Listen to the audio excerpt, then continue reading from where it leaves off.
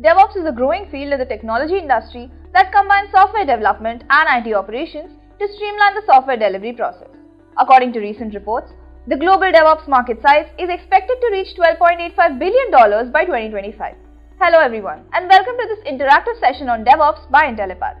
According to Grand View Research, the global DevOps market size was valued at $5.2 billion in 2020 and is expected to grow at a compound annual growth rate of 19.1% from 2021 to 2028.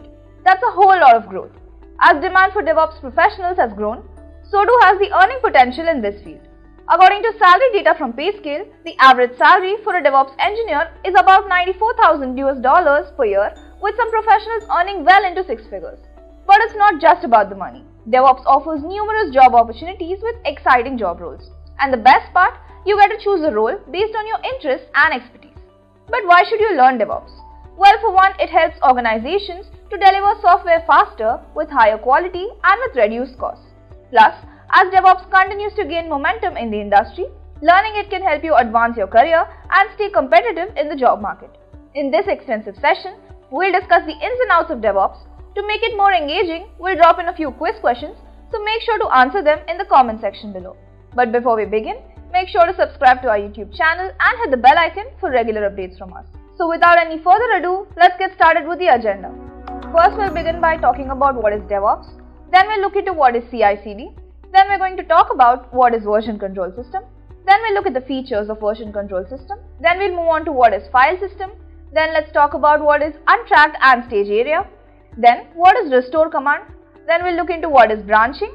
Then we'll talk about the explanation of master branch. Then we'll look into what is Git and GitHub.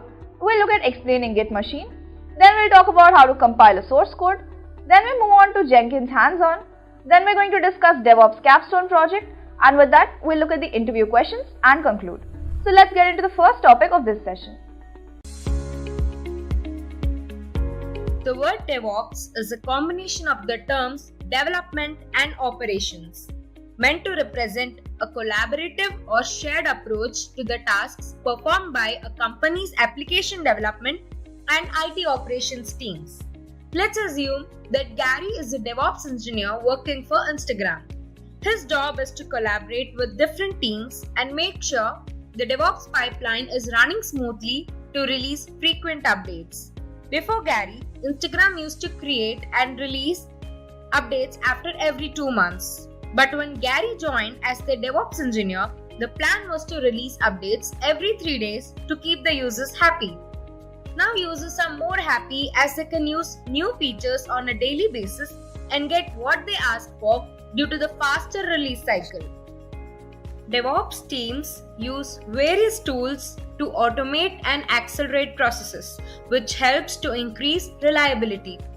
A DevOps toolchain helps teams tackle important DevOps fundamentals and go through its phases including continuous integration, continuous delivery, automation, and collaboration.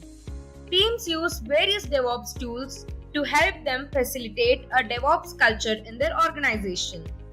Most teams rely on specific tools for their pipelines, building custom toolchains that fit their needs for each phase in the application lifecycle. DevOps cloud teams use tools like Docker, Selenium, Jenkins, and Kubernetes. These are just a few tools amidst an array of DevOps tools. DevOps influences the application lifecycle throughout its plan, develop, deliver, and operate phases. Each phase relies on the other and the phases are not role-specific. Plan. In the plan phase, DevOps teams ideate, define, and describe features and capabilities of the applications and systems they are building. They track progress at low and high levels of granularity, from single product tasks to tasks that span portfolios of multiple products. Develop. The develop phase includes all aspects of coding, writing, testing, reviewing, and the integration of code by team members, as well as building that code into build artifacts that can be deployed into various environments. DevOps teams seek to innovate rapidly without sacrificing quality, stability, and productivity. Deliver. Delivery is the process of deploying applications into production environments in a consistent and reliable way. The delivery phase also includes deploying and configuring the fully governed foundational infrastructure that makes up those environments. Operate. The operating phase involves maintaining, monitoring, and troubleshooting applications in production environments. In adopting DevOps practices, teams work to ensure system reliability, high availability, and aim for zero downtime while reinforcing security and governance.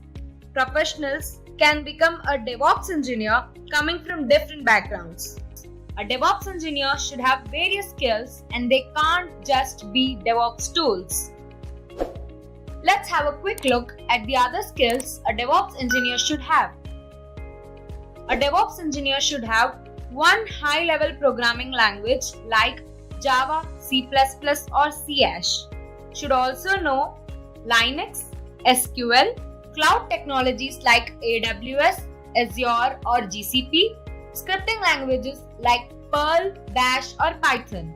On an average basis, DevOps engineer earns 5 lakhs per annum to 14 lakhs per annum in India, while in the USA, a DevOps engineer earns from $125,000 per year. Okay, so first of all, DevOps is a methodology or a process, I would say. Okay, so before directly jumping, what is DevOps? What are the challenges that DevOps solves, or what was the word before the DevOps, or something like that, and what are the roles and responsibility of a DevOps engineer, consultant, or an architect? Okay, and these all things we'll discuss later, or probably we'll try to discover this answer instead of directly discussing about that. We'll have some context, and then from there we'll try to understand these things. Okay, so currently what I believe, it's very difficult to define and set the boundaries of the DevOps engineer. Okay, so because every organization works in a different fashion, but more or less it's same. So we'll discuss about that. Okay, first let's try to understand, let's take a step back and try to understand why this term DevOps comes into the picture. Like what was the requirement, first of all, and how the things were moving before I would say before the term DevOps was introduced. All right, so let's try to understand, and these are the some what I would say, like what we are going to discuss here is what is the software development life cycle, or generally we call it as application release process. Okay, application release process. There is something known as waterfall model, agile model. Okay, and then what are the challenges between these these models, and then DevOps come into the picture. What is DevOps? What is DevOps life cycle? And mainly about what is DevOps tools, right? So that is the main important thing. Okay, so first of all, let's try to discover all these questions, all these answers. Here is a quiz question, guys. What is DevOps? Your options are a software development methodology, a job title for developers and operations engineers, a set of practices that emphasizes collaboration and automation between software development and IT operations teams, or a type of software testing. Please drop your answer in the comment section below. All right, so let's start with, say for example, you are just consider yourself, say for example, a user. Okay, say for example, you are a group of a developer. Okay, and these are the people who work in a development team. Okay, how generally the things work. Say for example, I mean, just most of us are using some software, right? I mean, using different software in our day-to-day life. Say for example, right now you're using Zoom to connect this particular call, right? Or maybe you're using Firefox, Mozilla, or IE, or whatever it is. Just consider, this is the team of people working in Google, and they develop something known as Chrome. Okay, and we all using Chrome, right? I mean, when they develop the Chrome, what is the first thing? First thing that will do, they need to code the application, right? First thing that need to do is code the application. They will do the coding part. Who will do the coding part? The coding part will be done by the developer. right? Say for example, this is the application code that they have written, and this is what the things are, right? Application code is written. But ultimately, why they have written this particular code? To definitely keeping in mind some end users. These are the developers, okay? And these are the people who are going to, people like you and me, that are going to use this particular piece of software, okay?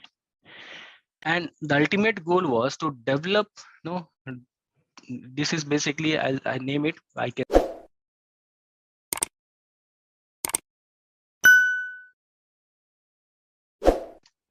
So far, okay, this is what the thing, and the main idea is like, I want to deliver this particular thing to the end user so that I can, basically the end user can start consuming it or using it. This is what the whole idea is, right? So far so good. But the thing is, from here to here, when you write some piece of code and build an application and end user start using it, basically there are many process in between that we'll try to understand, okay? But the ultimate goal is basically, I want to develop something so that end user can consume it. End user could be within an organization, it could be outside an organization also, right? So how the, say for example, if it is a Chrome, how basically we use Chrome? We say for example, if I have to install Chrome here, I'll go to Google and I download the Chrome, and then I'll double click it and I'll start using it, right? So definitely everything basically start from some business idea, right? Some idea or business idea, you can say, right? If you have some idea, you want to develop some application, some mobile app, anything, that start with a business idea, right? And once you have the business idea, you gather the information about that business idea, right? You just gather the information, okay? Whether it's going to be succeed, what are the technology, what are the platform, how many users require, how big is the team, everything will develop, start gathering those kind of information. What could be the what could be the, who could be my end customer, how big is my customer, and what if after 2 years or 3 years, how much revenue I can make. All those things are basically these two things are, we say, like, we have a business idea, we get the information, and once everything is done, everything looks okay, we have some team of developer, and they develop the code. They code that particular business idea, right? They code that business idea. Okay, fine, this is what it is going to happen. Similarly, say for example, if it is a Chrome, somebody might be thinking of, when the Chrome was developed, at that time Internet Explorer and Firefox was very popular, right?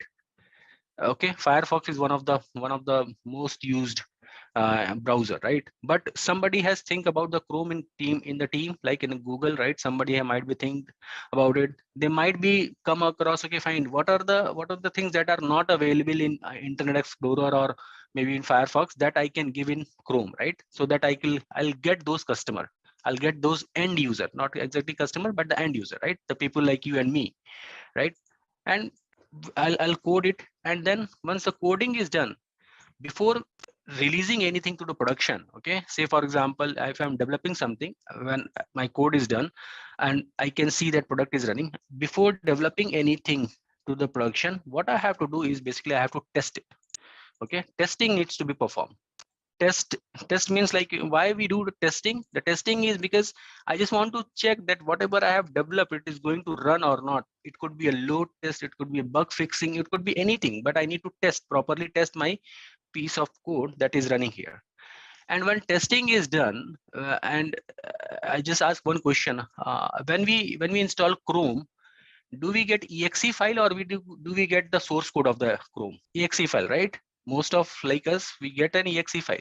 So that exe file is known as packaging, because till here the things are basically written something like this in a file, maybe a big piece of code. I'm not sure which language and all, C++, Java, Python. I don't care as an end user. I really don't. Do we care like Chrome is written in which language? Maybe Go or whatever it is. I don't. We usually don't care. We focus upon the usefulness of that particular application, right? So that application should be in the form of a package. Why it should be in the form of package?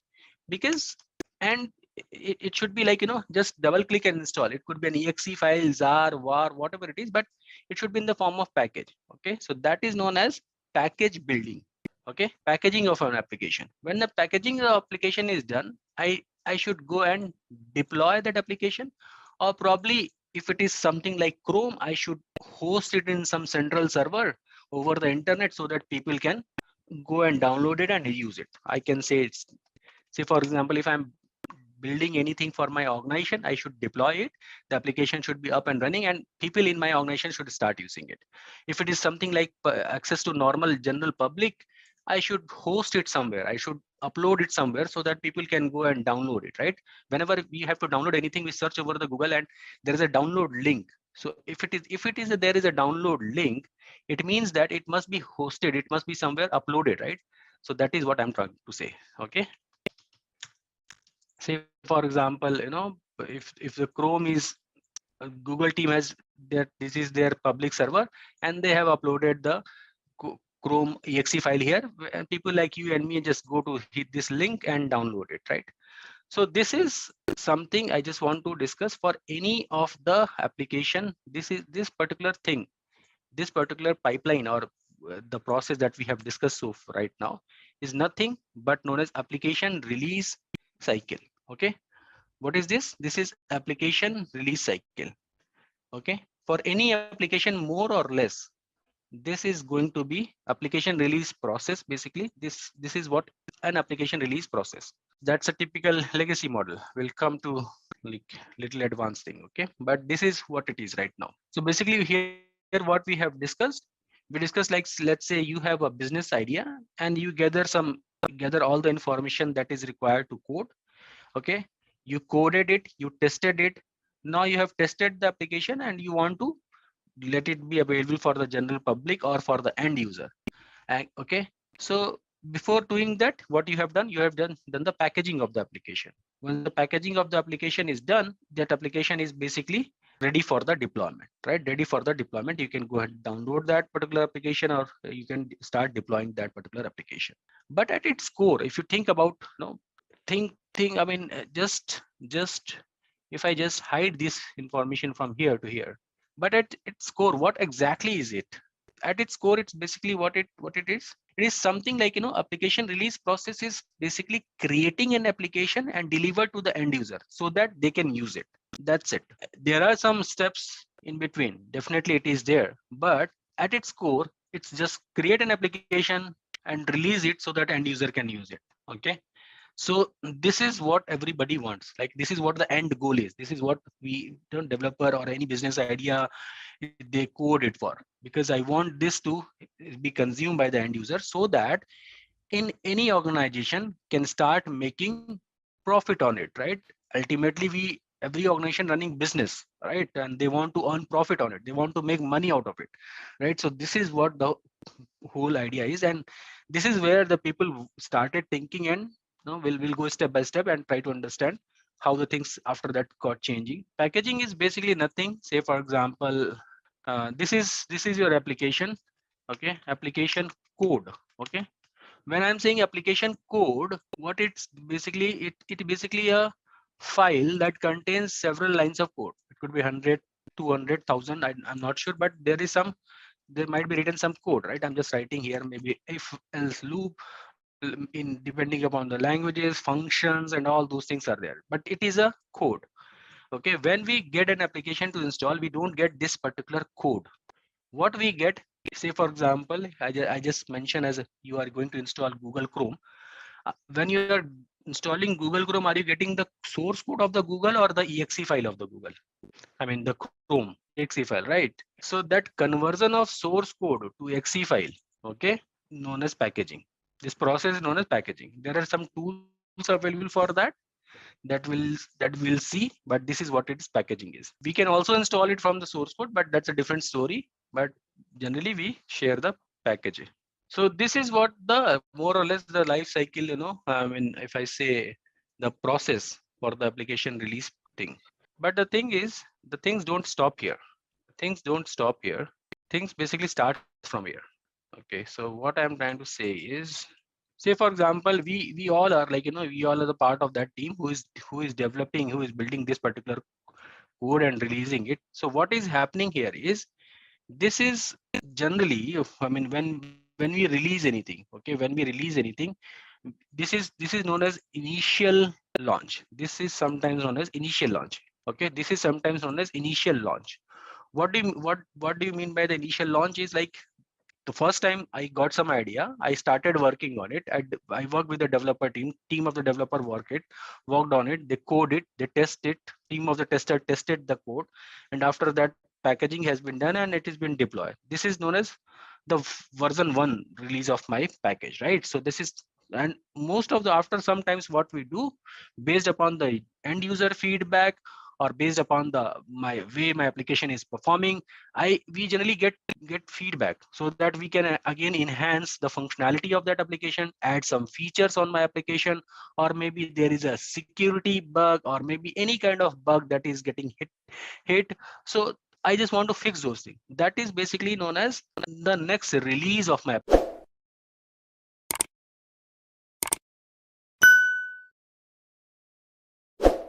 1. And once that update 1 is done, after some time again we take continuously feedback, and we get update 2. Something like, something like in your Android phone or Apple phone or whatever the phone we are using, we generally get sometimes update, right?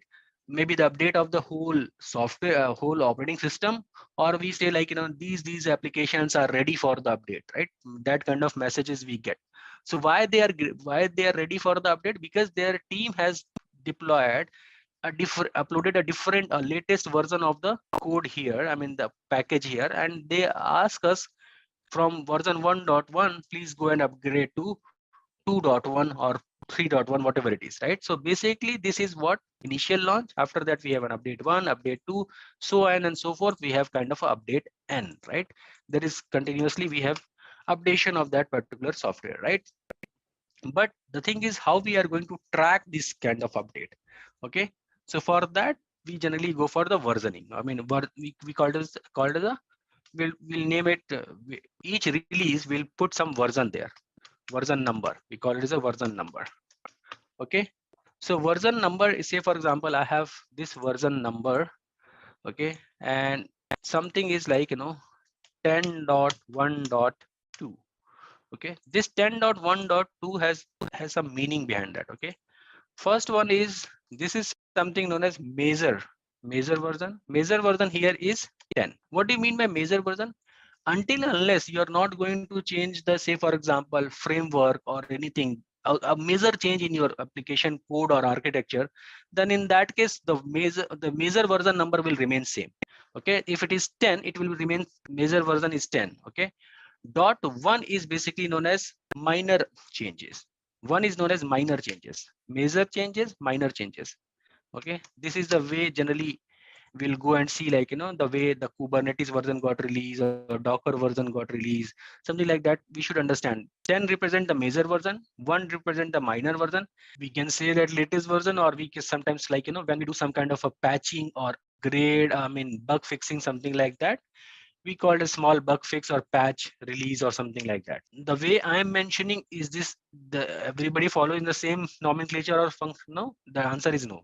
But more or less you'll see, like, if it is 10.1.2, generally we call it as a 10 is a major version, 1 is a minor version, and 2 is a patch release, or maybe a bug fix. Some bugs got fixed, for that we release some patching or something like that. Okay, so this is the way we maintain the versioning of your application. All right, I just want to set this context so that when we start moving ahead, you guys, everybody able to understand. So yeah, this is now, this slide will start making a little bit of sense. Let me see. So you can see this is what we are going to cover here. Okay, what is software development lifecycle, waterfall model, agile model.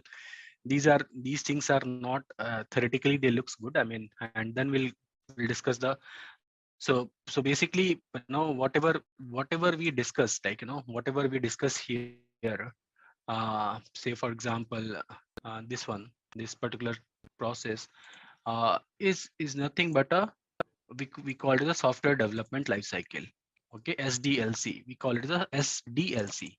What is SDLC? SDLC stand for Software Development Life Cycle. Okay, so what is Software Development Life Cycle?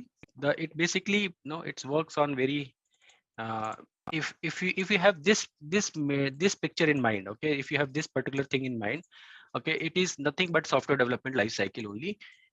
If I have to know, it works on several phases, but the thing is, uh, whenever somebody talk about like software release process or application release cycle or whatever it is, more or less it is going to be same. Just think about this. Just think about, don't try to mug anything. Just think about how you are going to use Chrome. Okay, when somebody develop Chrome, how it is going to reach to you, that is what the whole process is known as software development lifecycle. Okay, this will help you to understand a lot of concept. Okay, so let's try to understand what is SDLC, software development lifecycle. Okay, so software development lifecycle has basically work in several phases. Okay, first one is known as requirement gathering. Okay, requirement, and then after that it will be designing. Okay, designing is like basically requirement is like once you have that business idea, after that you are going and discussing that particular piece, like this is the most, I would say, the requirement gathering. I mean, the requirement gathering is the most important part of the software develop any software development life cycle. Okay, and this is the stage basically where you gather the information, like how your customer, who will be your end customer. For first of all, whenever we are developing anything, the idea is we want to run our business, right? So if I want to run business, then in that case I should be keeping in mind like who is my target audience, like who is my audience. For them I am going to build something. Okay, so that all those discussion is basically going to happen in the software development life cycle requirement gathering phase. Okay, where we are going to have a software in this stage, the requirements are gathered from the customer and the requirements are then analyzed and their feasibilities. Like who is my end customer. Say for example, you also working for another customer, right? Somebody has given you a contract to build this particular software, so you'll collect all those information, like what is the requirement of your customer, what they want, what kind of product they want. All those things you are going to discuss in this particular phase. Okay, analyzing, exactly. So that is basically software development life cycle. First one is the requirement phase. The designing phase is basically once you receive the design, requirement gathering is clear, right? I'll end customer from where I'm getting the requirement and for whom I'm building it. Everything should be clear. Okay, that is what the requirement gathering. Designing phase is what, like once the requirement is clear, uh, it comes over the designing phase. Say for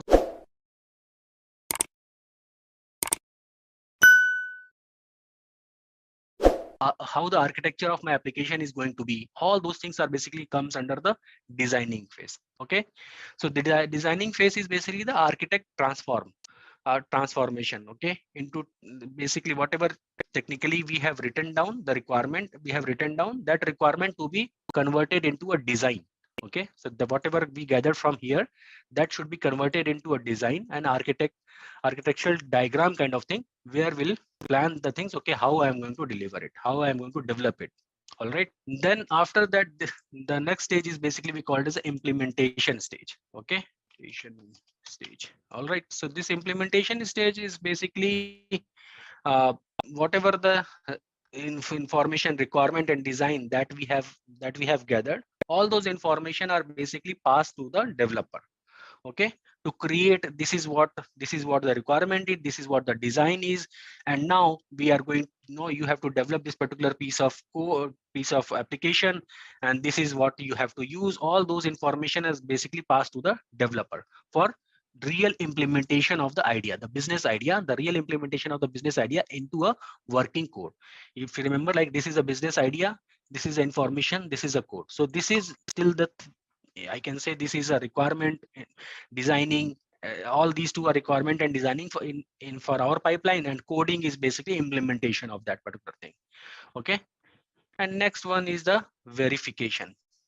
Verification is nothing but, again, as it is very close related to the testing part. Okay, once the development work is done, application has been built, it is verified by the set of every organization, there's set of people who work as a developer, there's set of people who work as a tester, right? Their job is to test the application. So in testing, what they generally do, they have the test cases are written by the developer, or maybe they have some tools. They want to test that particular application, and they, once they are performing the test, they will analyze the end result. Okay, if they are getting the desired result, test case is passed. If they are not getting the desired result, okay, then there is some problem with this particular, whatever the development has been done till here, there is some problem and we need to fix it. Okay, so that is known as verification part. Okay, once, and after that the next phase is maintenance phase. So once the code is verified, basically, you push for the production. Okay, this is what we have done. Like, you are done with, you have to basically deploy the thing. Okay, you have push for the production. Okay, and post of this, like, application, and basically this is nothing but the main your deployment. Maintenance is basically deployment. So once you deployed it, again you need to do the maintenance. Maintenance means what? This is again the version release based upon the feedback, feature request, some enhancement. Maybe you developed something, you got a feedback that your UI doesn't look good. It should be something like, change this particular thing to that particular thing. These kind of are the feedback, right? And if the feedback is genuine, we start working on it. Okay, so this is basically known as SDLC. Okay, and this SDLC is basically more or less, I mean, if you see, like, when we'll discuss about DevOps, we'll discuss about some model. Basically, this is kind of enhancement. I mean, if you go further, you will be able to figure it out. Like, this is nothing but the whatever we are doing something. It's totally still the base is again SDLC. Software development lifecycle is again is a base for any software development process. Okay, the base is again the software development lifecycle, but there are some modification based upon the way we are discussing, developing the application now, and the way we were developing the application 10 years back. Okay, so that is what it is basically. When minor is basically, you can say, like, when you are doing some kind of a upgrade or maybe bit of modification in your code, so that could be a minor. Patching is basically mostly bug fixing, or maybe any when we are testing our application and after some time we got to know that this particular functionality is not working, something like that. In that case, just to fix a very specific thing, we release a patch. Okay, so that is known as minor changes. Patching minor changes is something like, there is some bit of modification in my code, or maybe anything. Okay, there is some modification, maybe the way it was earlier. Say for example, the UI, I make some changes over the UI, so that is a minor upgrade. But I have not in the overall look and feel of my application is exactly same, but there is some internal changes to just suppress some bug or something like that. That is known as patch. Application release process is nothing. I just try to explain you. This is the way, without any knowledge. I mean, because some of us here from non-IT background, I thought of let's talk in general first. Okay, in general, if I don't name it SDLC or something, what do you think? This is the way generally any application should get released. So after that, we generally in SDLC, like, when the people have started developing application, releasing application, everybody start looking for some framework, some standard that need to be followed. Okay, then they named the whole thing as an SDLC, software development release cycle, so that whenever you are developing anything, you should follow this cycle so that you won't miss anything. Okay, if you follow the standard, you follow the process, you won't miss anything. But more or less, this is the way it developed, and this is nothing but SDLC itself, right? Maintenance is basically bug fix and everything. But whether it's a bug fix or whether you are going to release a new version of your application, whatever it is you're doing, it's basically a maintenance. Okay, so SDLC itself has several models. I mean, SDLC has its several models within it. So first one is known as waterfall model, second one is known as agile model, and third one is known as lean model. I mean, there is very little difference between all these things, but we'll try to understand what are the differences between all these things, and we'll have and what are the challenges, and we'll explore the challenges. And once the challenge we are able to solve those, identify those challenges, we'll try to understand how we can resolve.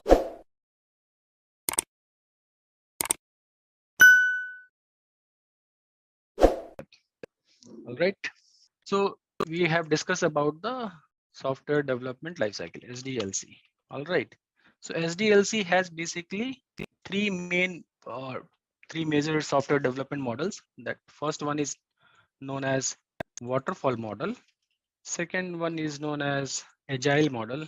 And the third one is known as lean model. I mean, this is something very theoretical, I would say, but yeah, let's try to understand. Okay, so software development model has SDLC has several models. One of them is waterfall model. Waterfall model. I mean, if you see this waterfall. Why the name waterfall model given as a name? Very interesting name, waterfall. Have you seen like water? I mean, what is the I would say property of a water? I mean, something like whenever we pour water or something like that, water flows in one direction only, right? It never goes backward. Right? It generally flows in one direction. The wherever there is a wherever there is a from high to low, exactly. Wherever there is a slope, it will just follow that slope and it will go from high to low. So waterfall model is exactly the same. I mean, if you if you just consider these things, okay, requirement, designing, implementation, verification, and maintenance, in between there are maybe some few stages, okay, but more at a broader level, these are going to be your SDLC. Okay, now we are going to discuss about the waterfall model. So waterfall model, as a name suggests, basically it takes the feedback. Okay, first of all, it's basically feasibility check. Feasibility check is what? Requirement. Okay, feasibility check, requirement, and designing, it comes under feasibility check. Okay, feasibility check, and after that we do analysis. Okay, analysis. Once feasibility check analysis is almost similar like, and after that we do designing. Once designing is done, again we have to build the code. So basically coding part we can say, and testing part you can say, or coding will keep separate coding, and then we have integration testing, like that we can say, like it's like testing and then maintenance is again continuous process. Okay, so waterfall model was the one of the first model that was developed, and I'm talking about, just try to understand the idea here. I'm talking about something few decades back. People are following these things. Okay, what is, and it is basically sometimes also called linear model or sequential model. Okay, because it's work in only one direction, like in a straight line. Okay, it's going from one direction. Okay, so this is I'm talking about few decades back. What are the some pros we can see, like, or advantages we can see in this model? Okay, the pros I can see is like it's very clear objective. Okay, that's very clear objective. Okay, fine, this is what is the requirement is, and this is what the design is. Go ahead and code it and test it and release it. That's it. There is no if and buts. It's very clear requirement, very clear requirement, specific deadlines, and there is no ambiguous requirement. I mean, everything is first collected, everything is first analyzed, and then we design it. And when all these three stages are clear, then we say, okay, fine, code it, test it, release it. That's it, right? So this is what the pro side I can say. The advantages I can see. But what are the disadvantages? What do you think? What could be the problem of this particular waterfall model? Basically, it is something like working. There is no feedback mechanism, right? There is no feedback mechanism where we can go and say, for example, I started working. I have some idea. I gathered some information. I analyzed it. Just as if I'm doing very fast, very efficiently. Say for example, 1 week time I'll spend here. For few weeks I'll spend here. Few weeks I'll spend here. And after that, few weeks I'll spend over the coding, and then I'll do some testing again. Few weeks or few months I can spend, or like all this process. Basically, I can spend some time, and at the end I'll go for and release the process. But while doing testing or after releasing the process, if I get encounter some bugs, that after analyzing it, I could figure it out that bug could be fixed it here only, or at this stage, or any of this intermediate stage. But there is no mechanism for that. I have spent almost months and months of time, and after that, at the end of the day, I'm getting to know that, okay, fine, this could be fixed during this particular stage, because there is no feedback mechanism. It is going from one direction to another, this direction only. There is no analysis is not giving feedback to feasibility. Designing is not giving feedback to analytics, right? So analysis. Coding is not giving feedback to, is there any design flaw in this architecture? architecture. So there is no intermediate feedback model, and that is very, very necessary, right? Because ultimately I have to wait till the end, and at the end, after a few months, I'll come to know that there was a flaw in the designing, right? So that's the not a going to be a this kind of a things people start facing in the waterfall model. This kind of a challenges people start facing. The customer who is given the requirement, and you took around 6 to 8 months or a year of a time to give him the product back. After 1 year, customer will say, no, this was okay, this was my requirement 1 year back, but now my requirement is different. Okay, so that is again the problem. It's basically, it's very time consuming process. Okay, and if we want to make a very quick changes, very fast changes, for that this model is not designed. This model is not going to handle those kind of things. So that is the main problem with the waterfall model. Okay, that is what the main problem of the waterfall model. It's not very fast. It's not, it's at the, I mean, after investing so much of amount of time, effort and money, there might be possibility that the requirement of the customer got changed, or maybe there is a bug that we can very well fix it, like well ahead of time. But just because of this model, we won't able to do so. Okay, so next model that comes like I mean, to solve these challenges of the waterfall model. Okay, basically the next thing we came up with something known as agile model. What is the philosophy of the agile model? Agile model says that instead of that much of a longer development cycle, cut it down, like shorter development cycle. Okay, if you're ready with one model, release it. If you're ready with the next something extra feature, release it. Like that philosophy, they started working on it. But if you talk about, is there any change in the development of those cycle or process? No. I mean, again, there will be something, what is your information, or info gathering, or whatever it is, it will be there. And after that, what you'll do, we'll design it again. You'll design it. But I'm not talking about this time the whole model. I'm talking about maybe it's one module or something like that. Okay, and after that, what you'll do the coding. Okay, once you're done with the coding, and then what is the next step? Probably testing, right? Testing, and then release it. Deployment and release. All right, so this is, we can say, deployment plus or plus release. Just a quick info, guys. If you want to make a career in cloud computing, then Intellipaat provides an advanced certification on cloud and DevOps by IIT Madras. This course is taught by industry experts and IIT Madras faculty. This course is designed to upskill and land your dream job. All right, so this is the way, this is the philosophy of the,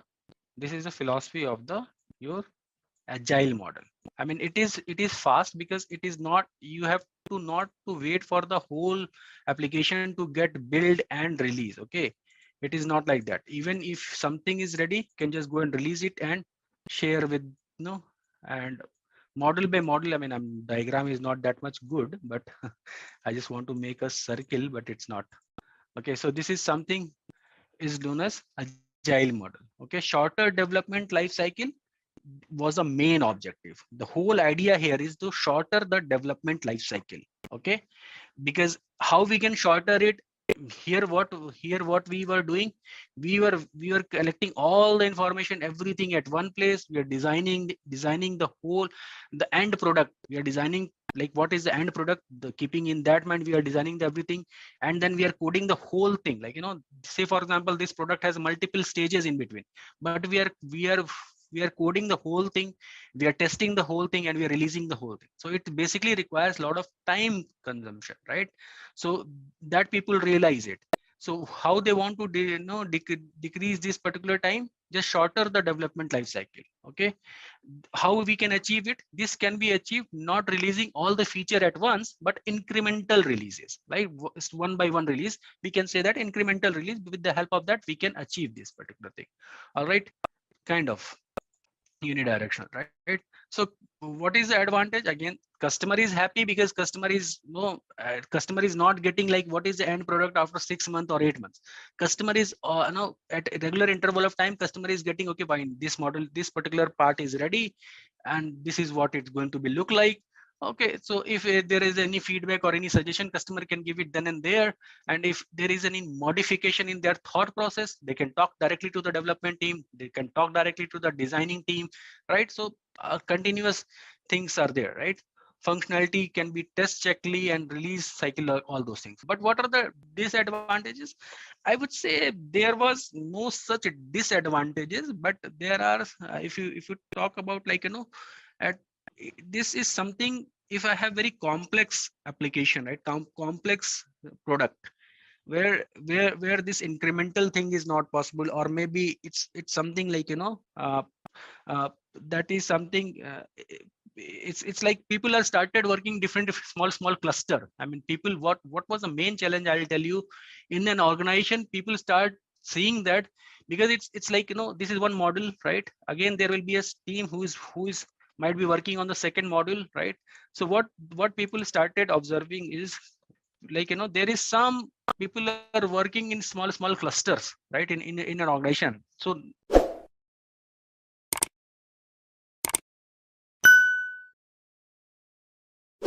too, right? So this is what people started, start facing the problem, and that is also, it's not good for any kind of a complex designing. So that is again the problem with the agile model. Okay, so after that, what people started, people want to have some kind of a, some kind of a solution in between, right? Some like, that should be best of both the worlds kind of thing. So they come up with something known as agile, I mean lean model. Then comes something known as lean model. I mean, lean is, again, I mean, it is more or less, if you just think, I mean, if you just compare all these things, you won't find much difference between these things. Okay, so lean is again come with a philosophy of, quality. I mean, increase the quality in software delivery. It is more focused on the, if you heard about lean, Six Sigma and all those things, is basically, it's more towards increasing the quality of the software delivery. Okay, making you, I mean, it is basically a little extension of the agile model. Okay, it works almost similarly as an agile model, but the focus is more on the quality. There will be, I mean, there might be, they observe like, there is no quality check, because we are working in a different models, small modules we are developing and delivering it. Probably the quality check is not happening. So they come up with like, focus more on the quality, and focus more on the knowledge sharing, focus more on the developing a capable team. Like, if somebody wants to do, somebody, say for example, working as a Linux administrator, they want to do training of network admin, go and allow them, let them do it. Okay, so they develop the capability inside the team, develop the, uh, come up with some kind of atmosphere, so that people can start exchanging the information. All those things are basically the main, and at the end, you should deliver a very high quality product to the end customer. customer customer is has been given very utmost important here in the lean model. Okay, because it's all about customer, I can say that. Okay, so this is what the main method, or main philosophy of the lean model. Okay, deliver the high end quality product. Who will be happy if I deliver the high end quality product? My customer will be happy, right? And if I have a very capable team, and how can I deliver the high end quality product if I have the good team with me, right? Then, so that some people are very good in their core expertise, right? So that, and how can I develop, how can I get the high end quality product if there is a positive environment in my team, right? Okay, so where people are start working as a team, then in that case, that will be a good atmosphere, and I can deliver it. So lean was basically more about all those things. Okay, so basically, whatever, eliminate the waste. I mean, if you talk about the 7 principle of lean methodology, it is talk about eliminate the waste, amplifying the learning. Okay, decide as late as possible, deliver as fast as possible. This is what the lean methodology is. Okay, delivery, they focus at most important over the delivery of high quality product. Okay, build integrity, see the whole, like, work as a single unit of a team. Okay, empower the team. All those are the basically theoretical thing, but yeah, you should just keep in mind there was something known as lean model, that is basically further extension of the agile model, where the people started, whatever the challenges people start facing over the agile model, they try to solve those under the lean model. So again, the advantages are many, but the disadvantages are basically, they mention like there is no room for error. But if you're developing something, there will be some error, there will be something. Then we'll see, like, what are those challenges and how we solve over using DevOps and all. But we are in the process of delivering, breaking down the things and don't wait till the end product. Whatever you have developed, if it is ready, go and release it. That was the philosophy. Okay, but there what people started thinking, like, it is not good for handling any complex project. I mean, there is so much complexity where we cannot break it down or something like that. That was the first challenge. And the second challenge, there is people start observing like there is no knowledge transfer between these two groups. Okay, these two groups are start working as a different cluster in within an organization.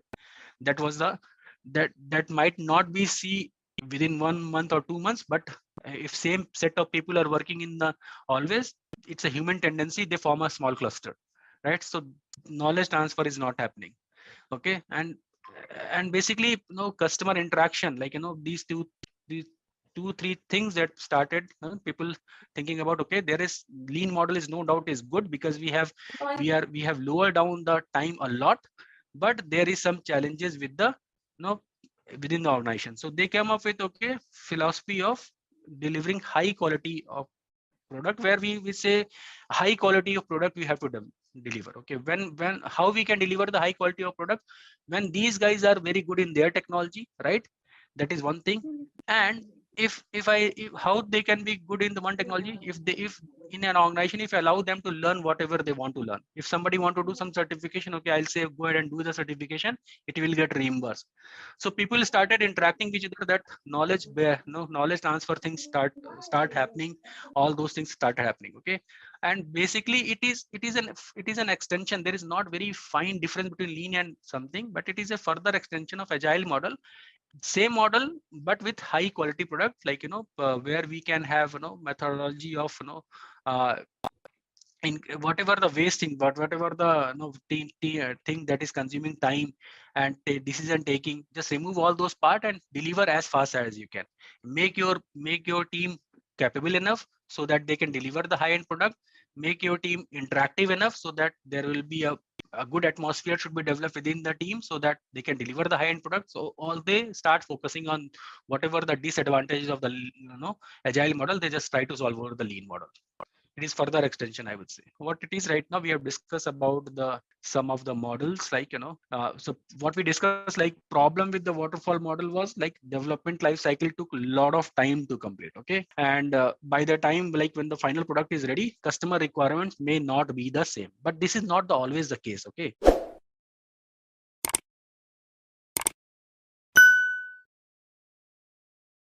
one of the case where the main problem is it's very time consuming. Customer requirement changes or not changes, but it is very time consuming. Okay, so now this model, I'm not saying this model was working good for a few decade back, but right now it is not. Right now we can't use waterfall model. Why? Because the way we shop, the way we work right now, it's totally different the way we were doing the things 10 years back, right? Even if you are going to buy a pen or maybe any cell phone, over that you read a lot of customer feedback, you read a lot of things about a particular product, then you decide, okay, I have to get this particular product, right? And your requirement keep on changing. Morning you'll decide I'll buy Samsung, evening you'll decide I buy the something else, Motorola, right? Because you got some more features on that. So by that much fast our requirements are changing. So I'm giving you one example. Similarly, because the end customer, the customer is changing, right? That is what the word is right now. That was the main problem of the waterfall model. Waterfall model was a very good model, but again, it is something, the way our lifestyle is right now, it's not matching with that. And the problem was, like, then later we realized that, okay, the problem was got fixed in lean and agile model methodology. Okay, and these methodology basically focus on the customer feedback and improving on the software quality and shorten the development life cycle. Okay, shorten the development life cycle. That is a main keyword for the agile and the lean model. Now the question comes is, like, if lean and everything solves this, then why we need DevOps? Okay, so let's first try to understand. I mean, this till here it's all theory. Now let's copy this diagram and let's try to understand. If I talk about, like, in this particular model, who is going to code this particular business idea or the information? The answer is developer, right? Developer. All right. Let me just copy some developers here. Say, for example, these are the people of developers, right? So this is done by the developer. And who will deploy the application? who will deploy the application? Somebody from the operation team. All right. These are the people, just like sysadmin, storage admin, network admin, mostly sysadmins, right? I mean, but most nowadays, all these roles are quite stitched together. So this is basically a developer. This is basically from somebody from the operation team. So there might be chances of miscommunication and collaboration between these two people, these two set of people, because we all are human, right? And we do mistake, and we give priority to our work. I mean, this is what the basic human nature, right? So there is a chances of miscommunication between the developer and the operation. Okay, as we can see, like as we already seen, like release cycle, like there are two main part. If I just cut everything down here, but if I just say, for example, if I make it very simple, there are two main cycle. First, like coding of application, coding, and the second one is the deployment. More or less is mostly these two are very, very important part of all these, whatever I've talked about, stage 1, stage 2, stage 3, 4, 5, 6, whatever those stages are. But these are the main two part. Are you guys agree with that? Like coding and deployment, right? And who does the coding? Developer does the coding. Who do the deployment? Operation team, right? Developer will say, I know how to code, but I have no idea how to deploy it. Okay. Operation team will say, okay, fine, I know how to deploy anything over the server, but I have no idea what is this application for, what is the requirement of this particular application. So developer team will always be in a hurry, or like they want quick deployment, right? Quick deployment. And on the other hand, the operation team want stability of the environment, right? For, as I mentioned, like different set of people, different criteria, different thing, right? So these two things are started giving something. This is one of the challenge that I found, like there is some kind of miscommunication. So first challenge we found out, like there may be miscommunication. Second thing that we found out, like area of conflict of interest, we can say that. Okay, conflict of interest. What is a conflict of interest? What is the difference here? Conflict of interest, because one thing is, like developer team will say, okay, I want to quick deployment. System admin team will say, no, I want the stability first. Okay, that could be one thing. Second thing is, like there are some tester between, like we need to do some testing of the application. Okay, testing, set of other people like testing of the application. They also have some kind of a concern, right? They can also have some kind of a different team for the testing of the application. In most of the organization, we have a separate team for the testing. Again, a different set of people are here, right? So 1, 2, 3 teams nowadays, right? As of now, 3 teams are here, right? And there is something known as security. You might be heard, like there is a very popular role nowadays, DevSecOps, right? So security is also security is another team, right? They will say, whatever you develop, whatever you deploy, but I can't compromise over the security, right? Say for example, somebody say, I want this particular port number should be open over the firewall. Security, because my application listen on this particular port, security team will say, no, I won't allow you, because that is going to cause any other issue, right? Security is a main point of concern, right? So again, so what basically I am trying to say is, if you combine all these things, it looks to me that, okay, all these things are basically some more or less is basically saying me, okay, there are possibility there could be a miscommunication, there could different teams, they are each person belongs to different team, and they have different set of priorities, and that all basically causing what? They all basically causing the delay, right? Say for example, this guy will say, I have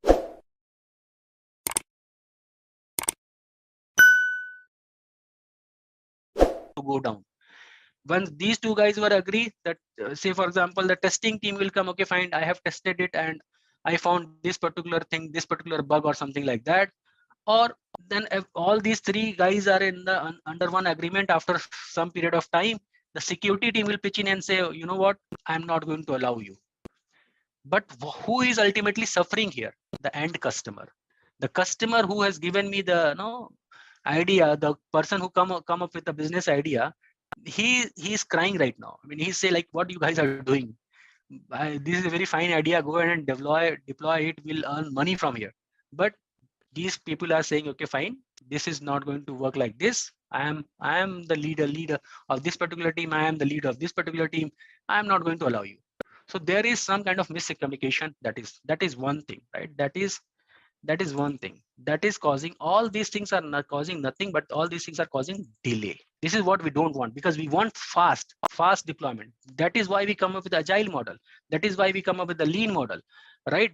We want, otherwise waterfall model. What was the problem with the waterfall model? Waterfall model says like everything is good, but it will take some time. And here what we are doing, we are again going back to the time. We are saying will deployment cycle, even though you break, even you follow agile, there is some problem. So again, it is taking the time. That is one thing. And the second thing that I have observed here is lot of process are manual here. Lot of process are manual here. If you are doing anything manually, okay, say for example, if you are deploying anything, okay, say for example, if I have to, if you have written a piece of code, okay, if you have written a piece of code, that piece of code is ready. Okay, now you have to deploy this piece of code to a server. If you have built any time a server is nothing but, if somebody coming from the non-IT background, server is nothing but a powerful computer, okay, where we deploy your application, right? We call them as a server. This is nothing architecture wise, nothing wise any difference between a normal computer and a server, but it is little bit more power. Okay, more, when I'm saying more powerful means having more extra RAM, extra CPU, something like that. Okay, but ultimately the code need to deploy over the server. All right. If what would the step? First, you need to purchase hardware. Okay, install operating system. All right, install OS. Right, and once then maybe some security patches, some operating system patches, my application is ready, and then I'll go and deploy your, copy your code. Okay, install your code, and then you will configure your code, and then your application is running. It's very time consuming process nowadays. Okay, we'll see something about learn something about containers, where deploying something like less than a few milliseconds you can deploy it. Okay, but this process is going to consume almost a week at least. If I'm very efficient and very fast, it will take at least a week, right?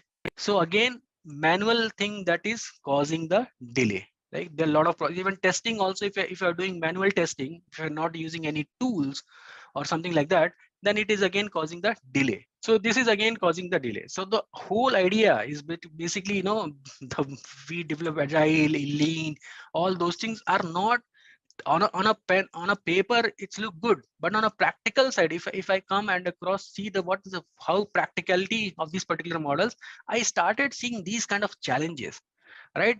Then people start thinking, no, it's, even though every agile everything is good, even though everything lean is good, perfectly fine, everything looks good over pen and paper, but my end customer is still suffering. The end customer is still saying, okay, it is getting delay. And why it is getting delay? Because of these things, and there are a few more reasons could be like miscommunication, conflict of interest, security, testing team, all those basically comes under miscommunication, conflict of interest only, right? And there is a lot of manual approach for all these stages, from stage 1 to stage 2, stage 2 to stage 3, 3 to 4, 4 to 5, and so on and so forth. There are so many manual approach. Even for building the server also, we are still going manually. Okay, so if there is these kind of things basically causing the delay, so what would be the solution? The solution is, first of all, get rid of this miscommunication and testing, and miscommunication and conflict of interest. How we can do that? Marry these two. If there is a miscommunication between you and me, how can I solve it? By talking to you, right? If there is a miscommunication happened to be your friend, how we resolve the dispute? We call to our friend, hey buddy, what happened? And then he say like, there was a problem. Then you will say, okay, no, this was not my intention. Then it's patch up and you both are again good friend, right? So this is what they have done. In DevOps, if you go here, DevOps is what? Nothing plus dev plus somebody is given very good definition of DevOps earlier. There are 3-4 definition people given, and all the definitions were correct. Okay, development plus operation. Okay, what they say, make a team that is something like it will be a development from like say for example this is what develop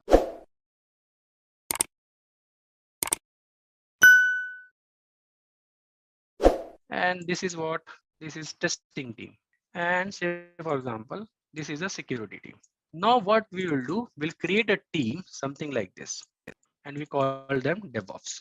All miscommunication gone, all conflict of interest gone, because it is a responsibility of DevOps. I cannot, if somebody says, okay, say for example, somebody from the operation will say, I'm not going to deploy this because I don't know anything about your application.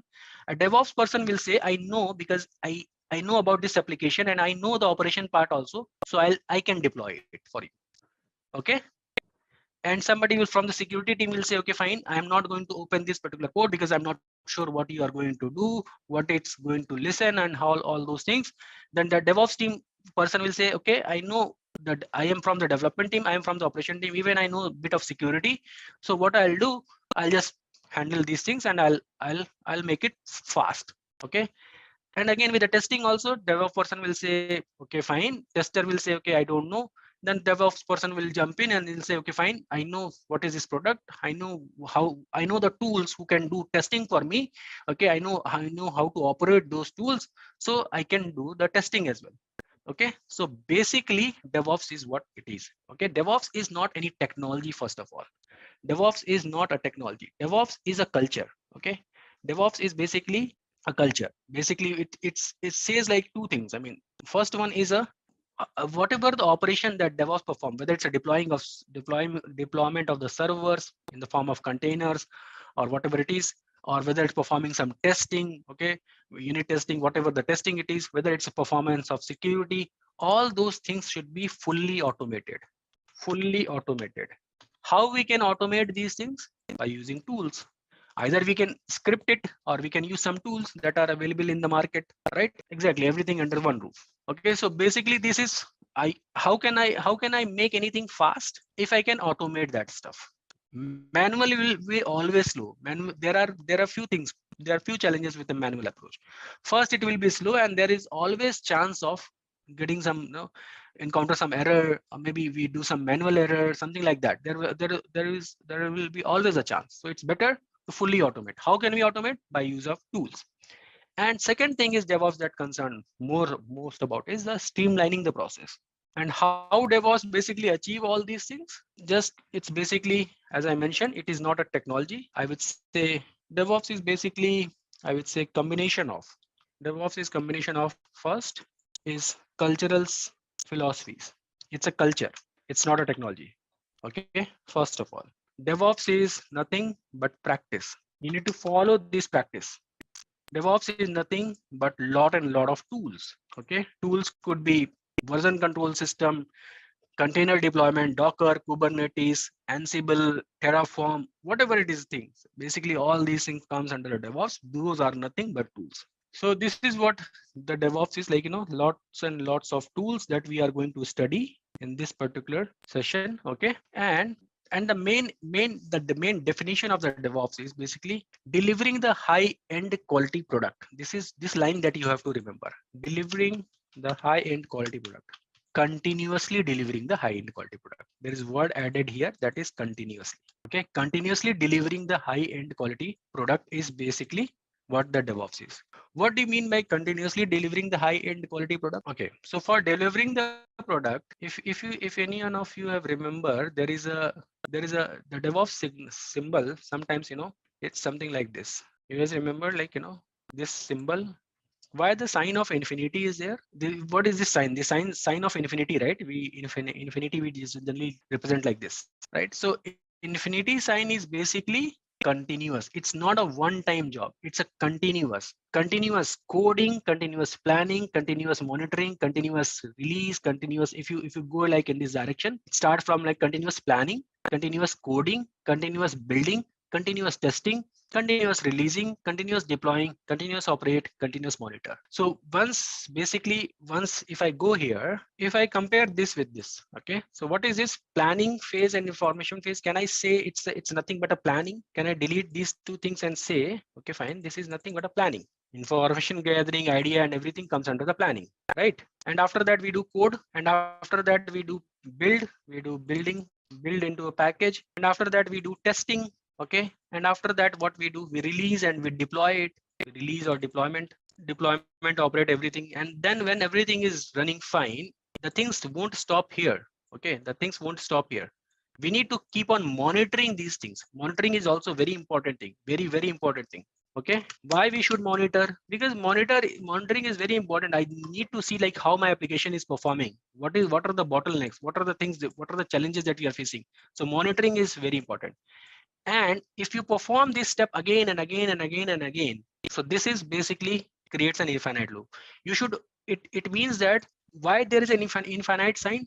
Say for example, you are doing testing, you got some error or some bugs like that. You will keep report on the developer will again start working on it, and it will again do the testing. Okay, so 1 second, it's like this. The tester will, like, say for example, identify something wrong with the code, then he will give feedback to the coder. Coder will again start working on it. Again, it will go to the build phase. Tester will again do the testing.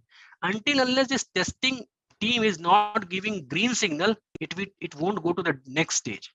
When the testing is green, test results are passed, I am getting the desired result, then it will go to the deploy state. Deployment will again perform the things and will start monitoring the thing. Anything there is a problem with the monitoring, the feedback will give into deployment team again work on it. Okay, and again deploy. Say for example, in the monitoring we find that the CPU utilization are hitting 80%. Okay, that application is consuming, then it means that the hardware that I have chosen for the deployment is not good. I need to select a bigger hardware, a larger hardware, right? So that is again goes into deployment. So this is why it is a continuous process. Delivery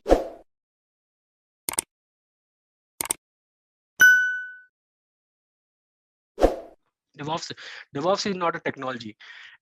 Anyway, you can learn the tool from anywhere, right? I mean, a lot of things are available, but try to understand this philosophy.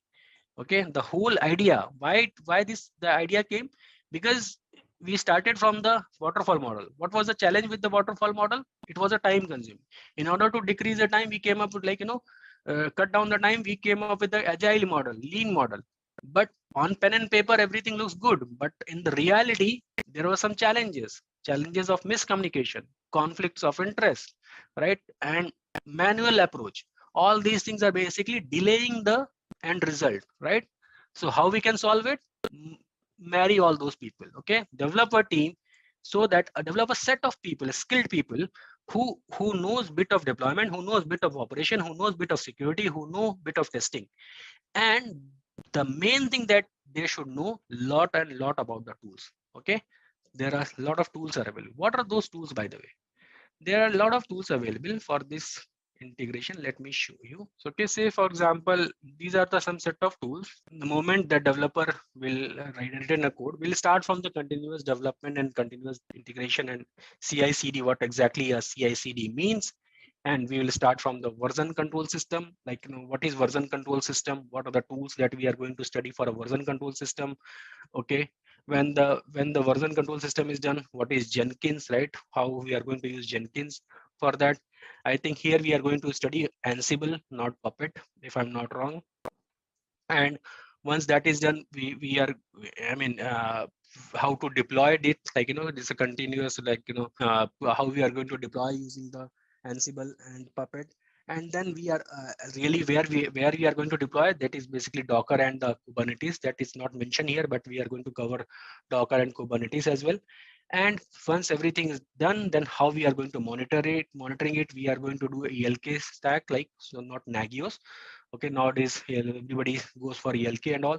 So this is what we are going to study. I mean, this is little dated, but I think I'll share the what are the tools and things. But more or less, these are the basically kind of tools that we are going to study in our this particular course. Okay, for continuous deployment, we have like virtualization and containerization, like, we have Docker. And for the config management tool, we are going to study Ansible. Okay, and for the deployment in continuous integration, we are going to use Jenkins, right? For version control system, we'll have GitHub. All right, so all these things we are going to run. And I think there is a IAC also for Terraform that we'll also see.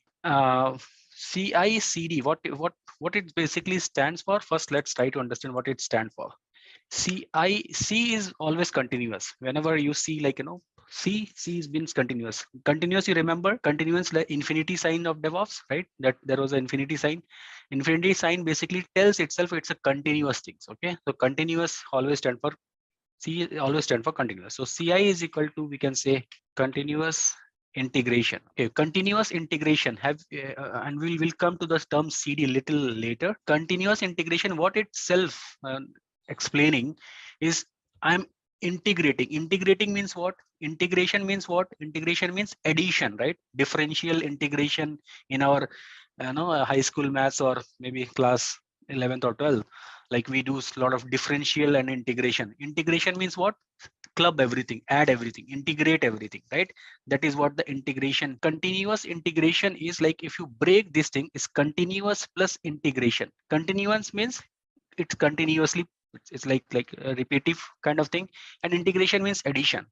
Now, in order to understand continuous integration, let's try to today, just give me 5-10 minutes. The way I am explaining continuous integration, continuous deployment and delivery, you will never forget in your life. Just come with a like open mind and just try it. Give me 5-10 minutes and then we'll understand, okay, these terms, because these terms are sometimes becomes important when you are going to face an interview, because people try to I generally don't like this kind of interview, but sometimes like people will start guessing you if you don't explain the difference between deployment and delivery, right? So, or what is continuous integration. But as per my view, you should know the concept. It's better to spend more time over the tool. You should know the concept. So we are going to discuss about the crux, like what exactly is a continuous integration, why this term, what was the issue, like before the continuous integration challenges, and then we can build on top of it. Okay, all right. So this is say for example, this is you. Okay, this is me, you, whosoever it is, and I am developing a code. Okay, I am developing a code. Okay, one second, let me just add more shapes. Okay, this is my code. Say for example, I'm developing an application. Okay, I'm developing an application and everything is going fine. When I'm developing an application, basically, okay, this code is ready and my application is also ready. Okay, so this is ready, right? When we do the coding or something like that, what is the next step? Packaging and all is fine, but we do some kind of a testing, right? We do testing. When we do testing, we do code, we test our code, right? Because without test we can't release. And what is testing basically? We'll discuss about the testing later detail, but here you can just understand that, like, we can do like, is there any bug in my code? Is my code is following all the best practices or not? Is there any duplication in my code? All those things are there. Are different test case scenario that we discuss. And when we do the testing, after that there are two kind of possibility. Either my test is pass or my test is fail. All right, whatever I'm testing, whether I'm getting the desired result. If I'm getting the desired result, we say test cases pass, right? If I'm not getting the desired result, test cases fail. In that case, what will happen? I will give the same feedback to the developer. Okay, the test case is basically fail, right? So this is what could be chances. If it is fail, I'll give the feedback to the code.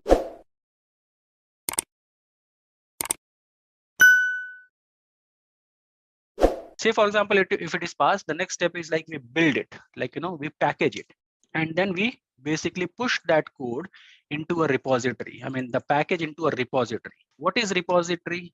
Repository is something like a central location where we put all our codes. Say for example, something like if as a concept wise, somebody from the non-IT background is something like it's something like Google Drive kind of thing, where we put all our location so that if from anywhere I can access it, something like that.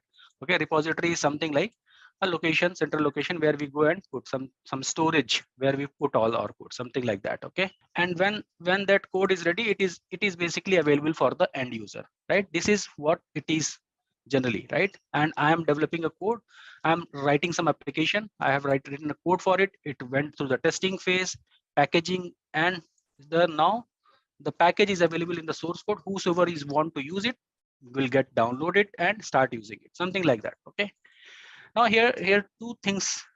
Say for example, if you are developing, if you're alone working on this particular application and the source code and packaging it, everything looks good and fine, right? I mean that is fine. Now suppose your application, whatever the application, that app, you have developed, okay, it's like, it becomes very popular, okay, a lot of demands, and it's become first point number one, it becomes very popular. Say for example, become popular, then if it become popular, you will get what, you will get a lot of feedback about this your application, feedback for feature, feedback for improvement, feedback for like a lot of things, and you started working on those features, but you get a lot of feedback, a lot of users are using a request, so that you alone cannot handle this.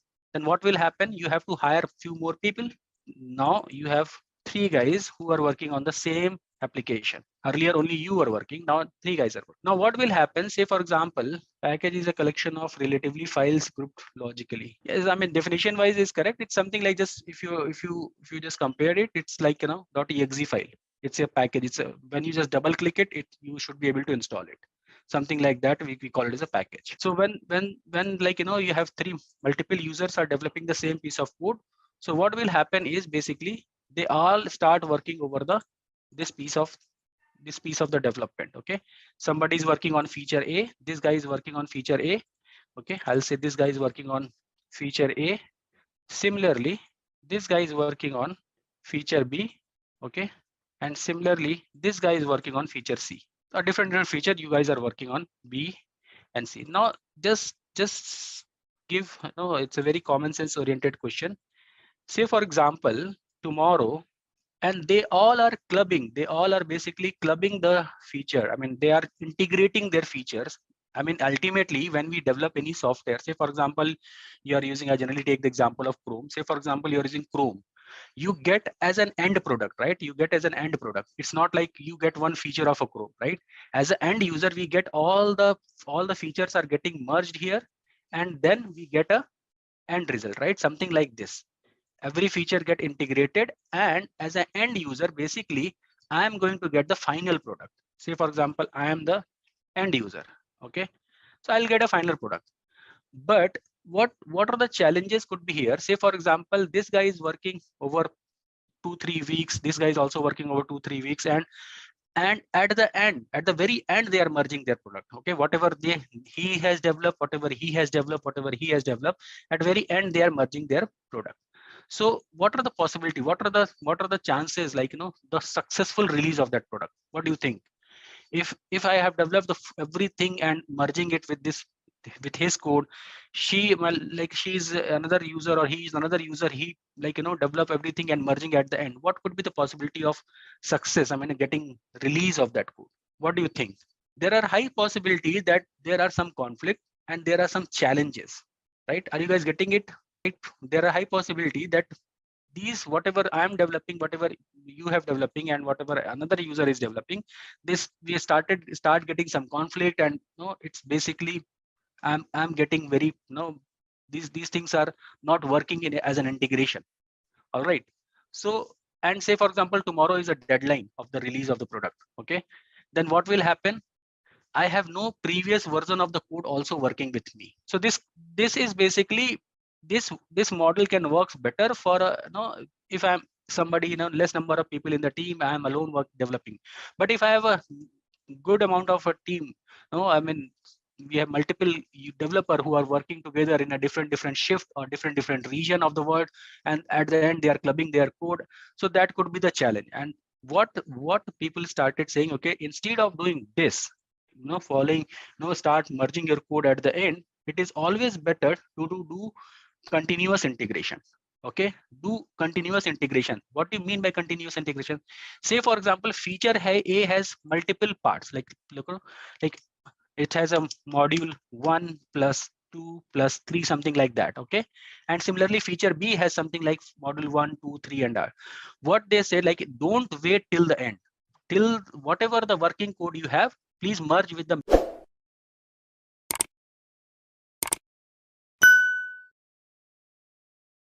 working code, merge it with B, merge it with the main branch. Whatever the code you have, like developing the feature C, working code, go and merge it. So what will happen, we'll have till the time of end, we have several version of the code, several version of the code. And before the release of the code, before the final release of the code, I have n-1 version code that is perfectly working. If I'm going for the next merge, like tomorrow is a release, today I'm going to merge all those changes, I'll get the nth version of the code. Okay, but if even there are high possibility that it should work, because and if there is a even if it is not working, there will be very small changes, because till n-1 we have already fixed everything and everything is working. But if it, at the very last moment, like a very small piece of code from the feature A, very small piece of the code from the feature B, or very small piece of the code from the feature C, that is not integrating, but that changes, we can fix it in a very less time, because those changes are very less, because we have already come to n-1 and that is working. Even though it is not working, say for example tomorrow is a release and nth version is not working, what we can do, we can release the n-1 version.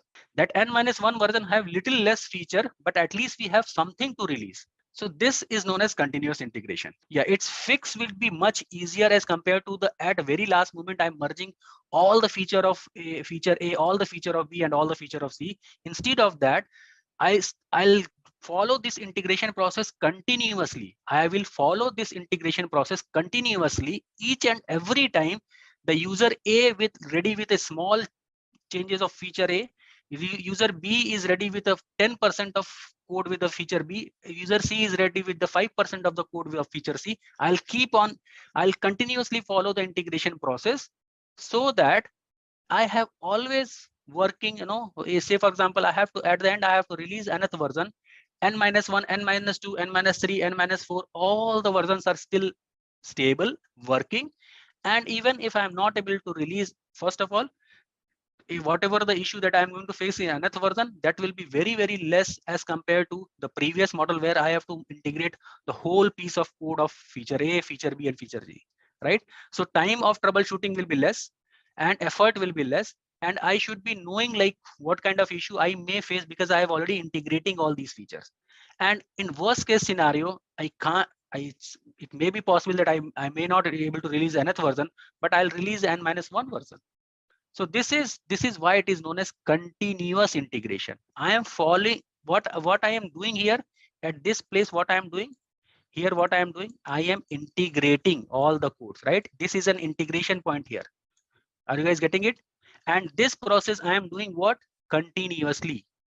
Okay. So this is why this is known as continuous integration. What I am doing, I am just integrating the piece of codes. Everybody is working on the same application. Okay, everybody is developing the same application, but we have different developers. Somebody is working from Australia, somebody is working from Singapore, somebody is working from India, UK, US, like that. Okay, and they are pushing their code into some central location that we call it as a repository. And whenever there is a new piece of code is there, I have built something that will see what is like, build tool and all those things, that will say, for example, this user has developed a piece of code. Say for example, this is a piece of the code. The moment this user has pushed this code here, it will get integrated with the main branch. Similarly, the moment this user B is pushed his code here, it will be integrated with the main branch, something like that. Okay, so integration is always there. The moment I say, okay, this feature A, feature B, feature C, module 1 is ready, push the code here, it will get integrated. Okay, so I always have something working and better than the previous version. Okay, so this is known as continuous integration. What is continuous integration? Just break it, continuous plus integration, and try to think like what we have to do. We have to continuously integrate. What we have to integrate? The codes. Okay, the development. Whatever the multiple users are working, just need to integrate it. Why we should integrate? Because I need to make my code a feature rich best code, so that more and more users should start using it. We generally get, right, Firefox upgrade, we generally get Chrome upgrade, or some upgrade we always get. Like, so why we are getting those upgrade? Because multiple users are working on some feature, and at the end we are getting the final product. This is the end user, this is you and me. Okay, and I'm getting the final product that is integrated with multiple users, and this integration is a continuous process, and that is why I am here. CI means pushing and integrating both. Okay, say for example, this is my repository. Okay, let me just remove this guy.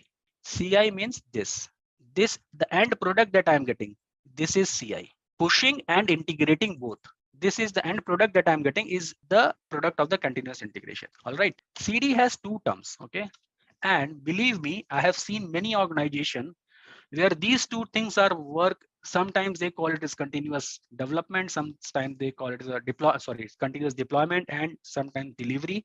There is a slight difference. Okay, there is slight difference between delivery and development, but we will see that thing. Okay, so far what we have done, we have built it. I'm talking about from here. Okay, say for example, put it like this, and this guy is also here.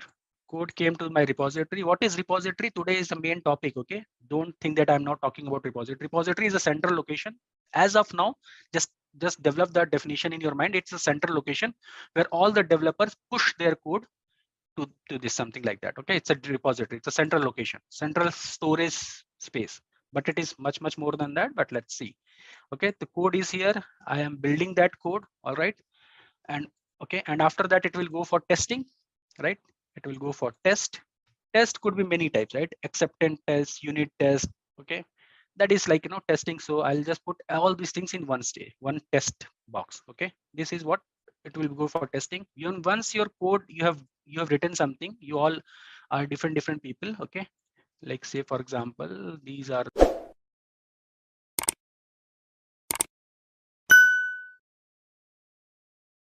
writing some code, and once the code is there, it is going to the repository. All right, everything we are now, after that we are building it and testing. When the testing and everything is green, what is the next step? We go ahead and deploy the code. Okay, we deploy the code means what? I mean, say for example, even the Chrome is come to and we got downloaded before coming to us. Before I can go and download that new feature of the Chrome or new release of the Chrome, it must have tested within the Google, right? The whosoever the testing team of Google must be very, they have performed a lot of test cases.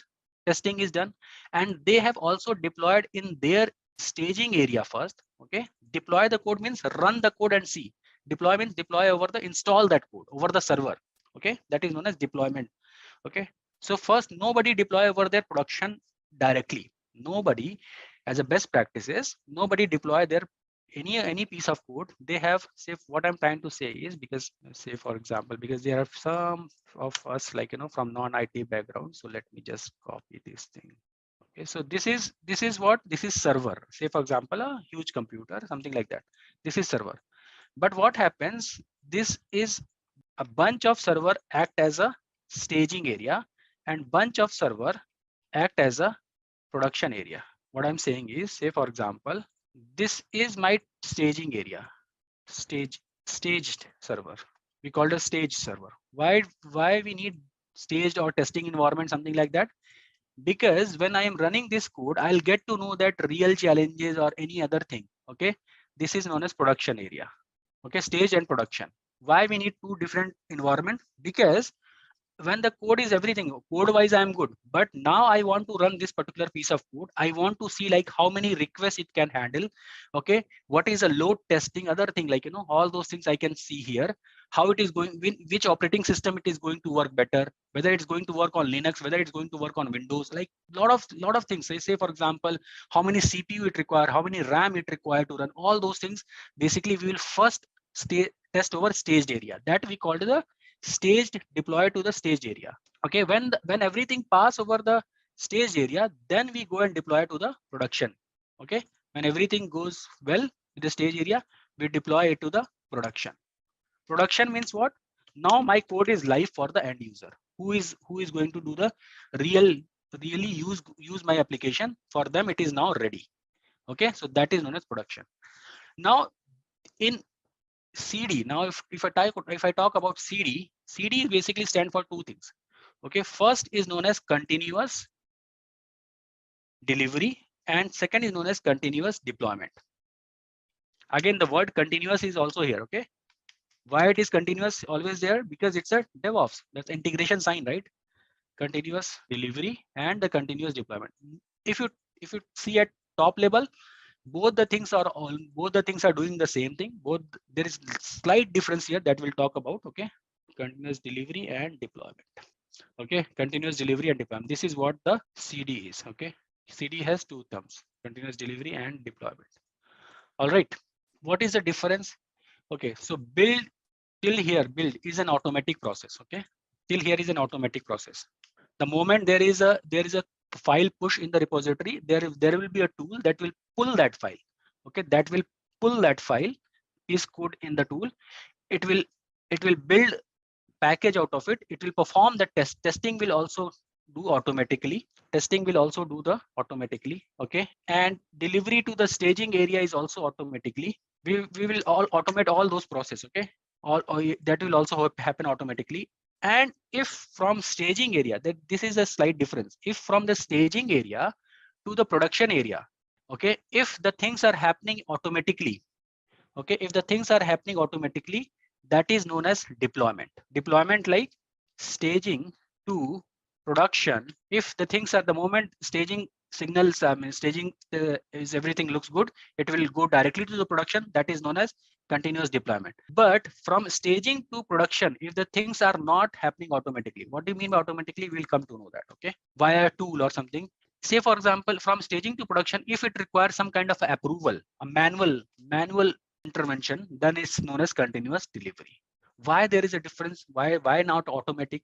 Say for example, some organization don't want to release the, till staging area there is no problem, because here till here my end user, who is the end user, is not going to work over my application or my product, right? That is, he's not going to use it.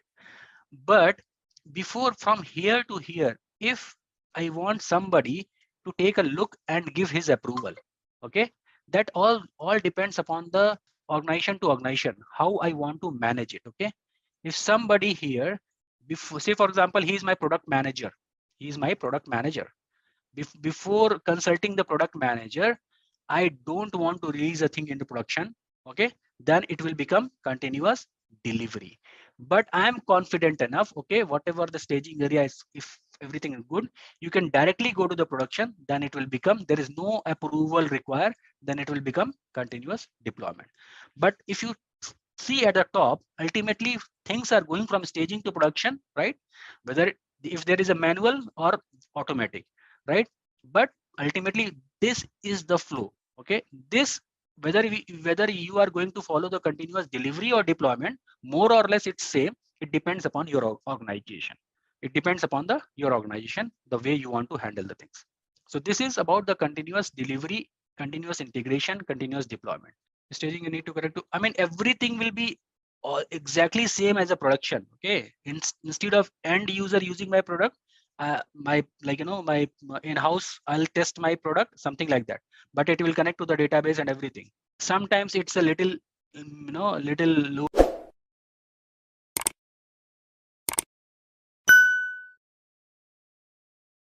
but I have just created exactly same just to make sure that ideally it should be the same. But it all depends upon the organization to organization, project to project. It all depends. There is no straightforward answer, but yeah, if we talk about bookish definition, it should be exactly same. So we'll discuss. We started discussing about the continuous integration, continuous deployment, and continuous delivery. Continuous integration itself is continuous plus integration, where we have and definitely in any organization there will be a team of developers who continuously and not continuously work. Say for example 24/7 there is a model, follow the sun model kind of thing, where people start working from Australia, Singapore, India, UK, US, like that. Okay, so that continuous development is always happening, and the moment I am ready with some part of my working model, I'll go and push that code to the repository. Okay, the moment the code is repository, it will be get integrated with the main code. Again, this guy will push something, then it will again integrated with the main code. This guy will push the code, again it will be get integrated to the main code, so that at the end of the release day or something, like consider an edge case where tomorrow is the release date, and I want to release the product. At least I have n-1th version of code is working always. If there are challenges in last moment integration, first of all, I may be able to fix it within the time, because that's very small changes, because until n-1 nth version everything is working. In worst case, I can release n-1th version. So that is what the advantage of continuous integration. So the idea is it is always continuous. The moment you are ready, the moment you push the code, it will be get tested, packaged, and deployed. And after that we discuss about the continuous delivery and deployment. The moment everything is integrated and the package is built out of it. It will be get tested, and when the testing results are passed, it will be get deployed to the stage area. From stage to production, there may be two things. Okay, from stage to production, there are two things. Okay, the same thing, like I can write it something like this. If this require manual, it will become delivery, right? If it is an automatic, it will become deployment. As per my experience, it all depends upon the criticality of the application. If the application is very critical, we just want another eye to see it before going for the production. Okay, mostly an enterprise organization, something like AT&T kind of thing. Okay, so a big organization, they work in this delivery fashion. A startup I have seen like working as a deployment fashion. Okay, but it all depends. This is not the straightforward answer, but it all depends upon the criticality of the application and the way an organization want to handle it. Okay, so next we are going to discuss about the something known as version control system. But before version control system, let's discuss something else. I mean, let's try to understand what is the, say for example, this is generally, I mean, I'm talking about every one of us. This is my computer, laptop, whatever you call. Okay, so this is there, and generally how we, say for example, I'm developing something, I'm writing something, or maybe any file that I am having. It's not always a code. Say for example, in general, if I have a text file or a Word file or an Excel file, something like that. Okay, where we generally store that file. I mean, say for example, today I'm storing that file to here. Okay, tomorrow again I have opened that file. Okay, and I made some changes over this file. Generally what we do, my file.txt, my file1.txt, my file2.txt. Similarly, like we keep on sharing that particular file at our desktop or laptop or whatever it is. What could be the problems in this area? What could be the challenges? Like if I talk about, if I am alone working here over this computer and I am managing this everything, I can say, okay, fine. That is, I know which nomenclature, which naming convention I am following. I know what is the latest version of the file and all those things. That is fine. That is still manageable. But still there is a problem. Even if you're doing alone, there is a problem of the, if I just note down the problems here. Problems, for the first problem that I can see is a system failure. Okay, if the system got failed, everything is gone, right? All right, system failure is one of the things that we need to, that is a biggest challenge I can see here, right? That is one thing. And the second thing, say for example, now in a team, nobody works alone, right? It's a team, right? It's a team of the developer, right? That we all work together, right? So basically, if I have number of users, okay, say for example, if I have number of users, then the second thing that I can see here is giving access. Here is a quiz question, guys. Which of the following is a key benefit of DevOps? Your options are faster time to market for software releases, improved customer satisfaction, increased software security, or all of the above. Please drop your answer in the comment section below. Just a quick info guys, if you want to make a career in cloud computing, then Intellipaat provides an advanced certification on cloud and DevOps by IIT Madras.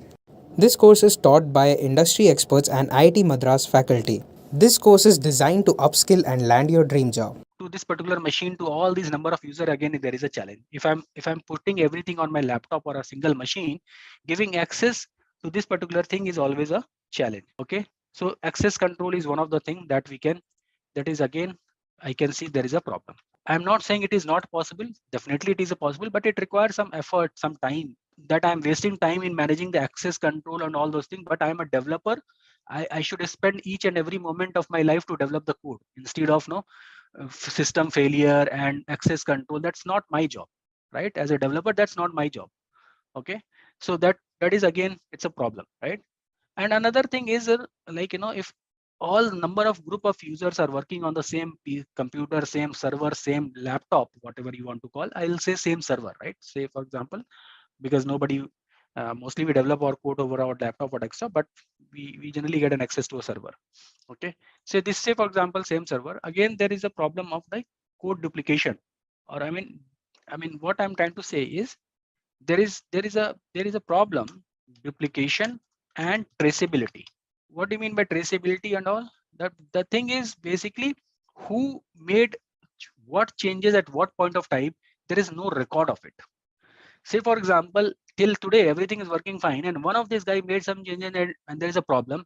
There is no way I can find it out, like who made these changes and how can I revert back to the previous changes. Okay, so these are the some problem that people start facing when they when they are like developing the code in silos, or maybe in in the similar same machine they are working together and developing the code. Okay, so last change will, okay, so yeah, that last change will get override. Yes, exactly.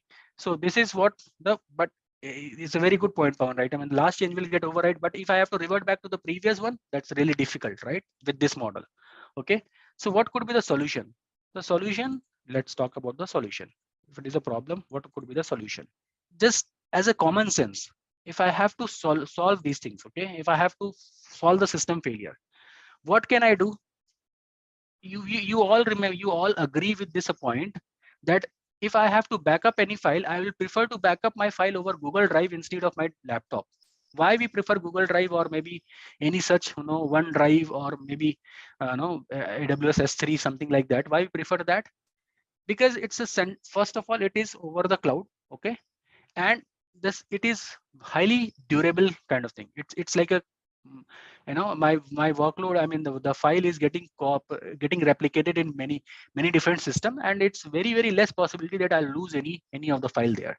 Even one of the system got failed there, I even don't know like what is failing and what is not failing, but I can see my data. Okay, so that is what I mean. Solution for the system failure, what we can say, that if we can have something like put into the something like in cloud, or maybe central location, something like cloud means like over the internet or something like that. Okay, so we can say like store the flight somewhere in the cloud, right? Central location kind of thing, where there is a very minimal chances of the system failure. All right, that problem number one we can fix like this. System failure we can fix, don't store here, store somewhere in the cloud, right? Access control, right? Access control is like, again, I mean, if multiple teams are working, I mean, in the like central location or something, like if we have to what I can say here is say for example multiple teams are working, we can resolve the conflict like giving access to the central location. Okay, whatever this server location, say for example, so basically in S3, right, we can create a bucket. I'm just taking an example so that it can resemble right now. So say for example in a bucket, I can give bucket level access to all these three guys. There is no issue. Whenever they want to log to get an access of that bucket, they can very well get an access. I can write an I am user. I can write a role. I mean, not the role, basically policy, and the policy I'll attach with this user and give access to the specific bucket. All right. So by this way, I can manage the access control, right? With the help of, again, with the help of cloud access control policies, like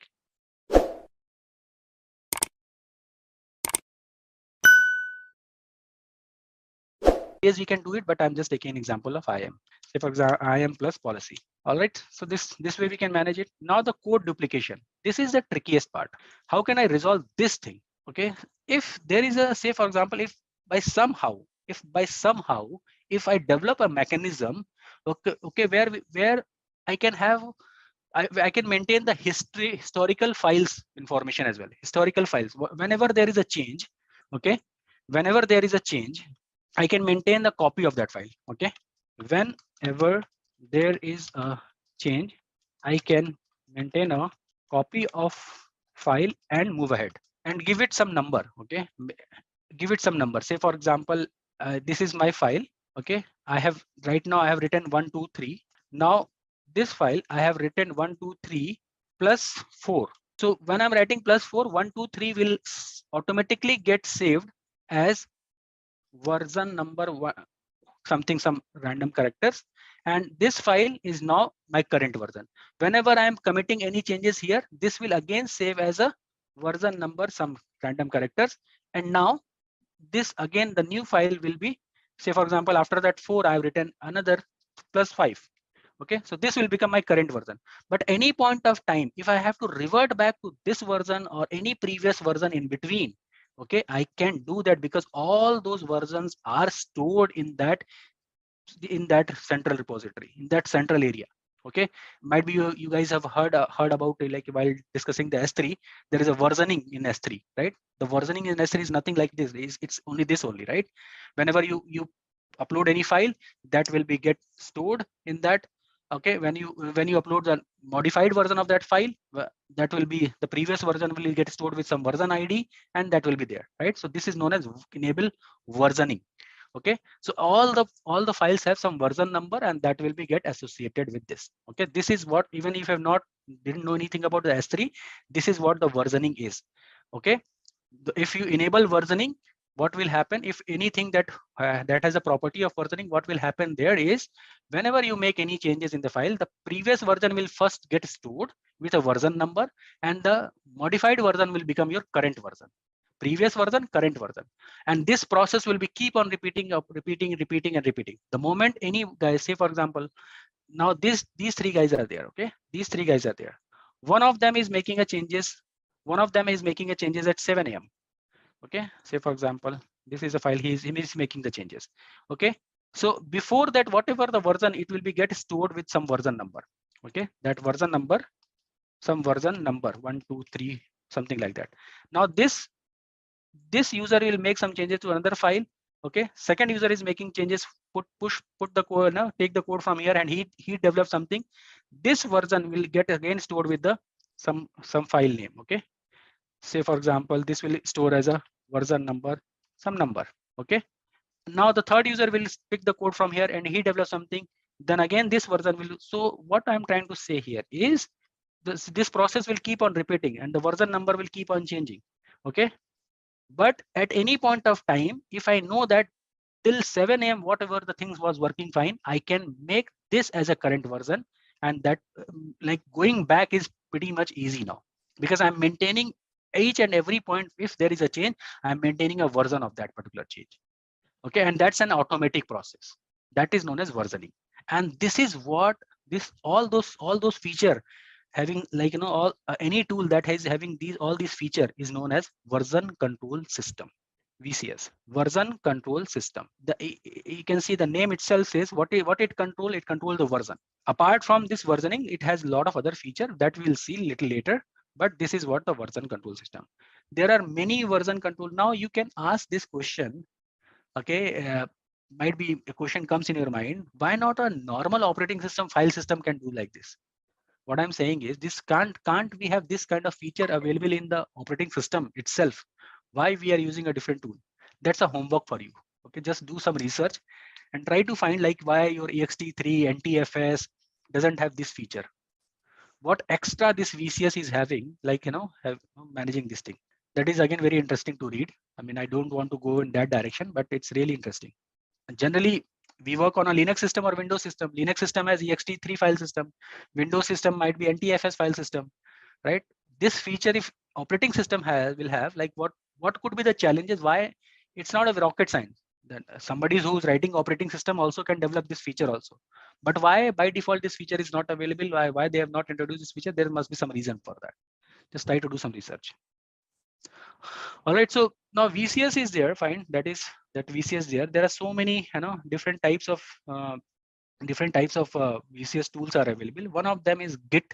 Okay, that is we are going to use Git as a version control system. But why Git? Okay, first of all, why Git? Why not something else? And what are the other tools? There are many tools like Subversion is there, Mercurial is there, and a few more. Bitbucket is there, I think, and a lot of tools are there. But Git, we are going to discuss about the Git. The reason why we are going to discuss about this is now your repository. This is your repository. The version control system is this guy. This repo is nothing but VCS. The moment the code is here, it will take first the backup. I mean, create a backup and put some number there, and then generate another file where you can make the changes. The moment the second user pushes his code, what will happen? It will again create a one version backup, put some number there, and again it is ready for the further development. All right, this is how it works. All right, so before going directly to the Git, let's first talk one more thing. Like there are types of VCS. Okay, types of version control system. Whenever I'm saying VCS is version control system. All right, there are different types of version control system. Okay, we'll discuss one by one. Okay. First, with the name, it's clear. Okay. First, it's not very difficult. It's like, first we called one is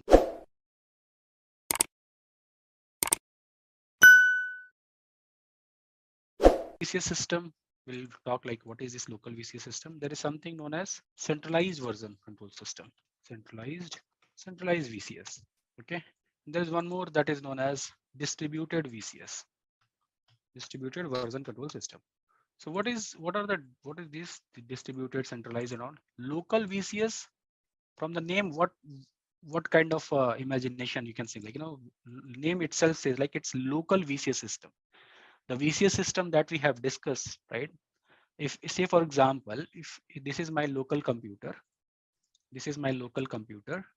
okay, and in this computer, okay, this is my local computer, okay, and this contains some files and everything. Okay, if I install a VCS, what are the how to install and all, we'll see. Say for example, I have installed a VCS system inside my local computer. Okay, then this is a version control system that I'll get within my system only. Say for example, if I install a Git, okay, I can install Git bash, right? This is a Git bash that I have installed in my machine right now. You can see here, Git bash is here, right? So Git bash is basically I have installed on where I have installed it. I have installed at my desktop. This is a local version control system. But what is the disadvantage of this local version control system? If my desktop crashes, there is no point. Everything is gone, right? Though I'm maintaining, because I'm developing something, so I'm maintaining something, right? I mean, I'm writing some code and all. I want to maintain that feature should be enabled. So that is why I have installed it. But it is again, all the files are storing at my local desktop, right? So system failure is one thing. And again, the giving access to to my colleague or team, that is another challenge, right? So that is the problem with the local version control system. But I can install Git bash kind of thing on my local machine and I can use it, right? So that's the thing.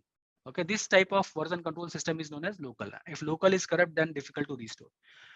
Yes, I mean corruption. If corruption is happening, then I can go with the previous version. But if the whole file system got corrupt, say for example, in the D drive, I have created a file and I have enabled no repository there. Then in that case, if something happens with that drive altogether, yeah, I mean, if file system corruption is happened, then yeah, its point is valid. But if anything I want to restore from the previous, that I can do it because I have enabled the VCS here. So this is known as local version control system. All right, I can maintain the copy of the files, all those things locally at my desktop or laptop. That is known as local version control system. I have version 1 here, V1, V2, like that. V2, this is V3. Okay, this is my local machine, local desktop or laptop. Okay, something like that. If system fails, everything is gone. Issue, what is the issue that we observe? Issue is, biggest issue is system failure. Remember, like when we started discussing VCS, what was the first challenge? System failure. That challenge is still there, right? In the local version control system, that challenge is still there. And the second thing is, again, access control is also there, because I have to share the user ID and password with everybody in my team, right? That is again, but that is sometimes we can say for example, I'm individually working on some feature. In that case, I don't want to give access, right? So generally people have their local VCS also developed in their machine. If you are working as a developer some point of time, you will see like, we have to install VCS because individually I am working, right? I'm on a feature or something like that. Later I'll merge the code. Okay, now let's move ahead. What is the second one is known as centralized version control system. Centralized version control system will what will happen? There will be a version control server, okay, that is we call it as a VCS server. Now different user, what they say, for example, this is user 1, this is user 2, this is user 2. What will happen here? This is user 1, user 2. They will push their code to the centralized version control system, okay, and everything will maintain here. That they will push their code to the centralized version control system and everything will maintain here. Okay, the VCS will be centralized. And whenever they are ready with this piece of code, whenever they are ready with their module or development, they will push the code to the centralized version control system. What is the challenge here in this case? I don't see any challenge. Is there any challenge? What is the challenge here? Because here I mean, local version control system, you guys have mentioned very correctly, system failure is the biggest challenge. Conflict, for resolving conflict, VCS is there. Don't worry about the conflict. That is what latency, exactly. Network, I mean, everything is dependent over the network. Everything is dependent over the network. There might be challenges that my VCS system is somewhere else and somebody is working from the different part of the world. That is that could be a challenge, right? Latency and all that is for the VCS, it will resolve. Okay, don't worry about that. We'll see how to resolve it. But network is there, that will basically, there will be a latency. And this is what I feel like the biggest challenge. If you, I don't want to know, the biggest challenge, I will say latency.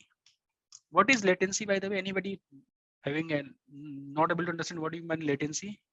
Latency is like delay, right? I mean, say for example, a server is hosted in delay in response basically. So basically, the server is hosted in US and you are in, say for example, in India, and somebody is accessing that server from the India, somebody from accessing the server from US. So who will get better response? Somebody who is closer to that server. He will get less time to reach there and get a response back. Exactly. So this is what the latency is. So this is what the latency is. I can see the VCS, otherwise it is better. No, there is no other issue. How the things work in the real, we call it as a distributed version control system. What actually happened in the distributed version control system? There will be a VCS server again over the network. There will be users. Okay. This, say for example, this is a computer one. I'll just take the two users just to make the thing simple. So what will happen? Again, this guy will access this thing over the network. This guy will access this thing over the network. But there is a slight difference.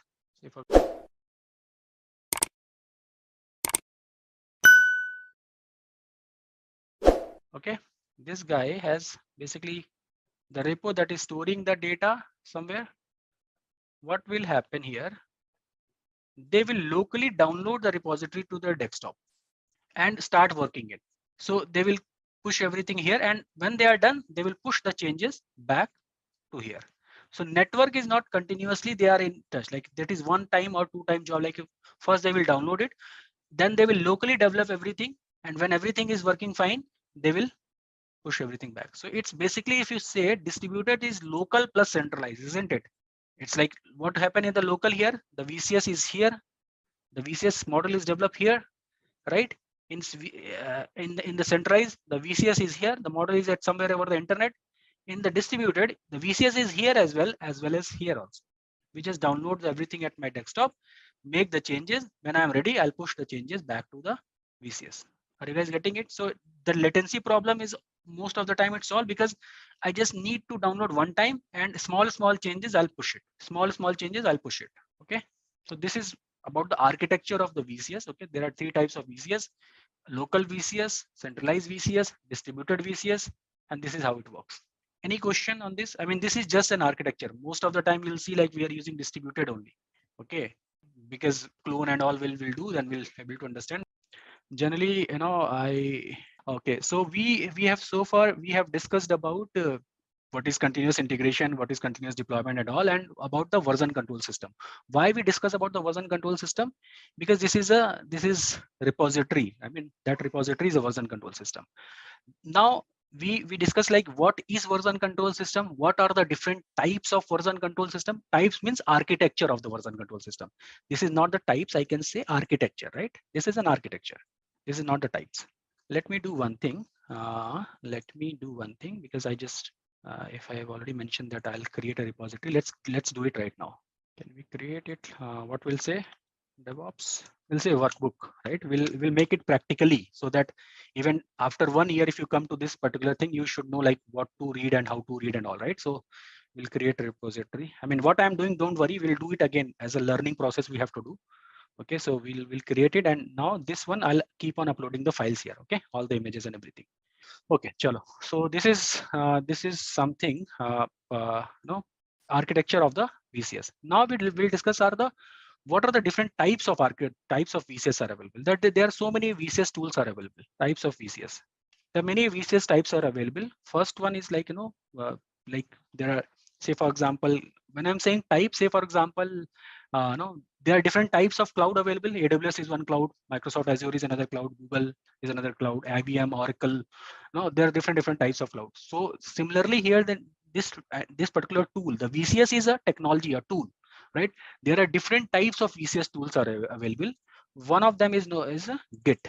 Okay, that is, I'll take only few. Git subversion, say for example, Git subversion, Bitbucket. There are many tools are available. Okay, Git subversion, Bitbucket.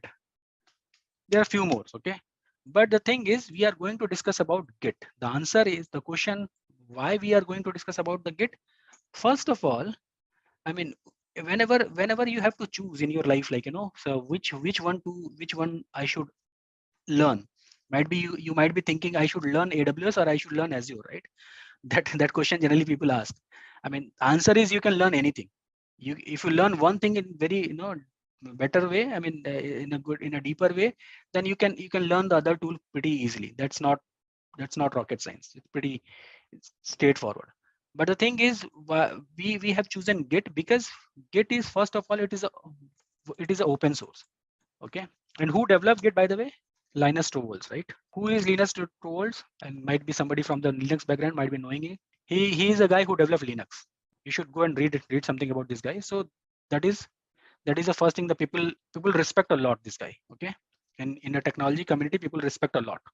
So, and second thing is Google, I mean, it is open source. Okay, so this is another thing, and it is, first of all, that is fine. The third and very important, these two should not be the reason to select any tool. Okay, that is I'm saying. These two things should not be the only reason to select the tool. The main important reason is it is very mature.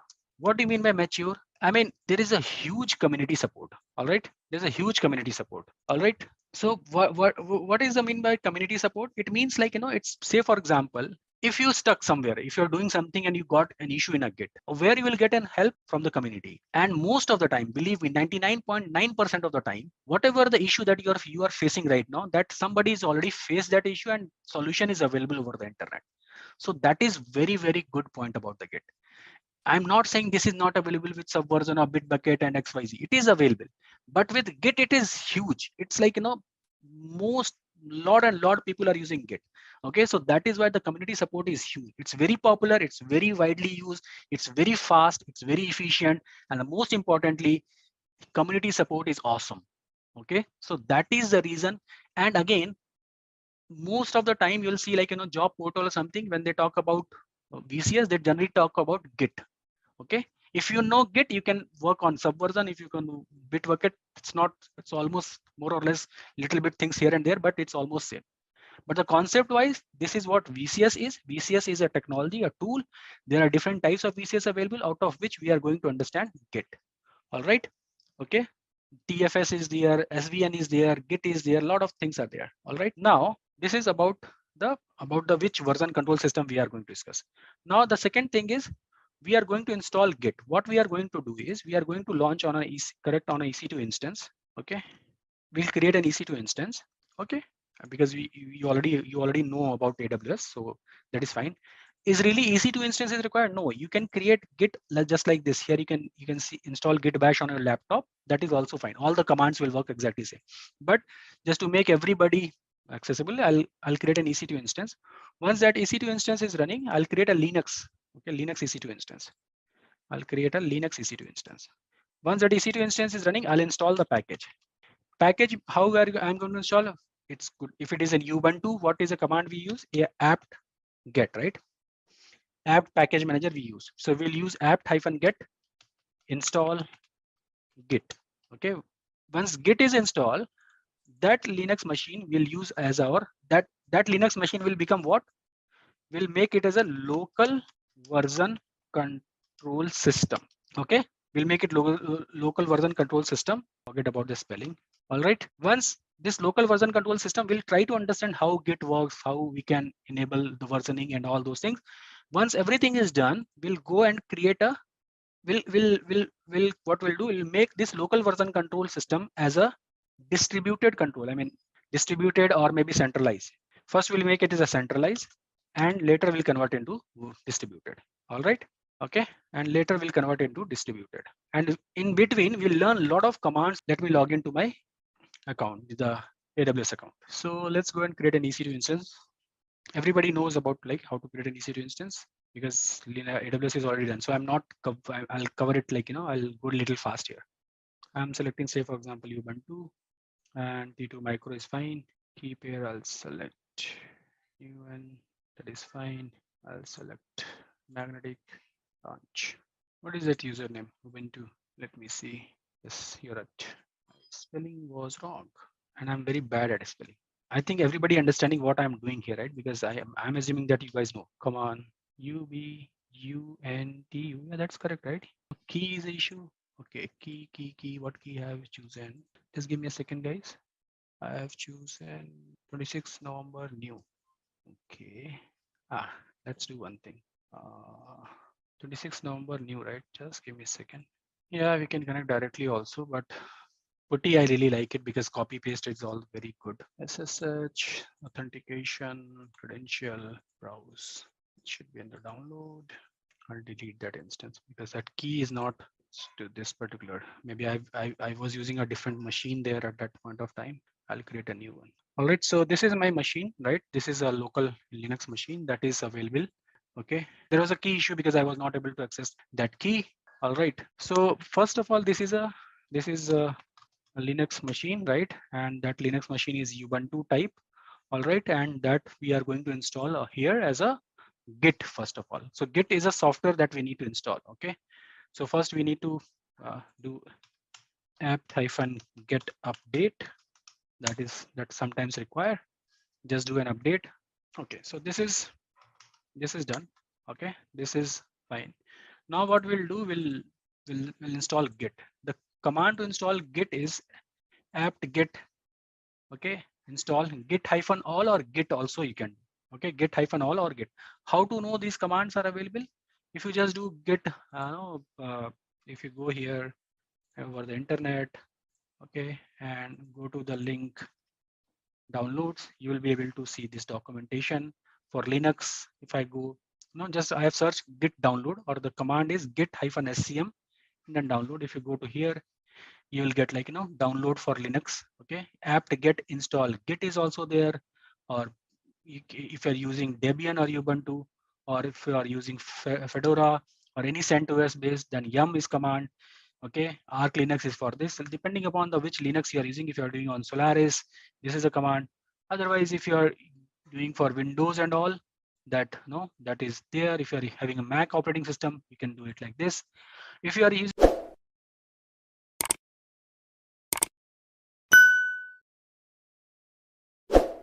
bash, okay, download git bash, this you will get like this and this command prompt you can do like Linux line command you can do for the so you can install git bash. Okay, that is also good. I'll show you. Okay, but let's do it first on Linux. All right, so I'm just doing git install all. It will take some time. So here you can see I have just opened the git bash. Meanwhile it is installing. This is my git bash. Okay, so you can do like whatever you want. Mkdir test. Okay, and okay, I didn't have the permission. I need to raise it. I'm okay. That is again different thing, but you can do whatever you want. Okay, this particular thing. This is exactly like Git, and generally everybody uses. I mean, Git bash. I really like it because it's kind of a bash command. Okay, all those things will work, and you can create a local repo, and we'll do some lab here. Okay, we'll create some files and we'll upload some files, and all those things we'll do. It generally take few minutes to install. I mean, if you just do git, it will be fine. If you do git -all, it will take some time. I generally do git -all because it install some other packages as well. So installation is done. If I have to check like whether it is installed or not, if I do git -version, you should be able to see there is some version 2.34.1. Remember what is this 2, what is this 34, what is this 1? Measure, minor, and patch. Okay, so now what we'll do, we'll create one directory, and then we will, before creating the directory, I mean, we can configure it, or we can say like, mkdir, and say for example, mkdir is for make directory. Okay, I'm creating a directory, just like folder in Windows. Okay, I'm creating a directory and I'm giving the name of this directory as my project. Okay, my _ project, say for example. Okay, so this project directory is got created. Okay, ls, I'll ls / my project. Okay, so my project directory is created. Okay, so if I do cd / and do ls here, you probably see my project. You can see here my project is here. Okay, so what I'll do my underscore project. So right now I'm where? I am at my project directory. PWD means present working directory. In which directory right now I am? My project. All right. Now I need to, first of all, when I install Git, I need to enable it. Okay, something like, Git I have installed, but if I do ls-lart, a basically for all the files, hidden files as well. Okay, so you can see there are only two directories, dot and dot dot. That's the concept of Linux. Just ignore it. What is the meaning of dot? Means current directory. Dot dot means previous directory, parent directory. Okay, so this is there, but I have to enable start Git here. So how to do that? The command is git init. Okay, what is the command? Git init. Initialize Git. Okay, initialize Git init.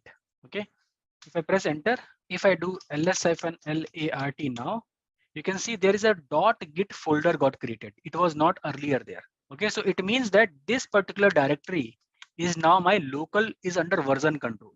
Okay, that file, that local directory, I have locally created a VCS here.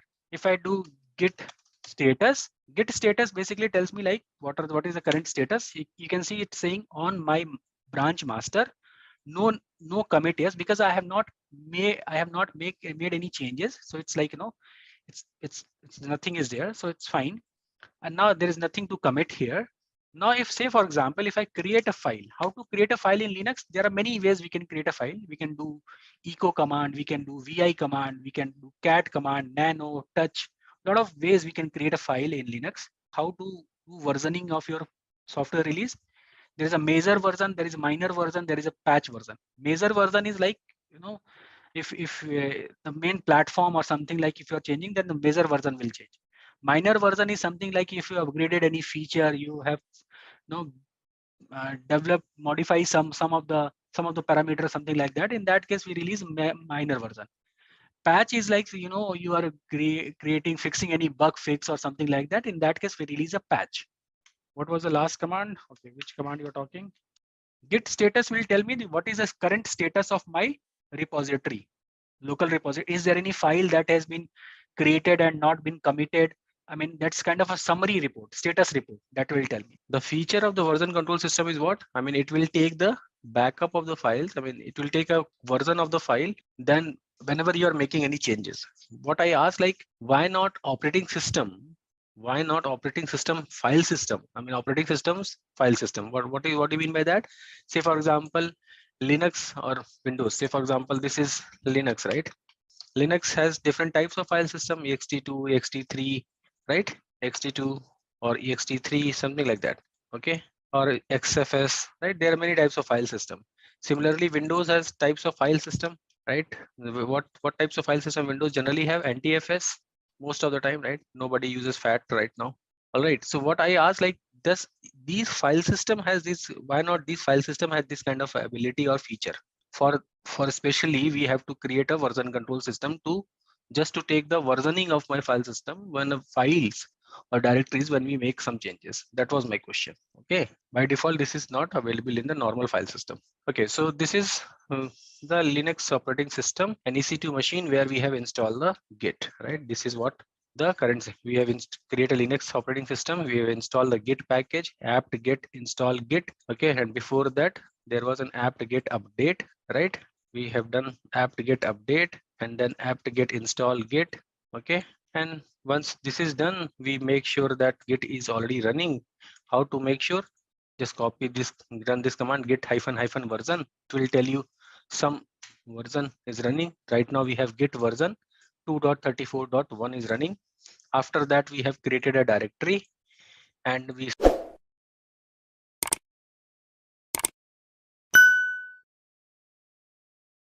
go and create a directory fresh, and let's see what are the things that are happening. Okay, so let me go here. I'll do mkdir. Say for example, I am doing DevOps. I'm creating a directory with the name of DevOps. All right. Okay. And then cd to DevOps. Right. So I am right now here under root. I have a directory DevOps. And say, for example, this is my project directory. Okay. I'm keeping all my codes and everything. I mean, whenever I'm getting logged in, I just log in here and go to this directory and create all my codes and everything over this directory. All right. So that we can do. So whenever we have to create basically install Git, the first after that, first thing that you should do is configure the Git username, Git. There is some configuration that we need to do. Okay, so that we can do at any point of time, but it is always advisable. So whenever you install the Git, configure it, like who is going to be the user, what is the name of the user, what is the email ID of the user. Okay, if you want to set any specific editor, okay, by default the editors are vi, nano, or something like that in Linux. Or if you are using over Windows, it could be Notepad, it could be Sublime, it could be anything, like any kind of editor. So that we can set. So how to set it? The command is git config hyphen global. Okay, git config hyphen global user dot name. Say for example, this is the command git. Every command of the git will start with git. Okay, whenever we have to do anything that we have. Okay, first of all, I have not initialized the git here, right? This is the new directory. If I do ls-lart, the git folder is not, this particular thing is not initialized, right? So what we have to do, we have to first initialize the git. What is the what happens after the initialization? I mean, when you initialize the git, what will happen is basically you have to first of all, say for example, when you say for example, no, it will create a folder .git. Let's do it and let's see. If I do git init, initializing the git, it will take some time, and after that it's like initialize empty git repository. Empty git repository is like this folder is now become my repository. When I have initialized the git, this particular folder, which folder? This folder, root DevOps, is now become my git repository. How to verify that? If you do ls-lart, A is basically for the hidden file. Okay, R and T is not required. I mean, recursive and time. Generally, this is my habit. I generally run this command, but it is something like you can do ls-la. That will also show you that .git folder got created. Remember earlier this folder was not there. All right. Just a quick info guys, if you want to make a career in cloud computing, then Intellipaat provides an advanced certification on cloud and DevOps by IIT Madras. This course is taught by industry experts and IIT Madras faculty. This course is designed to upskill and land your dream job. Okay, so this is the folder got created. So I have initialized the git. Okay, now what we will do, we will configure the git global user name and global user ID. So what is the command? Git config. Git, every command will start from git. I am doing the configuration. So git config, okay, hyphen global user dot name. Okay, I am creating a user. Say for example, I am giving the username. All right. So I'm configuring the git for the. So this user got created. Now I'll do same command, git config, okay, hyphen global user dot email. Okay, user name is configure. I'll configure user dot email. Okay, and you can say any email ID. Say for example, Kumar. Okay. All right. So this is email ID I have configured. Okay. Similarly, if you want to set an editor, the command will be git config hyphen global. This will remain same. You are doing git, you are doing the configuration of the git, where you are doing the configuration at the global level, and what you are configuring. Here I'm configuring email, here I'm configuring name. Similarly, if I have to configure editor, I can do core.editor. Okay, the command will be here like something like this, and core.editor. Okay, and then you can give your editor, say for example vi, emacs, nano, whatever the things that we can do it. Okay, all right. I'm not configuring this one, that is fine. I just want to tell you. Okay, now if I have configured it, how can I list what are the current global configuration? The command is again, every command will start from git config, and what this time I want to do, I want to list. So hyphen list.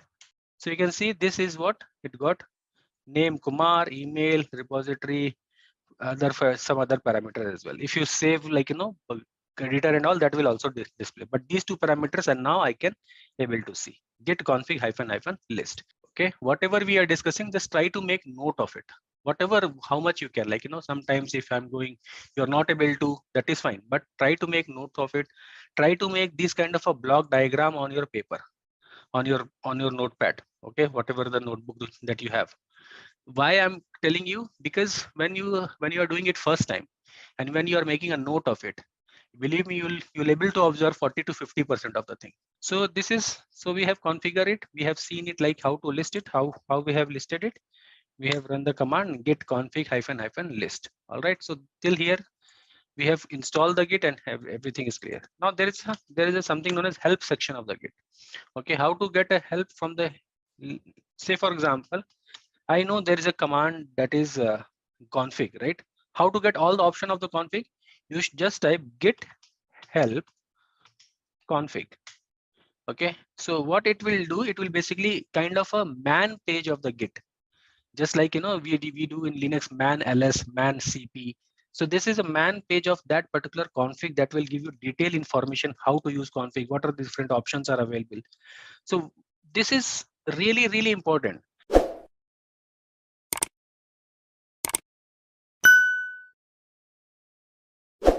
But what you should remember, how to get help, how to find the information. That is really important. You can see all those things are here, and explanation, very well explanation is here, right? So that is kind of a man pages, okay, that you can get a quick help. Okay, or otherwise what you can do, if you want to get a some summary kind of help, you can do git syntax. Say for example, I know there is an add command. If I want to see what are the options are available with add, I can do -h. Okay, so git add is a keyword, right? Now here I'm getting like a lot of option I am getting with the -h, like these are the options.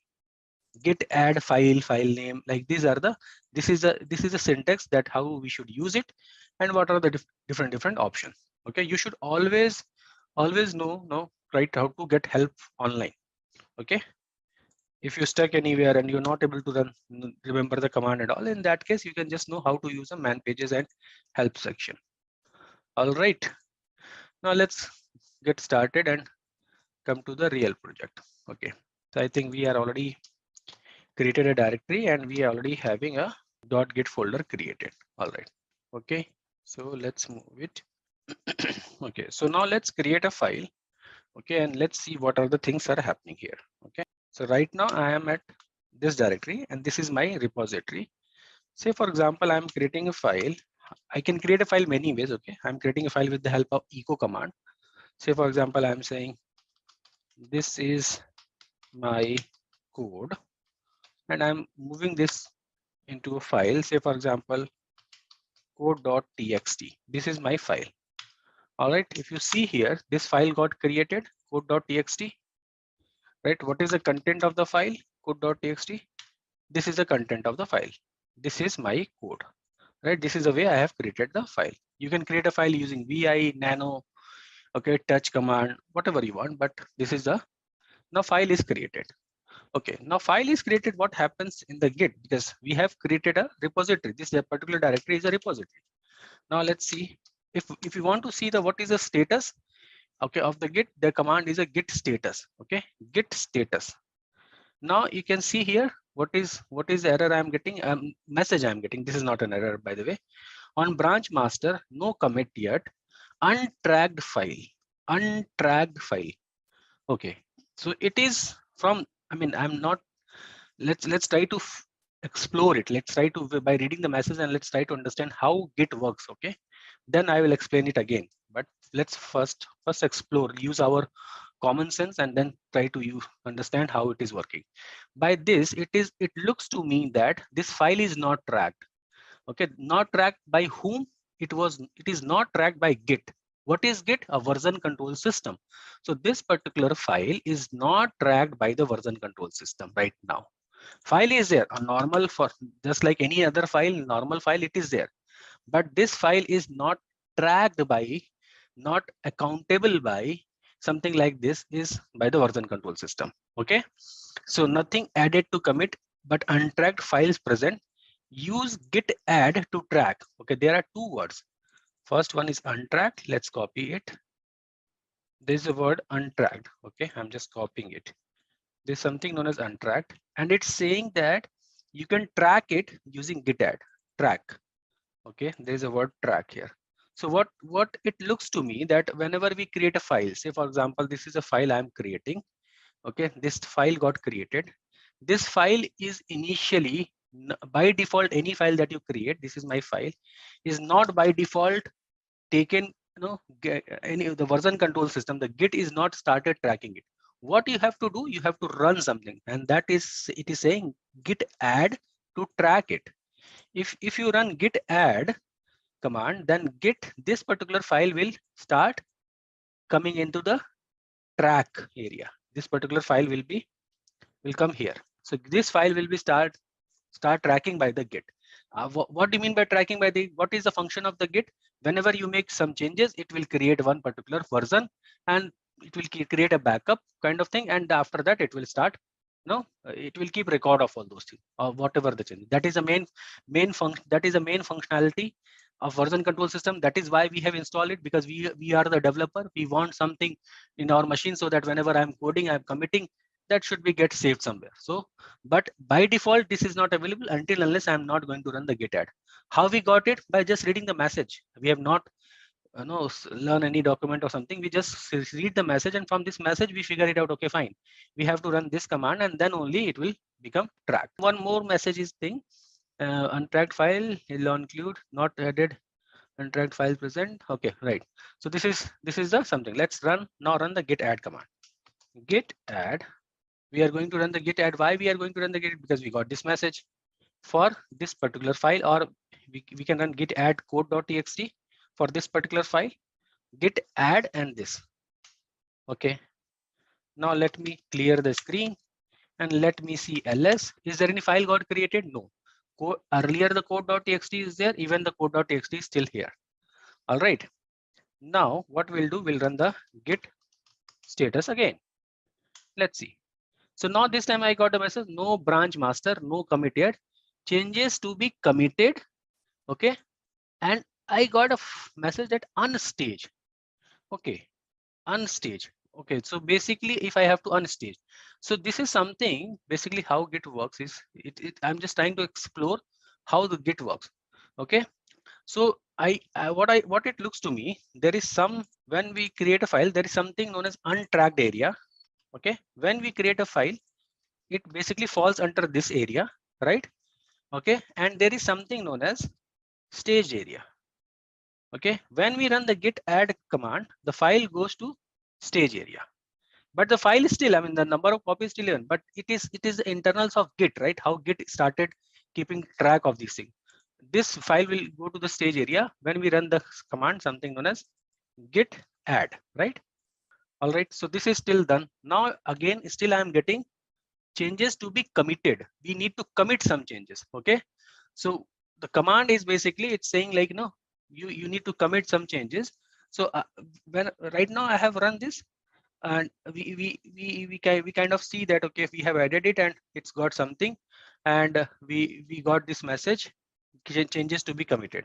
Okay, so basically what we'll do, for this to be written in the git database, we have to commit those changes. Git commit, and you need to put some message. What is this message? Say for example -m.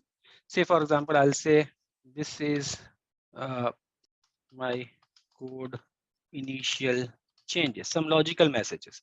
Okay, and when it is done, right? So I have committed the changes. What happens after that? If I do git status, it's saying no branch master, nothing to commit, working tree is clean, but file is here. So basically what is happening is, whenever you create a file, okay, whenever you create a file, you need to first add that file so that it will go from untracked area to the stage area. Okay, that is the first step that we have to do, from untracked to stage area. Once the file is stage area, we need to commit that file. No, git commit. Okay, we run this command. We have to run this command. What will happen after that? Git will now, after committing this thing, Git will start tracking that file. I mean, it will start tracking that file from the stage area also.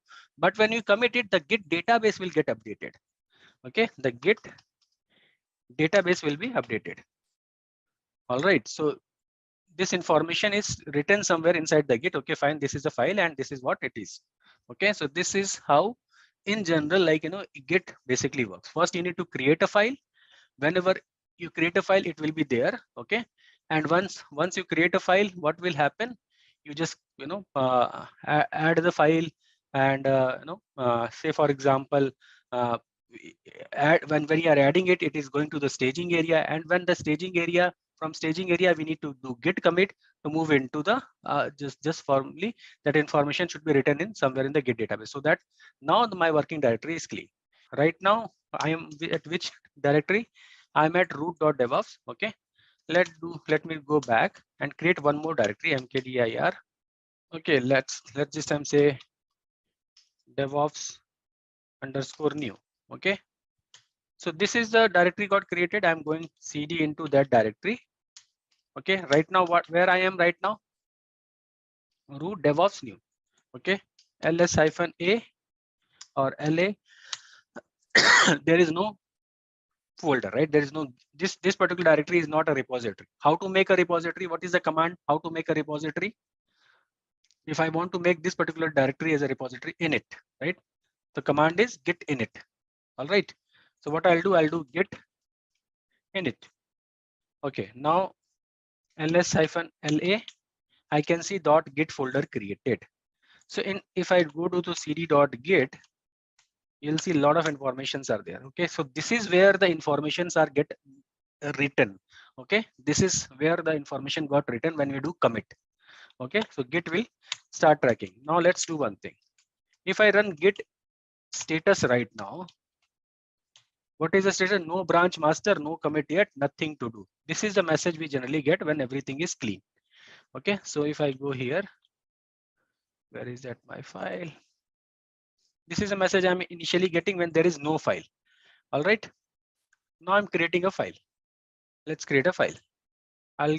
This time I'll create a file, say for example, echo, this is my second code, and what I'll do, I'll just redirect that output to my file.txt, something like that. Any extension is not required, but I'm just putting it.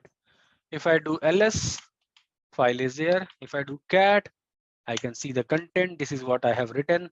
Spelling is wrong, that is fine, but this is what it is right now. If I run the git status right now, what will happen? Let's see. You can see I'm getting this message. Let's copy this message and let's see what this time we are getting. So this time I'm getting, this is the message. This was a message when when there was no file. This time I'm getting no commit, yes, untracked file. Okay, this is a file got created, my file.txt, that is right now in untracked. Git doesn't know anything about it. Untracked means Git can see that this file is there, but Git database doesn't have this information. All right. So what is the second stage? Second thing that we have to do, we have to run git add command, move that file from untracked to staging area. So what we'll do, we'll again go here, we'll run git add and the file name. All right, we have run this. Now let's see git status. Command says, okay, new file, no commit, yes, changes to be committed. It means that even the file is in staging area and we got this message. No commit, yes, changes to be committed. There is a Git now knows that there is a file in the staging area, but Git wants move from staging area to the commit state so that it can write that information in the database. Okay, so what we'll do git commit -m some message. Message could be anything like say this is my new file, anything like message, you can put anything. Now this is done. You can see master committed, one file change, one iteration, creation mode, something like is there. Now if I do git status, no branch master, nothing to commit. Similar kind of message. It means like my tree, almost similar message we got here, like exactly like this. No branch master, nothing to commit. But And what is the difference here? There was no file, that is why we are getting. But what happened? How the life cycle of a file? When you create a file, you need to add it so that it becomes in staging area. After that, you need to commit it so that Git knows about it. Is this track, this file is, this process is clear, everybody? What we have done? Now let's do something else. So we are till here. What we can do here is we'll operation. I mean, I'm not telling you anything directly. We are exploring it. We are learning by seeing the message and all. So what is the current status? We have myfile.txt. Now what we will do one thing. We'll create one more file. Say for example, I'll say I'm doing touch command. I'm just creating any blank file because content is not required for us. What we can do here is git dot add command. It's not git dot add. It's git add. Git space bar and add. Git space and add. Okay, let me run the history one more time. Git init. Okay, git status. I've created a file and then I cat the file. Git status. Git add and file name. Git commit and the message and the git status. Git add, git commit. These are the two commands basically. File creation is exactly same as what we do in Linux. Okay, so now we'll play with this thing a little bit with files, and then we'll develop our concept by doing some experiment. Not directly like I can tell you, right, this is how it behaves, but this way it won't, your mind will accept it for few minutes and after that you will forget. But if you know how to explore and get the information in this way, you will able to. So what we have right now, we have file myfile.txt. What we'll do, we'll create one more file, echo, or maybe touch command, or maybe vi say for example second file.txt. Okay, I'm creating the second file.txt. Here I'm putting a message, say for example, this is my new code file. All right, so I am having right now second file txt. If I do git status, so you can see I'm getting message for the second file.txt only, not the file first file, because this already Git already knows about it, right? Git already knows about it. Okay, this file, because we have already committed that file, isn't it? So I'm getting only for the second file. It is saying git run git add for.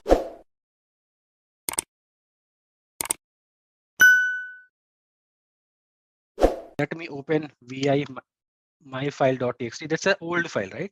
First file. Here I'm just adding one more code. Say for example, any modification. I have done some modification. Okay, that is fine.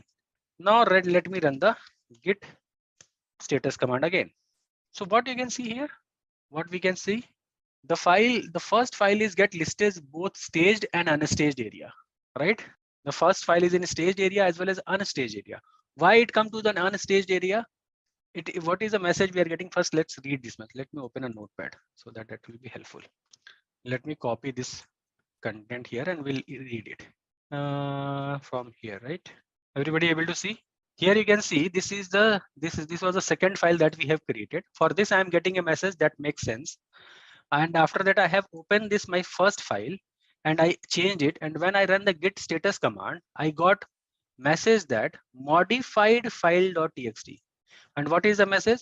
Changes not stage for commit. It means that myfile.txt is a file number 1. That is the first file that I have created. It is in unstaged area as well as stage area. And there is an untracked file. So what is happening, as I mentioned, right? Whenever you are doing this one, right? Changing any file or something like that, you need to do git add. Okay, so it turns out that git stage a file exactly as when you run the git add command. Okay, so if you commit now, the what will happen, the modified file, but when you run the last git add, it will basically commit those changes. Okay, so what we have to do here is we have to, first of all, we have to do the add command. Okay, let me run the command. I'll do git add, and dot means anything here that is modified, not specific file, anything, current directory. If I do ls here, this is the file. If I run the git status now, I can see that there is a two files. Okay, modified file and this. So both the files are now in staged area. Okay, what we have to do again, we have to commit it. Commit -m, say for example, any message. Okay, when I do git status, everything is clean. So basically what happened here is, I know there are few questions, so it's better, it's good you have questions.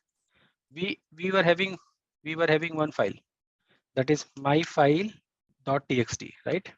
That was the file that is already committed and everything.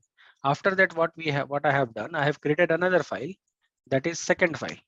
Okay, git can see this file, but this file is a newly file. It has to follow this particular process, right? Add and commit, then it will be written in the database.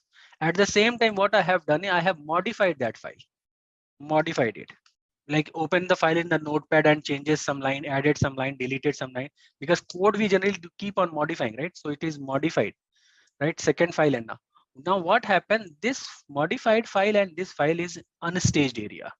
Okay, then what git says, you need to run git add for both the files. Run git add if even for the modified file, or even just like the newly created file, because it's a modified now.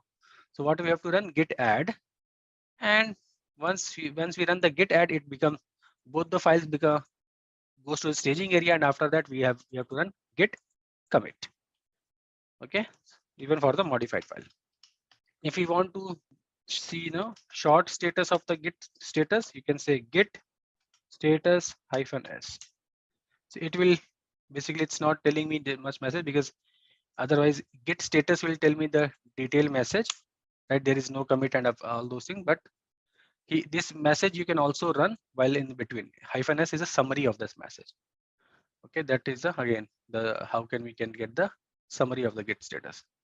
So basically what is happening now, staging area is basically now from staging area to move to the commit area, you need to just run the git commit command. Okay, and it basically store the information permanently to the git database. So that's the way it works. For commit is not required to mention the file name.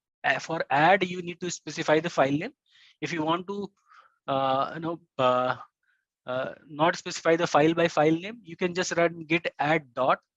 Dot means the current working directory. So whatever the untracked file it's there, it will be moved to the staging area if you run the add command. But for commit, no need to mention the file. I mean, whatever the staging area, whatever the files in staging area that you want to commit, that will be there, that will be get committed. Okay, -m and the message.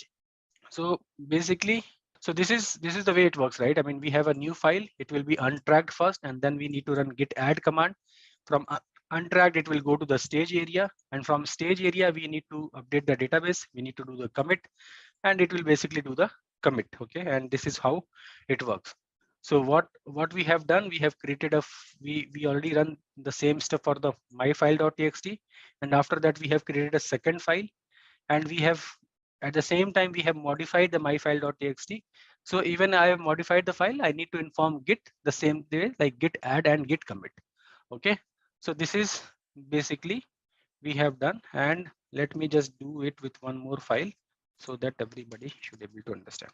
So what is right now, I have two files. I'm creating one more file.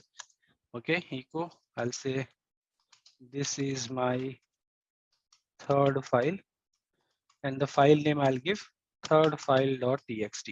Okay, right now what I'm having three files. Okay, these are the three files I'm having. File.txt is for second, third, right? These are the three files I'm having. All right, now if I do the git status -s, you will get like a summary file like this. Otherwise, if I run the git status the full command, it will tell me that there is a untracked file. So first I need to move this file from untracked to tracked staging area. How to do that? Git add file name, or I can also do dot.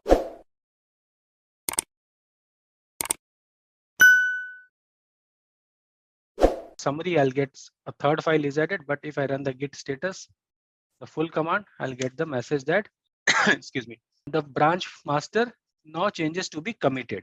Okay, and how to commit it? Git commit -m. That if you are not putting -m, then my editor will open.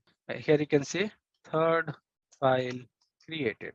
All right, so now if I run the git status, you'll see that on branch, nothing to commit, working tree is clean. All right. Okay, so we'll do some more commands and all just in some time, but let's first try to understand about the Git internals, like how exactly the Git works, how these things, like whatever when we are doing committing, what is happening, and when we are doing this staging, all those things. Let's try to understand how exactly it works. Okay, say for example, first let's try to understand what it's basically happening in whenever how Git works first of all.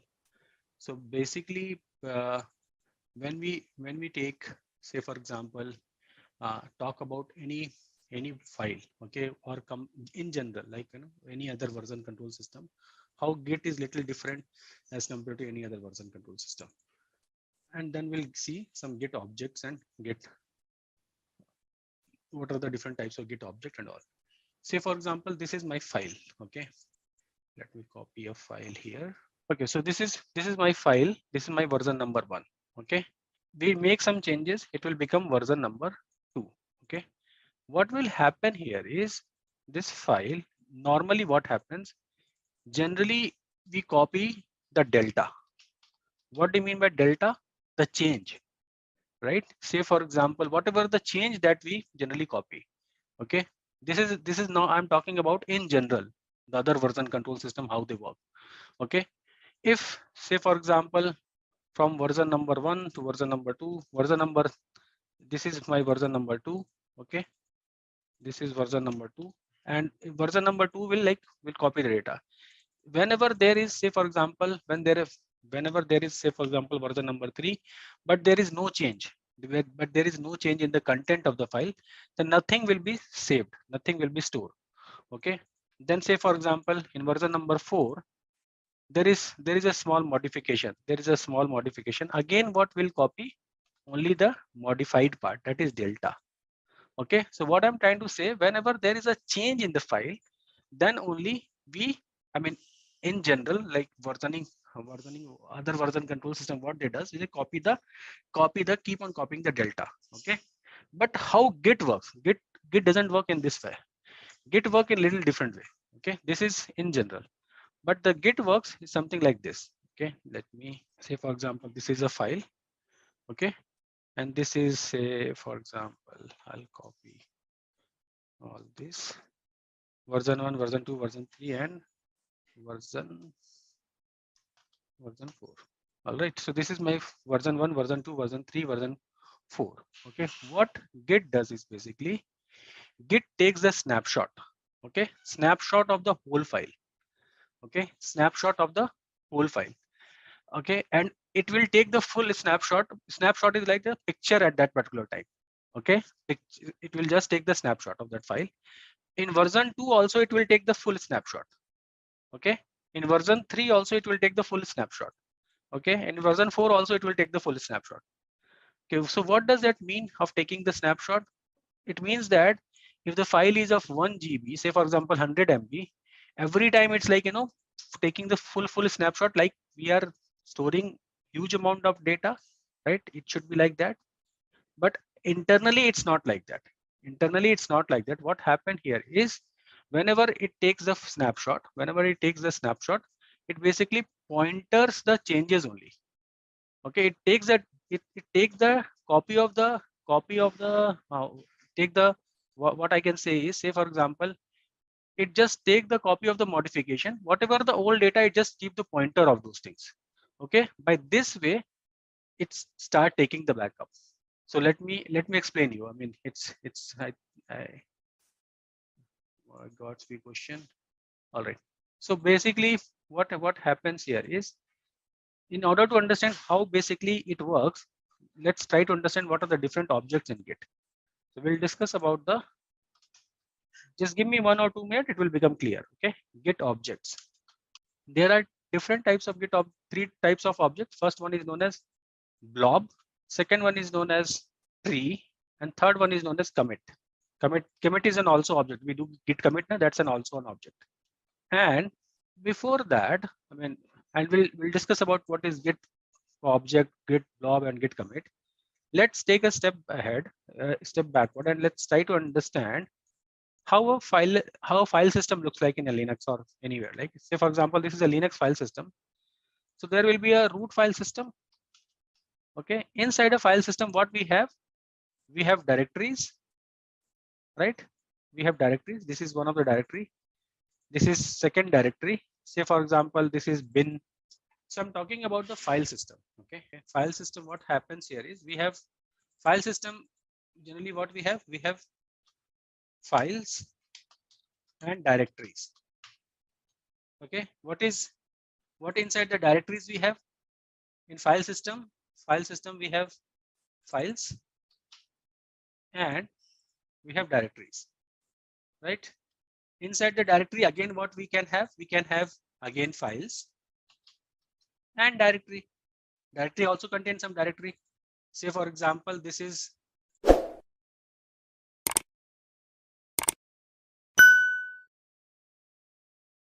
slash and this is bin. Okay, and this is files again, say for example etc. All right, and this again, this directory has so many directories and files. All right, so this is generally a file system structure in any of the operating system. In Windows, it's folder and files, right? So what is the analogy here? Even the Git object, the blob is basically, blob stands for binary large object. It is nothing but the files. Okay, but there is a small difference. It behaves exactly same as the file of any Linux operating system behaves. But the Linux operating system files have what are the information that files contain? Say for example, this is a Linux file system. File, not file system. File, what it contains? It has some content, right? Something we'll write inside the file, right? That will be there. Apart from that, file also contains some metadata. Content plus metadata, right? Content plus metadata. What is this metadata? Metadata is like who is the owner of the file, when the file got created. All those information also stores in the file. But in blob is also a file, but it only contains the information of the content of the content, nothing else. It only contains content. Content means like whatever we have written. Okay, that is what the file is. Tree is basically kind of a directory. Okay, tree will contain blob as well as directory. So okay, say for example, this is my blob. Okay, blob will contain some content. Okay, and this blob will have a number associated with a SHA hash, we call it as a code will associated with it. That will be attached some number. Say for example, SHA hash. Say for example, it has F2032 or 40 SHA hash code will be there of I think 40 bytes almost. That will be there, and this is exactly like this. This is a directory. This is the file. So you can understand this directory has multiple files inside it, right? So blob is like this, a file, and this is handled by a tree. This will get associated with a tree, something like this.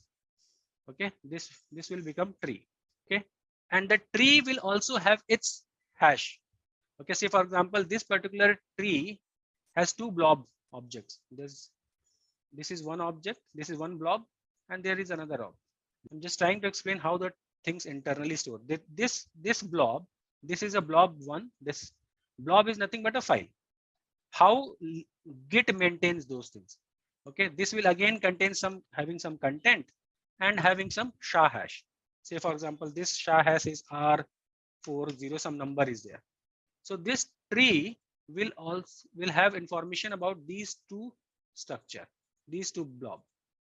Okay, just like in Linux operating system, the directory has a directory contain files and the directory as well.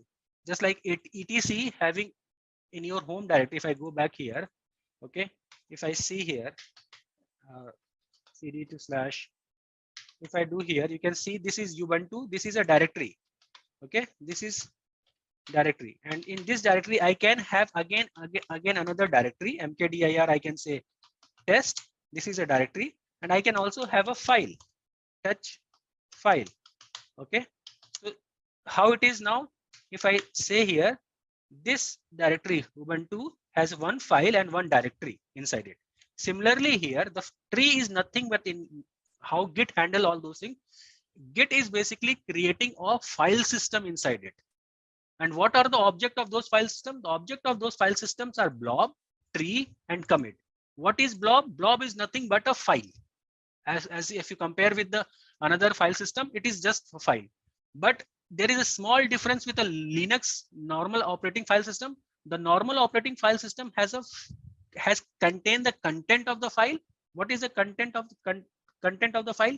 Say for example, the file that I have created here, I can put some message here. I can put something like, echo, this is my content. Anything that we write inside the file. When you open a notepad, you type something inside the file. That is basically the content of the file, right? What is the content of this particular file? This content file is this, whatever we have written. I have created a notepad. What is the content? This all is the content of the file. Okay. Okay. That is what blob does. And in a normal operating system, it will contain content plus metadata. What is the metadata? Time of creation of the file, who is the owner of the file. All those information is basically known as metadata. But in blob is a such type of file, it only contains the content of the file. The information that we write inside the file, that is only the blob contains. And every blob, every object in Git, they have a hash number associated with a SHA hash. Okay, a hash number is like how it generated. Just ignore it right now. A unique number, you can say that unique number, it will get associated with this particular blob. Will have every blob will have a unique number. Every tree will have a unique number. Every commit will have a tree unique number. So this is what one blob, one file. Okay, that has some content. This is another file that has some content, and every object has a number associated with it, so that Git can understand. Now this is a tree. Tree will also have some number associated with it, a SHA hash code. That code will be different, some another number like T60 something, some number will be there. Okay, and this tree will have the information about this blob and this blob. Okay, it will say, I know that I am having blob colon and this number F2042, some number that information I am having, and the blob colon this R40333, whatever it is, 4040233. Okay, so this information, something like here, this home Ubuntu has two things. What is file and test, one directory and one file. Okay, so a tree can contain also a tree also. Okay, just like a file system. Okay, this is the way it stores the information inside. Where I'm talking about when I'm saying inside, it's basically inside the .git folder. If I go here, cd DevOps ls-la. If I go to cd.git, you will see here logs, objects. If go to cd objects, you can see here these are the SHA hash coded. If I go to 69, this is the SHA hash code. This is a big number that I'm talking about. This is the number I'm talking about. This is a SHA hash. Every object will have that information. 69 as this. Are you guys getting it? How these objects are stored?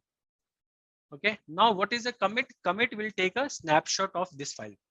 It's similar like a file system structure only. So here you can see, now we can understand this is one blob.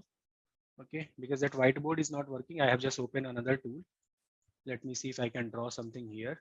Here you can see this is one blob object. This is another blob object, right? This has a SHA hash code that is associated with it, right? This is one tree that got created. Okay, this is another tree got created. A tree can contain another tree as well, and another file, another blob as well. Just like a directory can contain a directory as well as file. So who built this Git? Git has been built by Linus Torvalds. Who is Linus Torvalds? The guy who built Linux operating system. So this is why the structure looks like exactly Linux file system. Okay, and commit basically what it does is commit takes a snapshot of the main parent root file system. Okay, whenever, and along with that commit will also contain some metadata, basically something like, you know, author, who is author, who is the own, what is its email ID, what's the time, what is the message. All those are basically the message information basically gets stored here. Okay, that is why it is basically called as a commit. And now what will happen here is, you know, if you change the file, say for example, if you modify the file, what will happen when you modify the file? This guy, this was under first hello, now it become hello world. So that file has been modified. The file has been modified. This metadata will be modified. I mean, this hash will be modified. You can see, right? Once this hash will be modified, okay, once this hash will be modified, you can see here in this particular diagram, this file content has been modified, right? Okay, you can see here my file content has been modified. This hash will be modified. This particular blob has not modified, so this hash will remain same, right? So this information is get modified. When this information, the content of the tree got modified, then the hash of the tree will also modified. When the hash of this tree will be modified, then the main tree hash will also modify because the content will modify. So this will also get modified. So when this time, when we take the backup, when we take the committed, what it will do basically, it will only take the content that are modified. Okay, in the snapshot, only the modified thing will get copied here, and rest all the thing will be referenced from the old object ID. Okay, by this way, the duplication of the storage is not happening. Very smartly, it is taking the backup, taking the snapshot. When I said like Git is taking the snapshot, and it's not only the delta, it will taking the snapshot of the full file system, but it will refer the unmodified object from the old reference point, and the new object it will take the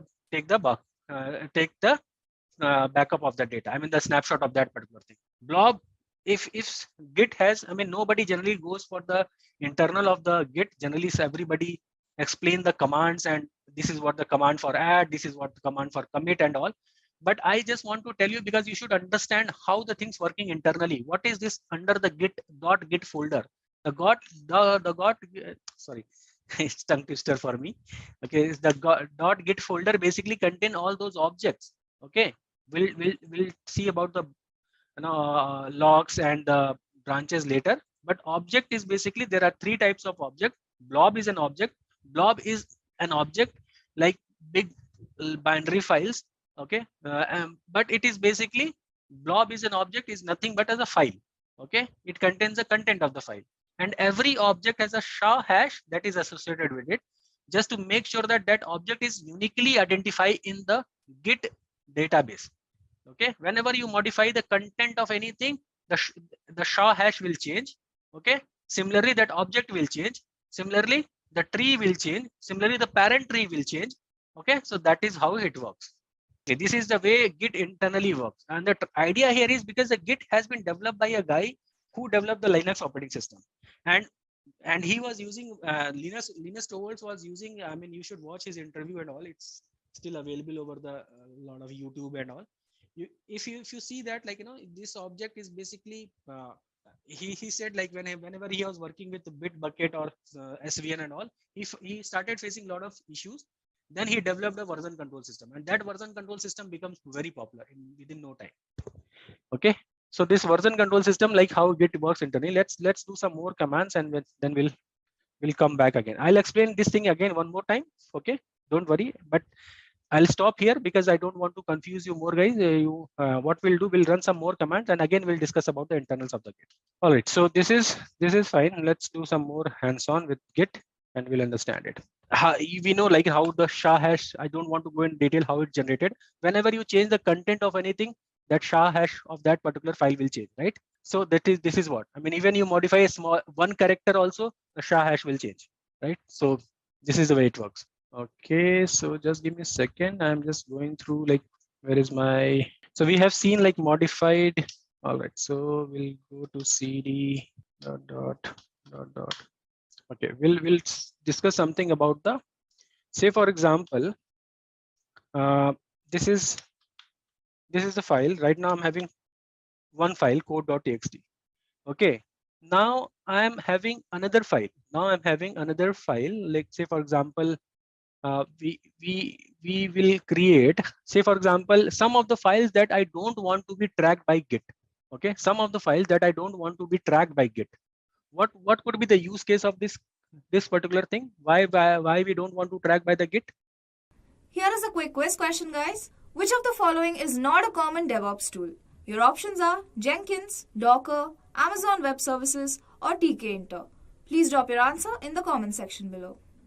Just a quick info guys, if you want to make a career in cloud computing, then Intellipaat provides an advanced certification on cloud and DevOps by IIT Madras. This course is taught by industry experts and IIT Madras faculty.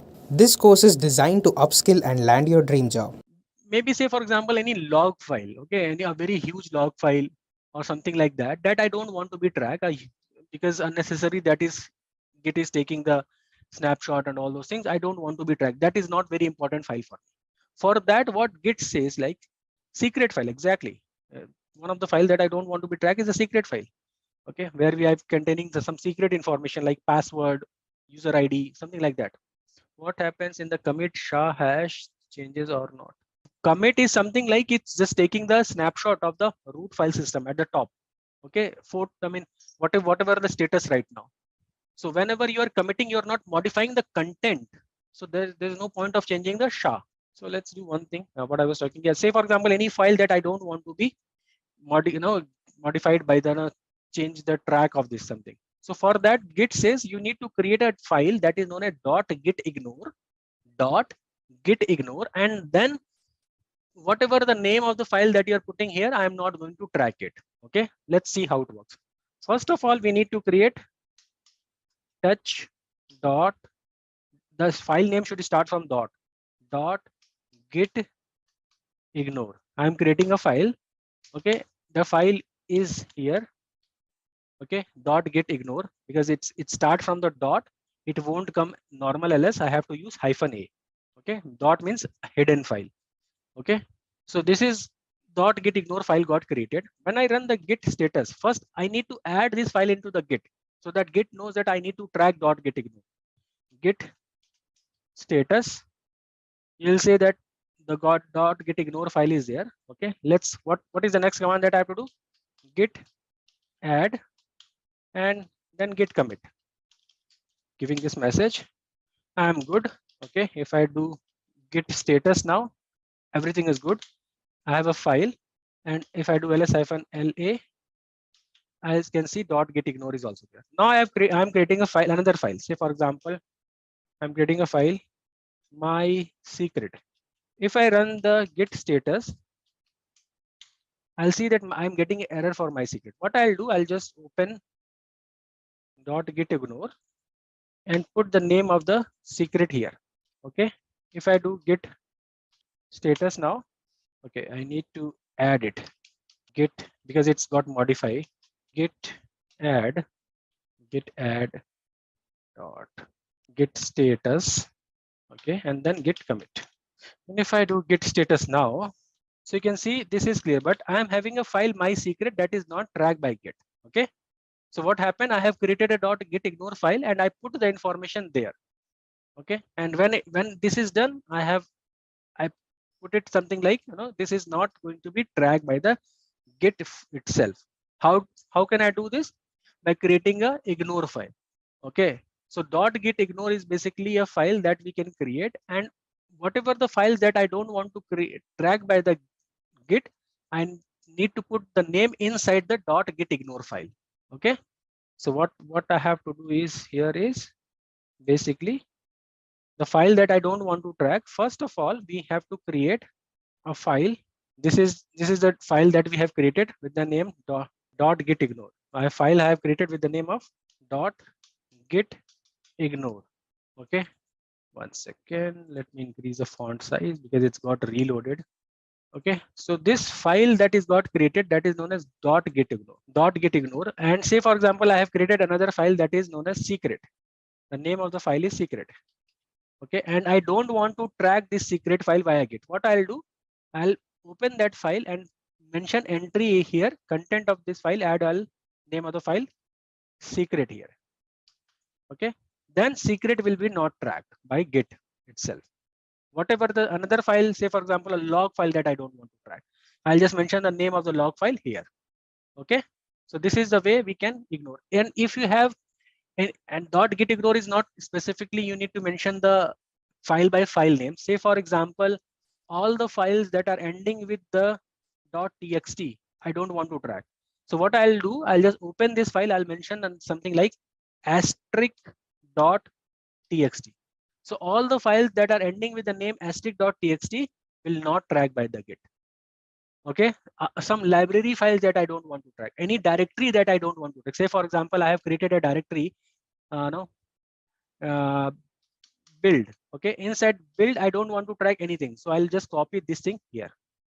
Okay, so it is not always that I need to put name of each and file. I can put like this as well. And we are not storing the file. We are just telling this is one of the mechanism that is being developed within the Git so that you can inform Git, these are the files or the directory that I don't want to be tracked, that I don't want to be version control. Okay, this is what and how to do that. You can ignore .git file, mention all those names inside that .git ignore file, whatever the files that you don't want to track. Now let's do one thing. Let's remove some files. When we remove, what will happen? I think we still have 10 minutes time. We can finish the remove thing. How to ignore a file? Objects are clear. Now let's do something. Say for example, I have this code.txt that has been tracked by Git. Okay.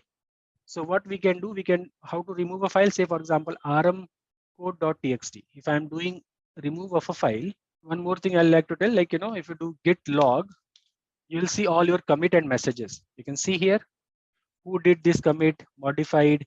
So commit, like, this is a SHA of that commit that I have performed, and where it happened at the master. What is master and all, we'll see.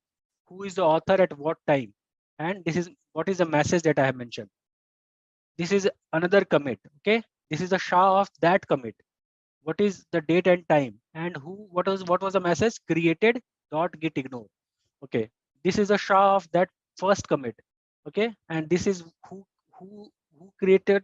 committed it, at what time it got committed, and what was the message. Like all those things you can see here. Okay,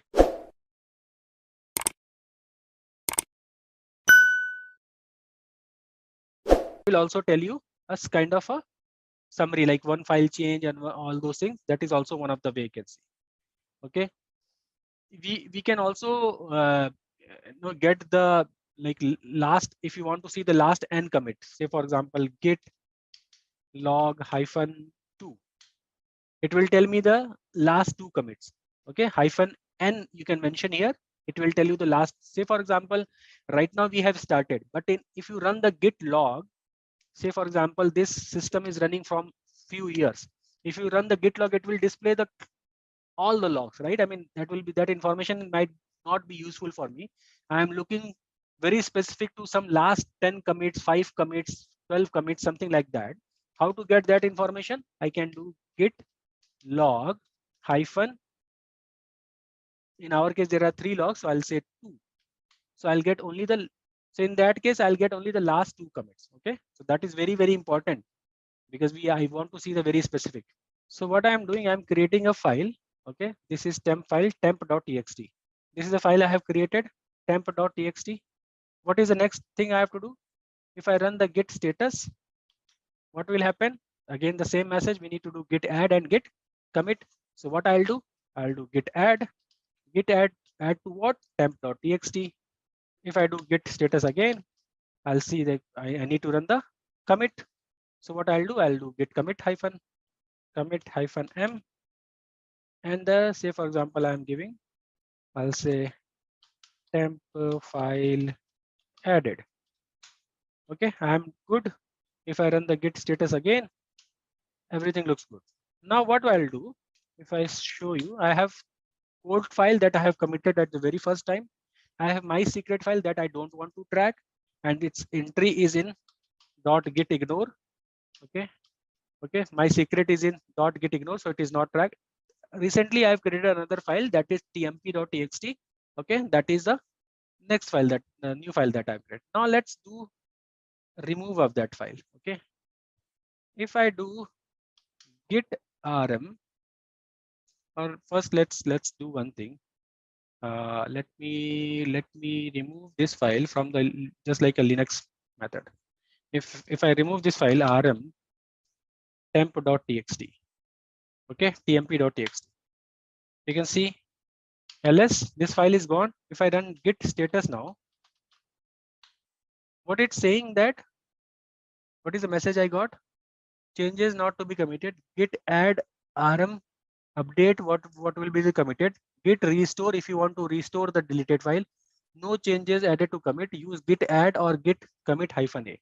So basically, if you read this message, the to remove a file from the git, first you have to remove it from the track file. Okay, from the track, the git rm command. Okay, because git, for git, git is a database. Git database doesn't know that what happened. Git database, for git, as per the git, the file should be here, but I have removed with the help of which command? A Linux operating system command, rm command. Okay, so that file got removed, but we have to remove that file from the git database also if I want to delete it. So what I'll do here, I can do here git rm, okay, and the file name. Okay, now if I run the git status, let's see what message I'm getting. Okay, it's saying like, no, on master branch changes to be committed. Git restore if I want to restore it back. Otherwise, I can, the deleted file is this. Okay, next time when we commit it, the file will be gone, will be not tracked. So what I can do here is git commit -m. I'll say deleted tmp file. Okay, if I do git status, I'm okay. So what happened? What happened? Let me explain it. Okay, this was my, this is one of the file. What, how many files I was having? Code txt tmp, right? Code txt and tmp, right? Out of this code was already tracked, right? What happened? This my secret I don't want to track, because I mentioned inside the .git ignore, and I have created another file tmp.txt. Okay, tmp file. That file I have mentioned in the git database and everything. I have run git add, git commit and everything. Now after that, I have deleted this file. How I have deleted this file? By rm tmp command. But this rm command, this normal rm command is an which command? Is an operating system command. Okay, that deleted from the operating system. But git database doesn't get updated. Git says, okay, fine, I see there was a file. Okay, git database, when I run the git add and git commit, the database got modified. I mean, that information gets stored in git database, right? When I'm saying git database is like this. When I run this command git add and git commit, okay, this information get updated where? This information get updated that, yeah, there is a file and this is a git database. But when I remove this particular file, the git database still have this file information. So how to cleanly remove that file? We need to inform git database also that I don't want this file, I want to remove this file. So also remove this information from your database. For that, what I'm telling git, okay, git rm, not the normal rm. Normal rm will remove from the operating system.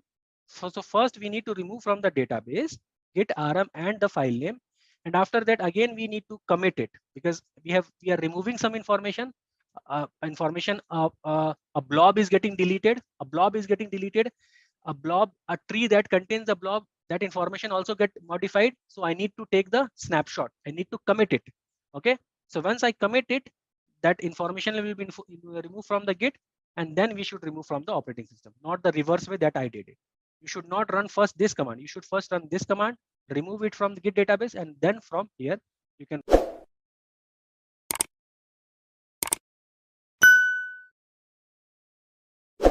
New project.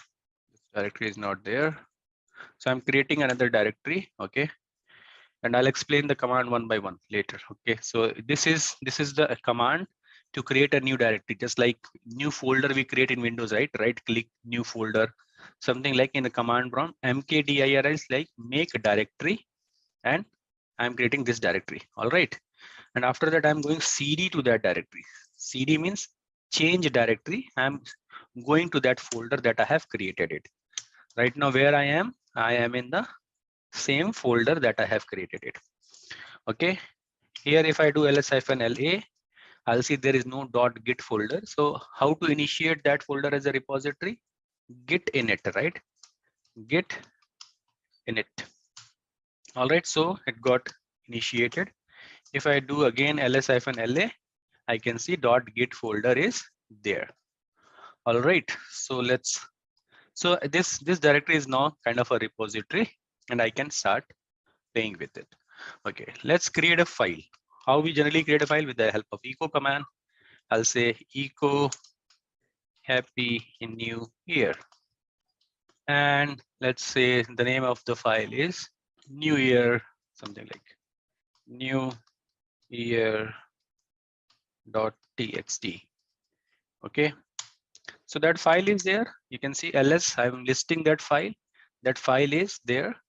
All right, cat new year.txt. I can see that content as well. Everything so far so good, right? I mean, we are able to see. Now we'll see the help of git status command. What is the status? Git status. All right. So what is a git status message telling me? What does that mean? If I'm getting this message, it is untracked, no commit yet, but the file is in untracked area. And it is also giving me a hint, use git add and the file name to include the file to be committed. Okay.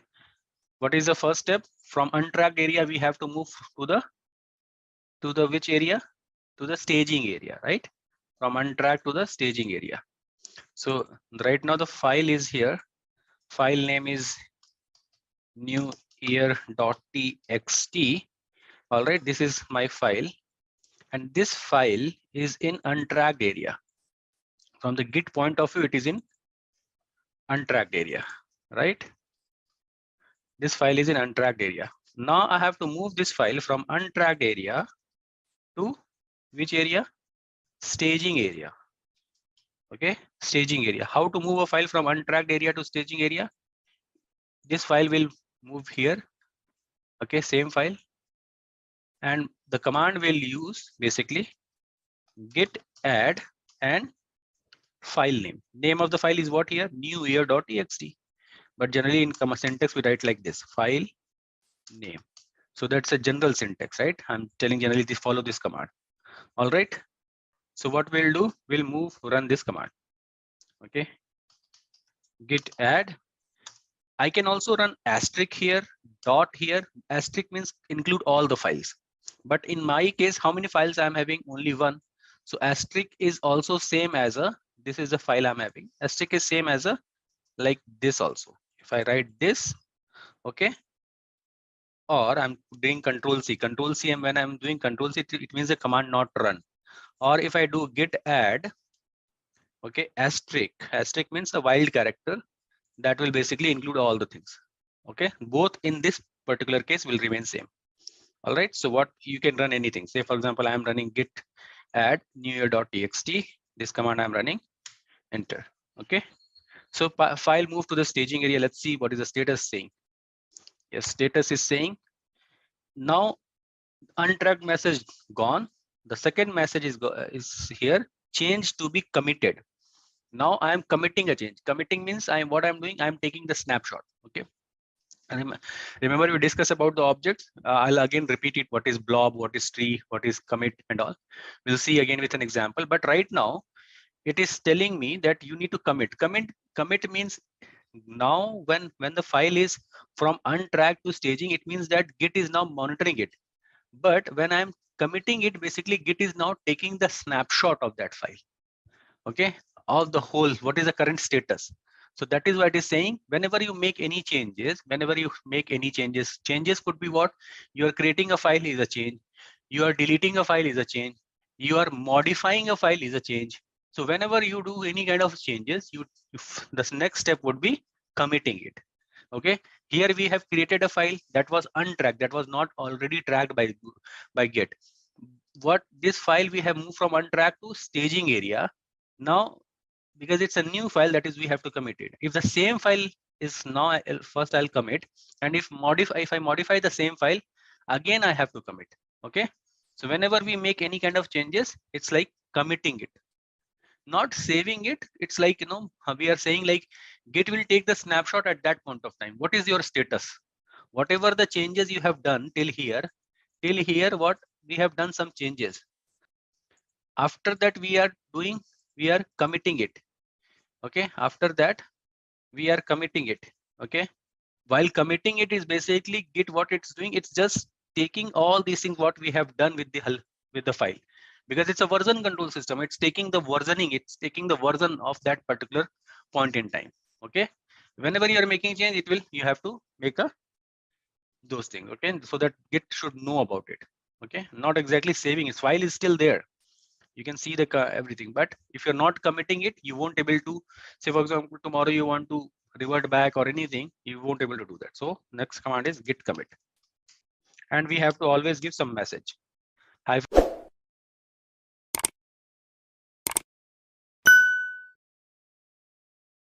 given me message root command some ID. This is what I was talking about, some hash, some initial character, 1 2 3 4 5 6 7 8 characters should be there. I think 5 7 character. Okay, so this is the initial hash character. It's like 48 characters long hash, but initial few character will be appear here.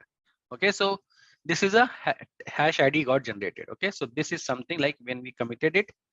Let me just delete it. After that, what we have done, we have just committed it. When we commit it, we got a hash. This is the way Git give a token, a hash number with every object, so that it can identify.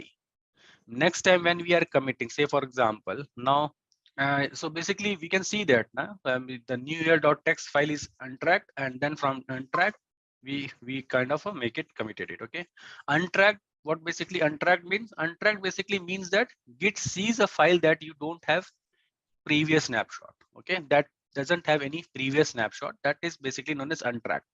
Okay, untracked means now there is no previous snapshot. Now if I modify this file, will it go back to the untracked? No, because we have some snapshot that is already there. Okay, that is the meaning of untracked. Untracked means there is no previous snapshot. Git won't start including in your commit snapshot until you explicitly tell Git, please go ahead and commit it. Okay, by automatically it won't happen. This you should understand. This is really important. These concepts looks very simple, but it's important. This is what the Git has been designed. Like it does this so that you don't accidentally begin including those files that you don't want to commit it. Okay, so that is what you have to tell Git. This is what I want to commit. This I don't want to commit, something like that. It's your decision. Okay, so basically there is something known as untracked. Okay, there is something known as stage, or it is a staged area. Okay, there if you added a new file, untracked, so for example, this is a file that you have added. This is untracked area. This is staged area. Okay, there are two more things. First one is we call it as an unmodified file. Unmodified file, and there is something known as modified file. That file that we modify it. Okay, now we have a file. So let's modify it. We have a file. Okay, if I do git status now, I can see that nothing to commit, everything, my tree is clean, right? From Git point of view. Now this is a file that content is something like this, Happy New Year. Now let's add a few more things. Okay, what we'll do echo, we'll say welcome 2023. Okay, and we'll append that file, append that statement. I am using double arrow, it means append. Whatever already there, it will add one more line. Okay, new, which file? New year.txt. Okay, what I'm doing here, I'm echoing that command, this line, inside this file as an append, because I'm using double arrow. All right, so let's see the content of the file. Cat, this is Happy New Year and welcome 2023. It's already there, right? So both the lines are there. My file is in what state? Is it in original state or it get modified? Modified, right? Yeah. So now if I run the git status, what will happen? Status, I got a modified. What is a change not not stage for commit. Okay, there are some changes that are not stage for commit. You use git add. What is restore will come to that. Okay, we'll come to that little in a few minutes, but just focus on git add. It's saying git add to update your changes. Okay, so basically if you see, you know, you are doing some changes. Okay, and it is saying like, you know, the file that has been already tracked, it's not in the now in the modified stage. So that is why I've mentioned here there is something known as modified. Okay, unmodify and modify. Okay, so the same file is in right now is in modified stage. Again I have to stage it. How I can stage it? Again I'll add, give the git add command. Okay, so let's go and do the git add. Git add and the file name. Because I have only one file, I can put asterisk also or small file. Just run it git add. Okay, and let's see what is git status is saying. Git status. So it is saying me, okay, fine. This change to be now committed. So the again the same thing, the modified stage from. Let me just copy all these bars so that you will understand clearly. This is unmodified stage. This is, so right now my file, when I modified it, it basically, it was here untracked first, and we have moved to the stage in the first case when we have created a file. After that file went to modified, right? After that file went to modify, and from modify, what we have seen is from modify, again it will go to the staging stage. Yeah, when we modify it, from modify we'll move to the staging area. And once you commit it, once you commit the changes, it will move to the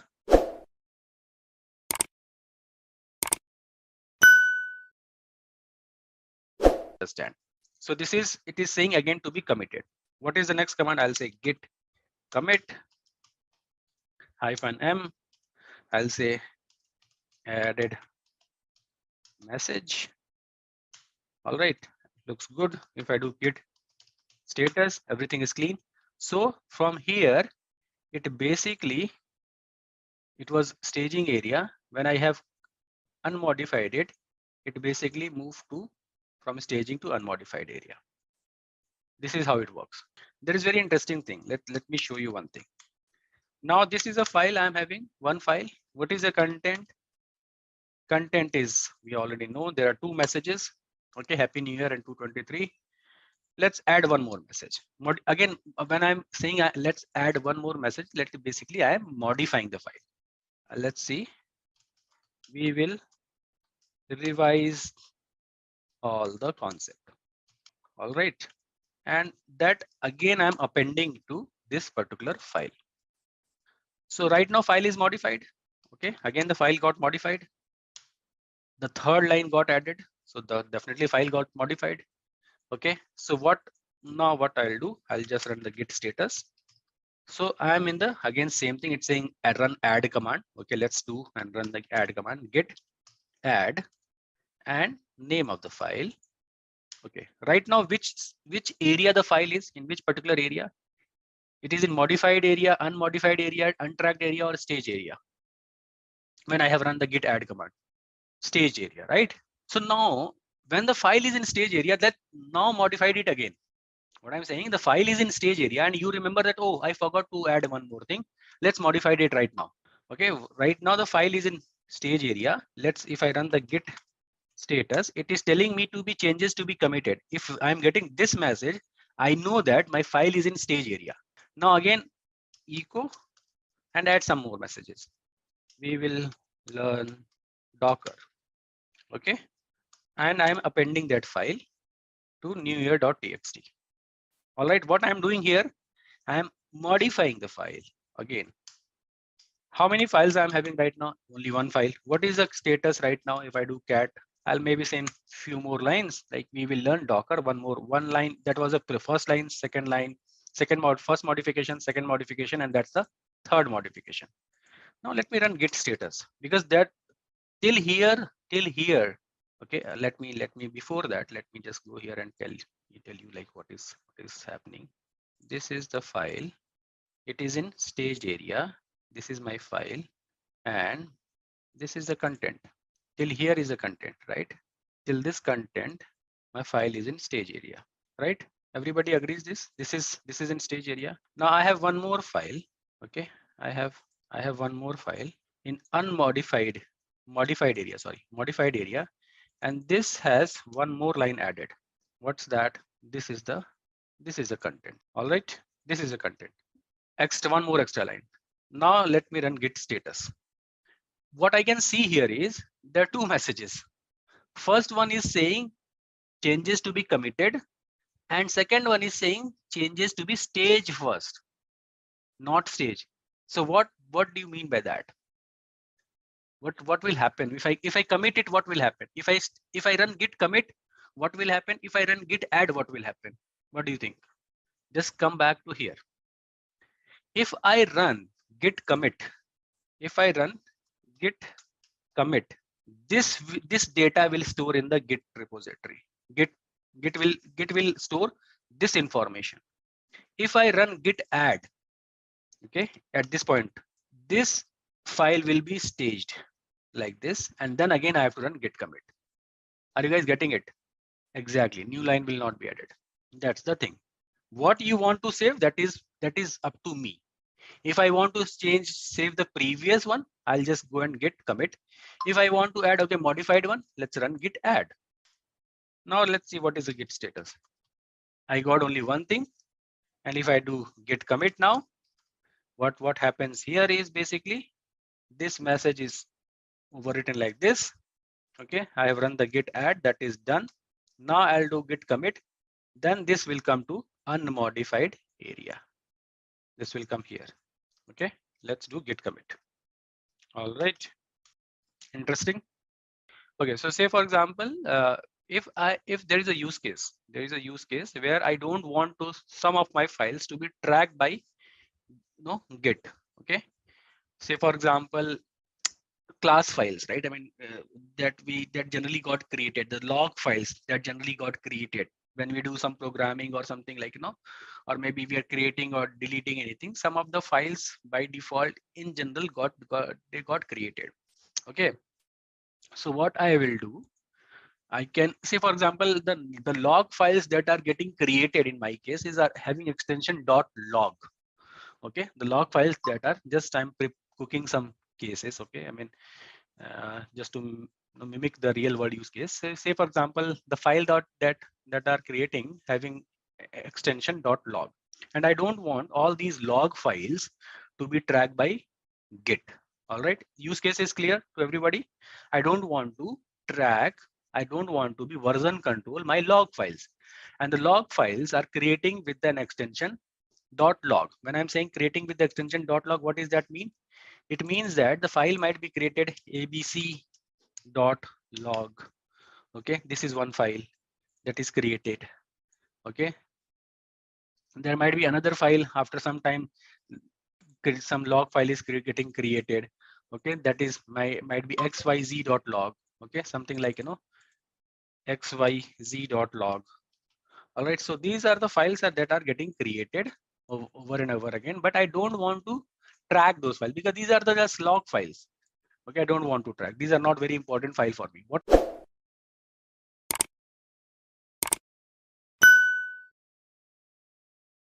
I'll do first, I have to create a file. That file name. Okay, first of all, I have to create a file. That file name should be .gitignore. Okay, .gitignore. Okay, that file I have to create first of all, and that file will be in untracked area first. The same process I have to follow from untracked to stage and from stage to unmodified.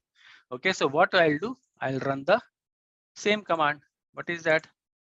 Git add and git commit. Once I'll run the git add command, and after that what I'll do, I'll run git commit. Okay, for which file? For git ignore, so that git understand, okay, I have to track git ignore. Okay, otherwise git won't understand. So this is, first of all, let's create a .gitignore file. Okay, so what I'll do, I'll just run touch.gitignore. Okay, I'm creating, this is a touch is a command, another way to create file in Linux. Okay, dot git ignore. Okay, that name should always have a dot. Okay, now if I run the git status, I'll see, okay, dot git ignore is not in ad, not in staging area. Let's do make it dot git ignore. Okay, if I run the git status again, I'll see, okay, this is not in the staging area, but we need to commit it so that it should go into the unmodified, right? Something like that. So what I'll do git add, I mean git commit -m. I'll say added git ignore. All right. So now git status, everything's fine. So what I'll do ls -la. I'll see that dot git ignore file is also there. What I'll do, I'll go here vi dot git ignore. I don't want to track any file that is ending with the name extension .log. So I'll mention here, okay, asterisk dot log. Asterisk means any character, any file having an ending with .log, abc.log, xyz.log, 1.log, 2.log, 3.log. Asterisk will cover all those names. If it is file is ending with .log, then the file will not be tracked. I'm just telling, I'm just giving a generic, okay, thing. I'll say cat dot git ignore. It's asterisk dot log. Okay. Now say for example, if I'm creating a file, say for example, touch abc.log, abc.log. What will happen? What do you think? What will happen? Will this file will track by Git or not? What about others? What? Just type your answer. What do you think? If it is tracked, why it is tracked? If it is not tracked, why? Do I need to first run git add to tell the git that not track that file, or what will happen? Let's do it. Let's see git status. There is a modified file git ignore. That is fine. That file got modified, so that is fine. But it is not giving me message for the which file abc.log. If I add git add dot git ignore, if I again do git status, that is fine. I'll do git commit. I'm okay. So this is something we have seen, right? This is the way we ignore the files that I don't want to be tracked. All right. Not only this, you can put many characters. Say for example, not only one entry, you can mention multiple entry in the git ignore. Say for example, I'll say vi dot git ignore. I can mention many entries. Okay. Say for example, I don't want to track anything under the some directory. Say for example, what release slash. Okay. So if I create a directory and I put a file, and first I need to create a release directory here, and if I put any file inside that, it won't be tracked. Okay. Okay. Let's do it. What I'm doing here is, if I do cat git ignore, it is saying like this. Okay. Now if I do git status, let me see git, because that is modified. Let's run git add and git ignore and git commit. Modified git ignore. I'm okay, right? Everything okay. Sorry, spelling is wrong. Git status, everything looks good. What is the content of the git ignore? Okay, what I'll do mkdir release. I'm creating a directory release where I'm creating a directory inside the same. Let me show you. I did Control C. Right now where I'm in my project. Okay, here I'm creating a directory mkdir, and what should be the name? Release. So if I do ls-l, you'll see there is a directory got created, blue color, right? Generally directory represents as a blue color. If I go cd to the directory, okay, and let me create touch 1.txt. All right, so if I do git status, nothing is happening. Git knows that already, right? Because but we have done a lot of things. Okay, if I do cd dot dot, if I do git status here, okay, same thing, right? Are you guys getting it? Why it happened? Because if I go to the dot git ignore, I told dot git ignore that inside this directory, whatever the thing, anything, any file, any directory, don't track it. So if, which file? Say for example, you don't want to track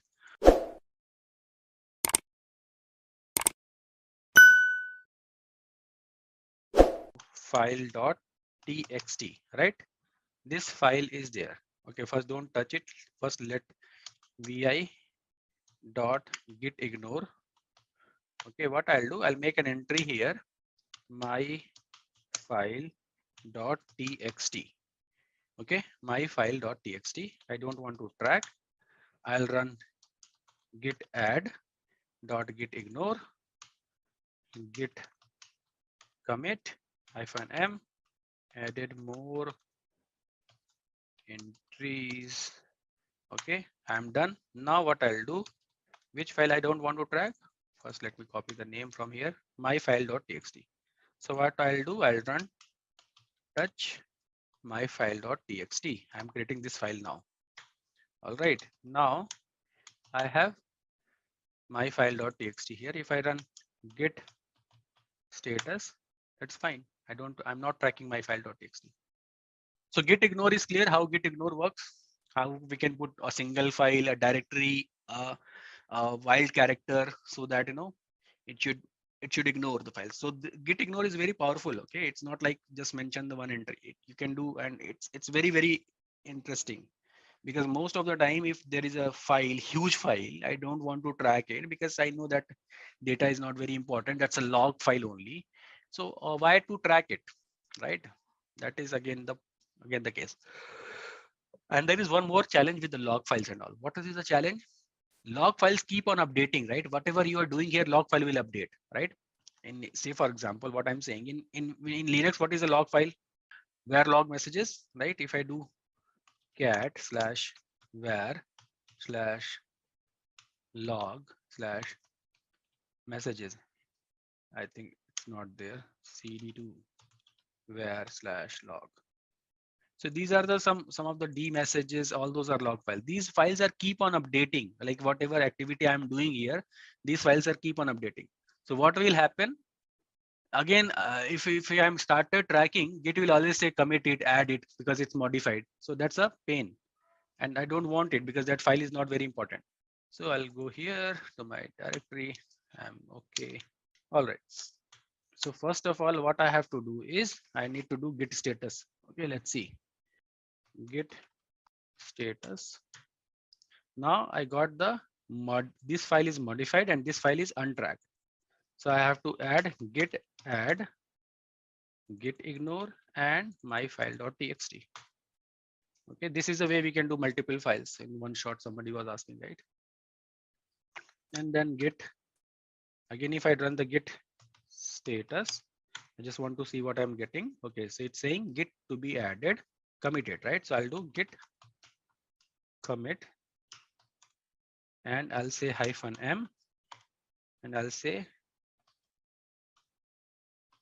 tracking my file now.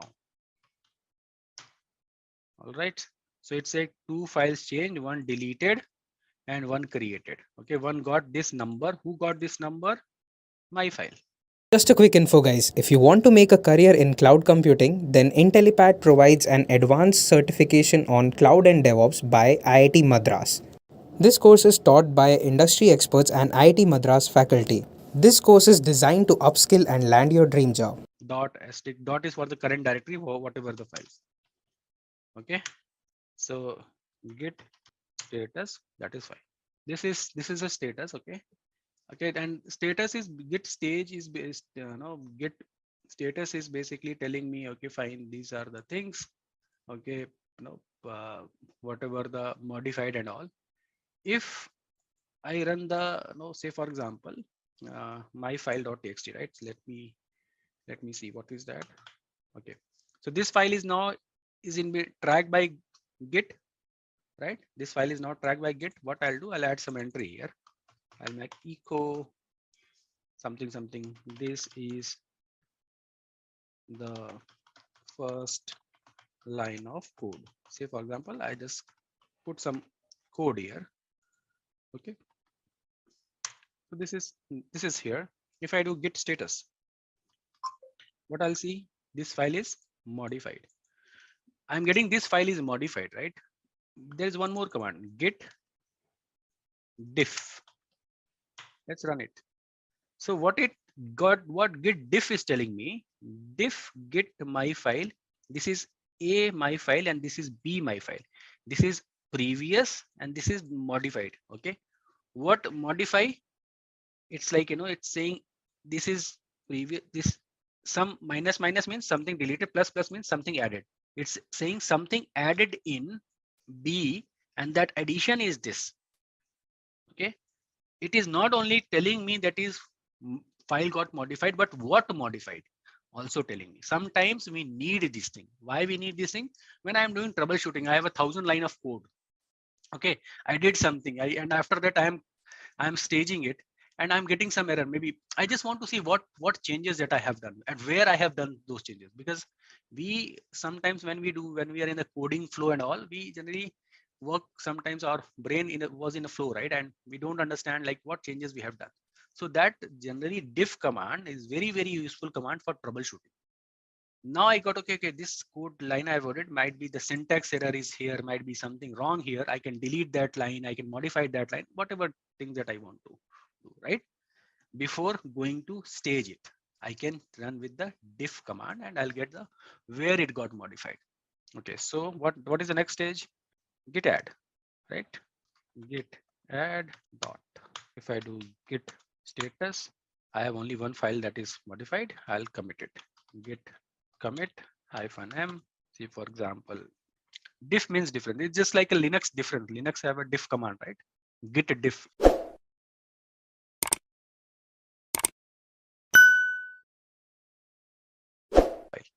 Same is the command. Added code. Okay, that is fine. And if I do git status, I'm good. All right. Till line number 368. Changes I made it here only, right? Before that, whatever the changes that were already committed, Git knows about that. But this change when I made Git the whatever the Git database, there is a difference. So it told me there is a difference only with this particular file. If you modified multi-field file, let's see, we can do that. Say for example, ls echo, I'll say abc my new txt, that is one thing, and I'll do echo xyz to another files. Which file? Let's say my file.txt. All right. Okay. Now if I do git status, what I'll get these two files got modified. But if I do git diff, let's see, it giving me message for both the files, newer.txt and myfile.txt. How many files get modified? 2. Rest all the files are not modified. But if you want to get display, I think I can do something with Linux and I can show you, but it requires some time. I need to do something, but it's pretty simple. I mean, what are modified, you are getting this, rest all is not modified. Okay, and for that, not listing the unmodified file, I think there must be something. Maybe I need to check, because sometimes these kind of commands are very rarely I use, but there must be something that I need to check. What are the options? Maybe some switches are there that I can do some combination and get the result. That we can get that information. That's not a thing. But you got it. Whatever you're asking, that is doable. But but that might be I need to read the man pages of it. Might be something is there. All right. So what is the git diff? We have run it. Okay. There is a command, if I remember correctly, and my mind is now thinking like there. I have done maybe recently, and maybe not recently, in some time back. Let me see if I able to display that. Just give me time. I'm trying something. Okay. If it works, that is fine. Cache it, not. I mean, there was something I forgot. Okay, but I'll let you know. Okay, what is the next step here? I'll do git add. Okay. Dot also here, I can do file by file name also. Okay. What if I do dot, or all will be get, whatever the modified one, that will be stage. You can see now these two things I need to commit. I'll add git commit -m. I can mention like no, whatever the message, 2 files modified. This message is very important, by the way. If you guys are trying to understand the criticality, when you do git log, it will display me all the commit that I have made so far. Okay. If I have a very logical message, logical message like what I am doing in this commit, if I mention at least one line about that message, that sometimes help us to troubleshoot. In that day, December 30th, this particular time, Mr. Kumar has made something, and this change was for some fix, bug fix, some feature request, some changes that he has done, is giving a lot of information, isn't it? Consider that the same system you are using for last 6 months, 1 year. After 1 year, how many commits will be there? Like thousands of commits, right? And how would you know that which commit, and you want to know that who made this particular commit, and after that what was the feature request and all. So that message is very, very important. Don't, for this is our lab, I'm typing, even I'm trying my best to give some type some logical message. Generally people type xyz, first message, first commit, second commit. What do you mean by first commit? That's very unprofessional, I would say. Always be, make your habit that I should put some logical message. Okay, not like first commit, second commit and all. Okay, are you getting it? What is the importance of this message?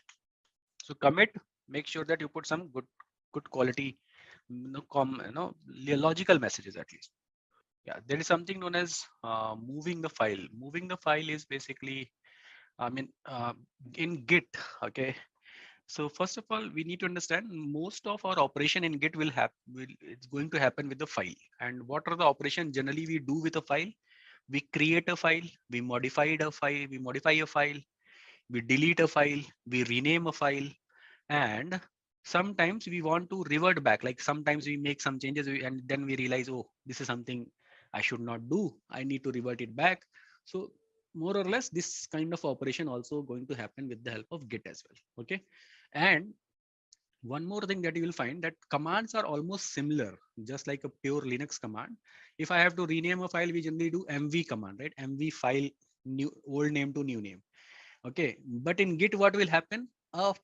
There is a word Git will added with every command. If I have to do Git mv from the file, say for example, if I need to rename Git mv, okay, say for example, old name to new name. Okay, this should be the command. And the same command is also, if I remove the word Git, is exactly the same command as a normal Linux command, right? So okay, so let's try that and then see what are the things happening, because we always believe that we will learn the things by doing, right? All right, so let's do it. This is my file. What I'll do, git mv my file.txt. This is the old name. I want to rename that file. I'll say my file to my new file dot txt. Okay, let me make new clear, otherwise it is getting confused. Is it okay? Fine. Now the file name got changed.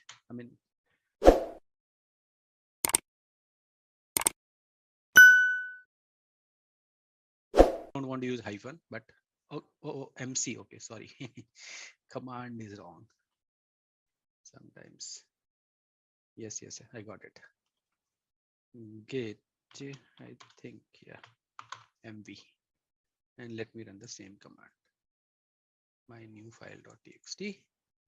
Okay, so this is the old name. All right, this is the old name here, and this is the new name. Something like we do right click in Windows folder and rename it, right? This is what I'm doing here. Okay. Okay, if I do ls, what I'll see, my new file.txt. But what will happen at the Git database? Let's see. Git status. What it's saying?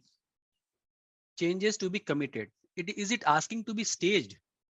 No, it is not asking to be staged, right? It is directly saying, okay, you can go and commit those changes. Okay. It is basically directly saying commit those changes. Git commit -m. I'll say rename the file. Okay. Again, the rename spelling is rename the file. All right. So it's telling me it's blah blah blah. Rename of the file, one file change, 0 iteration. Rename my file.txt to my new file.txt, 100% done. Okay. If I do git status, I'm good stage now. My working tree is clean. But what happened at the backend? Okay, let me tell you what happened at the backend. When we run this command, basically, first thing first that happens is like this. First thing that happened is like mv. What was my file name? My file to my. This is a Linux command. This command runs first. After that, again, second command that run was git rm. Okay, the old file. Git has deleted the old file here. This happened at the backend. Okay, and then what happened? Git add. This is what happened at the backend. And this was my file, my new file, right? My underscore. This happened at the backend. Okay, when I run this command and committed it, actually first renaming happened at the operating system level. Then Git remove its old file, like the tracking of the old file, and added the new file. These are the three set of command that happens at the backend. So renaming, everybody knows how to do that. Git mv old name to new name, and then git commit. That is what we have to remember. But if somebody asks like what is happening, how it happened, the same thing. I mean, first operating system renamed it, then Git removed the old file and Git added the new file. That's it. All right. This sometimes is an interview question. Okay. Sometimes people ask, what happened at the rename? What? All right. So I think we only know about the renaming, what other operations we perform. Say, for example, something with what I would say, something with undoing.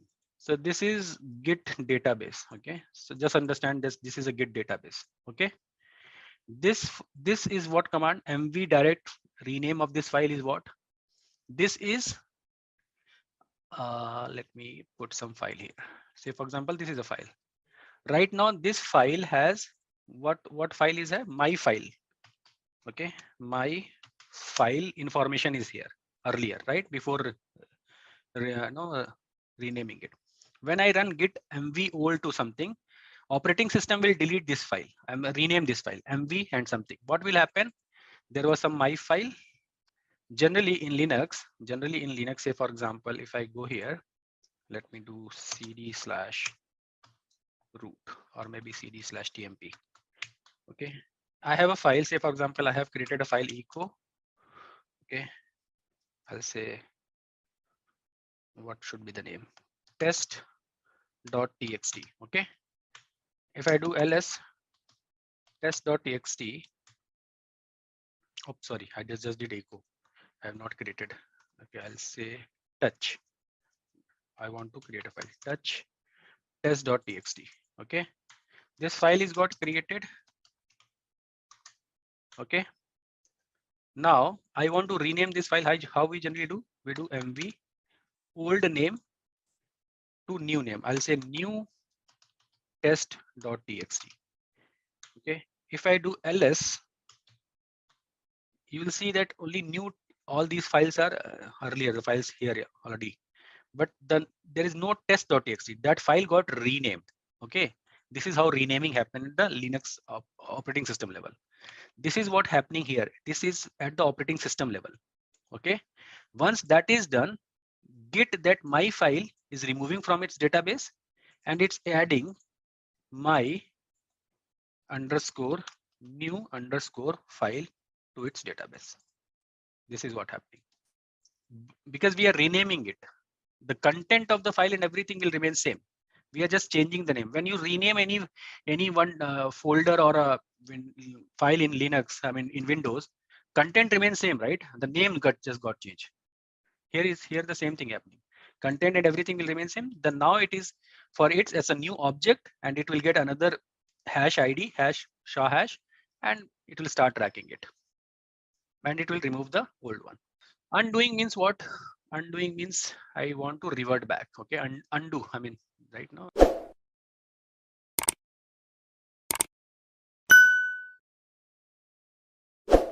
Undoubted, not undo.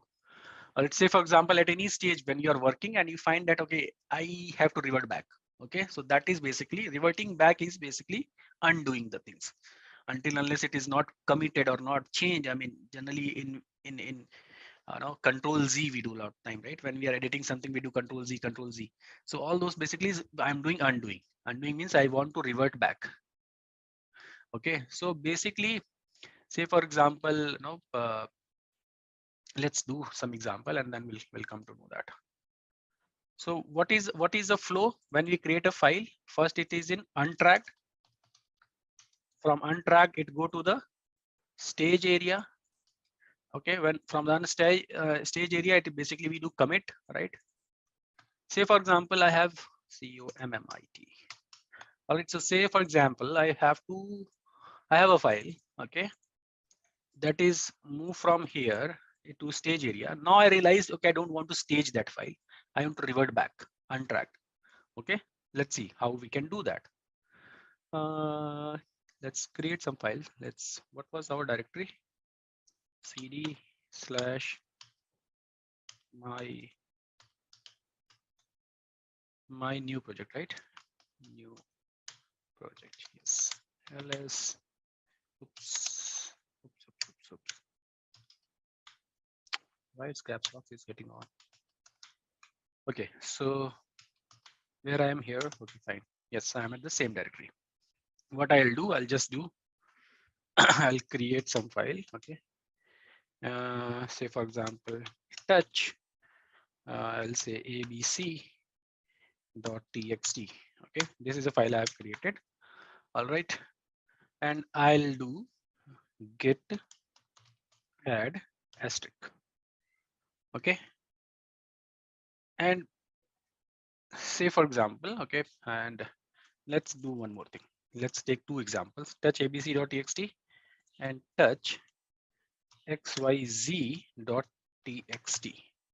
Okay, so I have two files got created. Okay, abc.txt and xyz.txt. All right, now I want to stage the files. Okay, because there are two unstaged file, I can do git add asterisk. Asterisk means whatever the unstaged file it will pick. Okay, okay, so it's added there. Now if I do git status, it's saying me changes to be committed. Now I realize that XYZ file I don't want to be staged. At this stage, I realize that XYZ file I don't want to stage. So what we can do is there are two ways to do it. Earlier there was a reset command, and later we have restore command. Okay, that it's saying as a restore. I can see it's telling the restore command. That's I think Git version 2.23 or something. They have restore command. Okay, there an earlier version, like if you have already working over Git like past few years, okay, then there is a we generally used to habitual with the command git reset. Okay, so I think git reset should also work. The reset, what we have to reset? We have to reset the head. What is head? I'll tell you when we'll do the branching.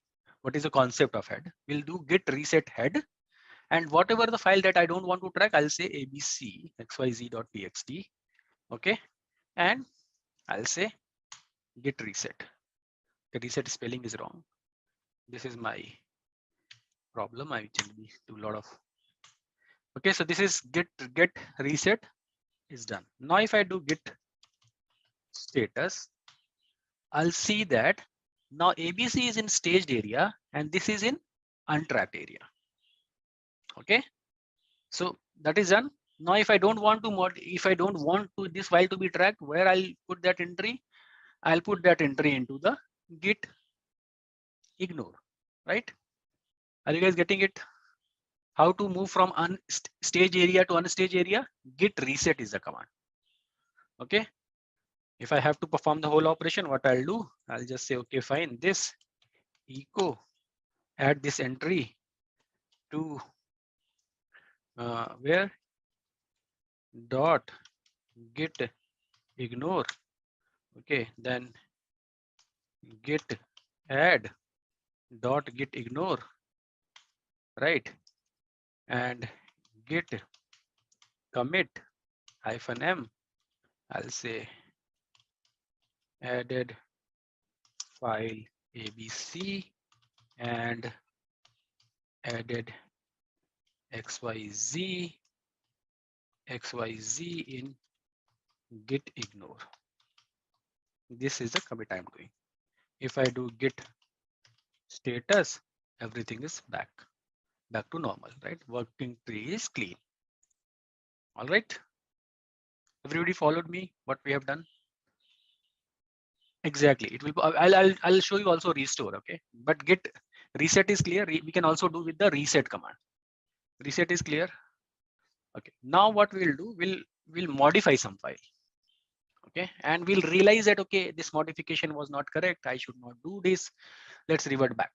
Can we do that? Unmodified a file. Let's see. So far, what we have done in modification, we have staging. I mean, we have done unstaging a file from stage area. Unstaging a file from stage area. All right. This is what we have done.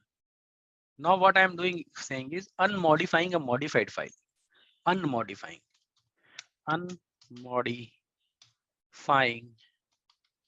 a modified file. Right. So that's again one operation that we will do. And that is also very simple. The command is checkout. Okay, let's first do it and then we'll see. Which file we have? Well, let's ABC we are monitoring, right? XYZ we are not monitoring. Yes. So let's do ls here and do echo hello inside abc.log, abc.txt, right? Something, yeah, abc.txt. Okay. Now I have cat. If I do abc.txt, I'll see, okay, this is hello that is got entered here. If I do git, sorry, not set, it's git status, I'll be seeing it's got modified, right? Now I just want to make sure that whatever the changes I have done, I don't want to add staged it and commit it. This is something wrongly I have done. I made some mistake or something like that. Okay, it happens, right? You just don't want to. One thing is I can do and remove that vi that file and remove that entry. Okay, that is one thing. Or other thing what we can do, but that will be at the operating system level. If I am removing that line, that will be the operating system level. But we also inform Git also, right? So what I'll do git checkout. What is the command? Git checkout checkout hyphen name of the file. Let's do git status. I'm clean. Let's do cat abc.txt. It's blank, right? Earlier the file was blank, that entry gone. So I have unmodified a modified file. There is few confusion. What I am doing is I am going vi that file this time. This file is a blank file. There is no entry. Now I'm putting some entry here. Some random characters I'm putting here. All right. Okay. If I do cat of that file, I'll see the output as those random character. So file got modified. If I do git status, I'll see it got modified. I don't want to these modified changes to be staged and committed. What I'll do git checkout. Git checkout, and the name of the file. Enter here, git status. Fine. If I do cat abc.txt, you'll see that file is blank. There is no output. Earlier we were getting this output, right? So I am reverted back. Yes, it's undo. Okay. So few things clear, like git, what was that? Unmodified, unstaged. All right. Now we'll do something with the restore command, right? There is something restore. What is this? This is latest version of Git have a restore facility. Almost same, is exactly the same thing. What we will do, we'll again touch 1.txt and 2.txt. Two files I'm creating. Ls, you can see this 1.txt file is there, 2.txt file is there. Okay, I'm adding some content also this time. I'll say this is for file 1, and this output I am putting inside the 1.txt. All right, and the same thing I'm doing is to file 2, and the same thing I'm doing, putting the output in the 2.txt. All right, I've created two files with some content. Cat 1.txt is this, cat 2.txt is this. All right, now if I do git status, okay, I can see I have two untracked file, 1.txt and 2.txt. How can I track it? Git add asterisk. I'm doing all the files whosoever are untracked, and I run this command.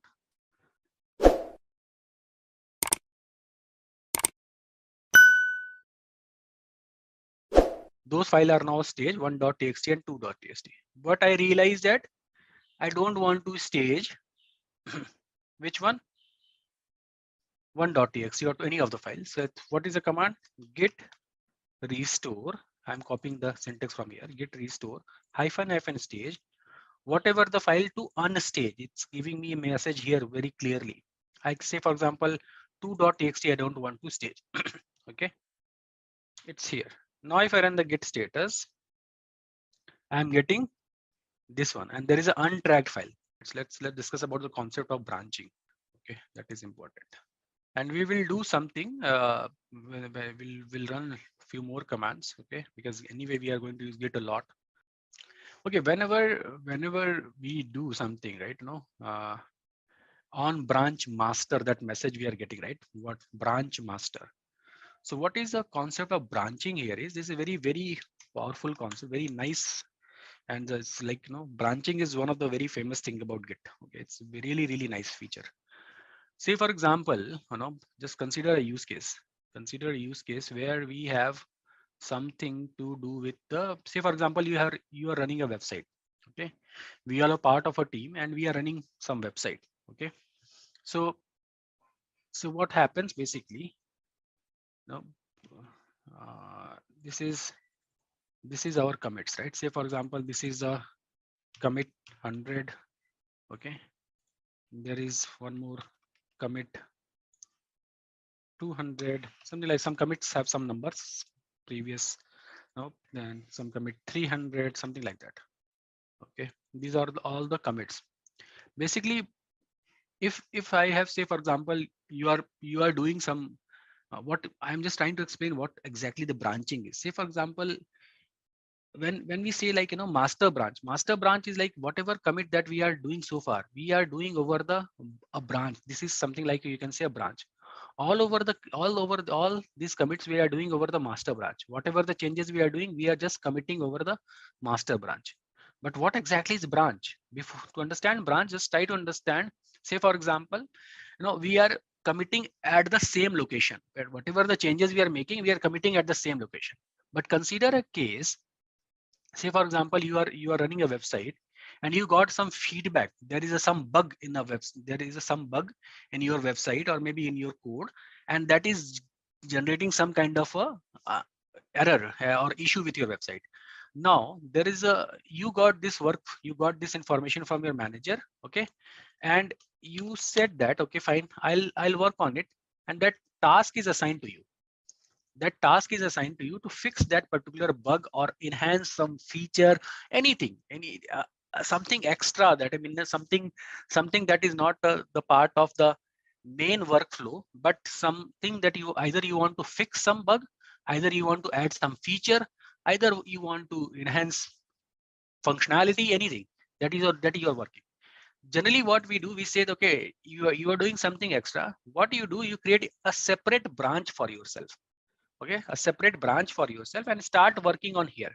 Instead of whatever the changes, say for example this guy will modify some changes, write something, instead of committing over the main branch, because we don't know whatever you are doing whether it's going to fix this or may create another issue. So what should be the process?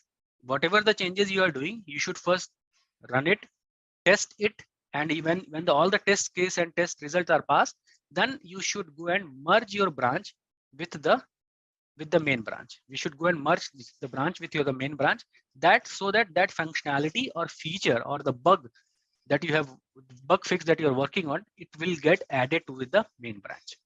Okay, instead of doing directly over the main branch, it is not safe. Remember, like when we were discussing about the continuous integration, somewhere here, I think everybody is committing, right? I said like, some different coders are working and they are committing. I think this is DevOps. This one, you can see this diagram I showed you, right?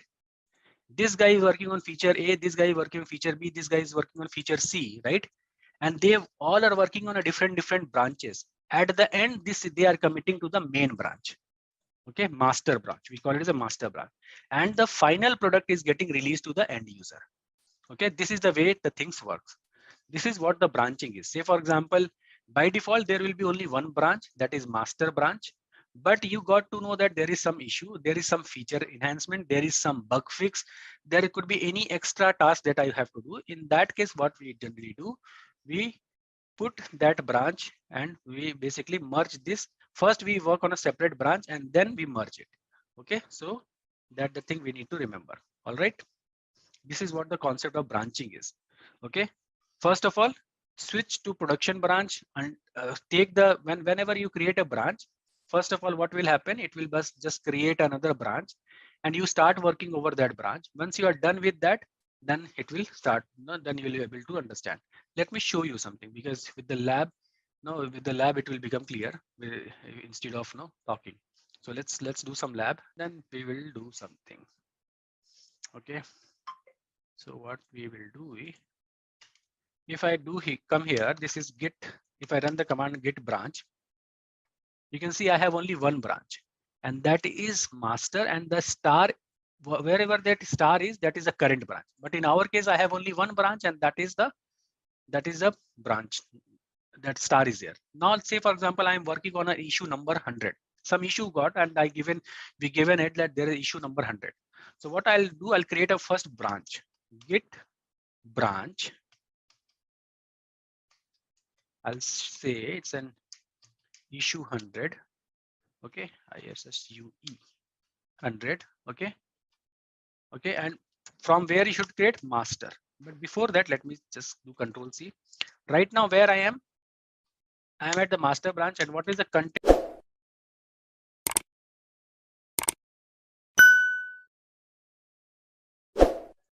Branch issue 100. From where it should create? From master. Okay, I'll say enter. Now, if I do git branch, I see that there are two branches now, issue 100 and master. But what is my current branch where I am right now? What is my current branch? Master. How? Because star is here. Okay, wherever the star is, this is my current branch. Now I have to go to the issue 100. Okay, the command is checkout. Okay, we'll do git checkout. Okay, issue 100. I'm going to the branch 100. Enter, switch to branch issue 100. And if I do git branch right now, you can see star is with issue 100, and that is highlighted also, green color, right? So that is that makes sure that I am at the issue 100. If I do ls here, you can see I got all the content of the master branch. Why I should get all the content? Because I have to work on an issue. That issue should already have all those content. Otherwise, what happened here is basically this was my master branch, right? This was my master branch, little deleted. Okay, so this is master, and that master has so many files, directories, and everything is here, right? Some work is already going on. From here, what I am going to do is I'm creating a issue branch, of a feature branch, or whatever the name that I want to give. That is not a problem. But whenever I'm creating from the master, all those things will be automatically comes along, because remember the while creation, what I have given the message from master, right? Git branch name and master. I have given like, from master. Okay, git branch, name of my branch, and from which branch? Master branch. So that is why I'm getting all the content. Now what I'll do, I'll start working on this. Say for example, I'm working, I started coding. Okay, so let me do something here.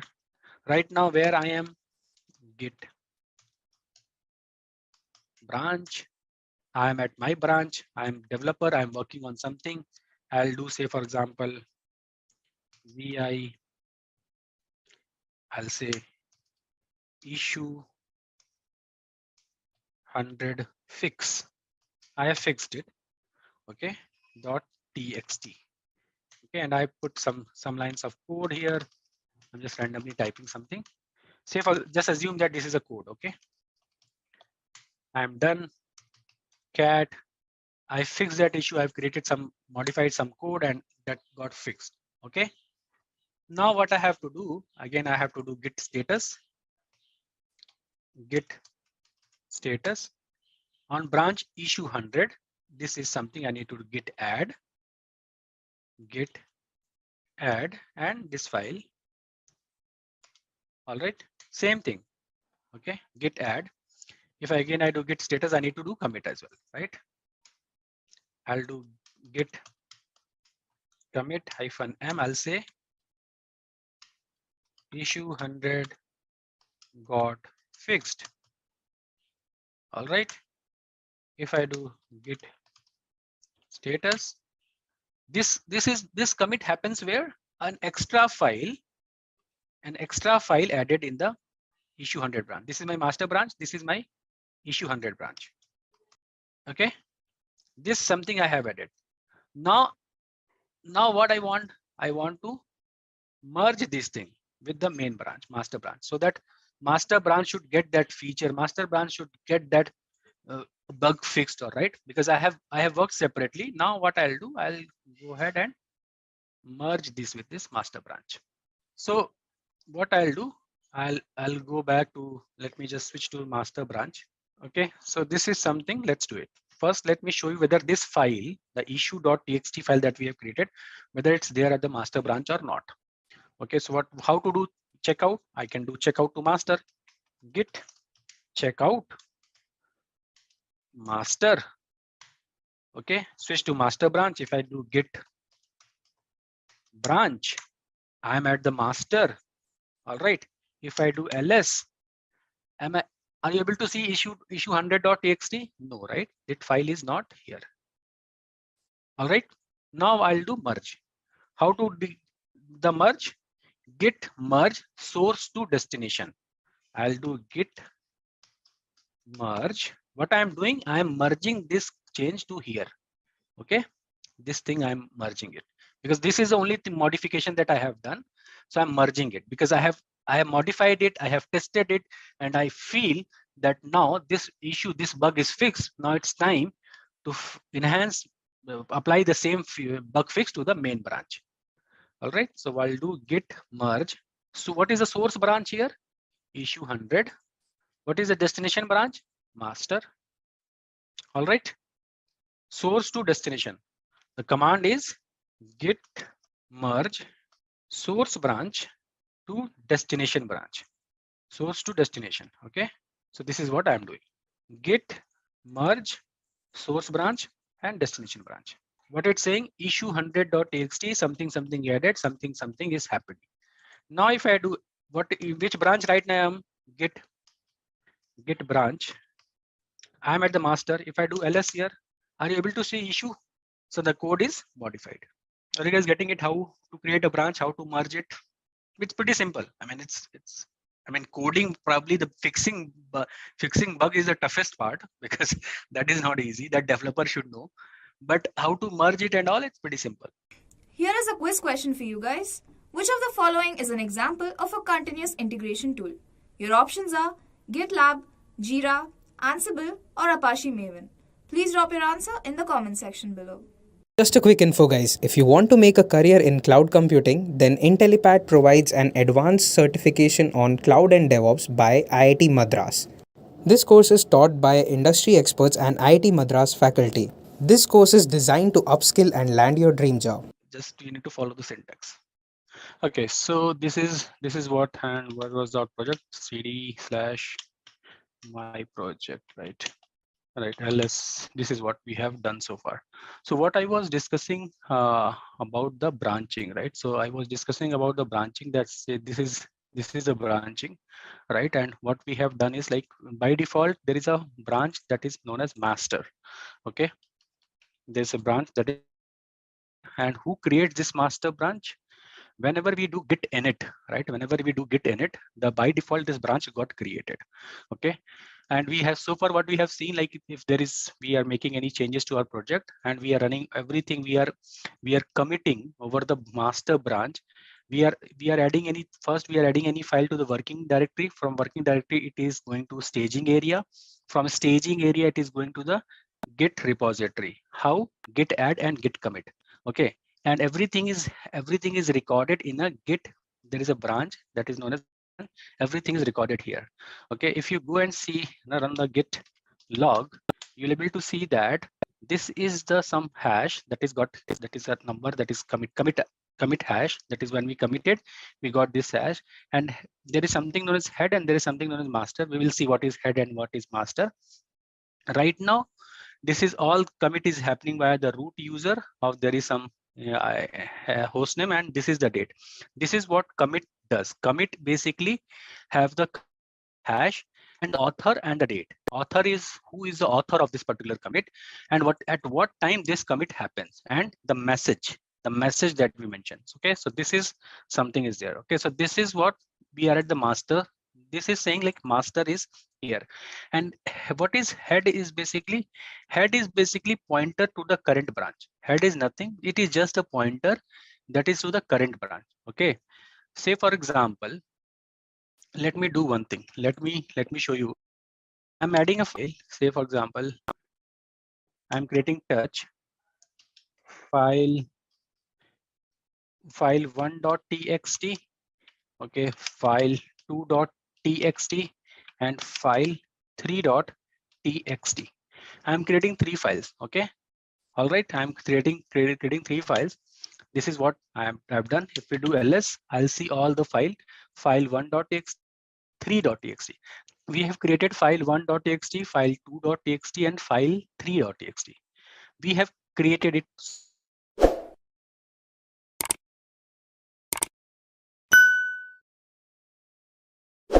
Where will be these 3 files when I have just created it, working directory? So what is the next step? We'll do git add, right? We'll do git add and we'll add all the files in one shot. File 1.txt, file 2.txt, file 3.txt. All right, file added. So these guys are now in, all these files are in our staging area. I'm just representing with one file, but basically it is all the 3 files in the staging area. Now what we will do, we'll commit it, git commit. Okay, say for example, I'll say -m, I'll say first commit.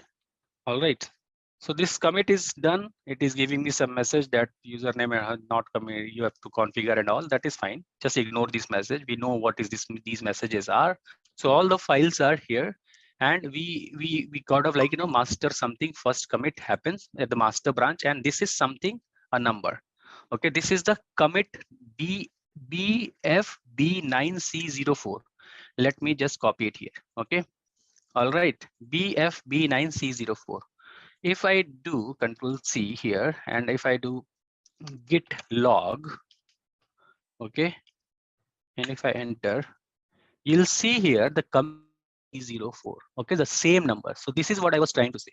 The commit has a hash ID. This is a this miss, I think it's a 40 characters or something, 48 characters if I'm not wrong. Okay, the initial few characters will be listed everywhere. No, these are the initial few characters, and this is now the head is here. So head is basically, head always go to the latest commit. Okay, head will always go to the latest commit. Now how the things were like, look, for example, all these files are created. Remember, we discussed about something known as blob and all. Blob is what? The content of the file. Okay, so this will be for the file 1.txt content. Okay, this will also have some hash number. Say for example, this has some hash number 34i23, something like, I'm just randomly typing something. Okay, some hash number. Okay, similarly, file 2 will also have their content. I'm giving the name, but blob will always create having the content, and this hash ID. Every object will have a hash, right? We discussed about that. 911, say for example 45, some number and some alphanumeric characters basically. Okay, and similarly, the file C will have file 3, like file 3.txt will have something like. Okay, so this will also have some hash number. Let me put this guy and we'll change few characters. Say for example, it will become 8154E, something like that. Okay, so this is all these are known as blob. This blob is just like a file in Linux operating system. In any operating system, this is just a file that is having the content. All this blob information will have a tree will get created. Files are stored in Git repository area. That is, I'm telling you. Then we'll come to the branches concept. Okay, this is the Git repository. This is something like, if I copy it, how these things are stored here. It is something like this. Okay, and if I just do it like something like this, Git repository will store like this. Even the tree will, all these things will come into the Git repository. I'm just explaining you the concept. Okay, so these are the files. Now after we get created, these are known as blob.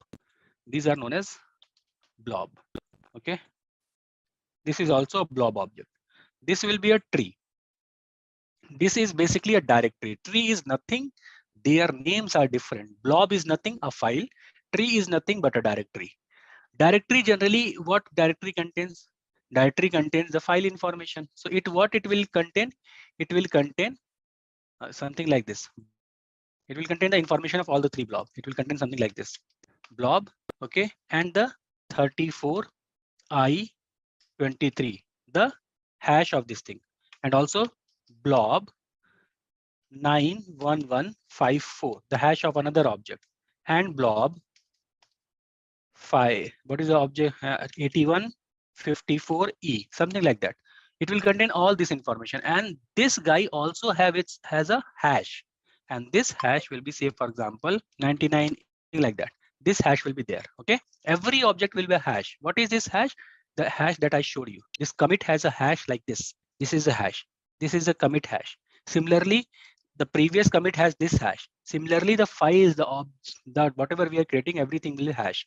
Okay, and this will be pointer towards all the three. This will know that this is I'm having. So this will be something like this. It will contain information about all the three. Okay, now when we do commit, now this is the structure. Okay, when the files are got created, when we do commit, another object will get created that is known as commit object. Okay, that this is known as commit. These are the blob. This is basically commit. Okay, when we do commit, few information, it will have the information of the tree. First, it will have the information of the tree. What tree? 9986T. How it will know that which tree? Because there will be multiple trees with the number of hash. The hash number will be stored here. Similarly, these hashes are stored here. You can see all these hashes are stored here. Okay, Hash is going to be unique. Apart from that, commit will also have some other information. What are those? The author, who is the author, and the date. Author, say for example, author is a whosoever the user. Say for example, user1@gmail.com, and date. What is the date? Okay, all those information will be here. Author, committer, and even the commit will also have a one blob ID, and this is what the blob is here. This initial few characters I'm just copying. This blob will be here. This is how the things structured inside the Git. Is it clear? How the things structured? What is the internal structure of Git? Okay, so let me quickly revise it. Every file that we create, file 1, file 2, file X, Y, Z, whatever the file, that file is nothing for a Git. It's known as blob. What blob contains? The content of the file. What do you mean by the content of the file? The content of the file, whatever the data we store inside the file is known as the content of the file, right? Right now, all my files are empty. But say, for example, I'm modifying and everything, but blob is created, the content is blank right now. But if I'm putting any information, whatever the information, when you open a notepad, you type something, you save that file, that whatever you type inside is become the content of that file, right? Similarly, the blob will contain the content of the file. Content of the file 1, content of the file 2, content of the file 3. When a blob is created, distinguish from each other, right? Even in our case, when we create file, we mention file 1, file 2, file 3. Why we are doing that? Because I want to distinguish all these files. We cannot create the same file name, right? So how Git distinguish all these things? Git create a hash, SHA hash character. It basically hashed it. It depends upon the content of the file and the name of the file. It does some kind of a algorithm and generates some hash ID. Okay, that hash ID is going to be unique in this particular repository, the Git repository that I have created here. In this repository, this hash will be unique. No another object will get the same hash. I'm just putting some initial few characters, but it's a 48 character long. Okay, so this is how the first file will store. Similarly, the second file, file2.txt, a blob object will create. It will save the content and a hash ID will get assigned. So, similarly, for the third file, a blob object will create it, and it will store the content of the file and here. And all these hash information stores in a directory that is known as tree. Tree will just have the information, which blob, what is the hash, blob, what is the hash, blob, what is the hash. Because this is unique, this 34123 is I123 is unique.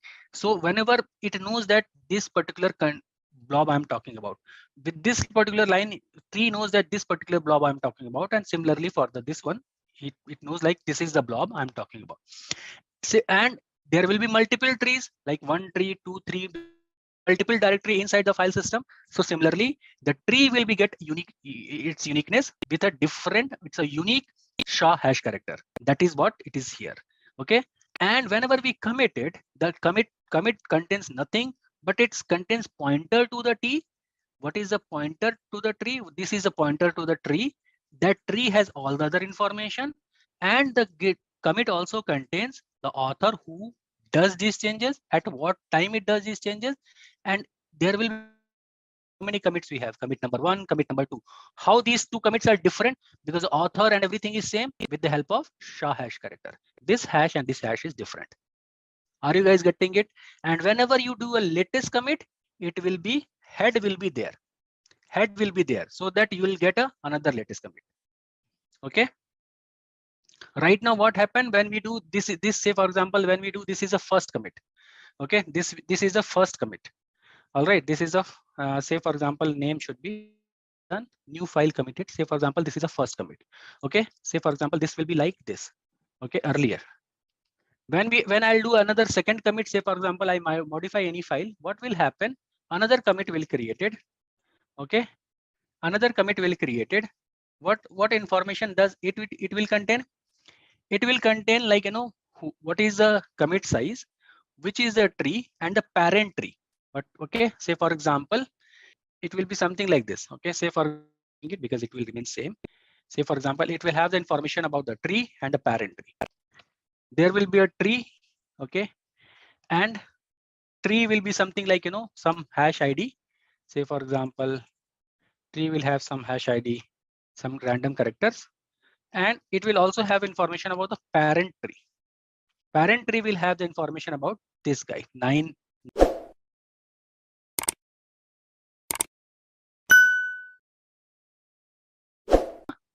Everything. Okay. So as soon as you are going to do multiple commit, this parent will become one more parent. This will become whatever the not tree. This will become parent. Another will become the child. Like this will be the relation will be there. Okay. If you make some changes, commit again. Next commit, store the pointer to the commit that come immediately before it. Okay. So this will become this parent. This it's something like this. This is the parent, and tree will be like this, and the parent tree information will be this. So as I mentioned, commit is just a pointer to the latest one. Okay. And whenever, say for example, all these are our, what is the second tree hash for? This is for the commit. Say for example, let me show you. Let me show you. I'm just coming to that. Say for example, these are all my C control V, C control V. Okay. All right. So what will say for example, commit is what snapshot. I'll say for example, this is the commit A. Okay, sorry.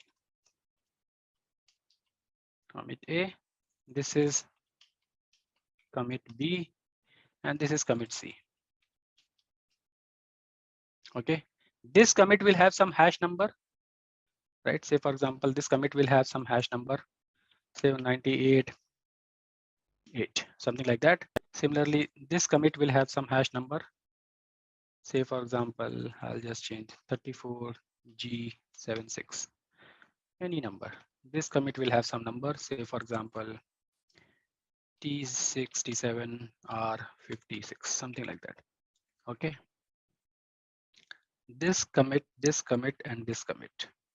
Okay. This commit will have this hash number. This commit will have this hash number. This commit will point to this commit. This commit will point to this commit. This is my first commit. This is second commit. This is third commit. Are you guys getting it? And my master will be here. This is my master. Okay. I'm just want to put at the top, but the space is not there. So this will become master. This is my branch. That will always to the latest commit, and head will be here. Head will be over the master. That is the latest commit. Something like this will.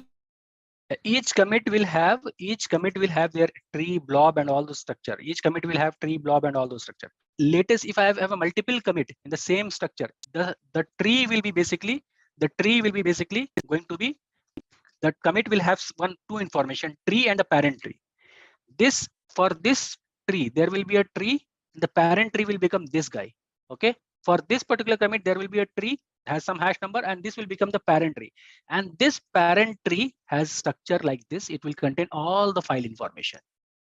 Okay. If I have a multiple commit, extreme left, this will become the parent commit. Okay. This commit will create a pointer to this commit. This commit will create a pointer to this commit.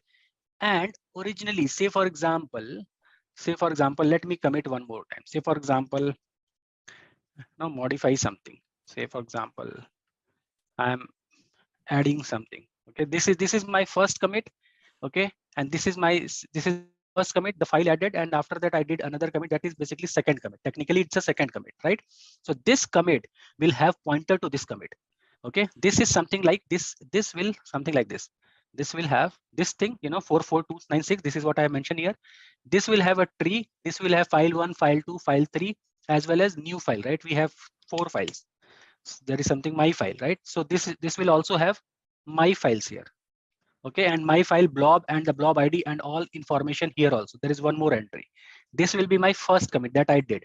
When I'm doing second commit, this commit, okay. When, say for example, I'm doing some second commit. This second commit as a tree, this, and parent will have something like this. Parent will have this pointer. Tree will have this information. Tree will have this information. This particular hash ID. That is the commit ID. And the parent will have the previous tree. Similarly, if there is one more commit, I am doing the third commit. So this commit, this particular has a pointer as a tree, parent as this, okay, like this, and this will have pointer to this, and parent as a main commit, and this will have only one entry, that is tree, no parent entry, because it is directly connected to the tree. So what I was saying, like, if there is a modification, what will happen? This particular blob will change, the ID will change, the hash will change. This will change the entry of the tree, right? Then tree hash will change. Similarly, the what it will do, it will commit, will create a pointer to the change one. What it will do, it will just make one more entry, the change one, okay? 777, whatever the new number got generated, it will just replace with this particular thing, and it will just point it. Okay, so all those information will be got changed. So this is how it works. Okay, say for example, now how the branch be my commit A. Okay, commit number one. I'm just saying number one because so that it will make. And after that, I did another commit number two. Okay, if I'm committing it, commit number two. This commit will have a reference to this particular commit. Okay, similarly, if I'm doing commit number three, this commit will have a reference to this commit as a tree and a parent tree. Okay, now your master will be something like this. You create your master is something like this. You point to this particular commit, okay, and your head will be here to read the current master branch. Okay, so this will be your head. Now let's create another branch. Okay, if right now if I go to my system, okay, if I just run the git log, I think there is a hyphen online hyphen decorate. Okay, hyphen one line, sorry.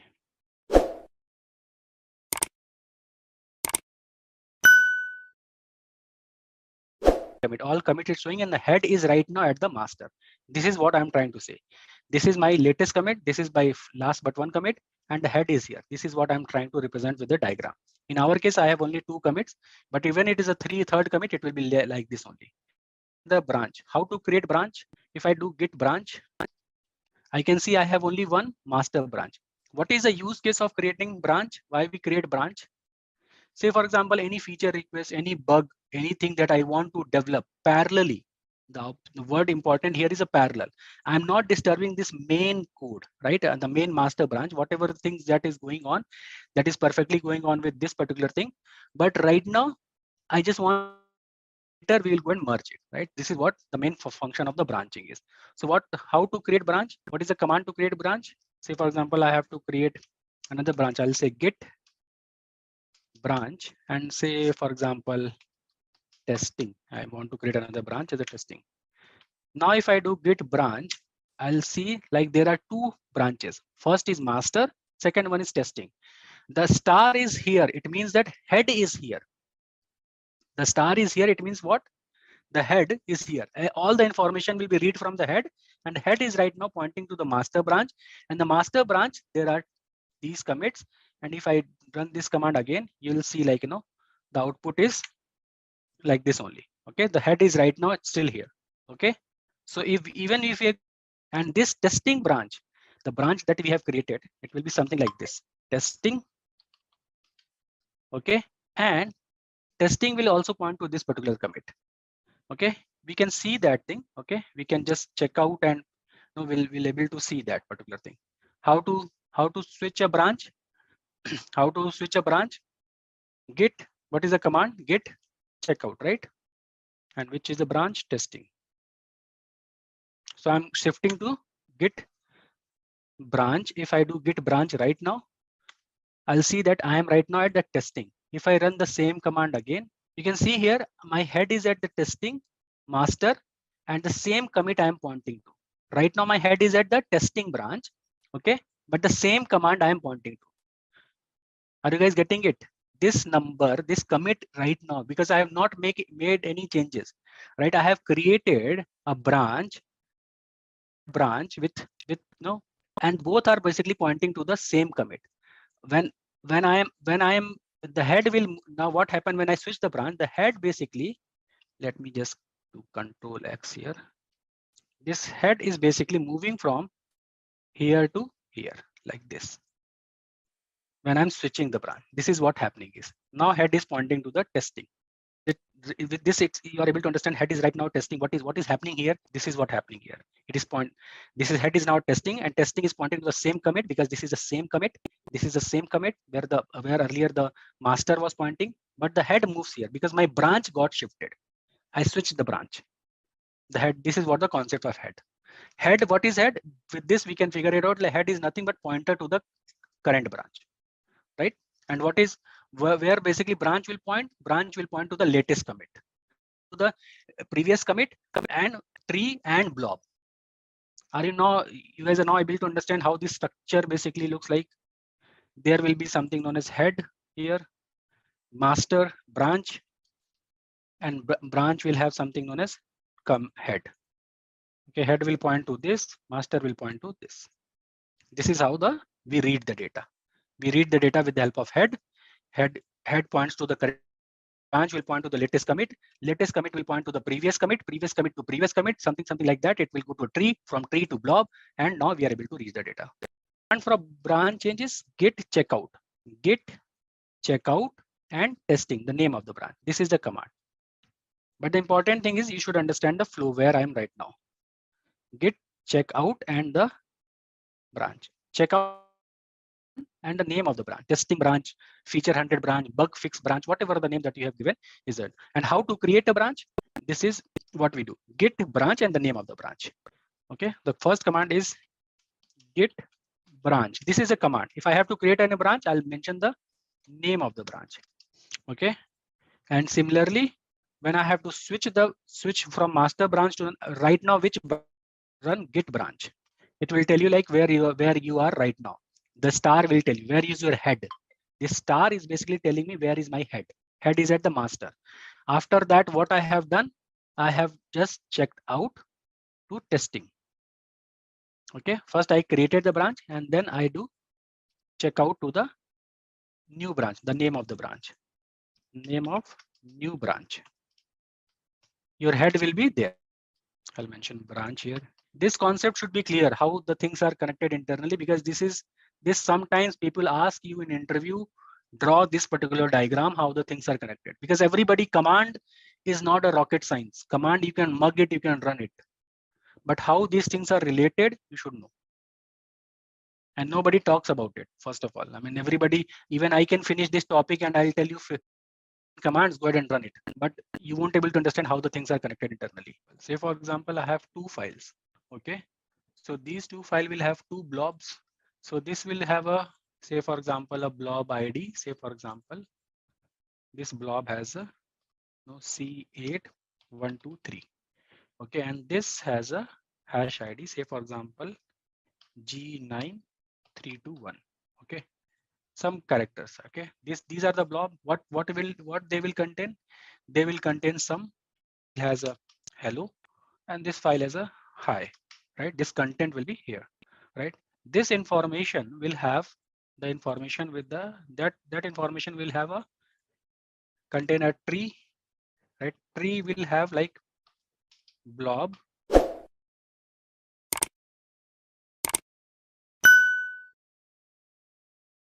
G9321, right? This will be like this, and this will be pointed towards this and this, right?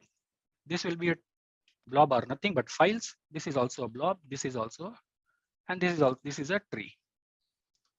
Okay, I'm just keeping the thing simple. Okay, even if you don't know how these things work internally, that is fine. But at least this is not. It's pretty straightforward. Okay, this will have a tree, and this will also have some number. Say for example, this has a number T678. Okay, this is the hash. Now this particular thing will have commit. A commit will point to this particular tree. What it will contain? It will contain the tree information 678 and author, and what is the message that we given at the time of the commit, right? That's it. Right, this is the information, and this will also have some hash number associated with it. Say for example, commit will have 0009, something like that, some hash number. Now the things comes if something got modified. Say for example, this hi becomes by, content got changed. So this will change, this will become, say for example, new 123. Okay. So this got changed. So this will get changed. This information will get changed. It will become new 123 because this, the content of the tree got changed. So tree hash will become changed. It will also become tree new 123. I'm just giving very funny character here, but just try to understand this will change, will get updated. Now the tree that commit will point is now the old, not the old one. It will become tree new 123. This is what it works. This is how it works. Whenever we modify anything and commit anything, that commit will basically point to this particular new one. How this commit will go from here to here, from here to here, like this. The whole, this is a snapshot. All right. Okay. So now we'll do something with the Git.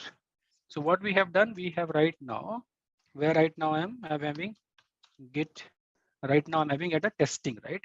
If I do ls, I am having the same content, file 1, file 2, file 3, and my file, right? Till here, everything looks good. Okay. Now what we'll do, we'll create some file here. We'll say vi, we'll say test file or test file.txt. Okay. And we'll say here, open it and we'll make like this is, okay. I'll say this is the fix we are applying. I'm just making some changes over the file, and whatever the characters you want to put here, you can do it. All right. So this is there. Now this particular has a test file.txt. If I run git status, I'm at the, it's saying like you need to add it and commit it. We can do it in one command, git commit, I think git commit -a-m, if I'm not wrong. Yes, basically we need to say git commit -a. I'm adding it. I mean, either I can do git add and this thing, or we can do with the help of single command, git commit -a-m, and I'll say any message. Okay, I'll say -m. I'll say bug fix. Done. So what I'm doing here is I'm just committing and adding and committing in single command. Okay. Okay, it's not taking, or what happened? What is the version of git is there? Git -- version. This is 2034. It should be there, but anyways, it's not taking it. But generally, the latest version, I have run this command -a and -m. It should work. But let's do git add. Next file that is done. If I do git, just ignore the -a. I am adding git add and then git commit -m. I'll say bug fix done. All right. So one something is given message. If I run the git status right now, I am done. Then nothing to commit. If I do ls, that is fine. I am at the testing file. But where are these changes are happening? Git branch. I'm at the testing branch. So what is happening at the back end is basically, where was that diagram? Yes, this was this. My master was at commit 3. This is where the testing branch that we have created. A head is here. Right now, what we have done is we have created one more commit in the testing branch. We have created one more commit in the testing branch for the bug fix. Okay, and the branch head is here. Testing is like this. Okay, testing is here and head is like this. Okay, we have committed one more thing, and the master is right now still at the commit number 3. Whatever the earlier commits are there, that is fine, but it's still at the old commit of the, from where we have created the testing branch. Right? This is now the current structure is. Now what I'll do, I'll just merge these branches. Okay, We'll merge because why we have created a branch? Because we want to fix a bug. We have fixed a bug by creating this code, and we modified something, and we are okay, and we have tested, everything looks good. All right. Now what we will do, we'll merge it. So what we'll do, we'll go to the source master branch. Okay. How to go to the master branch? Git checkout master, right? Git. There is a switch command also that should work. I think that's a latest version, but earlier version have a checkout option. So we'll use checkout because I'm not sure whether this has a switch or not. But now if you install latest Git, it should have a switch. Okay. But we'll do checkout Git. So I'm going to the master branch. All right. I'm here. How should I know where I am? Right. Git branch. And I am at the master right now. So what happened here at this level? What is happening here is basically this head is basically moving towards master.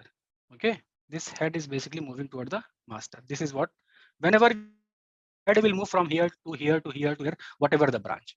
Right now it's like this. Okay. If I do ls, I'll be not able to find the test file.txt because test file.txt has been any changes that has been done in the testing branch. This branch has a test file, right? This is here, right? And we have committed it. Okay. If I git log -1 line, okay, and --- decorate, I think.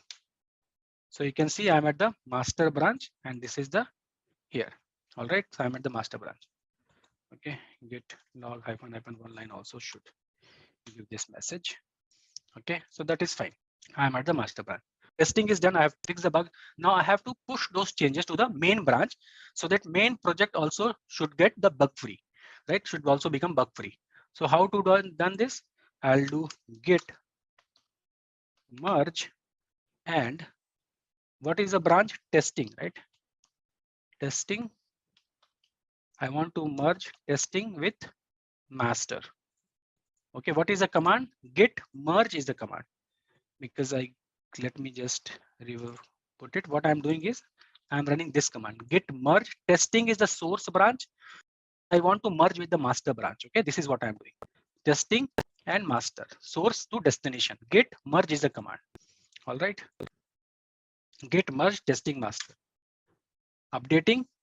Fast forward master update is done.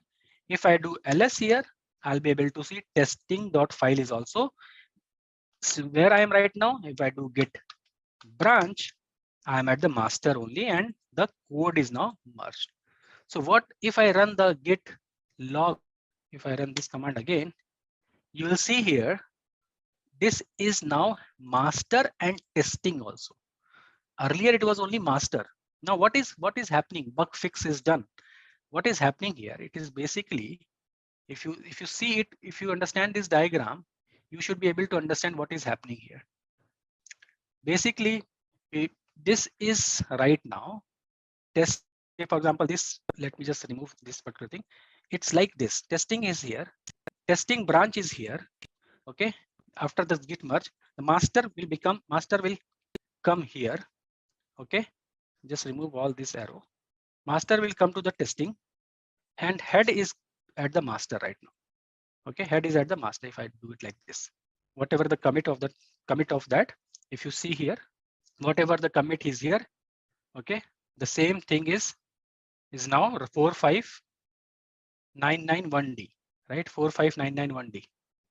This will be, I think, the same commit.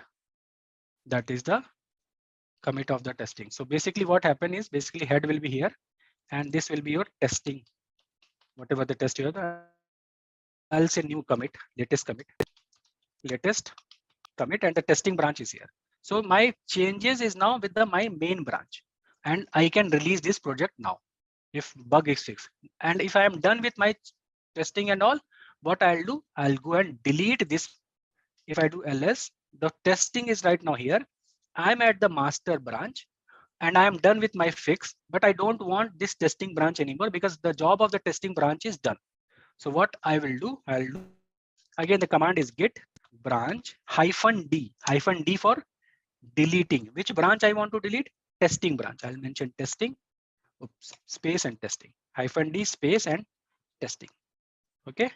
This is a command. I am right now, I'm deleting this testing branch. This is the branch I don't want, because whatever the changes that I have made, bug fixing and everything is done. I push those things to the merge those things with the main branch. Main branch is now bug free. Okay, all the code is, everything is fine. I'll just go and Just a quick info guys, if you want to make a career in cloud computing, then Intellipaat provides an advanced certification on cloud and DevOps by IIT Madras. This course is taught by industry experts and IIT Madras faculty. This course is designed to upskill and land your dream job. so branch got deleted. If I run the git branch right now, I should able to see only master. So this is the way we work. We take some changes, we work on those changes, and we merge those changes with the master branch. And master branch will, before merging, will apply all the testing, checking, and everything. When the code is running fine, after that we'll decide, okay, everything's fine. We'll merge with the master branch. When the master branch looks healthy, everything looks good, we'll go and delete this particular thing from the main branch. I don't want this branch. Fix that bug. Bug got fixed. Everything is okay. Delete that branch.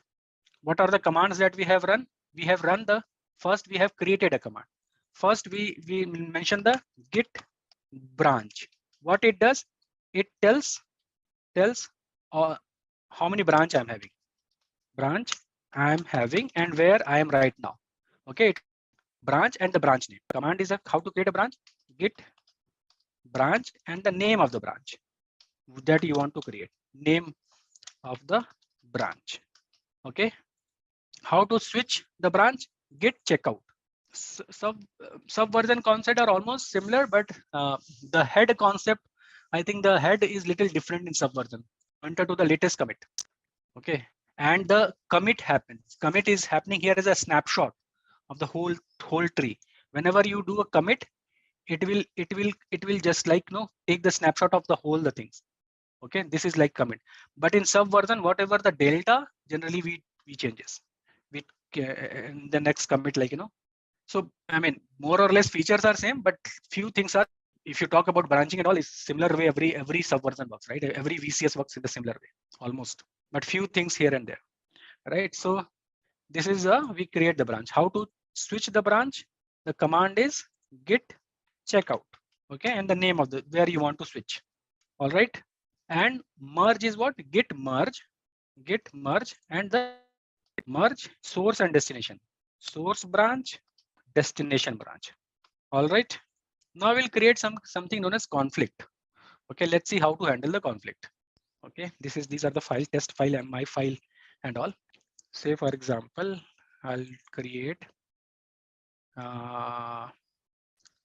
test file. Right? Test file is there. Let's modify this file only. Let's create git, okay, branch. Say for example, branch B1. I'm creating from master, but by default, it even if you don't give master, it master. So the branch got created. If I do git branch, oops, sorry, git branch. I am at the master and B1. Let's go to the B1. Okay, git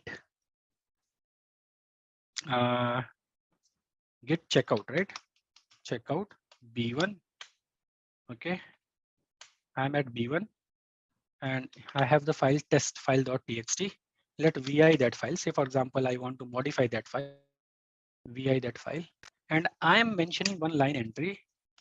I'll say this is the entry made at branch B1. All right, I'm putting an entry here. All right, I'm not merging right now. Let's do one thing. Let's check out to master branch. Okay, right now, what is the content? If you see, and let me do git add test file and git commit -m. I'll say changes at the branch B1. If I do git status, I think we are good. If I do cat of test file, this particular entry. Now let's do one thing. Let's go back to the branch master branch. How to do that? Git checkout master. Okay. If I do git branch, right now at the master, if I do ls, this is a test file. Let me do cat test file. This is only, I have only this line, right? This line, not the this line.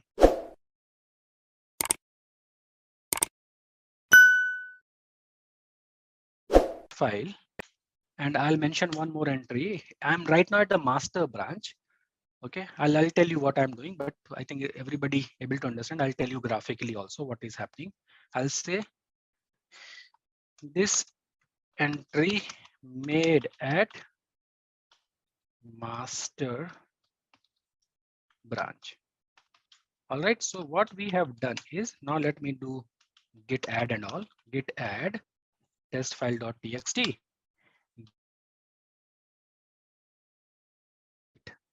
-m. I'll say entry at master. All right, so everything looks good. I'll do git status.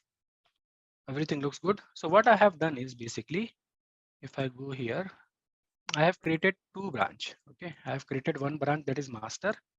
This branch has multiple files. Say for example, I'll just take example of two files. I have 3-4 files, but just for it.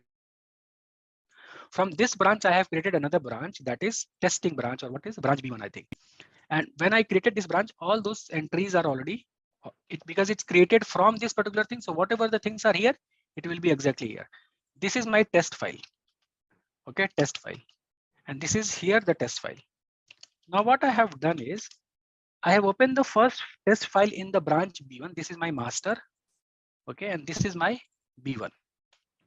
Okay, in the test file here, make some changes. Okay, I made some changes here, and that changes I mention as a entry made at the branch B1.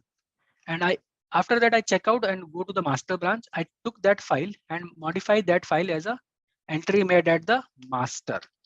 So what the content of this particular file, whatever here, and the content of this particular file, whatever here, are not same. Right now, what I'll do, I'll merge this with this particular branch, and let's see what is happening. How to, right now where I am, git branch, I think I am at the master. All right, how to merge this branch? Git merge from where to where?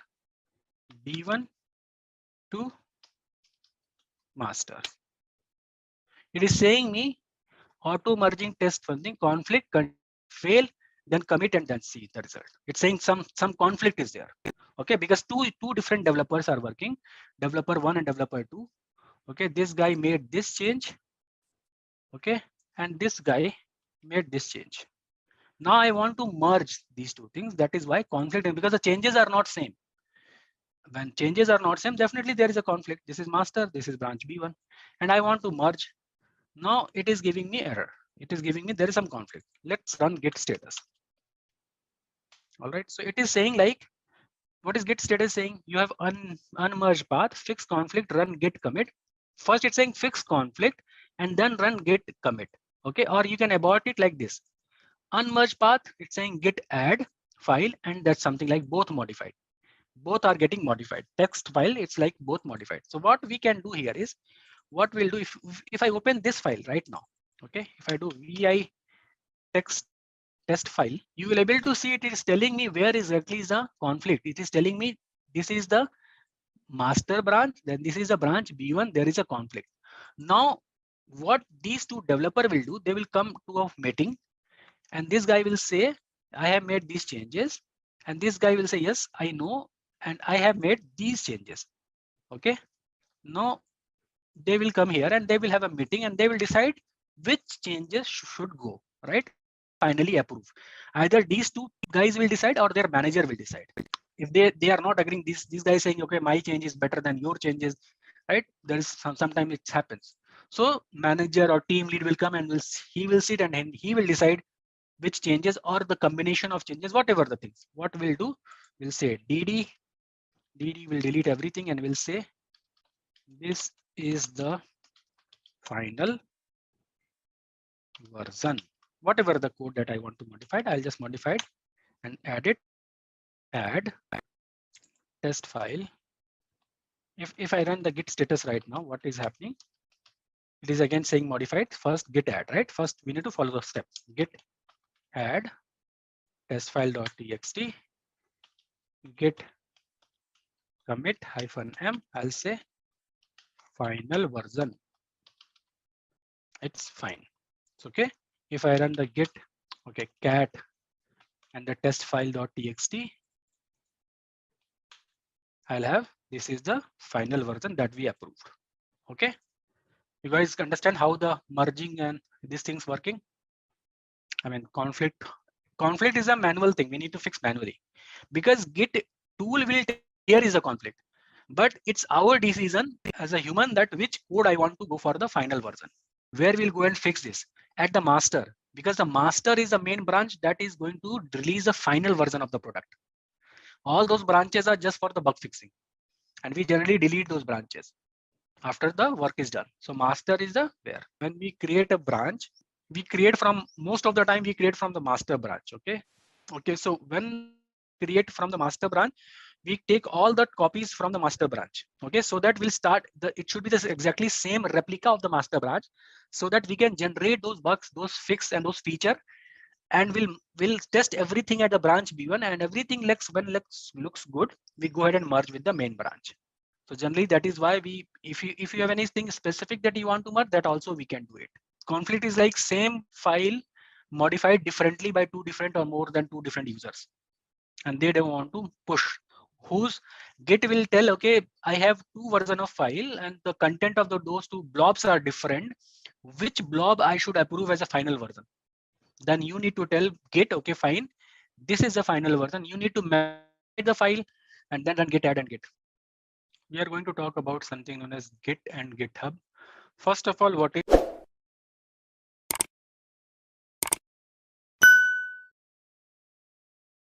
is whatever we have done is Git. Okay, this is known as distributed version control system. Distributed because we are parallelly working with the multiple users. We can work parallelly and right now. Okay, but the GitHub is basically a repository hosting service over the internet, over the cloud. We can say that. Okay, the same whatever the things that we can do. I mean, whatever the we are doing right now. Remember the distributed and the central and the different architecture that we have studied. So what we'll do, there is something, whatever the Git and Git thing that we are doing at our local desktop. Okay, with the GitHub, what will happen? There will be a central location over the cloud. Okay, there will be a central location. Cloud means internet. Okay, I mean it's not like that. Cloud means like there will be a central location. It's a repository hosting service. So whatever the repository that we have, we can say, for example, I have made my project, right? This is a repository we made and we are working on it here. What we'll do, we'll push everything here over the cloud. Okay, it will be copy. Everything will be here. Okay, now what is a different user want to work on it? Okay, different user, a different part of the world, he will download this particular thing, work here and upload the changes here. Again, tomorrow when I'm going to go to office, I'll first download everything at my local desk, so that within 24 hours, whatever the things that newly has been created, I'll go and get those things and start working it. End of my shift, end of my day, I'll push all those changes here. Similarly, this is kind of a central repository hosting service that we are going to use, and it is and we can sync your local and sometimes we call it as a remote repository. This is also act as a remote repository. Okay, but it is, when I'm talking about remote repository, it should not always be GitHub. It could be any remote repository. Say for example, I'm working with Pawan. Okay, so Pawan has a repository created, and if we have the connectivity, we can have a remote repository, and if we have the authority to work over that remote repository, we can work on it. Okay, so first of all, create remote repository at GitHub. Let me just create it. Okay, so this is what we have done, right? We have created a repository. I think this one. Okay, so you can see when you create a repository, you can just go here, and this is a repository. We are doing HTTPS. How to set up in a desktop? You can also open this particular thing and we can set up in a desktop. It will download basically, your GitHub we call it the GitHub desktop version. We can just download. I mean, that is no, you should do it. You can download GitHub for desktop, and you can download it for Windows, Linux, whatever is thing. Download for Windows. It will also make you very graphically whatever the local repository that we have built here. That also we can do it. I mean, the branching and all those graphically it will visible. It sometimes looks very simple. I mean, whatever we are doing with the command prompt, we can all do with the graphically also. That is one thing that we can do. I'll download it later because for me the internet is some issue. So I do. Okay, it started. Let me stop it. Okay. So just keep in mind there is something known as GitHub for dev. Right now we are managing with the command prompt. Okay. I think I have the Git bash already installed. Just give me a second. Right now, this is my desktop version of GitHub. Okay, so what I'll do, I'll be here, I'll do check DevOps, and then version control system. I'm here, I'll just make the changes so that it looks. All right, so this is, I'm here, I want to switch, okay. I think I have created Git here, so let me just delete this guy. Okay, because this repository is there. What I'll do, I'll just do git rm, basically rm dot git folder. So rm hyphen rf dot git. Okay. So these are the folder that is something, and I'll keep modifying this thing. Okay. So you will get some files, like, whatever the files are there. Say for example, you'll get something. Say for example, find them. The best thing is I'm just 1 second. This file you will get. Okay, I'm writing. Still I'm working on it. It's not yet done, but you'll get everything. Some commands and everything will be there. So I'll keep on modifying these things, and you will be getting. So how to do that? Now I'm at my local folder. Okay, that I want to sync with my remote repository. That is this guy. So it is saying create a README file. That is not required. First thing it is saying do git init. That we know what is git init. Okay, and then do a git commit. Then git branch. And then this is a command. I am git. All those things we already know. But the command is git remote add origin. Origin is like, generally it's a keyword. I mean, you can give whatever the name, and the location of the remote directory. What is the command? How to add the origin? Git remote add command is this is my remote repository, and that remote repository has some path, https : something, some path is there, right? Some path is there. So how to add this particular thing? It's here. First we need to git init and all that we know, but how to add the remote thing? Git remote add, and name, like this remote name I'm giving origin. Give the path, and it might ask for username and password. Okay, we are adding a remote repository. What is that repository? Is a hosting at the GitHub. Why we are doing it? Just so that it's a central location, we can share it, right? All right, so git add remote repository and origin and the path. Okay, so what we will do, we'll go here to our local. This also we can do at our Linux also, here also. But here I don't have anything to push. So what I'll do, I'll just add it here. So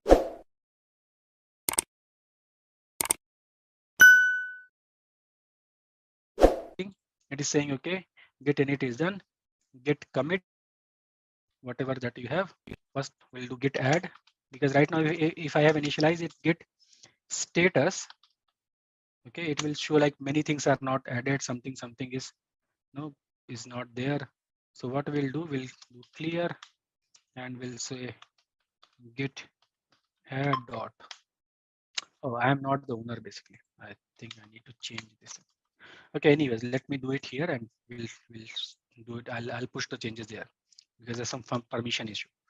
So git init is there, git status, everything looks good.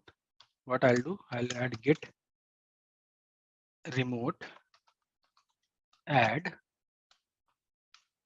origin, and the origin ID is this guy, https one.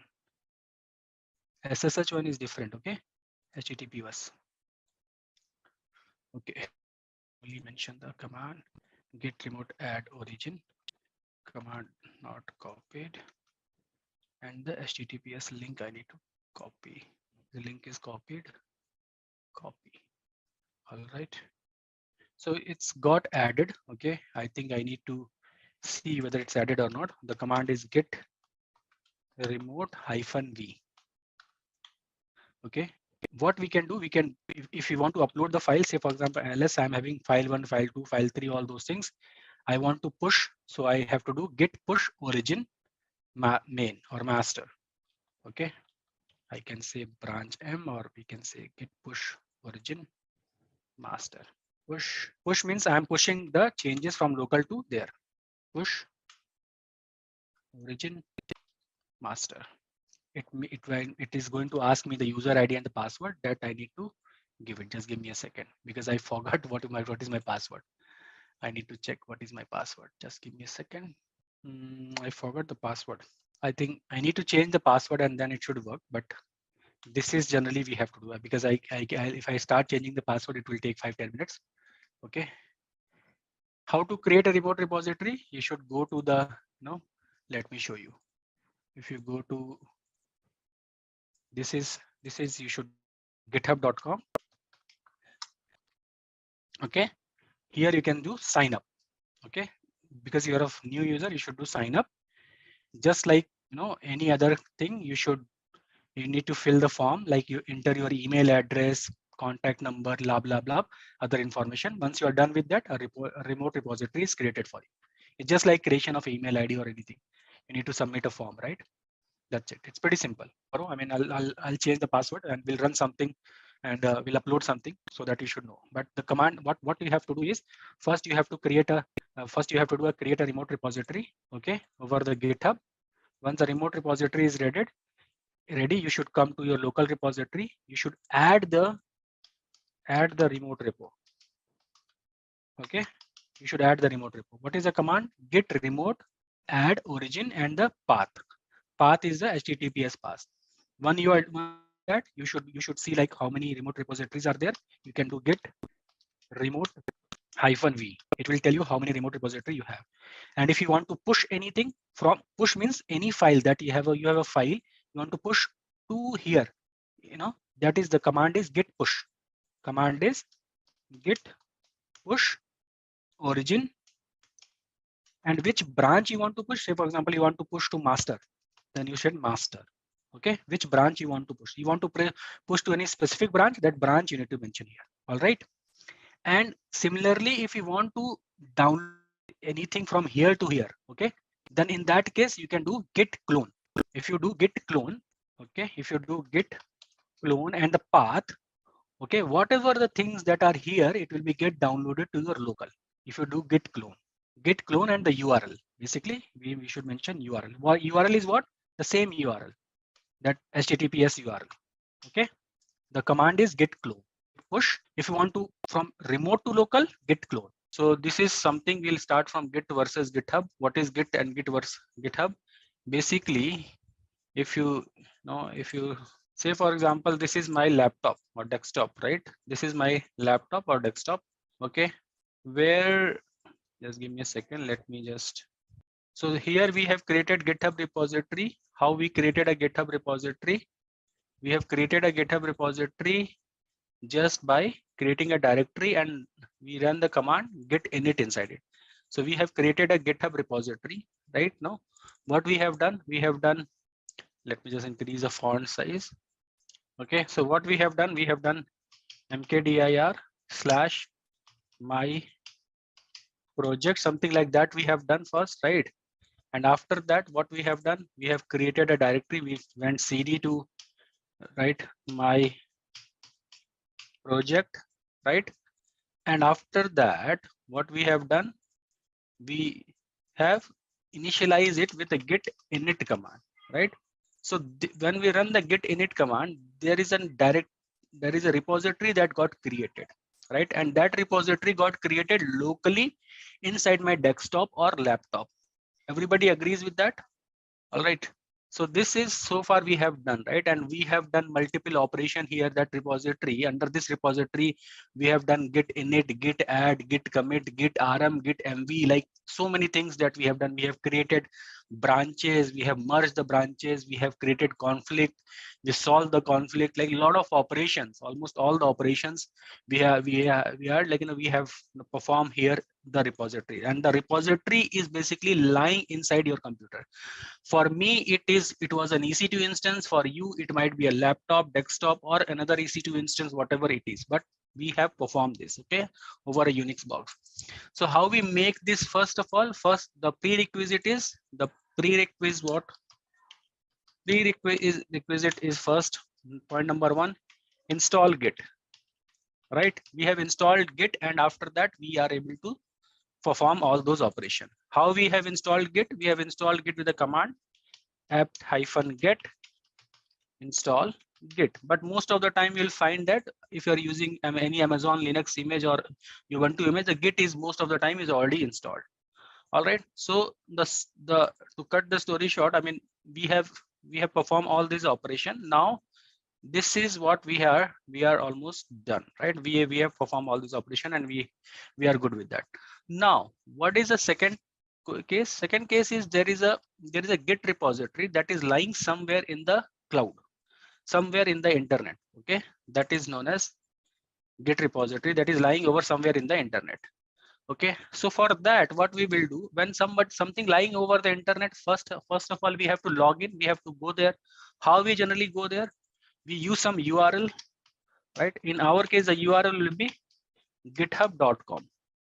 Okay, we log in via URL github.com from our desktop, just like any other URL, right?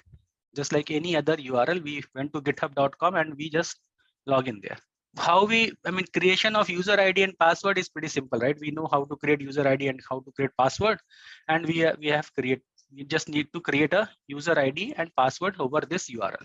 Once you create a user ID and password, let me just log into one of my GitHub. Okay, say for example, this is my GitHub that I have logged in. So the point is, I have my user ID. This is my I have created. Now, first is like, say for example, when you create something, you'll get the page. So second thing, what we will do, say for example, let me just go to the repository, and this is DevOps workbook that we have created. I have created all these things. The diagrams are not coming up. I know what is a fix. I'll fix it. Okay, that is I'll put all those images here. Okay, and I have mentioned also file management. Okay, what are the commands that we are running? You can see here all these commands are here. Everything is here. Git machine, the commit, what commit does, what is this ID. If you read it now, you will get all those information. You can see this hash code is matching.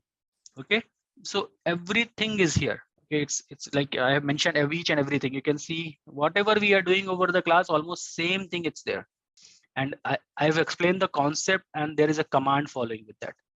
Okay, and after that, how it is working, it's like this.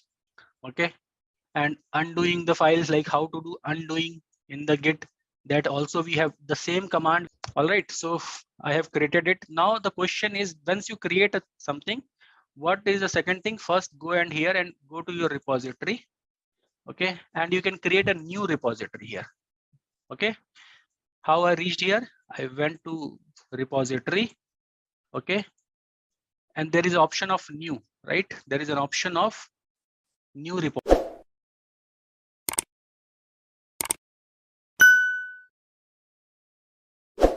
Just click here the new repository. Okay, and you'll create a new repository.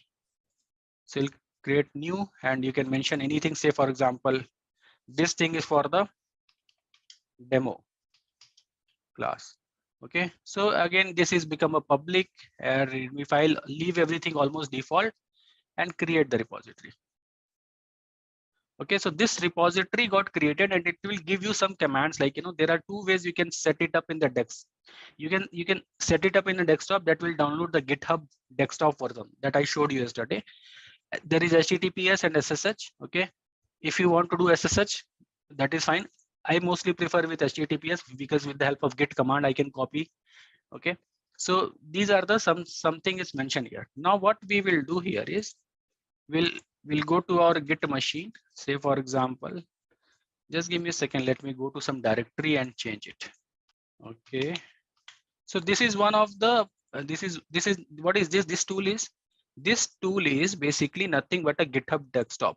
Okay, Git bash basically. Git bash, not GitHub desktop, Git bash. Okay, so what we will do, we'll just create a directory. Say for example, I'll do mkdir. I'll say I'll create here only. I'll say what is the name? Say for example, demo only. Okay, I'll go cd to demo.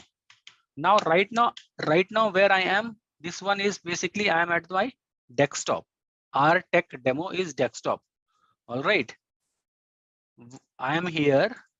This my project is basically this is locally that we have done. Right now what I'm doing, I'm creating another directory that is mkdir demo. Okay, and after that I'm going inside to that cd to demo. Okay, and a directory, I want to initialize a directory, and even I want to I have a directory that is over GitHub also. I have a directory at the GitHub also, right? And that is also named as a demo. That is fine. Name could be anything. That is just a coincidence that I mentioned the name same. Name could be different also. It is not necessary that here should be demo, here also should be demo. It's not necessary. All right. Now what we are going to do, we are going to sync these two things. This is my remote repo. This is my remote repository, and this is my local repository. Are you guys getting it? Now what we are going to do is we are just going to making sync. If you don't know any command, that is fine, because the commands are already given you as a hint. Okay, if you see here, these are the commands that are already there, like echo demo class readme file. If you want to create any readme file, that is fine. Otherwise you can do git init, git add. Otherwise we can start with the git init command. We know, right? What is this is doing? This is just creating any file. I don't want to create any file. Let's do now git init and let's do it. All right, so first we'll go to our desktop again. We'll say git init. Okay, so git initialize. Okay, I can see that .git folder got created. What we will do, we will touch some file. Touch, I'll say my code.txt. Okay, I'm creating a file here. It's there. If I do git status, I'll get the same message, right? That is file. What is the second command? That how to fix it? The file is in untracked area. I need to first stage it. How to stage it? What is the next command? Git add, right? So I'll do git add, and the file name or the dot also going to work, but that is fine. Let's paste it here. Okay, so far so good. Let's do git status now. It is saying, okay, no on branch master, no commit yet. Changes to be committed is like this. Okay, so if you go here, you'll see the same thing. This guy is also asking git add, git commit, git branch. So let's do the commit also. The same message. I'm just copying and pasting. Okay, I can mention any message, but that is fine. I'm saying like this is my first commit. All right, so just enter it. So it got committed. Now it is saying that git branch -m. Okay, it's saying like git branch -m. I'm just pasting this one as a main. I'm just making a main. The main command here is git remote add origin. This is a command, git remote add origin. This command is really important. If I have to add anything as an my origin, here what we have to run? We have to run this particular command. Git remote add origin is the main command. Git branch, sorry, I've copied different command. Let me copy this guy. So this is a command that we have to run. Git remote add origin, and the name, this path is fine. This path is nothing but my URL, but the command is git remote add. You can mention origin, you can mention your name, whatever it is, but generally people mention origin because this is we call the remote as a origin. We recognize it as an origin. This is a key. This is not a keyword. This could be any word, but let's follow the same thing. I'll Just copy it, and I'm going to run this particular command here, and I'll say git remote -v. What are the remote I have added? I have the same remote has been added with the name origin, and what is the path of the origin? The same path that I have given. It is just displaying me what is the git remote that I have added. Now these two things are fine. Okay, now I have a file here, my code.txt, but this particular directory is empty. Now what I'm going to do, I'll use git push -u origin main. Main is a branch. Okay, we have given the main branch, right? We call it a main. Okay, if I do git branch right now here, let's see, it's a main branch, right? Master become basically main. We did something like this. Okay, main branch is 9, not master as a main. That is fine, because here the branch is main. That is fine. Okay, then what I'll do, I'll just do git push.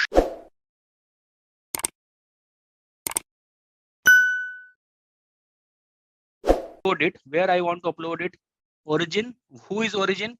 Origin is this guy. Now instead of this, I'm just giving origin.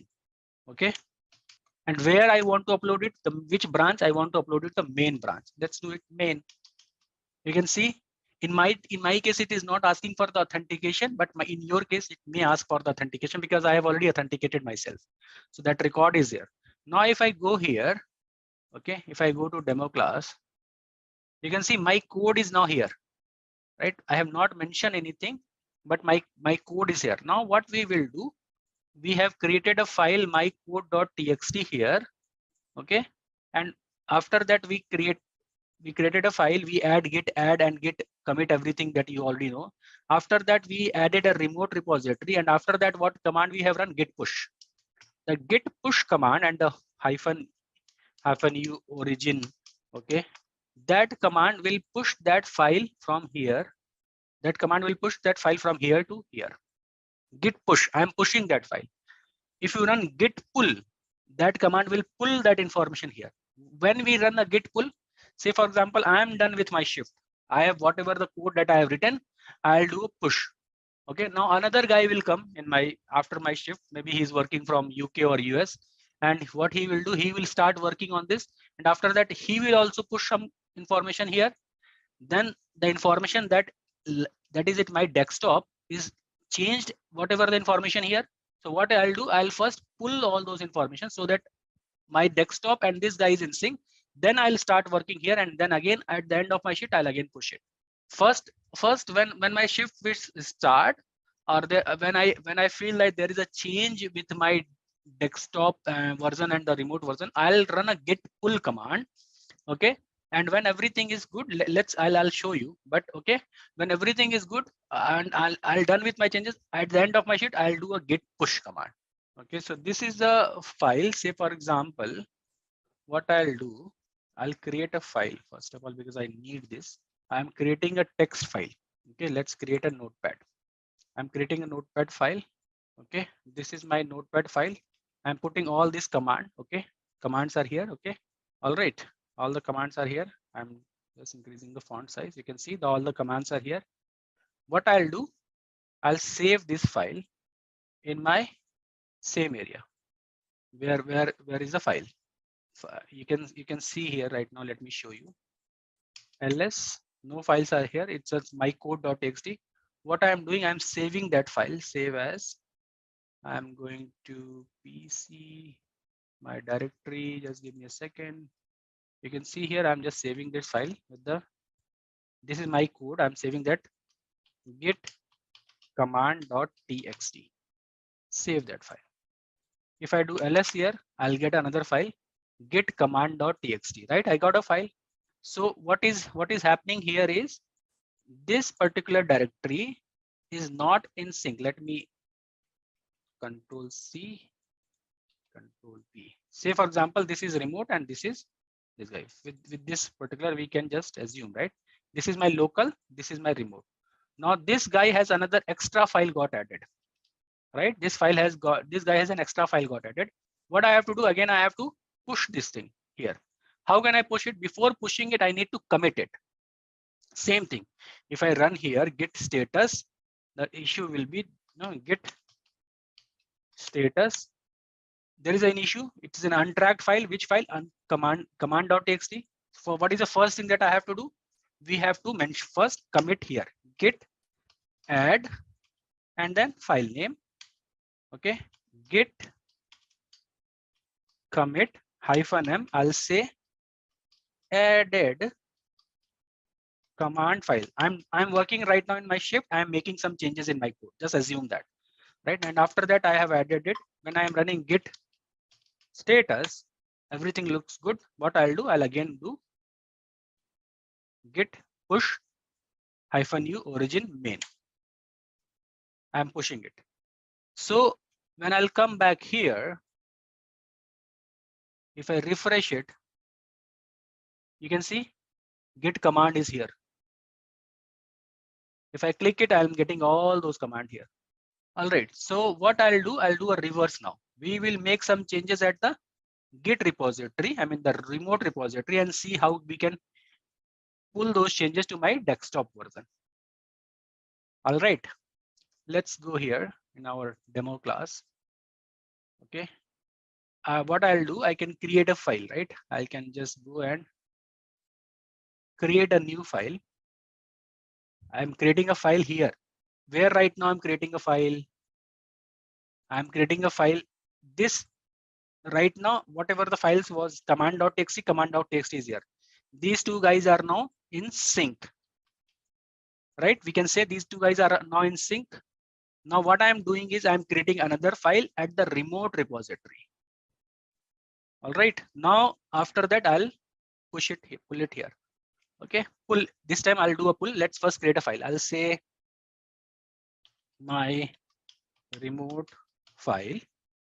Okay, and I'll say this is my, say for example, another guy working different area, he's working and uploaded the code. This is something like that, right?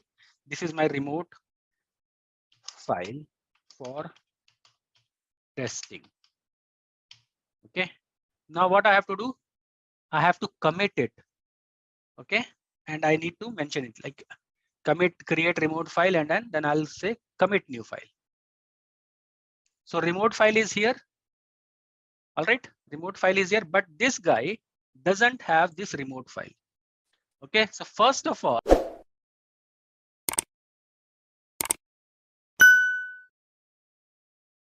remote directory is not in sync with this guy, right? Okay, so how to make it first? We will do, first of all, we'll do git fetch command. Okay, whenever I'll come to my shift, I'll do git fetch command. Let me do it clear, and I'll do git fetch origin.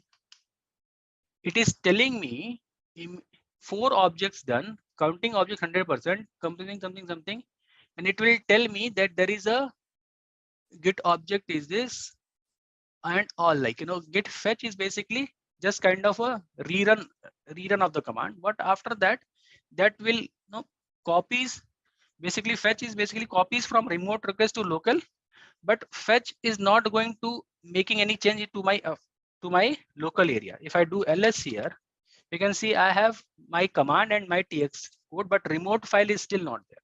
So with the fetch, I can see there is a connection is there. That is fine.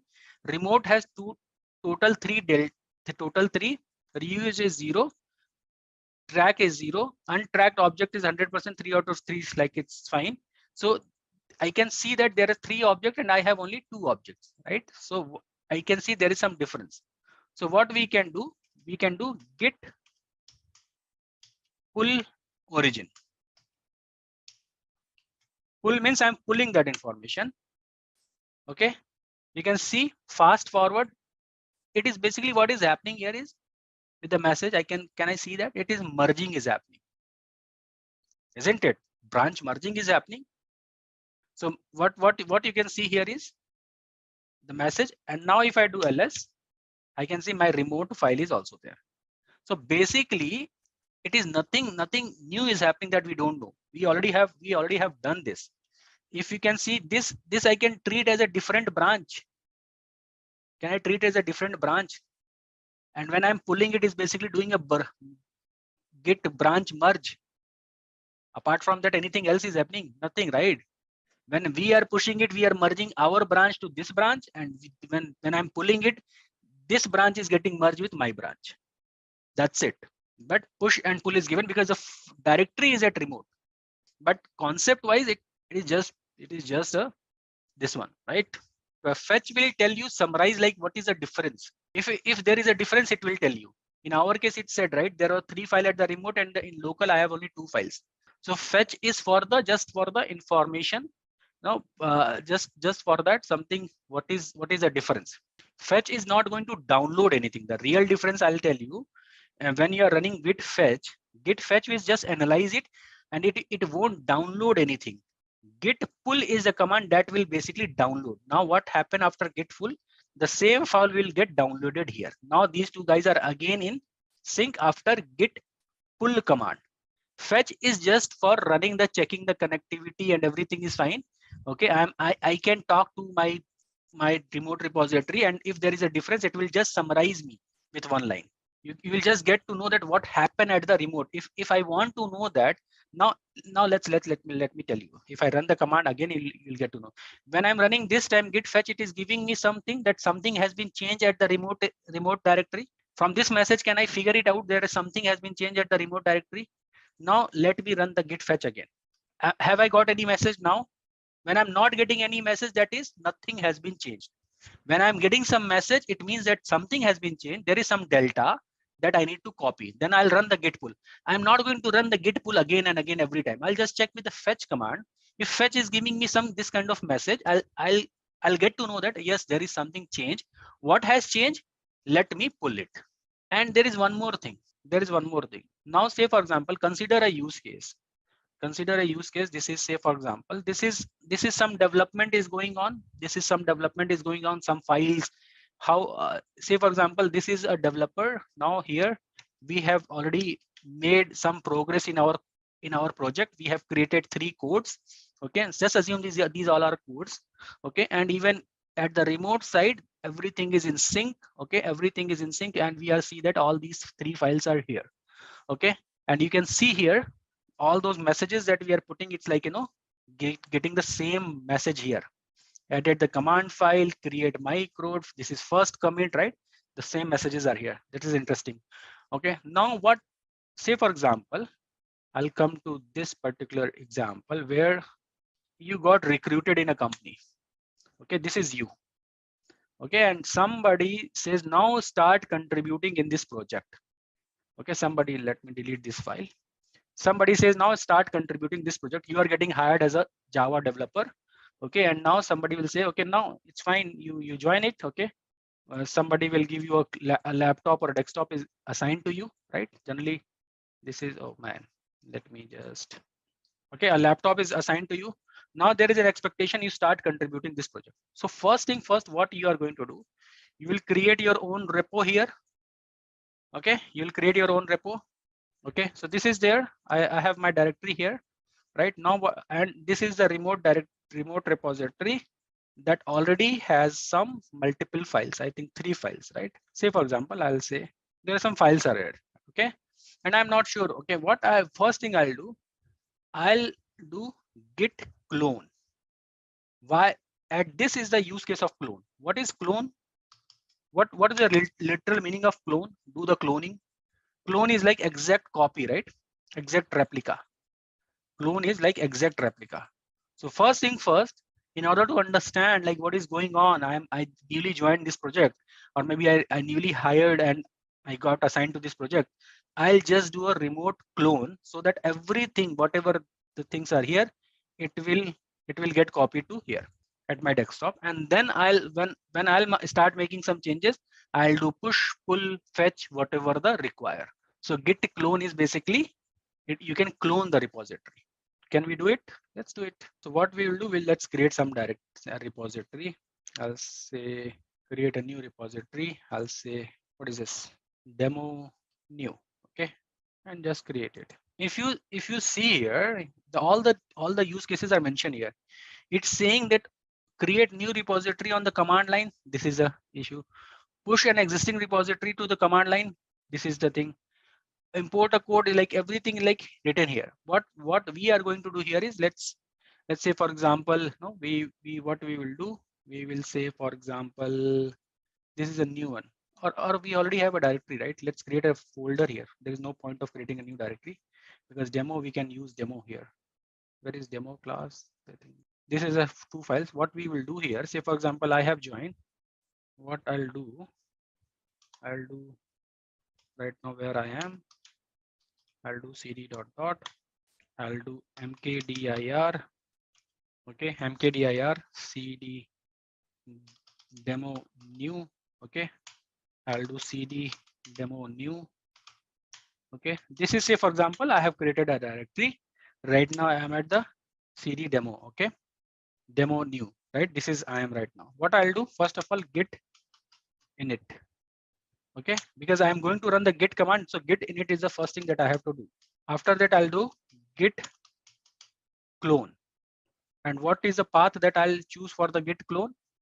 I'll just go here. I'll just copy this URL. Okay, and I'll go to my desktop and just paste it here. Git clone and this guy. Git clone and the path. Let's see whether it's working or not. If I do ls, demo class is there. If I go to cd demo class, I can see all the files. Where are these files now? This is something like this. All the files, whatever the files here, it's all here now. Now these two directories repositories are in sync. Okay. Now what I'll do, whatever the changes that I'm going to make, I'll keep on pushing. Now there are two users. Let's do one thing. Now we have two users that is sync with this. If I do git remote -v, it's there. I can create some file. I can upload that, push that file. Okay. Say for example, touch. I'll say new. No, not new. I'll say new user. That user that got added, right? What is the next thing? I'll do add new user git commit -m.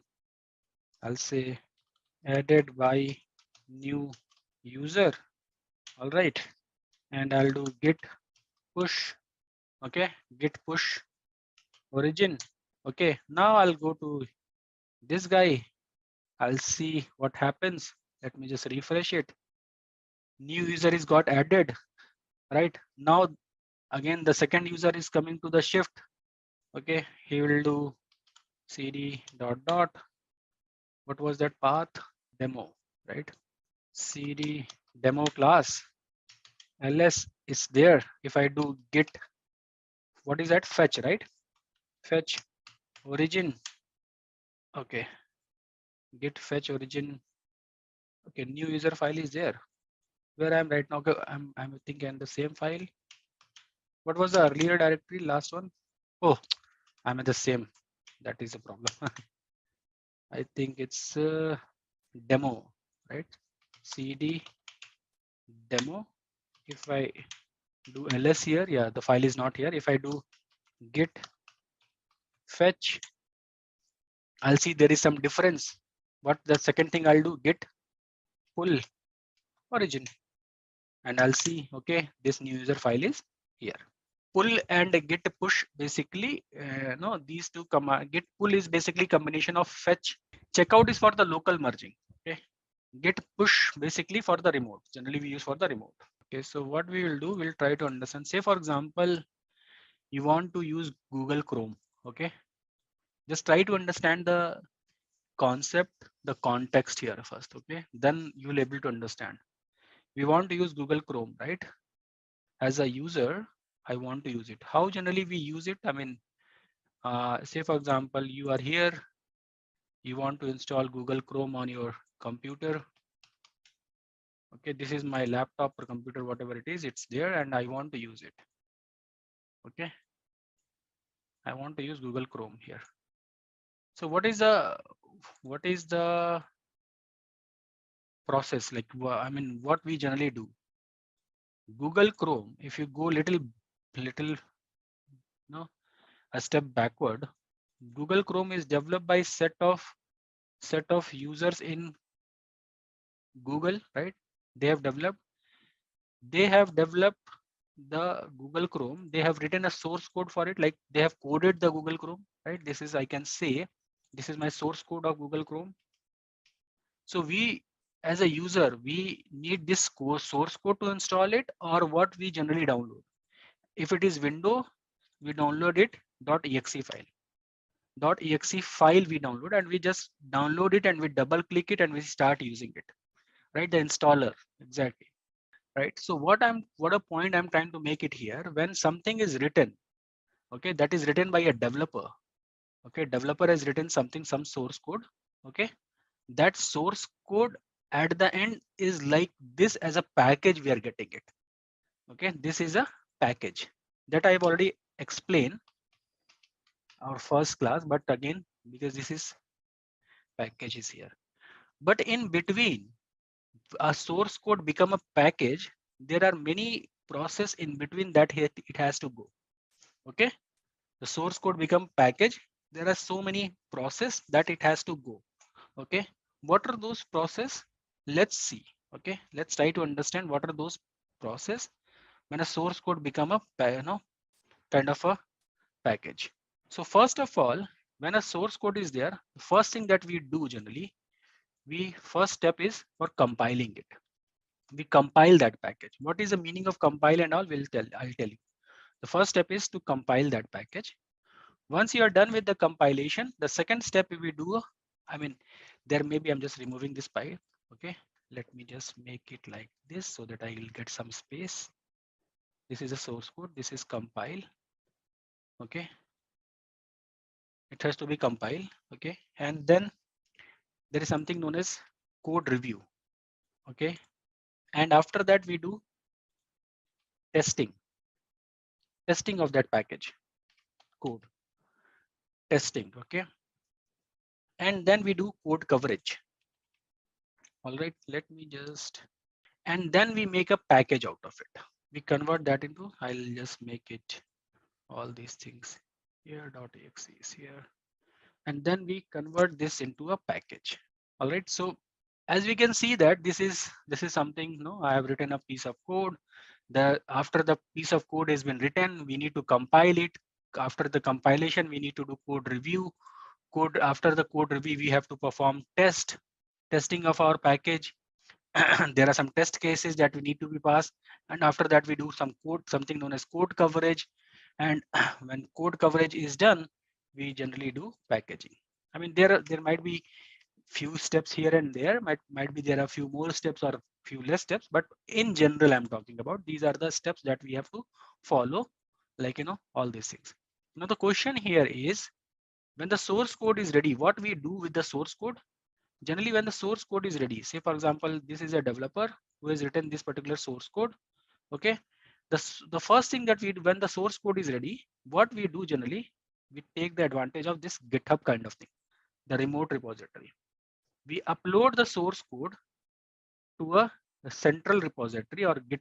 Say for example, in our case, it is going to be a GitHub.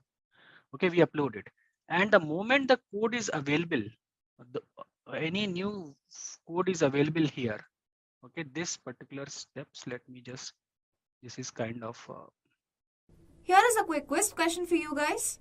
What is the purpose of continuous delivery? Your options are to automate the process of software deployment, to ensure that software is thoroughly tested before release, to provide developers with a platform for collaboration, to manage infrastructure as code. Please drop your answer in the comment section below. Just a quick info guys, if you want to make a career in cloud computing, then Intellipaat provides an advanced certification on cloud and DevOps by IIT Madras. This course is taught by industry experts and IIT Madras faculty. This course is designed to upskill and land your dream job. okay. So this is source code is available that compile for the moment any file is uploaded, it will go for compilation. From compilation, it will go for code review. From code review, it will go for testing. From testing, it will go for code coverage. When everything looks good, it will go and become a package. And after that, we also do the deployment. The deployment part, we are not just, I'm ignoring it right now. How to do deployment, we'll see in like when we'll do Docker and Kubernetes. But just right now here, just focus, like right now what we are doing here is I'm at my desktop. I am making some file. I have created a new user. Say for example, this is my code. The moment I have created a code, I'll do a git.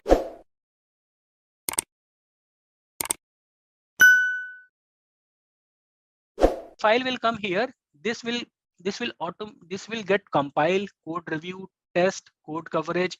There are some steps that need to followed. When everything goes for when everything is green, when everything there is we are getting the desired result. Okay, when everything is okay, then we'll say okay, fine, this is running as per the requirement. Okay, then build a package out of it. When the package is done, we'll deploy that package in our test environment. We'll again do some testing. We'll there is alpha, beta, and all those things. Packages got released. When everything after the deployment, when everything is fine, then it will convert it and upload it somewhere over the internet, from where we download it and start using it. I'm just talking about any package. There may be some package or application that is built in-house, right inside the organization. Then there is no need to upload this. This is something I'm taking an example of Chrome. Okay, a Chrome like package, right, that we are downloading from the internet. All right, so this is the way. This is a if you just try to compare it, this is nothing but the SDLC, right, the first class that we studied, like software development life cycle, isn't it? It looks almost similar. Okay, that we have to follow some steps. And then now the question is here, if we are doing this step, the one way we can do all these things is basically manually, right? We can do compilation of the package. Compilation means what? Compilation is like, making that package to be, a kind of a running, I mean, over that particular piece of, so no, we are compiling, like when we create a C program, we compile it first, right? So that our computer can run it. Code review is basically, we are going to see that whether we are following the best practices or not. Like, we'll review our code. Are we, say for example, a piece of code can be written in multiple ways. Have you followed all the best practices? Have you incorporated like all the the recommendations? Say for example, if you're writing a Java code, there are some best practices for writing a Java code. There are some ways that you should write a Java code. Have you followed all those things or not? Okay, basically we'll check the efficiency, like how efficient your code is, how much time it is taking to run.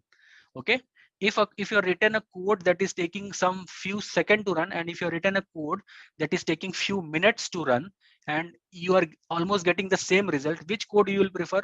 Obviously the first one, right, which is taking few seconds to run. That is fast. Why it is taking few seconds to run? Because you maybe followed all the best practices that are mentioned, right? And on the other hand, if you're not following the best practices, your code is so much lengthy that it is taking few minutes to run. Nobody will like to run your code. Okay, so that kind of thing we generally do in the code review process. Testing is basically, we need to perform the test of your code. Okay, test is like, there are some test cases written. Who writes the test cases? The developer writes the test cases. Developer will write a test case and it will say, okay, fine, these are the some test cases where my code should get passed. Okay, and we have, as a DevOps engineer, we will run those test cases. Okay, how to run it and all, we'll see. Okay, but compilation, code review, testing is like running some test cases just to test the code, whether whatever the customer requirement or something like that. Maybe it's a load testing, unit testing, whatever it is a test, but we are going to perform some testing over the code so that we will mimic this thing, how it is going to run in a real world scenario. In the real world, what kind of user, how they are going to use, how much load it is going to generate, all those things we are basically going to check here. Okay, and then it's a code coverage. What is code coverage? Like, say for example, generally when I say, like, when we are going to perform testing and all, we most of the time we generally don't perform the testing over the 100% of the code. Say for example, my code is of 1,000 line. Okay, my code is of 1,000 line.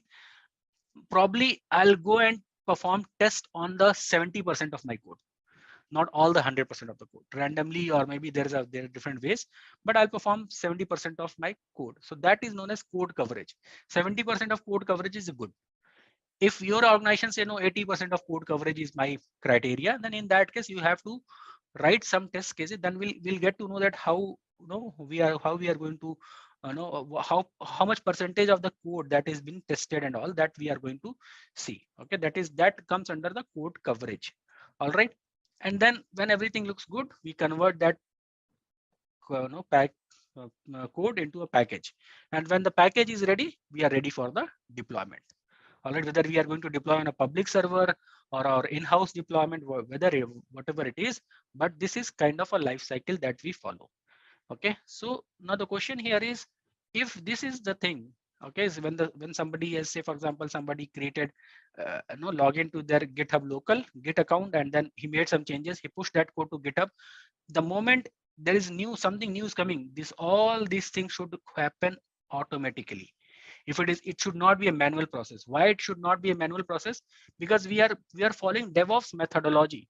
Like we are following the DevOps. Remember the one word in DevOps, continuous, right? Continuous, and that's infinity sign that repeat it again and again. Let me just see if I can download any image. Yeah, this one looks okay. Let me just download it. Okay, so you can see here, what we are doing, we are planning, we are coding, we are building, we are testing, we are releasing, we are deploying, we operate, we monitor. Again, this is an infinity sign. What is infinity sign means? It is continuous. The word continuous is there. Okay, so continuously, that should it should be something in an automatic way. It should not be a manual thing, right? The moment the code is coming to GitHub is like this GitHub, the remote repository. Okay, so central repository, or okay, when the moment the code is coming here, it should be automatically pull and compile. When the compilation done, it should automatically go to the code review. When code review is done, it should automatically go and run the test cases. When the test cases are passed, it should go for code coverage and run all those things whatever we have mentioned in the code coverage. When the code coverage is passed, then you should go for the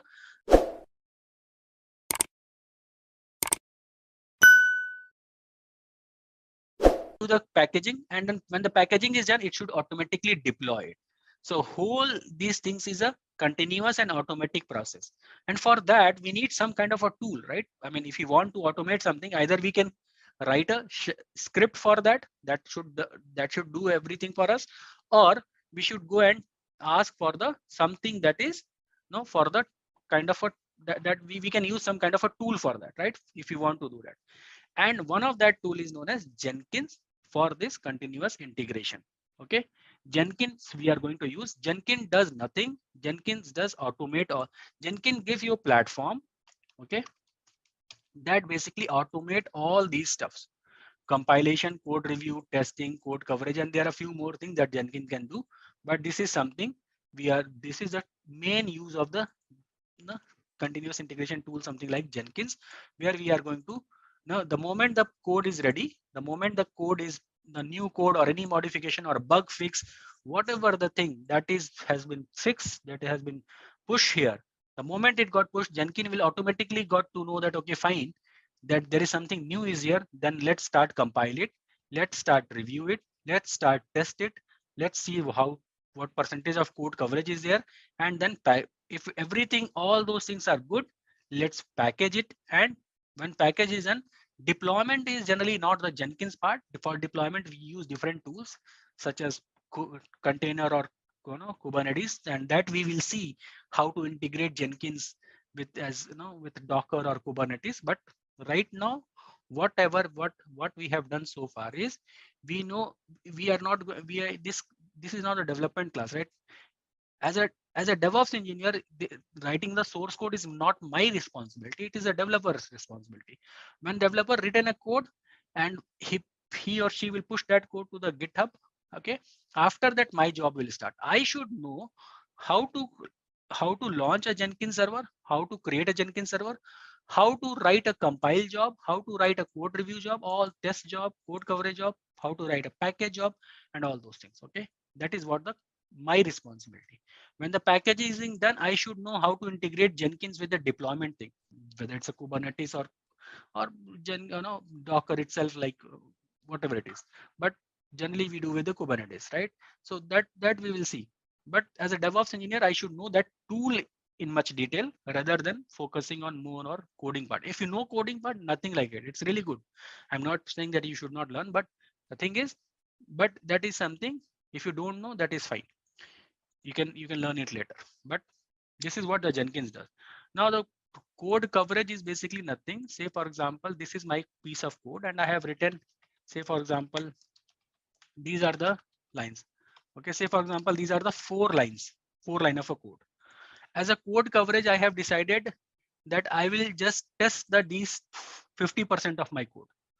Okay, then I can check, I can write some test cases that will check the 50% of my code. And in the code coverage, I should get a report. Okay, 50% of my code is covered and the test results are passed. That is what we will decide in code coverage. And if you are not able to understand, leave it, because we are going to do practical on that. We'll write our jobs, we'll install some plugins and all. And after that, we will see how to do that. Okay, don't worry about that.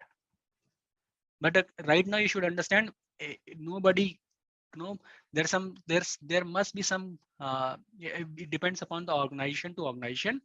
Some of the organization, they want to know their code coverage area might be 80%, somebody is 60%, 70%, like that. That is what the depends upon the organization to organization. So let's do one thing. Let's create our Jenkins server first. Like and let's get log into the Jenkins server.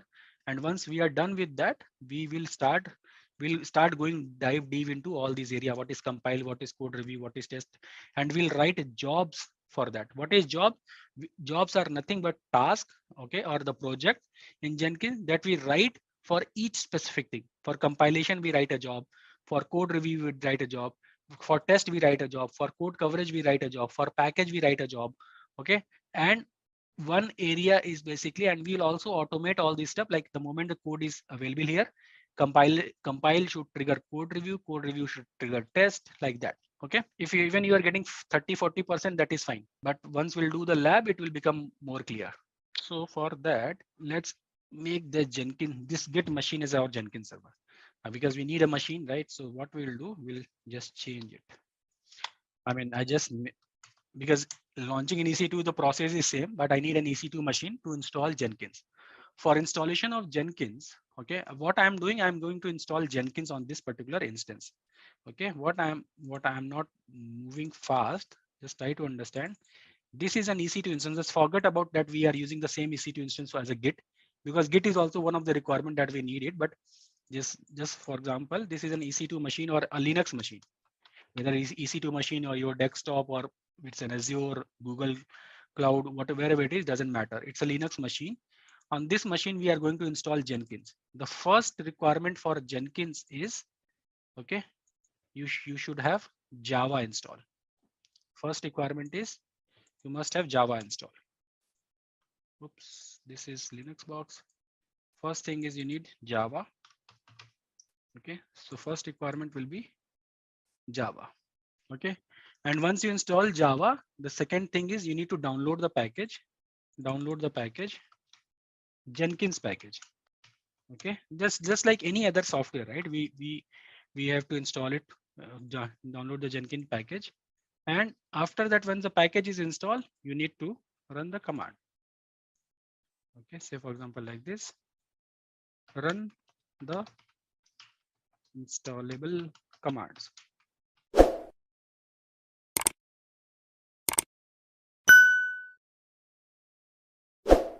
So these three are requirement for download a Jenkins package. What we have to do, we have to update our repository, the Linux repository, right? This is a concept of Linux. Okay, so the first command that we are going to install, like, we'll check like whether what version of Java is installed on my machine. That is first thing that we are going to check. Okay, Java version we are going to check. So let's run it. I need to check whether Java is installed or not. I'll say Java -version. I see that Java is not found, right? So in my machine, Java is not found. So first thing, like, we need to do, install Java. So what we'll do sudo apt update. Okay, should we create another branch here for Jenkins or should we create another folder? Let's create another folder, because branch, if we merge or something, that will be again problematic. So what I'll do, I'll create something for Jenkins. Okay, and I'll upload it, command and everything. Don't worry about the command, just please focus here. So this is upgrade is done. Now what we'll do, we will install Java. Okay, we'll do installation of Java, and the command is sudo sudo is becoming for root. I'm already root, no need of sudo, but anyways, apt install openjdk 11.-jre. I'm installing 11 because I found like 11 is little stable for Jenkins. So that is fine. It will take few seconds, few minutes to install. I'm just updating the URL here. I mean not URL, the local repository of Linux, so that it can talk to Jenkins repository. Okay, I'm not doing anything specific. And from where I am copying and pasting this command, nothing special. I mean, I'm just following the documentation of Jenkins. Okay, if I go, okay, install Jenkins. Okay, if I go to installing Jenkins, Jenkins.io is your page where you should come and read Jenkins. Okay, this is very important link for you, Jenkins.io. Okay, it's like official link where you want to install Jenkins, like wherever you want to install it. You can see like, installing Jenkins. If you install as a Docker Kubernetes, just ignore it right now because we have not covered it. But over Linux, if you want to install it, this is the link. If you Windows, you want to install it, this is the link. Mac, you want to install it, this is the link. Say for example, if I want to install over Linux, under Linux, which particular version in our case is a Ubuntu Linux. So that's a Debian Ubuntu. Click here. These are the commands that I'm running. Nothing special I'm doing. Okay, if you go here and if you just see, clear the screen. If I run the history command, you will get to know that this curl command, the echo command, is from here only. Okay, because why I'm running, because that Jenkins documentation is saying me to run this command. There is no rocket science behind it. If I have to install some package, I need to follow the documentation of that package, right? This is what I'm doing. Debian Ubuntu. If you want to go to install over Windows, come over here and you'll see that you'll get all. There is a YouTube video also, right? How to install that. This guy will explain step by step how to install. All the screenshotted diagram is here. So it's pretty straightforward. Just follow this document. Okay, Raman. And anybody from the want to install on his or a Mac, this is the document that you should follow. What I have done, install Jenkins. I searched over Google and I got this particular link. Okay. So I am right now following this particular link because I am installing over Ubuntu. If you are installing over Red Hat or maybe Amazon Linux, you have to follow this link. This is again Red Hat on CentOS. There's a YouTube video that you can watch. And again, you need to follow this command and install it. Are you guys getting it? How to install it?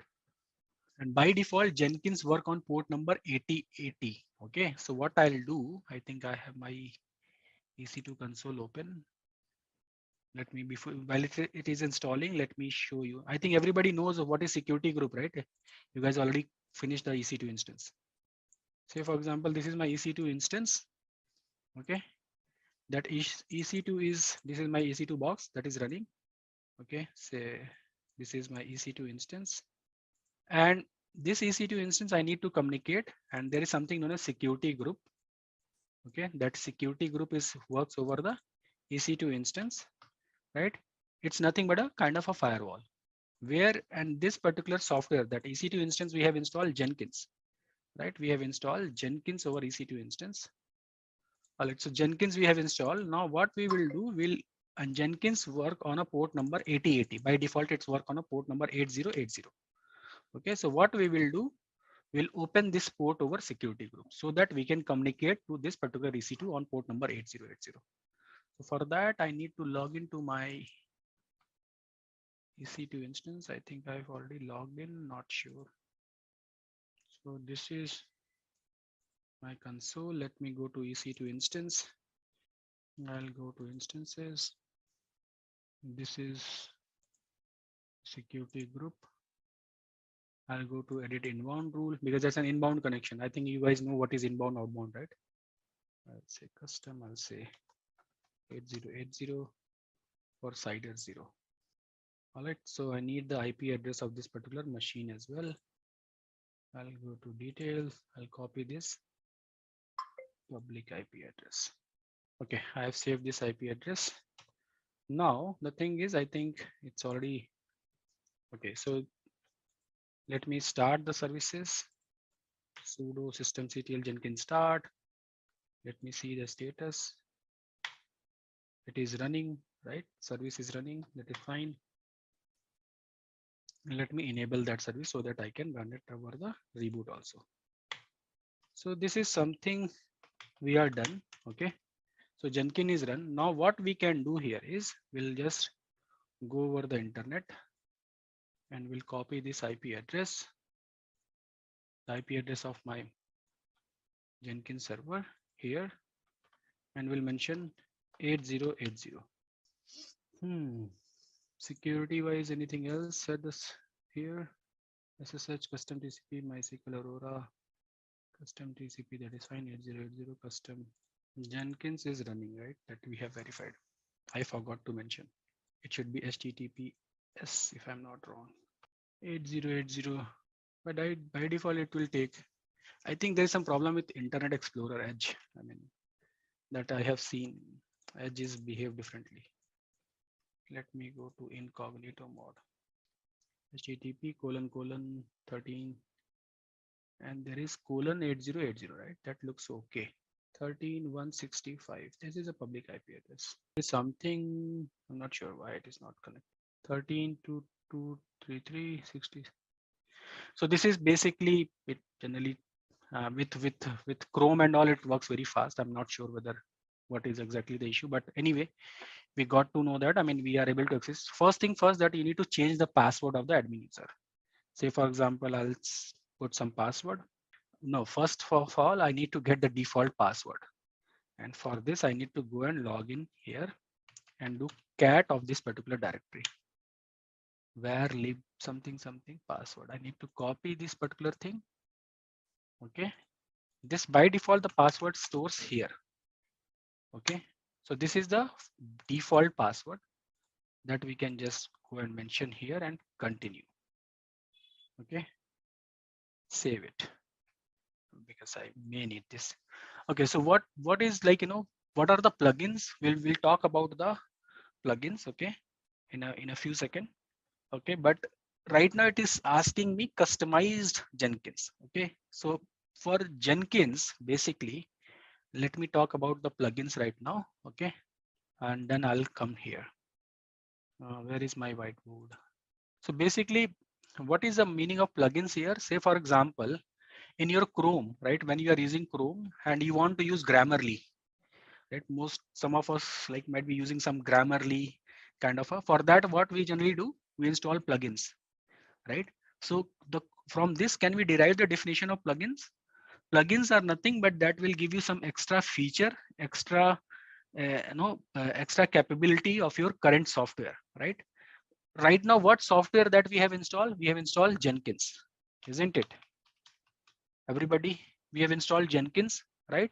Now with Jenkins, we have to perform compilation job, code review job, test job, code coverage job, and all. For that, we have to write jobs, the task, job, project, whatever you want to say. But this is what something we have to do with the Jenkins.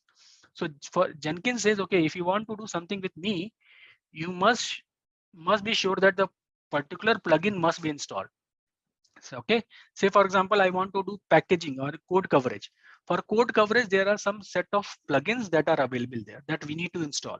Okay, so this is what it is asking right now. It is saying that you want to go install suggested plugin, or you can select those plugins. I'll say let's install all the suggested plugins, and if anything that is not installed, we will go ahead and install it manually. That we can do later also. So the plugin, the concept of plugin is like, it is giving some extra capabilities and feature.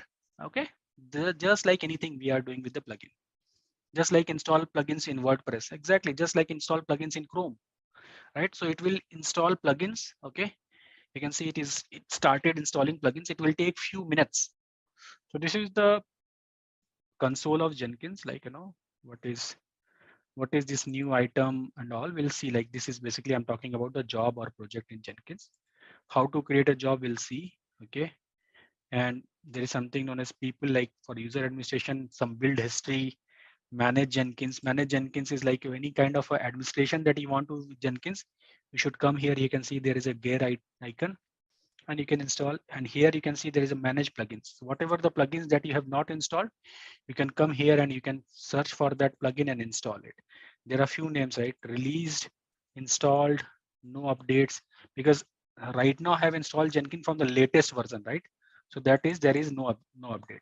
But after a week, might be there are a few update for few plugins, right? So that is the, we need to keep an eye like whether some updates are available, and we don't go blindly and install any update. We just need to make sure that we follow the process, like we should first install over the test and then dev production, like that, the follow the change process.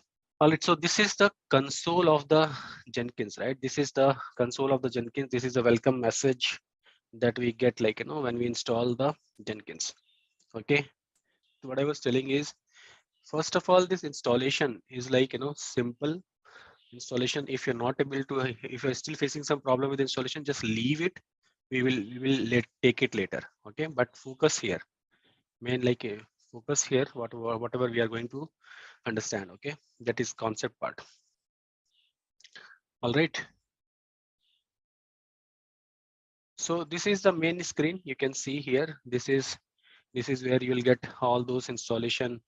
And the main important part here is, your dashboard is this part. Okay, this part is the main important part. Okay, there you can see there is a new item, people, build history, manage Jenkins, my view, and all those things.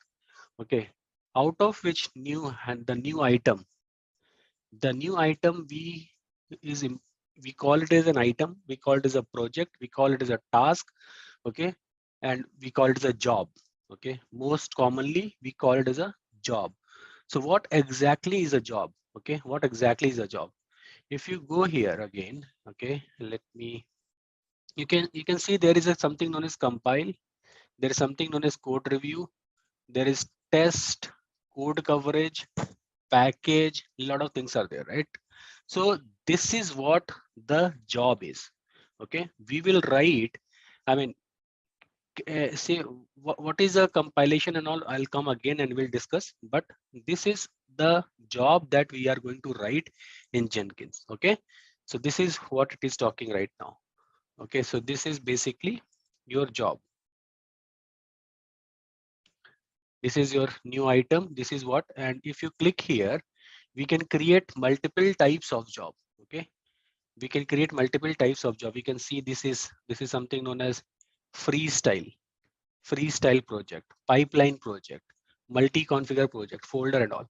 Most of the time we will discuss, we will do with the freestyle, and I'll also try to explain what is pipeline and all. Okay, but freestyle is like any type of job you can create it. Okay, any type of job you can create with the help of freestyle, and most of the time we use freestyle job only, and we'll see what are the other things available, but most of the time it's so. And how to create a freestyle job we will see again. So can we so just to quickly give you like glimpse how what is Jenkins and all, how to create a job and all, we can create any job. Say for example, if I go here, okay, I can create a job as a, how I went here, I can go to dashboard again. Okay, there is something known as new item. Okay, if I click on new item, okay, it will basically going to create a job. Job is what? The task that I want to do with Jenkins. Okay, if I click here, it will create something known as free item. Say for example, I'll say this as my job number 1, and I'm creating a freestyle job, and this should be the name of the job. Say for example, job 1. Okay, when I'm clicking OK, after that, it will create a job. How, if you know how to create a job in Jenkins, most of the part is done. Okay, there's most of your part is done, like how to create a job. And and there are different types of jobs that we'll see, but if you understand the different, all the features, like what are the different things are available here. Say for example, here you will see in this particular version they have changed it, otherwise all these things are mentioned here at the top, like this general, build trigger, build environment and all. Now it is here like general, source code management, build triggers, build environment, build step, blah blah blah, their post build actions and all. We will go all these things one by one. Okay, but let's first create a very simple job so that it will give us some confidence. Okay, fine, we can create the job. Okay, so what we'll do, we'll create a job. Which type of job? We'll create a very simple job. Say for example, let's go to, what I will say, uh, build and create any Linux type of job. Okay, say for example, I'm going to build steps. Okay, and we will create a job. This is build environment, build step, execute shell. Okay, what is execute shell? This is a shell job that is getting created. Okay, this is a shell job that is getting created. A very simple job, like, I'll just want to run a Linux command. Okay, I want to run a Linux command. Say for example, I'm running a command echo hello Jenkins. Echo, what it does, whatever you're typing, here, it will display the same message over the screen. This is what echo does, right? This is, and this is what the echo does. I came to build environment. You can see here there are different parts, like, general start from here. We will discuss about general. If you want to give some description about the job, like whenever we create job, it has some description, right? What is the purpose of creating job, when you created job, what it will do. You can mention all those description here, a story about your job. Okay, and there is something known as source code management.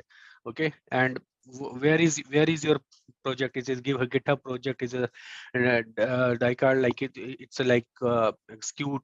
All those things are fail-C, but this is something like source code management. Whether this job is related to source code management. What is source code management in our case? If I go back here in our diagram, the source code management is this guy. As okay, this is my source code SCM, right? I mean, as this where I'm basically maintaining my source. If it is, if this job is related to source code management, I need to select this thing. Okay, but in our case, I'm keeping it simple. If otherwise I need to keep on grid, I'll mention the repository of my Git credential and all those things, but let's make it simple. Okay, and what is build trigger, we will see. Okay, build trigger, build environment, everything we'll see. But right now I'm doing just a build step, and which in build step, which type of thing I'm selecting execute shell. Shell is like a Linux shell that I'm talking about. I'm just doing echo, and when you are done with that, you can just see apply, saved, and save it here. You'll come out from this job. Okay, so apply and save. That is like my job is saved and I am done with that. Okay, now the job is created. You can see project job 1 created, everything looks good. Okay, but the thing is how to run this job. Okay, I have created a job. Now the thing is I want to run this job. Okay, if you want to run this job, there is thing known as build now. Have you seen that build now? There is an icon here that we can just click here and run our job. Okay, so this is something like, you can run your job.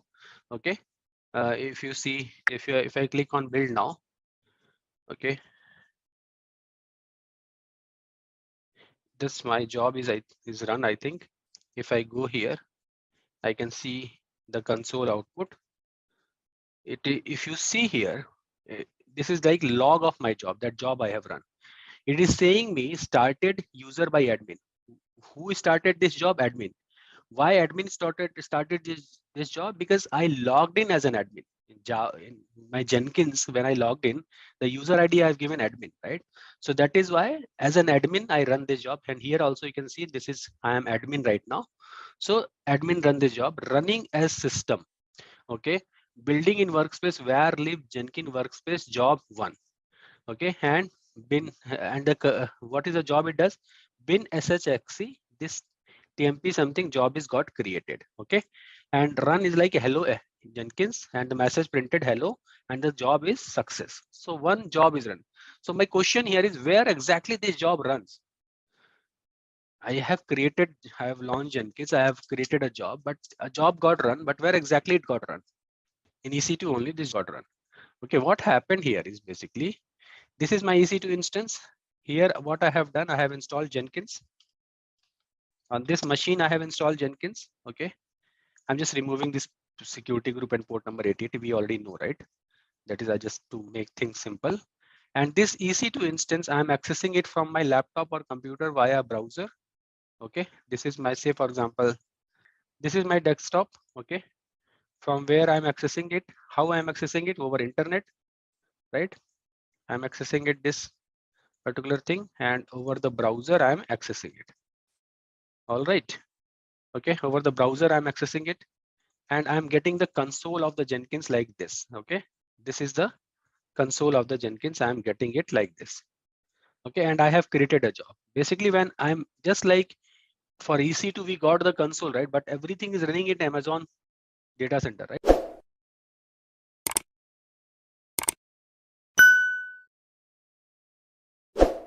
That where I have installed Jenkins. Okay, so let's go and read more about the job. It's saying like where exactly job TMP Jenkins something something a script got created. Let's go to our TMP folder and see what is happening here. This is my Jenkins. This is my all right. So it's say like /TMP. Okay, if I do ls-lrt, am I able to see something script? There are so many folders in the here, but it is saying like you got some Jenkins jar file. This is again 5th of January, everything I got at the 5th of January. Okay, and what it's saying is TMP Jenkins sh. Let me see if this file is there or not. Okay, I think it run and disappear. All right, so what we will do, we'll modify our job and see something is getting created or not. One thing more I just want to tell you, right? You can see here is there is something known as workspace, where lib Jenkins workspace. What is this? Where lib Jenkins workspace is a folder that contains all the information of your job. Okay, if I go here again, okay, if I go to cd/where/lib/where lib Jenkins, right? Jenkins. If you do ls, you'll see a workspace folder here. Are you able to see this workspace? If you go cd to workspace, I'm right now where I'm at where live one Jenkins workspace. If I do ls, I can see the job one is here. There's a folder got created with the name job one, right? There is a folder got created. If I go to cd to job one, what is here? This is blank, but this job folder got created when I'm creating it. So if I'm going to create another job two, I'll see a job two folder will get created here. Okay. So this is what the meaning of the workspace. It is very important. Where exactly the jobs are getting created, where live Jenkins workspace, where all the folders are getting created and the information is there. Because in our case, the job is pretty simple, just an echo command and that run, and the output might be display over the screen, and and it's visible over the screen. Now let's do something else, and what we'll do, we'll modify our job and see like what else we are doing. Are you guys able to understand what happens here? Why we went to like uh, say for example, what I'm saying here is, say for example, if you do echo command in Linux, work like this. Echo, what is the club and message we mentioned? Hello. So what it will do is it will just print an echo message over the screen. This is what the job we have written. Okay, now let's go to our job and modify a little bit. Okay, and then we will see. If I go to dashboard, okay, if I go to my job here, so what we'll do, let's go to dashboard again and let's create one more job. This is job one we have created, right? Now let's do one more thing. Let's create one more job. Go to new item. I'll say job number 2, freestyle project. Okay. And I'll say, okay. I'll go to build steps. I'll choose execute shell. This time I'll say echo. Okay. Hello Jenkins. And I'll redirect this output to a file /tmp/ my job file. Okay, this time if it is printing, and only let's do one more. Let's run date command as well. Date, and the output again I'll redirect to the same file, and this time I'll do double arrow so that it will get append. Okay. All right.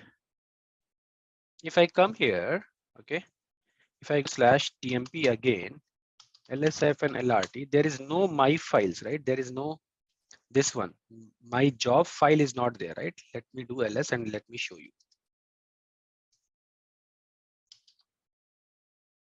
You can see there is no file like this. All right.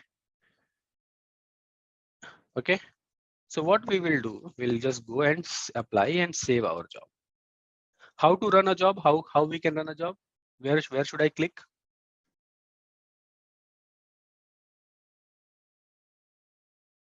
Build now, right? This is how we run a job. If I do build now, you can see this is something running and it is green right now at the bottom. Let me show you, because this is, I'll do again and again, but this is build now, which I'm running a job, and there is a something here. You can see this is saying 5 January something's to, because in my system the time is in UTC right now, right? So that is why it is showing 2:06 a.m. 5 hour 30 minutes behind, something like that, right? From local time. Okay, so from IST. So this is what job number 1 is here. So what we will do, we can see the messages here. We can go and if you click here, okay, it will show you like, all those things. And if you click on the console output, it is right now it is saying job number 1 some time, and status is checkbox green. It means successful. If you want detailed description of that message, just click on console output. It will tell you started by user admin blah blah blah, build directory is this. Now let's go again workspace and see like job 2 is got created or not. First let's verify that workspace is modified or not. I'll go to CD, same where lib Jenkins workspace. If I do ls here, you can see the second folder job 2 got created. So one thing very sure, that workspace is not a folder that contains all the jobs folder inside it. Okay, what is workspace? Workspace is a folder that contains all the jobs folder. Whatever the job that we create in Jenkins, it is basically where lib Jenkins workspace. All right, so that is the job 2 got created. Now let's see what is a job TM.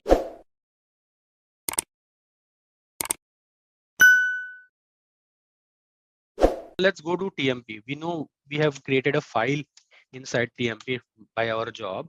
Let's do ls-lrt.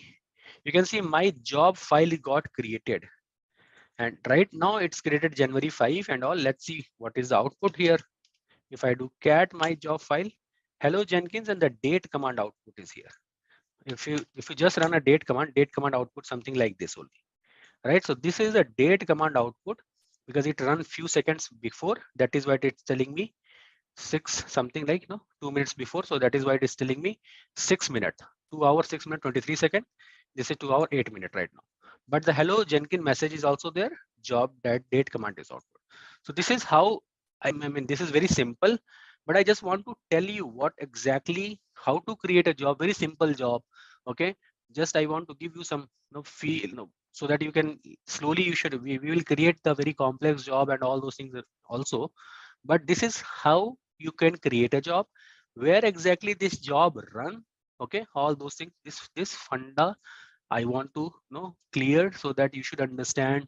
Okay, how to create a job, what Jenkins does basically, it creates jobs only. Okay, and whenever and whenever you want to create job, basically you have to go to the console. With the command line also we can do it, but console is little better. Okay, from the console you can create a job. Where exactly the job run? Over the Jenkins server. Okay, so that you should have, that point should be clear. All right. Okay, and how to where exactly the jobs are stored in Jenkins, in which folder? Workspace folder. Where, what is the location of the workspace folder? /var/lib/Jenkins/workspace. That is the location where lib Jenkins workspace. Okay, if you have any confusion, you can come here and see where lib Jenkins, and the name of the job will be created here. All right, should we move ahead? Okay, this is at the very top level Jenkins is. Okay, and we generally go to dashboard, we create jobs and all. We will talk more about about the plugins and all, but we'll go slow.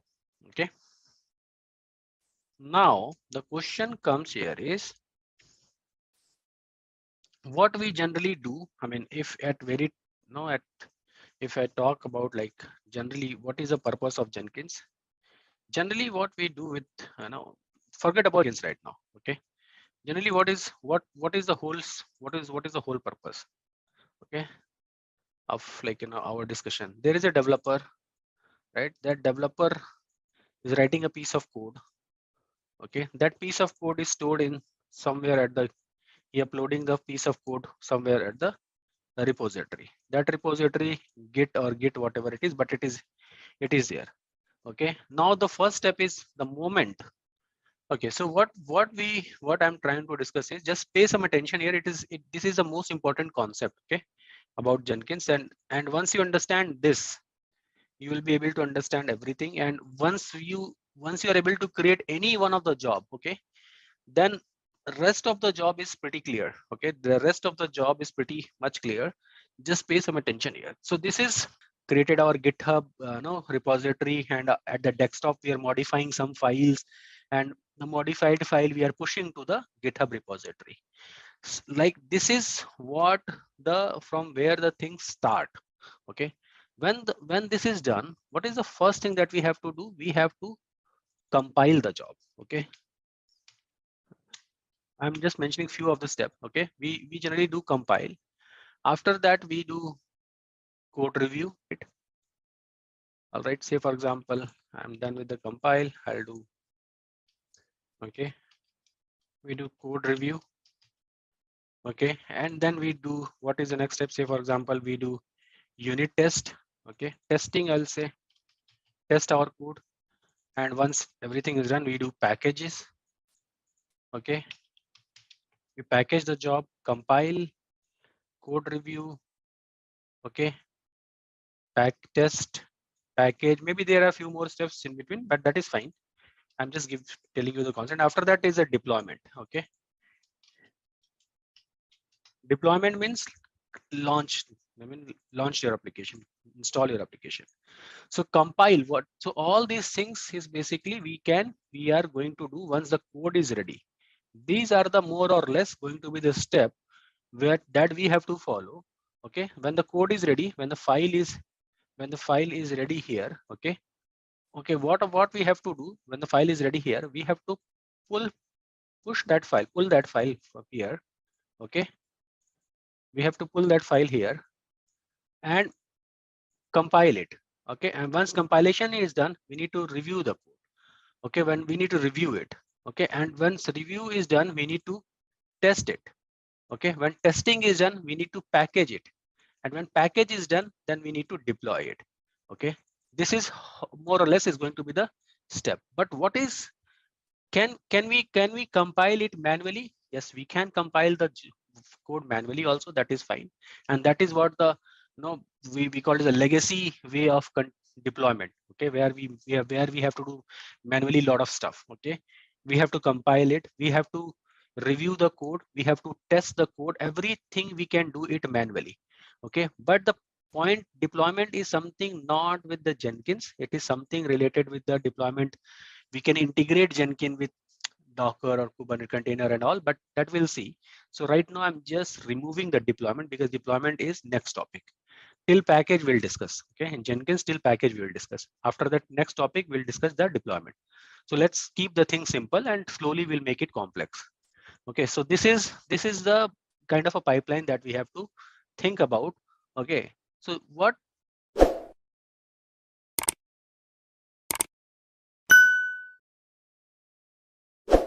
is a tool? Jenkins is a tool that gives you platform to where you can automate all this stuff, okay, all this stuff you can automate. You can, the moment the code is available, Jenkins, with the help of Jenkins, will the code is all automatically come here and it get compiled. Okay, once the compilation is done, the code will automatically go to the code review, and it review part is done and you will get a report. And the moment it's done, review, the test will done and package will done. The thing is, for every part now, by coming here, if you come here for if now we are running job, so what I can see is, for each of these things we have to write job. For compile we have to write job, for code review we have to write job, for test we have to write job, for package we have to write job. But how Jenkins work? Basically Jenkins doesn't do compile, Jenkins doesn't do code review or test on anything. What Jenkins does, Jenkins say, okay, you want to write a compile job, what you want to do code review job, you want to do test and all, So there must be some kind of automation that we can do for that. Okay, it should not be a manual process. For automation, we need to go for some tools like Jenkins, and Jenkins basically uses so many plugins for these kind of stuff.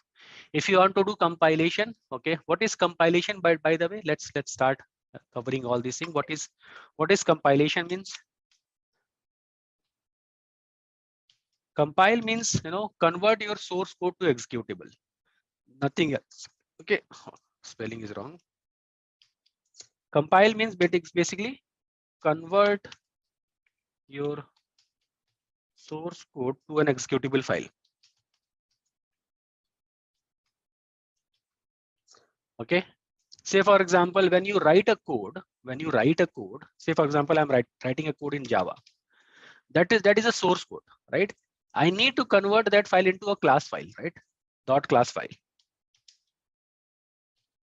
That is basically known as compilation, right? So that your source code should be converted into an executable file, that is known as compilation. Okay, and when I am doing compilation with the help of Jenkins, Jenkins will say, okay, fine, you have to use a plugin. Okay, you have to use a code build. We need to use a basically code build tool for that. Okay, and that one of the tool is basically that we are going to study is known as Maven. Okay, we are going to study about Maven. Okay, and we are not going to study like how this code has been built, how we have written this code. I have one real world use case where we will deploy everything as a real code, and we'll create the whole pipeline. But let me first go step by step slowly and try to tell you like how these things are connected to each other. Okay, so compilation is what? Converting your source code to the executable, that is known as compilation. That is step number one. How we will do that? We will use Maven, and I'll come to that Maven and what is called Maven. What is the second thing is known as code review. Okay, code review is basically every language, whether it's C, Java, Python, every language has some best practices, right? So in code review, we are going to review the code. We are going to review the code. Have the developer written the code in a proper way or not? Has he followed all the best practices? Has he followed all the guidelines? Whether it's not. Okay, so that is what basically the code review. Why we are doing it? The the reason is very simple, because we want very efficient code. If you are not following your best practices, when we are going to from one place to another, somebody is asking, sir, you are from Delhi. Say for example, you are going from Dhola Kuan to Pahalganj, or maybe any other place, maybe Noida you are going. Okay, we generally open the Google map, because from one place to another place there are n number of ways we can go. But which one is the best way? Okay, considering the traffic and all, which one is the most efficient way? So that is what we are trying to get with the help of code review. With the code review report, tell me, okay, yes, this particular code has been written well, this is perfect, following some guidelines, or maybe some warnings and all. We'll get all those messages. When I'll create this code review compile job, the concept will become much clear. But even right now, it's not very rocket science, right? Code review, what we are trying to understand, whether this particular code that person has written is following all the best practices or not. If it is not, it will give me some warning. And as a DevOps engineer, my job is not to do the code review, because I don't know code in much detail. Then how can I review the code? Then who will do a code review for me? Again, Jenkins. With the help of Jenkins, we'll do. Jenkins will again say, use this particular plugin and you can do the code review. Okay, all those things are there. So code review, first let's understand what is code review, what is compile and all. Testing, any question on code review? What is code review? Exactly, there are a lot of things. We do a code review. I just want to keep my words simple. Just try to understand. We are going to see like whether the code is following the best practices or recommended things or not. Okay, so that is what the code review is. Testing is basically here it could be any kind of testing. Here in our use case, the use case that I'm going to discuss with you, that if we are going to create some jobs and all that, in that particular thing we are going to perform unit testing. Okay, only unit testing. And That is basically we are going to run some test cases, and testing is basically we are going to run some cases. Okay, unit test, load testing, other whatever the thing, and we are using a tool for testing that is known as JUnit. Okay, that is basically in our particular use case. Okay, so testing is basically we are going to perform some test cases, and who will write these test cases? In our case, the developer has written those test cases. Okay, and developer has written those test cases, and test cases are there. Okay, uh, let me show you if I, but let me first run it, then I'll come to the code and show you. Okay, and package is basically, again, package is like, final deployment. The code, everything is ready. It's now it is as a at the end I'm getting a package from where I can go ahead and take this package and deploy it. Okay, so that is known as packaging. Okay, so compilation, code review, test, packaging. There might be other few steps like metric check and all. I'm just keeping things simple here. So that is what more or less we are doing with the continuous integration process, where we are going to run this as a pipeline. So this is what we call it as a pipeline. Always we have studied like CI/CD pipeline. So what is this pipeline? This is what a pipeline we are creating. Okay, pipe is what input of one thing, output of other thing, like output of one thing will become input of other thing, something like that, right? This is a compilation output will become the input for the code review. The code review output become the input for the test. So we'll at the end we'll create the whole pipeline as well. But right now this is what it is. Okay, so basically we will, any question as of now, what is, I mean, the question should be only on like you understand code review, you understand all those things or not, anything on that. Now the question come like, this is my, I have to compile a source code. Okay, so there must be some source code that we are going to compile it. Now the question is how compilation, also how we are going to compile it, what code we are going to compile it, and what tool we are going to compile it. First of all, let's talk about, there is something known as compile. Okay, what to compile it, we are very clear that source code that is uploaded at the GitHub, that we need to compile it. But how to compile it? What I'm trying to say here is, like, say for example, I have to compile this source code, but compilation we can done multiple ways. So say for example, this, in our case, the source code has been written in Java. Okay, the code is written in Java. How to compile a Java code, which tool to use, because Java we can compile with multiple ways. That information must be stored somewhere, like, which tool to use for the compilation, which tool to use for compilation.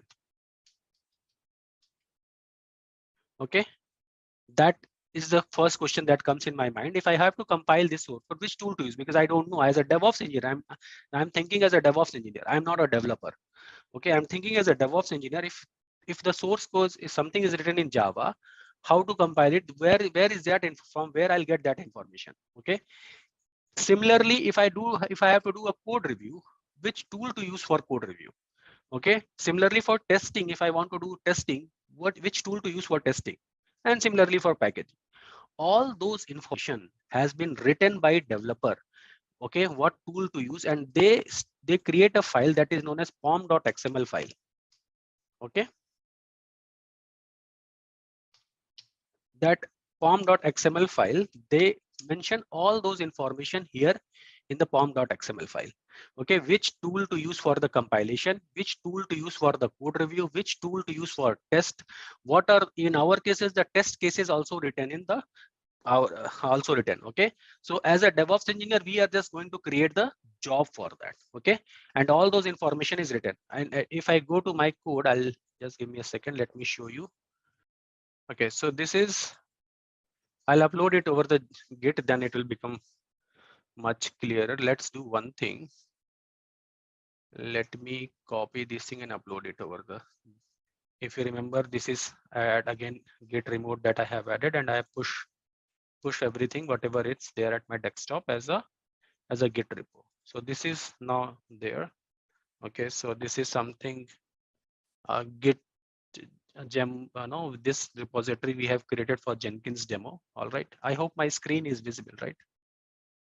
All right, so my screen is visible. All right, so this is what we have done. This is, say for example, this is what the source code I'm talking about. Okay, this is what the source code I'm talking about. What are the things that we have to do? We are going to perform these jobs, right? Compile, code review, test, package. We are going to perform this job. And right now, my source code was here and we have pushed to the GitHub repo. That is fine. That is what we have done, right? Till here we have done many times, like git push. Yesterday we learned this command and today again we are utilizing it. Okay, and we have added a remote repository and whatever at my desktop, git add, git commit. After that, git remote add, right? Origin, I have added this repository and after that I push it. Now all the source code is available here. All the source code is available here. So this is the source code, right? So if I talk about, like, these are the readme file, these are the screenshot and all those things that we will see. And okay, so this is there. Now what we can do here is we can see, like, pom.xml, that is what this is. This source code anyway available over the internet. Okay, I have not written this. This is publicly available. This is a disclaimer. Okay, I'm just because I was looking for something that should look like a real world use case. Okay, so that is what I did some research and I find out something over the internet and I'm just using it. And I generally work like this only. Okay, I mean, if I don't generally reinvent the wheel. Like, if something is available over the internet, why not use it? I should understand the logic. There is no harm, there's nothing, and somebody's uploaded over the internet, it's publicly available. I'm not copying the code from anywhere. That is something publicly available, I'm just using it. Okay, and there is, okay, so this is just a disclaimer I want to give it. So this is an address book tutorial. Somebody's very nicely written this particular code. I really like it. I mean, it's a real world thing. That is, we'll see how it works. So this is the source code. We'll go to the source code little in a minute, but this is pom.xml. That is what I was talking about. This is a file where it has been written everything. Okay, which particular tool to use. If I go here and type only Maven, okay, so this is saying that I have to use Maven. What is Maven? Maven is a build automation tool. Maven basically does a lot of things for us. Say, for example, for the compilation, the code is written in Java. The code is written in Java. Okay, this is a code and written in Java. What after the compilation, what I want to make it as a .class file, executable. Okay, once it will be executable, I will go and run the code. Okay, that is something like, we write a code, we first compile it. Even in C, like in our college days also, like Java or C, we have done this, right? I mean, we generally create a with the help of compiler, we first compile our program and then we run it. So this is what we are doing. And from this stage, from my source code to compilation, which particular tool to use, I don't know. As a DevOps engineer, what I'll do, either I can call to my developer or I can say, okay, fine, I know where are these information. This information must be in the pom.xml file. Project what is that? Form object model, project object model, something like that is a project object model. Yeah, the explain pom.xml, where pom.xml, every developer write this pom.xml, and from here, as a DevOps engineer, you should know how to read this file. Okay, with experience, you will get to know that. Okay, if I'm running here, say for example, test is like Maven. By Maven, I can understand, okay, fine, this is something I need to run for the for compilation. If even if I go here,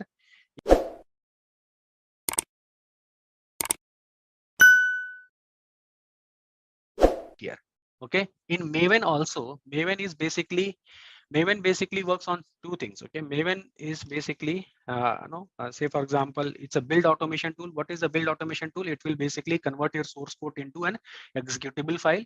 That is what the main function of the Maven. But how Maven basically work is, basically it works on and Maven will have each Maven is also like, say for example, this is a code. Each Maven job has a goal with it. Okay, and to achieve this particular goal, there will be a plugin that we need to use. Most of the cases I have seen for Java, for the compilation of the Java files, Okay, most widely it used for the compilation of Java file, but there are some source code as well. We can compile it, but mostly it is used for the Java. And we have to know like what is the how it basically works and all. So basically, if I have to compile, okay, if I have to compile, what I'll do compile mvn. My job is to compile it, and the command will be for the compilation. It will be mvn, the mvn command, okay, and the goal. What is the goal here? Goal is to compile it, and for the to achieve this goal, we have to use some plugin, okay. This is not the Jenkins plugin. This is a plugin that I'm talking about, the Maven. Maven will use this plugin. Okay. Similarly, the next job will be compile. I mean the code review. Say for example, code review. Okay. So I can do with again with Maven. What I have to do?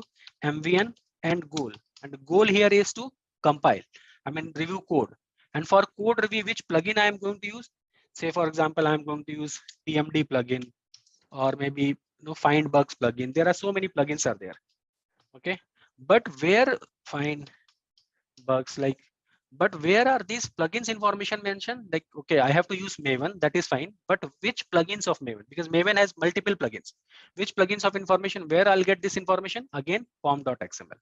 Okay, if I go here and if I do PMD, you will see I get the information that, okay, this is a PMD plugin that I have to use, and PMD plugin is for the code review. Okay, so this is something with an experience I can come to that. But as of now, how could I know that what is yeah, for .NET is correct. Okay, so basically, how could I know that this is something, which plugin to use, which tool to use? Everything answer lies in pom.xml. In generally, if I'm joining my team as a fresher and I have no idea, then in that case, what should I do? Either I can work with my seniors, okay, that to how to read this information, or I'll make developer as my best friend, and I'll start working with him and start asking some question, and in a such a way so that I get an answer. With an experience, I'll get to know that, okay, which plugin to use and from where I'll get this information. Okay. Similarly, if I have to do, say for example, unit testing. Okay, for unit testing, maybe if I just go here and if I type test here, probably JUnit might be the case. You can see here for testing which plugin to use. You can see here JUnit. So for testing, they have written a test case. I mean, okay, this is, I'll come to the test case, but this is where I'll get that information which plugin to use. The answer is JUnit. Similarly, for all the jobs, I should know that which plugin to use and which tool to use. Tool information is pretty much same. Okay, tool is like, they are saying you can use which build automation tool to use. They are saying you have to use Maven, and in Maven can perform all these jobs, but Maven has a different tools. Okay, if I go to the here. Just a quick info guys, if you want to make a career in cloud computing, then Intellipaat provides an advanced certification on cloud and DevOps by IIT Madras. This course is taught by industry experts and IIT Madras faculty. This course is designed to upskill and land your dream job. Yeah, this is a page where you'll get some more information, but the question might be come in your mind, what are the things that I should learn?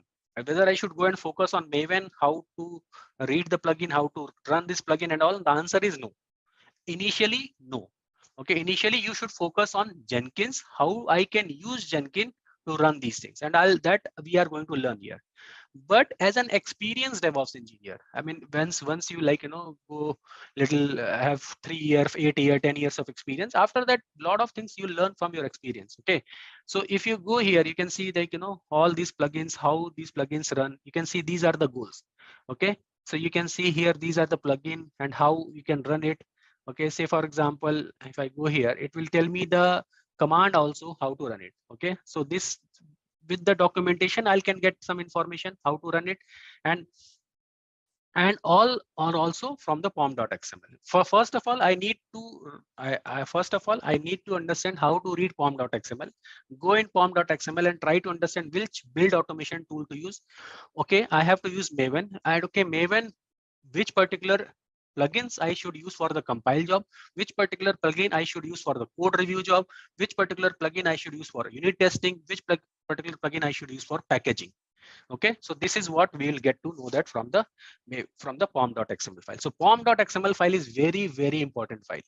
Okay, so every developer, in our case developer, has written this pom.xml. If I go to the source code, okay, here you can see this is the main source code. Okay, this is a main source code where everything is written. Okay, MD plugins and all those code review things are there. But if I go to the test cases also, you can see there is something known as test. This is also, all the test cases are also written here. All these test cases are also written here in Java, that is already available. Okay, now as a DevOps engineer, I should create a job so that I should first create a compile job, then I should create a code review job, then I should create a unit test job, then I should create a packaging job.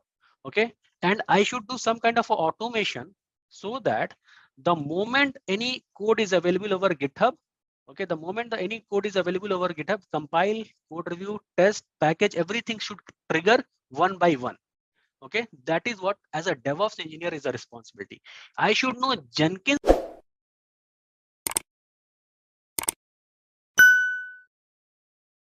tool to use, from where I can get that information.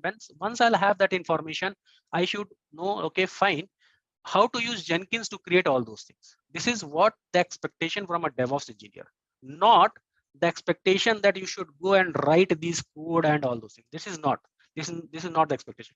But if you know, that is good thing. Knowing extra is not a harmful, right? That is definitely going to help you. But if you don't know, don't panic. Okay, that is perfectly fine. What is the requirement from you? You should know Jenkins in well, like, you know, how I can create a Jenkins job for that.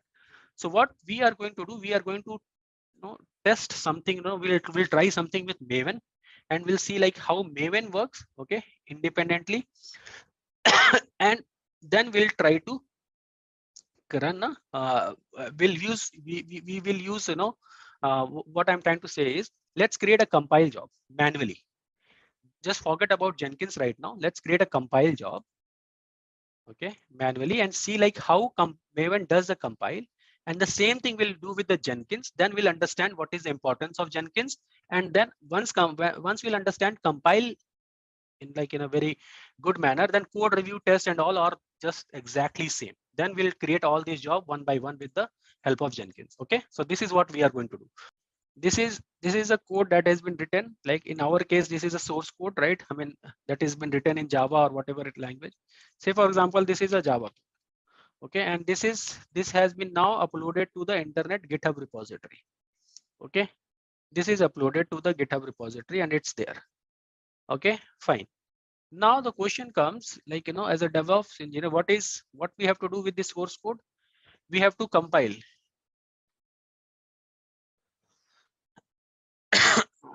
Yes, you're right, Pawan. First of the thing, we have to compile it, right? For compilation, just think about only one job, compile. Okay, I have to compile this.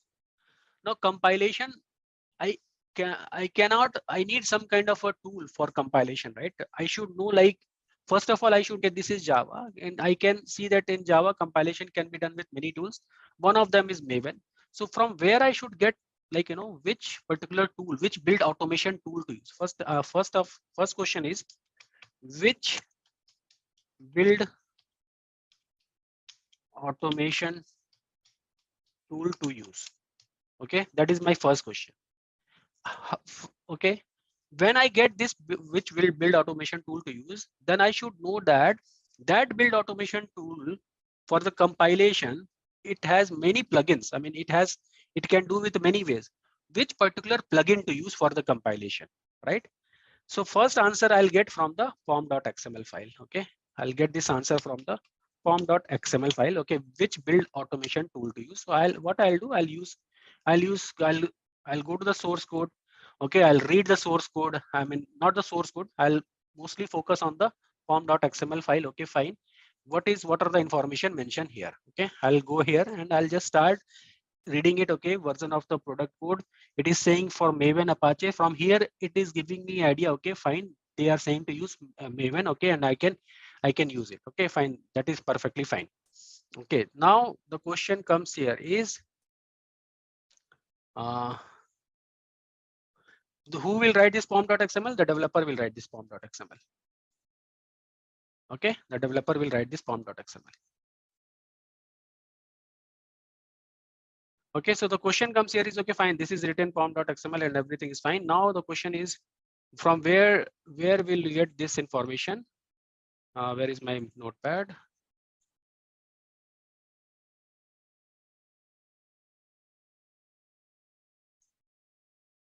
This is compile. Okay, I want to do compilation of the job. Okay, so pom.xml will written by this something. Now I have to do which particular plugin to use. That information also mentioned in pom.xml. If I have any confusion, I'll go ahead and ask the developer.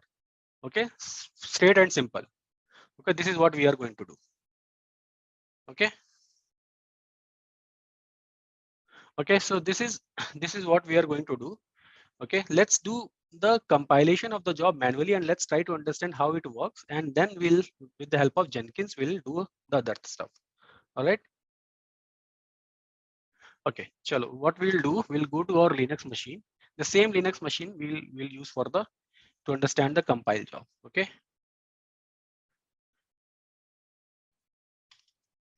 All right. So first of all, what we have to do, we have to install Maven here. For Maven, the installation. For Maven installation, what we have to do is, first the requirement is Java. In our case, Java is already installed here, so we'll just install Maven. Okay, and we can do the installation, or maybe what we can do here is, let's go to cd/tmp and let's create a directory just for the test purpose. I'll say my working dir cd to my working dir. If I do ls, nothing is there. First of all, what we'll do, we'll clone that directory here. I mean, clone that repository here.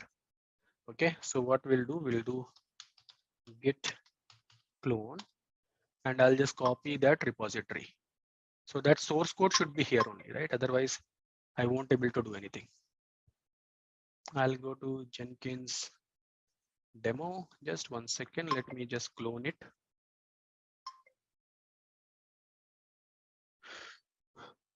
Where is that path? Path is here.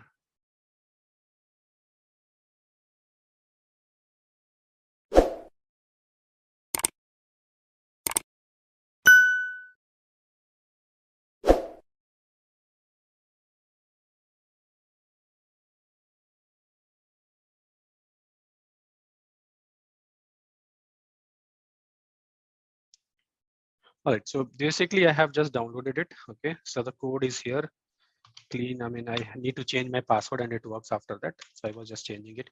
Okay, all right, so this is here. I'll go to Jenkins demo. Okay, cd to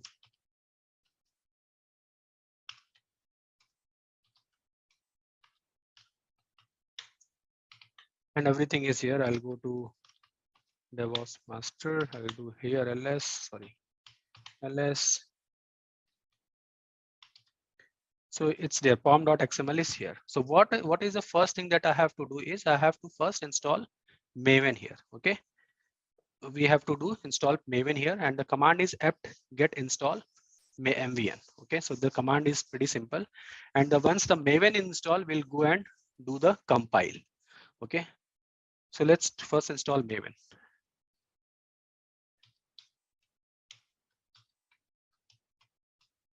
Right. The requirement of Maven is Java.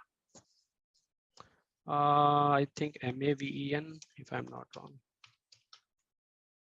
Yes.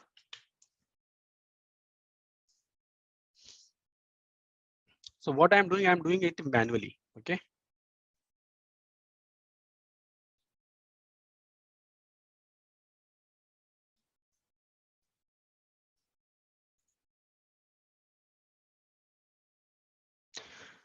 Yeah, I fixed it with the help of token only. I just fixed it. Okay, so this is Maven, I think is installed. It will take few more seconds to install.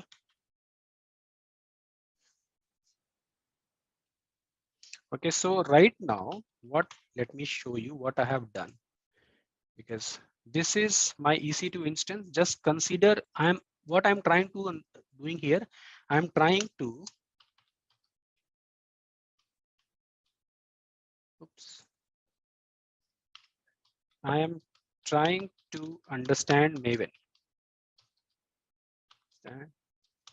Maven, how it runs.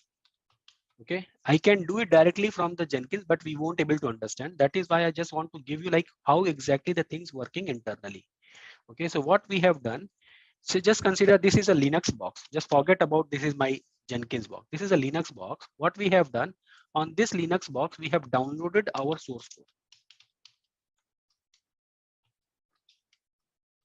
Okay, this source code I have downloaded. All right. How? Git clone. We have done git clone, and we have just git clone. I think everybody clear, right? What git clone does? Say for example, this is your repository. Okay, this is your repository. All your code is here. Remember yesterday I given you a use case. You are a developer and you just joined the team and you don't know what is going on. So first thing first, what you will do, and you join this project. I don't know who did what and all. This is the source code that is available here. So first of all, what I'll do, I'll just copy all the source code to my directory via git clone. Okay, that everything is get downloaded at here. Now I will start working here. So this is what I have done. I have downloaded all the source code and git with the help of git clone, and everything is now available. Now what we will do, we will on the same Linux, this is Linux machine. On the same Linux machine, we have installed Maven. Okay, we have installed Maven. Now what we will do, we will try to run one of the job, that is compile. We will run the compile job with the help of Maven. The goal here is, remember in Maven what I have told, Maven everything, Maven is like we need to understand what is goal. Goal here is to compile this source code. Goal here is to compile this particular source code. Okay, which plugin to use for compilation? That plugin information is stored in pom.xml file. Okay, I have to use Maven, that also is stored in pom.xml, but for compilation, which particular plugin to use, that information also stored in pom.xml. So I've seen that I am right now inside the directory where exactly the pom.xml file is there. Okay, now from here I will run the, whenever I have to run Maven command, make sure that you are in the same directory where pom.xml is there. That Maven will read this pom.xml and it will start compiling it. Okay, this particular source code. And how will I know that compilation is done? Because the source code is written in Java. Okay, if the source code is written in Java, then after the compilation, what file I'll get? .class file. Right? If I'm getting the .class file, then it means that okay, fine, I can, that compilation is done. Okay, that we will see. Okay, so this is the way the things runs at the background. Okay, this is right now I'm doing manually. Are you guys getting it? I'm doing compilation job manually. Okay, how manually? I have downloaded all the code. I have installed Maven.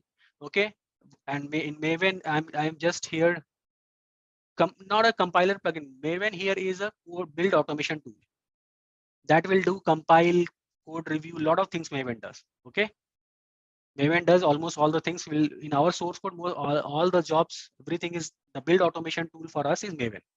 Build automation tool does compilation, code review, testing, lot of things it will do. Okay, and from where this information I got it from the pom.xml. Okay, what I'm right now doing is I'm compiling a job. How I am compiling a job? I am compiling a job manually. Okay, I have downloaded the source code. I went to the pom.xml, from where I got to know that okay, which build automation tool to use? Maven to use. Okay, Maven, I have to do compile job. The end goal is compile, but what is a plugin to use? That information also mentioned in the Maven, the pom.xml file. Okay, this is my pom.xml. If I go here and type compile, you can see here, this is what it's saying. This is plugin. I mean, how to write it? It's, I believe it's all copy paste from the internet. Okay, I'll show you from where to copy. Okay, compiler plugin. Okay, Maven Apache dot plugin, and this is like, what is the end goal and all. Jetty, Eclipse, and all everything is mentioned here. This is talking about the plugin. If I go here, I'm as a DevOps engineer, this is not the requirement, but I'm just giving you some context so that you can understand. Okay, otherwise you will feel like, okay, what is going on? I'm not able to understand anything. Why I'm doing this? Okay. If you go here, you can see in examples. Say for example here, you can see here how this has been written. The syntax, is it exactly same? So as a developer, as a DevOps engineer, this is not my cup of tea, but at least I'll do some research. I'll try to understand how this is written. I mean, that you should do. That is your, for personal thing, you can do it just to understand the things better. Okay, but everything is copied from, like, from that tool, and we can generate it. Okay, so don't think like, oh, this is so much big of code, lines of code, how can I do that? So it's pretty simple. Not simple as simple, but with some experience you should be able to do it. Okay, so this is what I want to say. You can see this is a source, this is a target. Okay, what is this goal is here? You can see like compile, compiler, compile, right? If you click here, you'll get to know that how to write a job. Okay, how to compile it. Everything will be in the documentation. I'm not telling you anything that I have invented. I am just following my documentation. Okay, if I go here, there must be something usage. You can see the command is mvn compile. This is what I'm going to run. The simple command is mvn compile, because from where I get this information, the documentation, because it's an Apache license, so Maven is from Apache. So it's like, it is telling me to go, the goal of this compile plugin, you have to run mvn compile. And from when I'm going to run mvn compile here, this I'll run mvn compile. This command will read form.xml file. Whatever the necessary plugins are required, it will start downloading it. Okay, whatever the required plugin, it will start downloading it. And after the downloading of the plugins, it will convert this particular source code into an executable. The .java will get converted into .class file. Just read the messages. You'll get to know that what it is doing. It will take few minutes. You can see it is downloading some plugins. Right now it is reading it took some time to read the pom.xml, and after that it is downloading the plugins. From where you can see Maven validation something, it is downloading all this from the pom, it is reading and downloading it. Okay, and after that, once the plugins are there, it will go and compile that source code. Everything is downloading. You can see downloading. Lot of plugins it is downloading. And from where Maven is getting this information? From pom.xml. Let's read some messages. It must be mentioned some. Yeah, if you guys see this message, compiling 13 source file to tmp work dir Jenkins demo something. This is my work dir that we have created. After that, it is doing something and creating some compilation. It means that compilation of it has created 13 .class file. Let's go to this location and try to see what are these files are.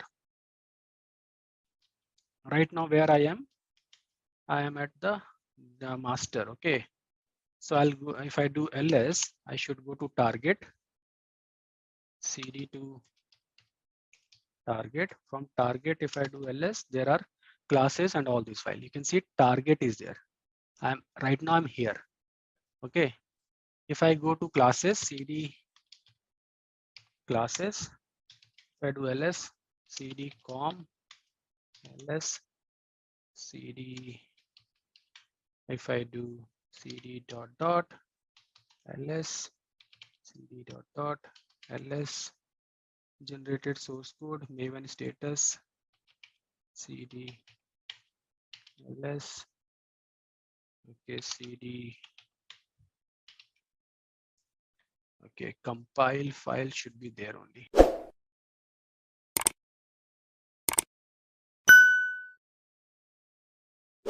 now I am right now here. Helper, where I got this thing. If I do cd dot dot ls, if I go to tutorials, if I do ls cd address book ls, I may get some more class files. So this is basically the class file is generated. If I'm getting the class file getting generated, it means my source code is compiled. Okay, so what happens here is we have installed Maven. Okay, we have downloaded the source code, and after that we have run mvn compile. Mvn compile basically have read this pom.xml file. This command reads this pom.xml file. Okay, and from this file it get all the information, what are the plugins that need to be downloaded. First it downloaded all the plugins, and after that when the plugins are get downloaded, it converted this source code into the java extension to .class file. Okay, so I got my compiled file. So but the thing is here, because I got few questions like what is the importance of Jenkins and all. So this is something we have done with the help of Maven, right? I mean, this is something we are going to use Maven with Jenkins also. The point here is I am doing it manually. Okay, I am doing it manually. Okay, if it is one-time job, that is perfectly fine. I can do it. I'll come to my shift, I'll run this, everything, that is fine. I'll download it, I'll run it, and I'll compile it, and I'll see the class file. Everything is fine. But what happen if it is a 24/7 job? I'm working somewhere and somebody, this is my Git. Okay, somebody is pushing code from all over the world. Okay, it's coming here, it's coming from all over the world. So what I'll do, what I have to do, I have to be in office 24/7 and run this job whenever, and I have to keep an eye over the Git repository. Hey, somebody has modified the code, somebody has pushed a new, I need to compile it, I need to run it. So that is a big pain. Okay, that is what where the tool, something like Jenkins, come into the picture. Jenkins does nothing. Jenkins gives you a platform where you can automate these jobs and you can create a pipeline. Jenkins is a tool full of plugins where what we can do with the Jenkins, when same thing, like when somebody, what is the magic of Jenkins? Jenkins, what it will do, when we'll create a Jenkins server, okay, what it will do, it will keep an eye here. Okay, the moment anything will come here, whether it's a midnight, 7 a.m. in the morning, 4 p.m., 3, whatever the time, it doesn't matter. It's a tool, it is running. Okay, if it is coming here, it will go and compile. Okay, once compilation is done, okay, and how it will get compiled, it will do the compilation exactly the same way that we have did.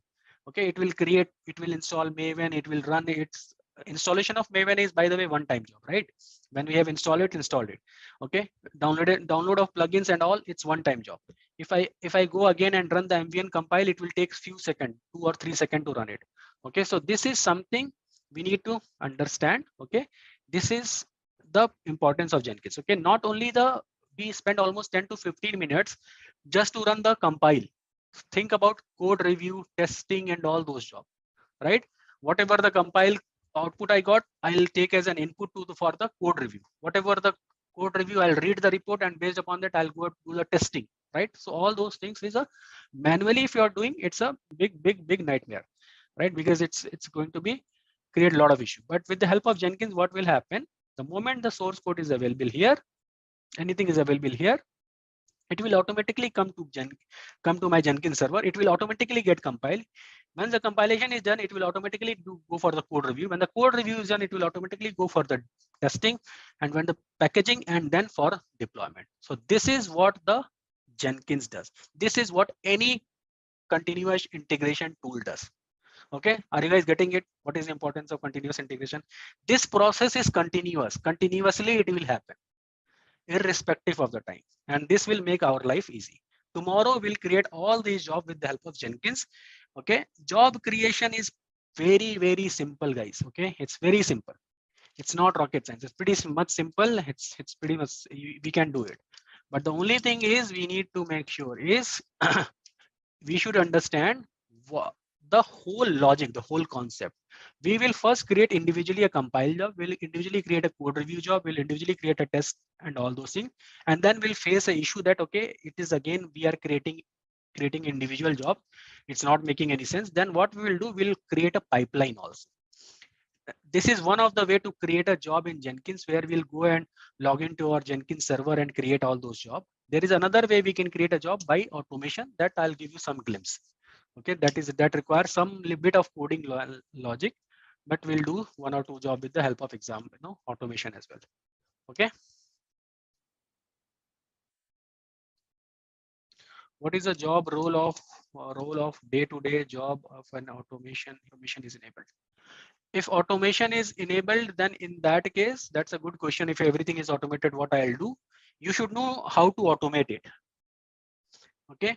And how best, what are the plugins are available? Okay. If I go to manage Jenkins here, you might able to see like there are some updation is required. Right now it's not any updation required because we have just installed it with the latest version.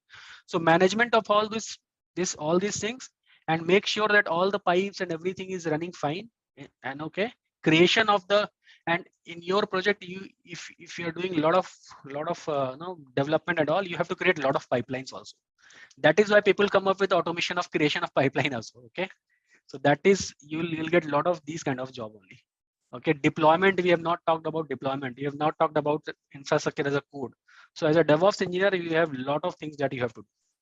Okay, so don't worry, we have just covered 15 to 20% of that portion. Okay, we will try to understand all the concepts one by one. Okay, so this is the developer, right?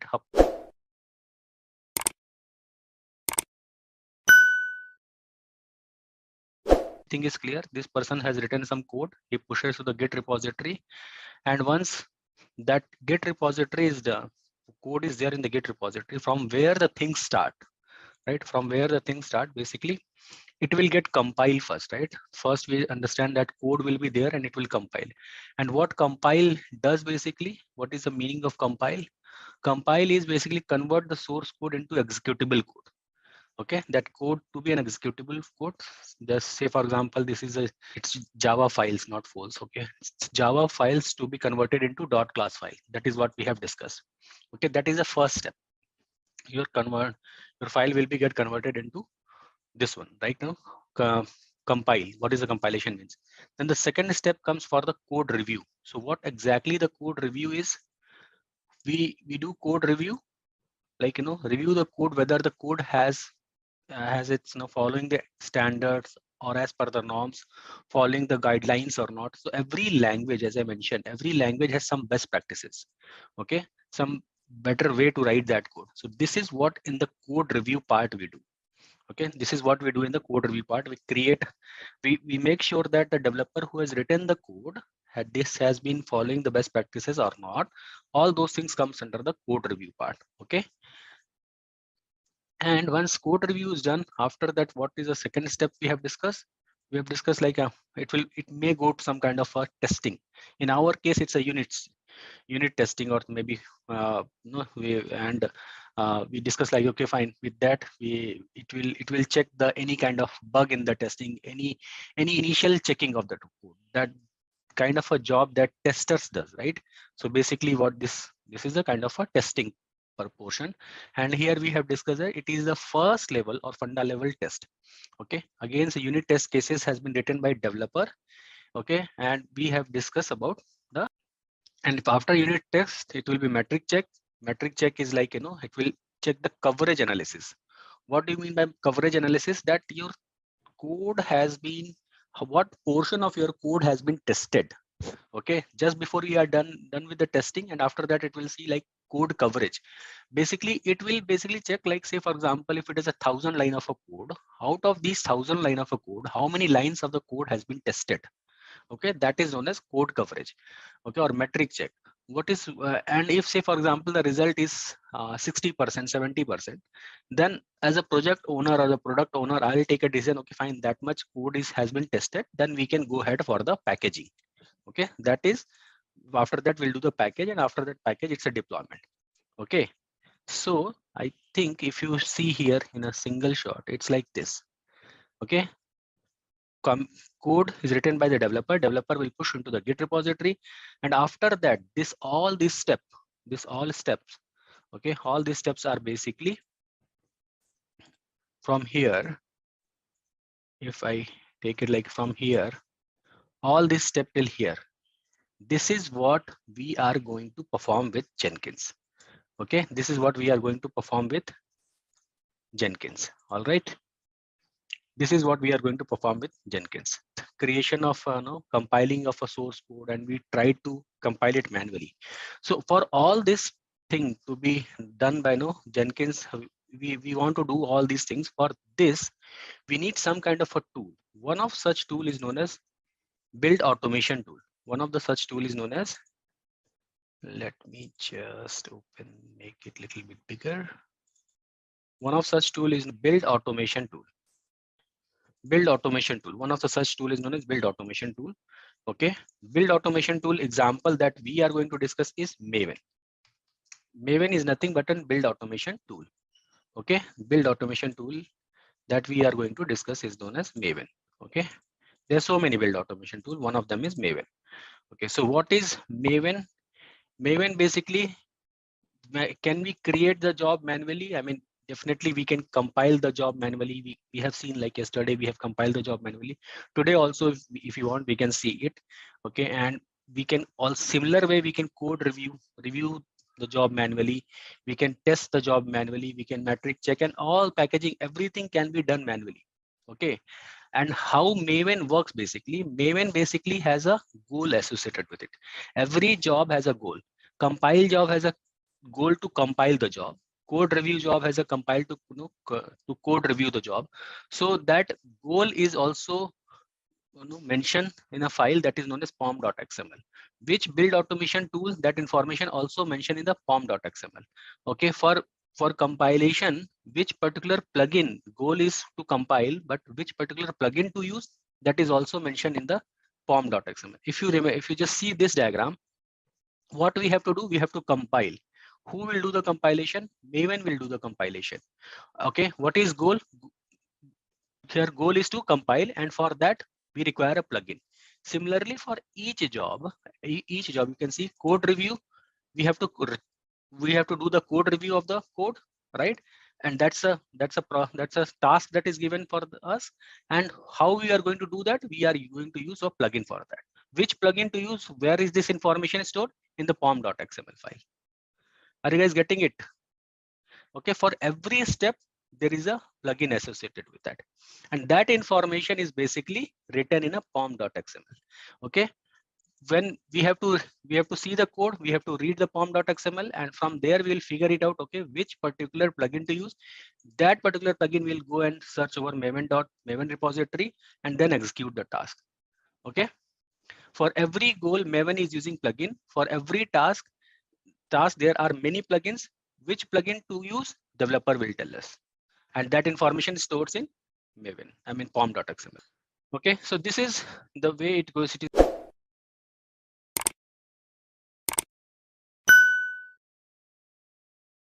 is, I have just installed Java. Okay, let's install Jenkins also. Let me just see whether Java is installed or not. Okay, Java got installed. So let me install Jenkins. I'm just doing a little fast because we already know the steps and I've already done it. Okay, so don't worry, all these steps are from the same URL that I have shared with you guys, right? Jenkins installation. Okay, so I have created the old Jenkins server. We will try to compare it. Okay, so that is why I'm just creating, so that I can do everything fresh from here. But this should be clear to you. Okay, this is like, you should be crystal clear how the things are related.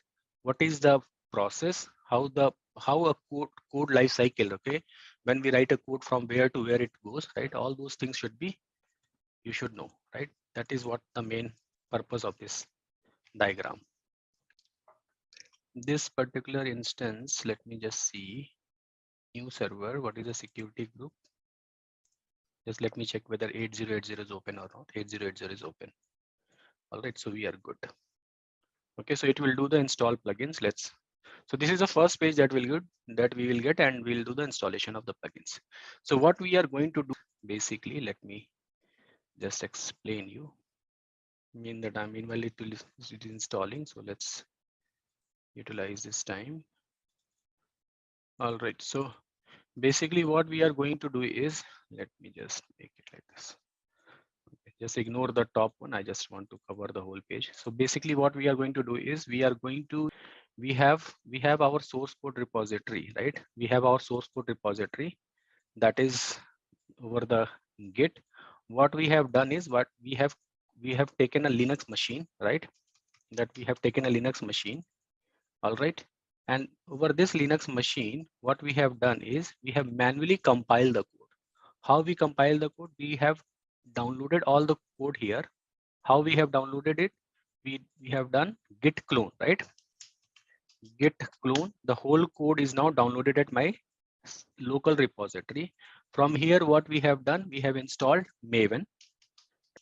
Okay, in Maven, we got to know that we need to compile, and for that we got to know that which particular plugin to use, and the plugin was like compile, and we got the command from the documentation mvn compile. Okay, and we run this command. We run this command where we run this command from the directory where pom.xml file was there. Okay, we run this command where pom.xml file was there, right?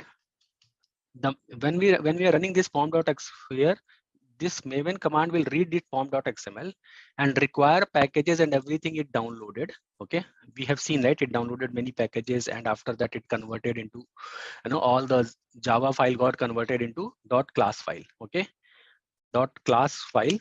We got 13 class file got created, right? We have seen yesterday. Now the question here is, we can perform similarly with this. We have performed what type of process, what type of job? We have performed this compile job, right? We have performed this compile job manually. The question here is, we can perform all these job also in the similar way. We can perform mvn compile, mvn code review, mvn testing, like that. We can perform all these job manually. But the point is not this. I mean, we want to automate this stuff. We started this class as a DevOps, as a continuous process, and improve the productivity and make the everything in, enhance the delivery, quality delivery of the. So how can we do this? We can do this with the help of automation. When there is something word automation comes, we have to learn some more about the tools.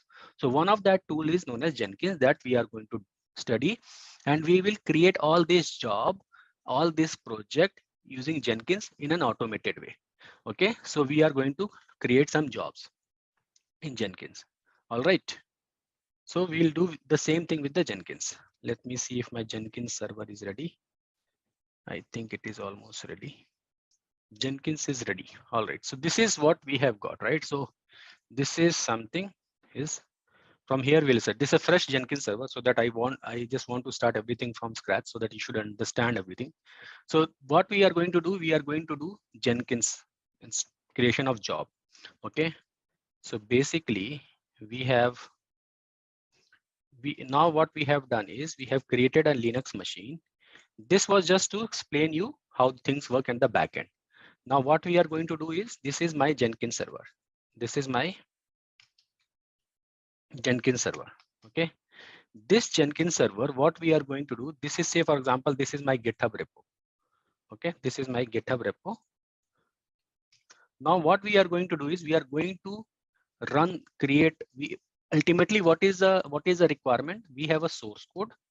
From this source code, we want to give a package. That is what the requirement is, right? In between there are some steps, but this is the ultimate requirement. We have a source code and we want to give a package, so that once the package is ready, we can deploy it, right? This is what the main objective is, right? So what we are going to do is, we are going to create number of jobs in Jenkins. Okay, what would be those jobs? There are jobs. We'll create the compile job, we'll create code review job, we create unit check job, we create package job, like this. Okay, so just to the thing simple, just to understand, so that everybody understand, and little I'll again explain the concept. The thing is, we are going to create a compile job. Okay, we are going to create, when the code is compiled, again we are going to create a test job. Okay, and we'll create a package job. If you create one job, if you know how to create one job, you should be able to create any job. Okay, just focus on one job. We will create all these 3 jobs manually. Okay, and later when these jobs are created, we will run this job individually one by one and make sure that every job is successful. Once every job is successful, what we will do, I will show you that we have to manually go and run this job. That is again not a good thing. Okay, we will automate the trigger of the job. Say for example, when the compile job is run, it will automatically run the testing job. When the testing job will run, it will automatically run the package job. That is the second stage. Okay, so first stage is let's create a job. Okay, for running this compile job, what are the software that we are, and where exactly these jobs are going to run? I'm creating a compile job, test job, package job. Where exactly these jobs are going to run? On which server? Right? This is where the jobs are going to run. Right? This is in this server, the jobs are going to run. This is what? This is a Linux machine where we have installed Jenkins. To run this job, that is the reason I have created a very new server. To run this job, what are the things that are required? First of all, this server required a Maven software to install. Right? This server might be requiring Git, right? Because it has to communicate with Git. So Git it will run the Git command also. What else is required? Might be this for Maven, it might require Java, right? Java, by the way, already installed. But anyways, this is what it is going to do, right? There are some prerequisite, right? There are some prerequisite of software that must be available here to run my jobs, right? Otherwise, my job will fail. So for this, Jenkins, what they do is, just give me a second. What they do is basically they come up with something known as global automation configuration. Okay, if I go let me go to Jenkins server. I think this one is a new one. Yeah, so this one is my Jenkins server. Okay, if you go to here, manage Jenkins. Okay, this menu is very important, right? This is known as manage Jenkins. If you go here and manage Jenkins, okay, there is something known as global tool configuration. Are you guys able to see it? Let me just draw it. Otherwise, this is known as global tool configuration. Where how I reach it, I click on manage Jenkins. Okay, when I click on manage Jenkins, I reached here, right? So in this particular global tool configuration. So what basically is global tool configuration? Global tool configuration tells like what are the software that you are needing to run your jobs. Let mention here, and Jenkins will install by it. Okay, Jenkins will install it. If I go here, global tool configuration, you can see like default Maven setting and all. You can see this JDK is for Java, right? So here it is mentioned that JDK installation. If I add JDK, what it will do, there are two options. There are two options with every software, every prerequisites. Okay, first one is install automatically. If you don't select this option, and if the software is already installed in your machine, say for example, it is talking about Java, right? Java is already installed on my machine, right? If I do Java -version, okay, Java is already installed, right? And I want Jenkins to use this particular Java. So in that case, what I'll do, I'll say, okay, fine, you don't need, I won't select this install automatically. In that case, I need to mention which particular Java to use. Okay, so I'll give the home directory of my Java here. Okay, so what I'll do, I'll just set the home directory of Java first. Let me set it. Basically, if you see the Java install here, if I go to cd/usr cd lib/jvm, I think here you can see this is Java 11 OpenJDK. This is home directory. If you go cd into this Java 11, if I do ls here, you'll see the bin, conf, all this is the home directory of Java. The Java is basically installed here. This is known as home directory. Okay, so this is the home directory. Just like when you install anything on Windows, it installs C: program file, something, some path is there, right? Everything installed in some directory, some folder. This is where the Java installed. This is known as home directory of Java. Okay, nothing else, nothing new concept here. The same thing that we know and we are just using it. All right. Okay. So this is basically in the home directory of Java. What I'll do, I can set the home directory of Java as a Java underscore home. The command is basically export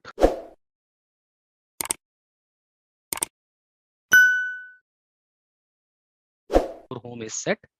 This path I am going to tell Jenkins so that it will use my Java, not install automatically. Name I can mention like my Java, whatever the name you want, and the home directory I am giving this. Okay, this message, just ignore it. Okay, it sometimes set this message. Git, I am saying okay, fine. Git is already I think installed. Let me see if I can run the git command. So Git is installed. Again, there is no need to install Git automatically. Okay, I'm just mentioning, okay, yeah, Git path is again Git because I'm able to run the Git command here. That is default path. Gradle we don't want, Ant we don't want. We want Maven. As exactly right. We want Maven. Just like Gradle, Ant are like Maven. These are the build automation tool.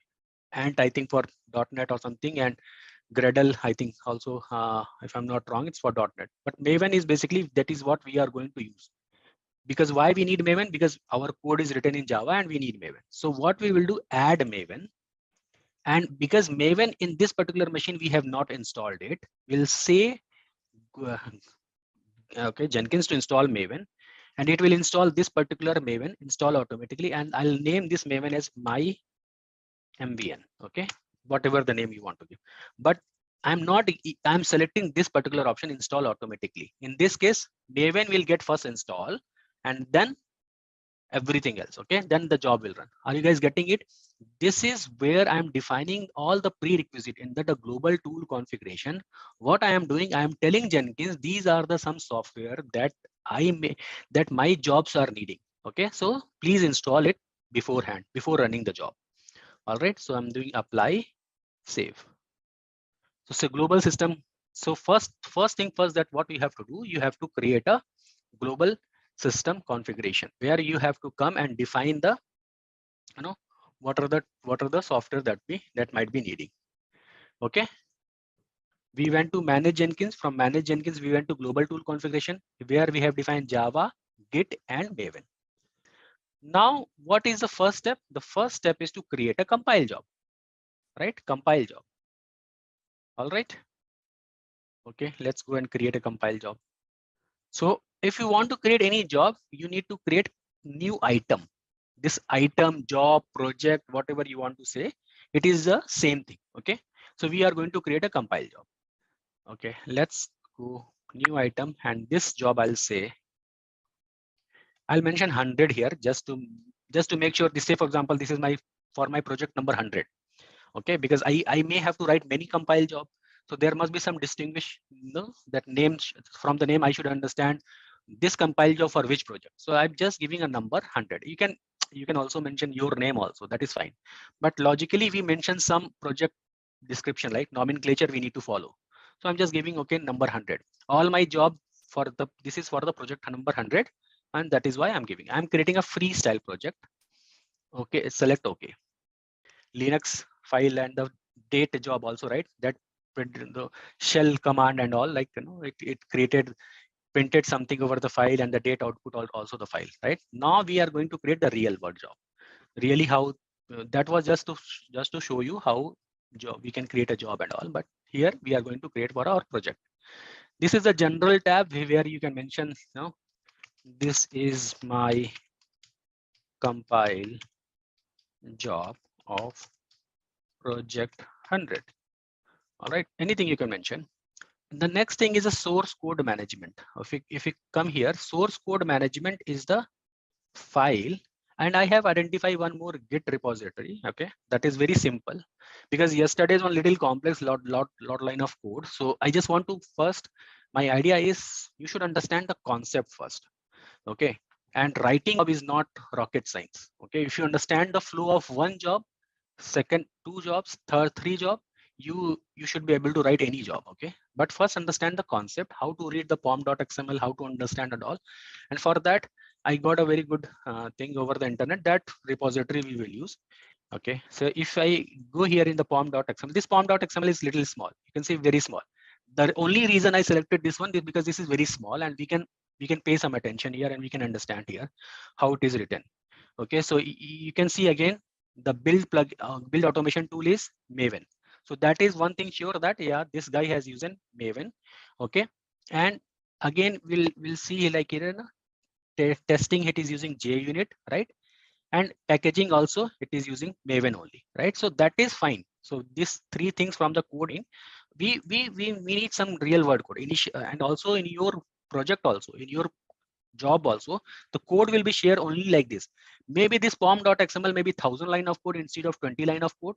Maybe the source code will have more files and all, but this is not the point. The point is we should understand to like which build automation tool to use, which tool I should use for testing and all those information I can get from the pom.xml. That is the reason I found, okay, this is a very small and sweet pom.xml, and we can read it and we can figure it out, right? So that everybody should understand. And even as you become mature, little bit more experience, you should be able to understand more things. So instead of starting with a very complex thing, let's start with a simple thing, and that also resembles exactly the real world scenario. Okay, we will use. So second thing is source code management. What do you mean by source code management? In our case, what is our source code management? Which particular thing is our source code management? In our case, what is our source code management? Which repository? Git. GitHub is our source code repository, right? SCM, VCS, right? Where exactly our source is stored, right? This GitHub. So what we will do, we'll mention the GitHub link here, and we'll just come here. We'll go to this one, and we'll just copy this particular link. Make sure that you are copying HTTPS. Okay, just copy it. Come here and mention the GitHub URL here.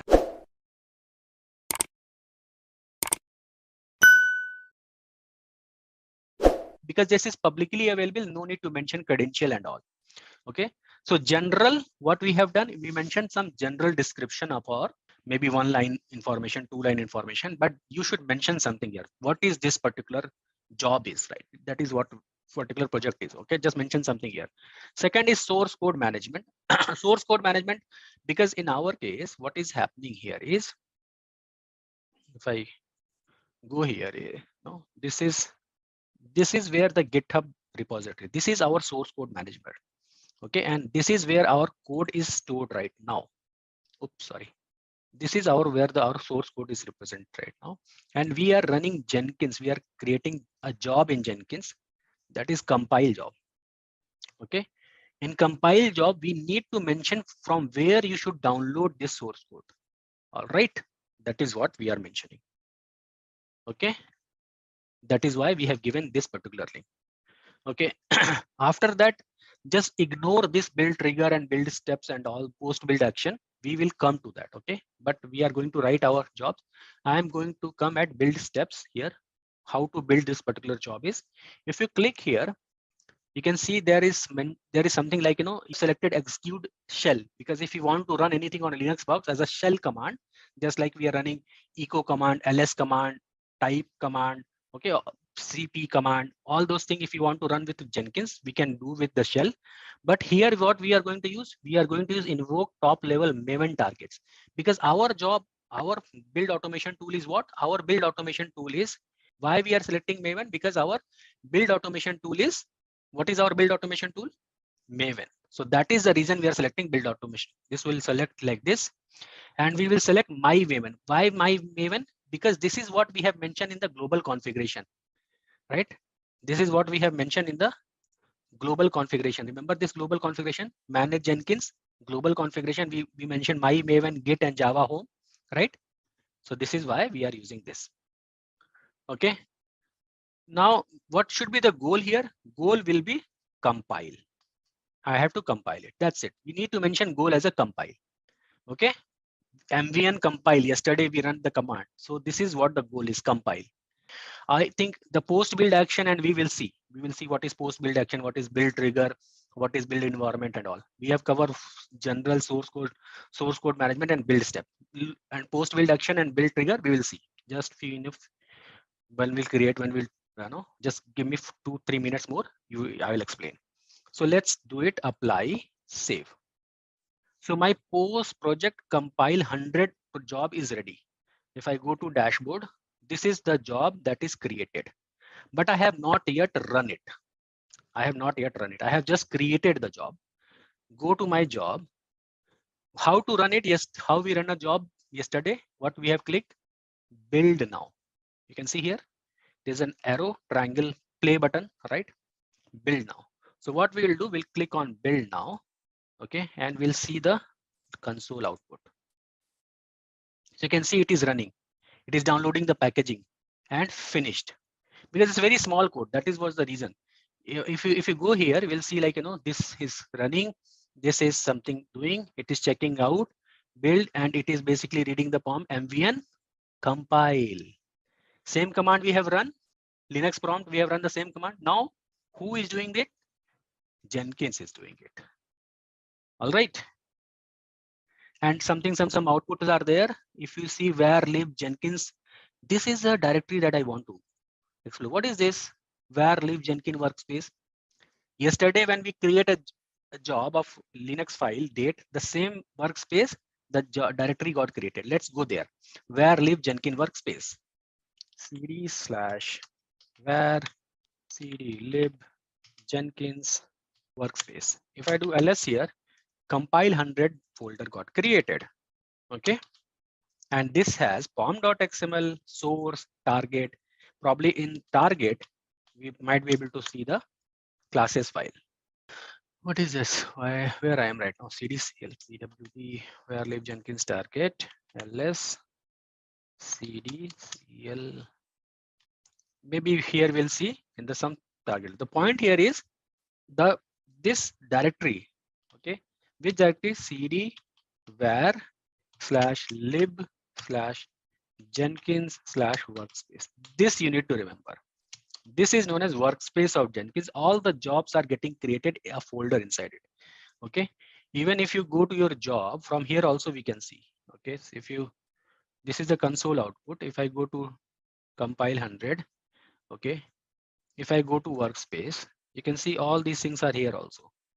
Okay, this class path project and all pom.xml file, everything. First it downloaded first it installed the Maven, because from why it installed the Maven, because that information we have mentioned in our build automation tool. Maven requires Java, and we have given the Java path in the global tool configuration, right? So this is the job number 1 is completed. Is it failed or what? It is saying red arrow. Why it got failed? No such file. Error number 2, no such file or directory. Subfolder. Cannot run the program mvn. Oh, mvn is not there. Okay, why it is not installing mvn? I think is not able to install Maven. That is why it is failing. Okay, in that case, what we can do here is, what we will do, we'll go to dashboard, we'll go to manage Jenkins, and we'll go to global tool configuration. I think we have not selected any version of Maven. No, we have selected it at 3.8. Let's select 3.8.4. Install automatically, or what we can see is my Maven underscore home. Let me just try to find it. And I think there are many Maven, add Maven. So that is,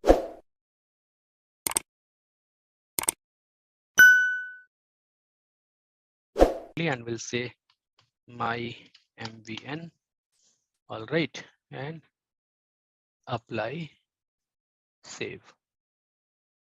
Okay. And let me go and run my job again one more time. Let's see if it is installing or not. So this kind of a troubleshooting we have to do sometimes. Sometimes everything looks good, but it won't work. This is again failing. I think it's red. Running system progress. The same command, it needs to be run. And one more thing that we need to figure it out, what is the Maven home directory? Then in that case, we will not select install automatically. We will, just like Java, we have not select install automatically, right? We said like, okay, fine, just go and run. usr bin mvn. So this path we need to give.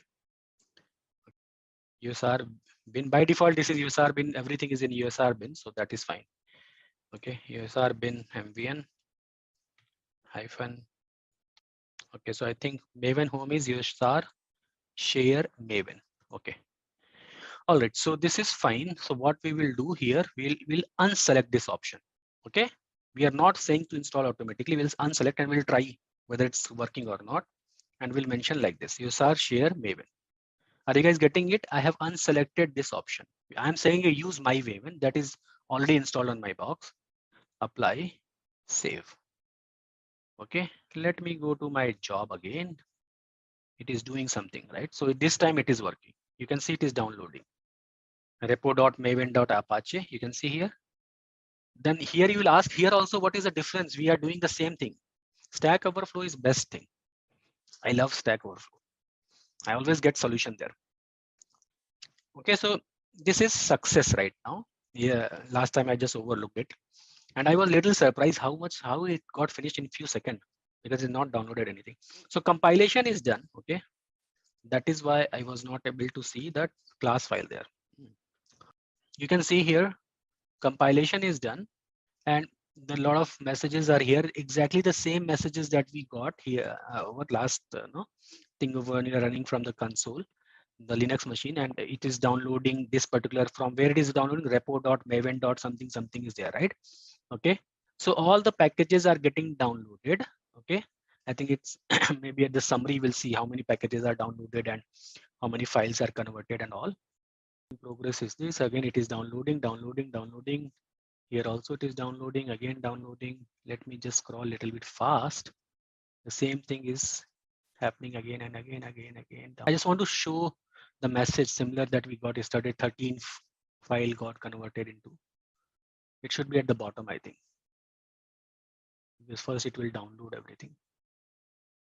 Okay, all right. So that is good. So I'll show you where exactly the class file created, because but it got converted. I mean, the Maven, our job is console output is okay. So compilation is done. The same thing we can come here and see in our workspace. This is the same workspace. Okay, compile 100, and all these files are created. Okay, the class paths. I think this particular thing I don't want to download this thing. Okay, source main. Okay, so this compilation is done almost. We have got this message. All right, so what is the next step? That what it is nothing to it got nothing to compile. Okay, let's see. I mean, let's see whether it's compiled or not, because I need to also run this source code. If it is not, at least the purpose here, we are able to create the job. Okay, even it is compiled, that is fine, but we'll see whether we are able to run other jobs or not. Okay, so just wait for it. So this is the compilation is done. Next thing what we'll do the testing. Okay, so we'll create a test job. All right, we'll create a job? We'll create a test job. Okay, the test job creation is exactly same the way we created this job. Okay, the compilation job. So what we'll do, we'll go to here and we'll mention test 100. Okay, so that this is for the same project. Okay, same thing is there. We'll mention this is the testing job for the project 100. All right, and in source code management, again we'll mention the same thing. Same Git repo will mention. Credential is not required because that is fine. Again, we'll come to the build step.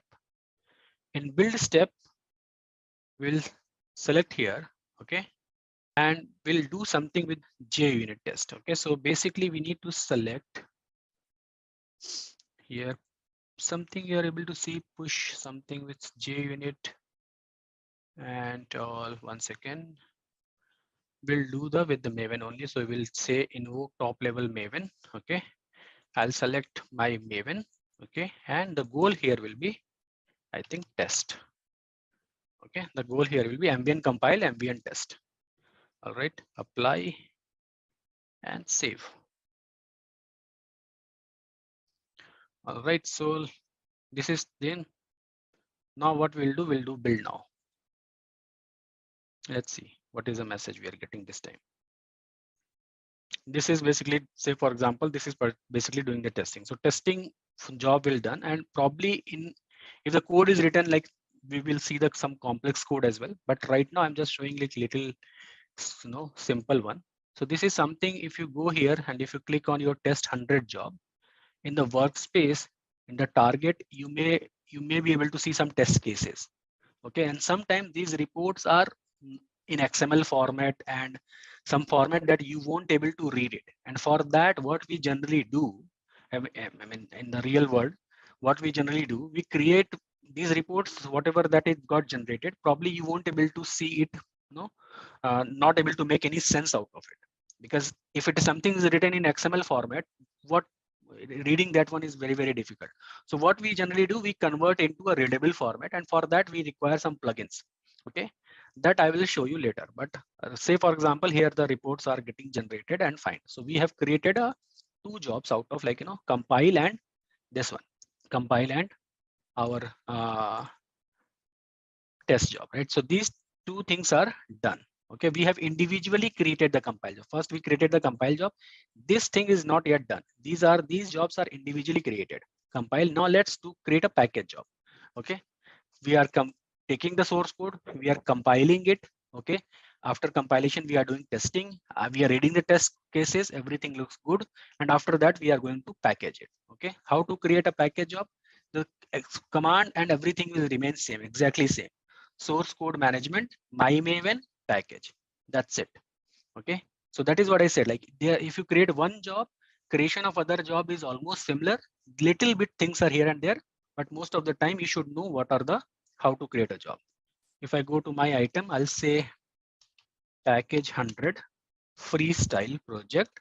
Okay, I can mention this is package job of my project 100, whatever you want to mention. Again, Git will mention the same repository name. Okay, that is fine. Then again we'll come to build step. We'll go to top level maven. We'll select my maven and the project command is package. Apply, save. All right, now we'll run this job. Build now. Okay, I'm not over complicating the thing, so that we will first understand the concept and later making, doing some complexity, making a little bit complex. It's very simple. But the thing is, first let's understand how it is working. If it is required, it will consult the pom.xml file. Okay, whatever the plugins are required, and if anything required for the packaging, it will download it. If anything required for for testing, it will download the plugin. Here also, I mean, if you go to the, say for example, package also, if you how to check, if you go to your workspace, in this here you can see what are the outputs.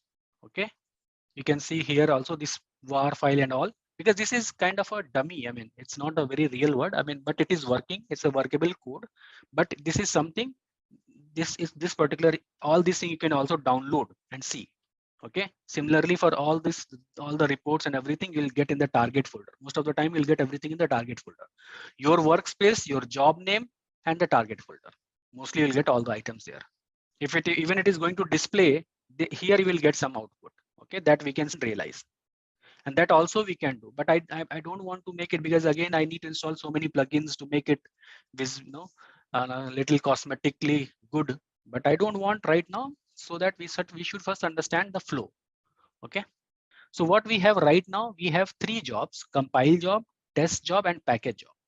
Okay, this is my old Jenkins server, right? Here I am asking Jenkins to install Maven, and it is doing for me. Install automatically. What is the version and what is the name? But if you select install automatically, then it's Jenkins' responsibility to install that software. It didn't work, but because this is a new one, maybe something is blocking that I need to check. But for my old one, it is working. This is the way. For my old one, it is working. The same thing here in JDK. In Git also, Git is like whatever the Git is already there. If JDK installation, I mentioned, okay, this particular Java, but for Maven, I mentioned install manual, install automatically. And it is, if I apply, okay, and if I do save, it is done. And if I go to my any of the job, say for example, code review job or compile job, say for example, this one, if I do run it again, it will run successfully. This is my old one. This is the 6th one is running. Okay, and it will be running successfully. And it is using the same Maven that is installed by Jenkins. Yeah, install automatically is the option if you want to install it with Jenkins. You need to mention the path, and you need to mention the name basically. If you want Jenkins to use your Maven, your Java, and all that you have already installed on your machine, in that case you need to mention the home directory path, the path where exactly the Maven is installed, the path exactly the Java is installed, the path exactly where Git is installed. Otherwise, if you select install automatically, it will taken care by Maven, I mean Jenkins itself. So what is the challenge here is, I mean, these jobs are created, that is fine, and please don't consider this as this is not a real world case. This is a real world case. Okay, maybe we are not getting some of the output because the code is very simple. Okay, the code is very simple, it's not generating all the things, but real world case, it's not going to be anything different. This is the same thing, same way you have to create it. Okay, same way we have to go or copy the Git repository. As a DevOps engineer, this is what we do. Okay, and if somebody asks me like the report and all for any job, I'll go to the target folder, I'll zip it and share it. I've already show you, right? I mean, if you go to the workspace, no, you can download all the zip files here and share them. Okay, if you want to see it, you can just click it here. You can see this XML format. This is what I'm talking about. The reports from, maybe as a DevOps engineer, I am not able to make much sense out of it, but if the person with him I'm sharing it, probably he will able to understand. Okay, dot class path also, we can just go and read all these XML files. Real world code doesn't mean always like it should be 10,000 line of code. Real world example could be of 100 line of a code as well. All right, so this is what we have right now. We have 3 jobs. This is, and all these 3 jobs are created individually. Okay, what is a challenge right now I'm facing it? Somebody, say for example, somebody is coming to this Git repo and he is basically, this arrow is not here. This is my compile job. Okay, this is my compile job. This is my test job. Okay, say for example, now Manoj, you made some changes over the Git your code and you push a new piece of code here. You committed, you did git commit. Okay, and after that git push. All right, git commit, git push you have done, and so that definitely a new file will be there. What, as a DevOps engineer, what I'm seeing right now, I have to go, I have no mechanism that will check that there is a file or not. First of all, that mechanism is not there in our case, right? And I have to go and manually compile this job. When the compile is finished, I have to manually run this test job, and when the test is finished, I have to run package job. So can we do something with the help of, say for example, with the help of the given feature in Jenkins, can we automate these things? The answer is yes, definitely we can automate. There are 2 things. First one is known as build trigger. Build trigger. What is this build trigger? Build triggers are basically, as a name says, right? As a name says, this is a build trigger. Build trigger means what? Something that will trigger the job. Something will happen and that will trigger the job. All right, this is what the build trigger means. Okay, so for build trigger, if something compile, when I should go and compile the job, the answer is pretty simple. When there is something new commit, new git push is happening, automatically my compile job should get fired. Make sense? When there is a new file, new thing is added, automatically this compile job should initiate, right? So what we will do, so there is something known as build trigger and there is something known as post build operation. Okay, post build operation. I'll first explain what is this post build operation. Okay, build trigger will initiate your job, anything that will initiate your job.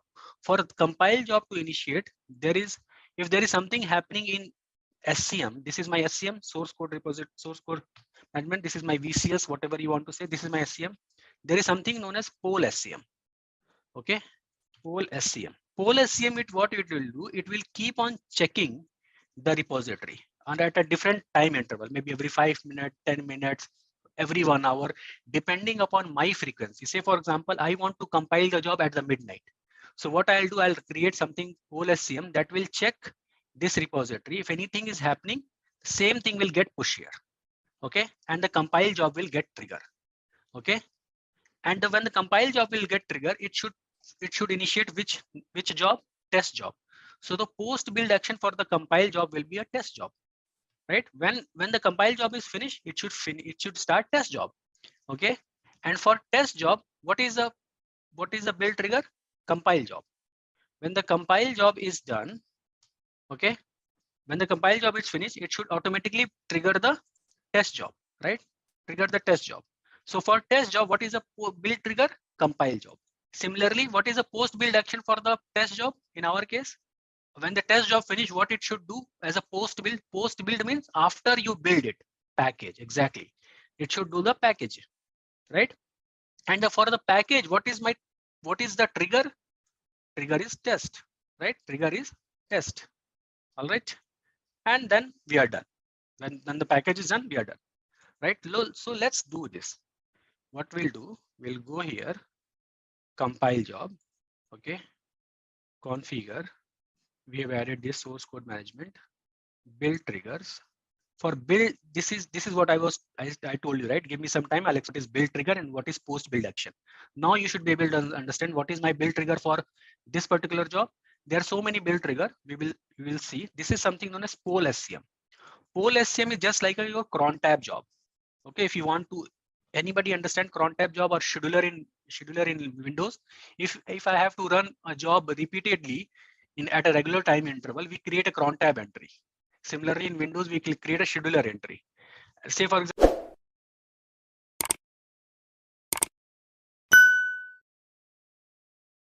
okay, that's a script at every 4 hours. What I'll do, I'll create a cron tab job for at every 4 hours, and I'll make an entry, and that will automatically keep on happening. Similarly, say for example, I want to do poll SCM of my GitHub repo, this particular repo, okay, at regular interval. So what I'll do, I'll use something like, say for example, every minute asterisk 3, 1, 2, 3, 4, 5. I need to see the syntax because cron tab I've written like long back. I think this is a 5 stars. That is what we generally do. Anybody from the Linux background? Cron tab entry. This is the correct if I'm not wrong. That's best of whatever I recall. Okay, so this is basically kind of a cron tab entry. If I have to do it every minute, I'll mention 5 minutes. I think minute, hour, day of the week, day of the month, something like that. Minute, hour, day of the week, minute, hour, day, Sunday, Monday, something, day of the month and month, right? Something like that, 5 entries. Am I audible? So let me show you what I'm talking about. Otherwise, if you guys are not from, somebody might be thinking what he's doing. So this is something cron tab syntax in Linux. So let me just explain few things here. Geeks, or maybe there is a TechMint is good. So here is what I'm talking about. Say for example, if you want to run a script, let me just copy this image. Okay, not as visible. So say for example, this particular command I have to run. This is a script that I have created, and this is a path where a script is stored. And I need to run at every minute or something like that. So it's first asterisk represent a minute. Second asterisk represent the hour. Third asterisk represent the day of the month of the year, and day of the week. Okay, so it means every minute, every hour, every month, every year, every day of the week. Asterisk means every minute this job will run. So let me also put asterisk so that every minute my job will run. Here is a quick quiz question for you guys. What is the primary goal of DevOps? Your options are to automate all aspects of software development and deployment, to foster collaboration and communication between development and operations teams, to eliminate the need for manual testing and deployment, or to create a standardized development process that can be used across all software projects. Please drop your answer in the comment section below. Just a quick info guys, if you want to make a career in cloud computing, then Intellipaat provides an advanced certification on cloud and DevOps by IIT Madras. This course is taught by industry experts and IIT Madras faculty. This course is designed to upskill and land your dream job. So poll is nothing but a cron tab entry. I'll mention asterisk. So every minute, what it will do, what is the meaning of this thing? The meaning is at every minute, this will check this repository. If there is any change, it will push that change to the compile, and compile job will trigger. If there is no change, it won't take any action. Again, right now it's like 8:32. At 8:33 again it will go here and it will check. Is there any change? No change, no action. Yes, there is a file added. It will just push that file to here and my compile job will trigger. So I'm creating a poll SCM for this. Okay, what is the post build action for this? Post build action. Okay, I'm saying what is my post build action? Okay, post build action. Just select this post build action. Add a post build action. I need to select which project I have to build after this. So I need to select project to be built. Something like that is there. Aggregate downstream. Result, build other project. I think they have changed the option. Let me read. Delete the workspace. No. This is, I don't, email notification, all those things. Publish, build other project. I think this one. Build other project. Okay. And here post build action. What I want to do? Test. Okay. Test 100. I'll select this one and I'll say apply, save. So here you can see there is something known as downstream created for this. Downstream means what it will trigger. Downstream. Upstream for this particular thing, downstream is got created. This question generally people ask in interview. Okay, the downstream got created. Should I remove this? Yeah.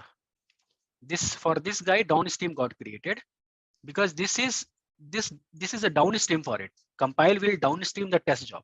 Okay, for test there will be upstream. Upstream will be compile and the downstream will be package. Let's do it and then I'll show you. Okay, so what we will do, we'll go to our job test. Okay, in test we'll configure it. We'll do build trigger, and in build trigger what we will select here for the build trigger, build other project, build after other project, right? This option looks logical. Build after other projects are built. What are the other project? In our case, it's compile 100. So that's an upstream for the test job. I'll go to the post build action. Compile 100 is there, right? Post build action. I'll go here, add post build action. Build other project. Which project? This time package. Package 100. Perfectly fine for me. Okay. Package 100. So let me apply and save it. If I come here, you can see upstream is compile and downstream a package. Okay, are you guys now able to understand what is the meaning of upstream and downstream? Without explaining it, just by it is clear, right? This is upstream and downstream. For this guy, this will be upstream and this guy will be downstream. Okay, for this guy, there is no upstream because there is no package. Because this is going to trigger by the code. So there will be no upstream, but downstream will be test. Similarly, for this guy, there will be downstream test, but there is no upstream. Let's go to the package.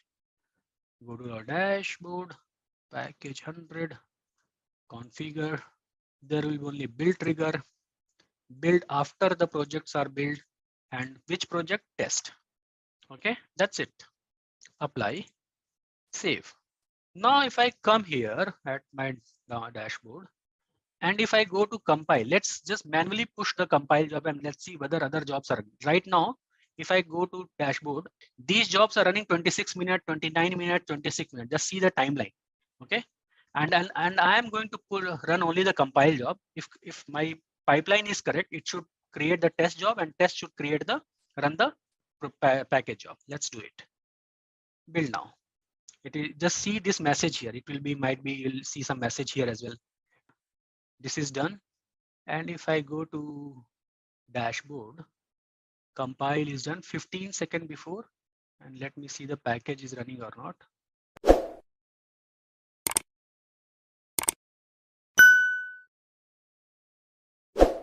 Show me there only. You can see 40 seconds, 30 seconds, 20 seconds. That makes sense, right? Earlier it was 26 minutes something. So first compile run 40 seconds. After that 30 seconds it got run, and after that it got run, right? But again, it doesn't look good to me. I mean, what I'm saying is, okay, that is fine. I can see that it is running.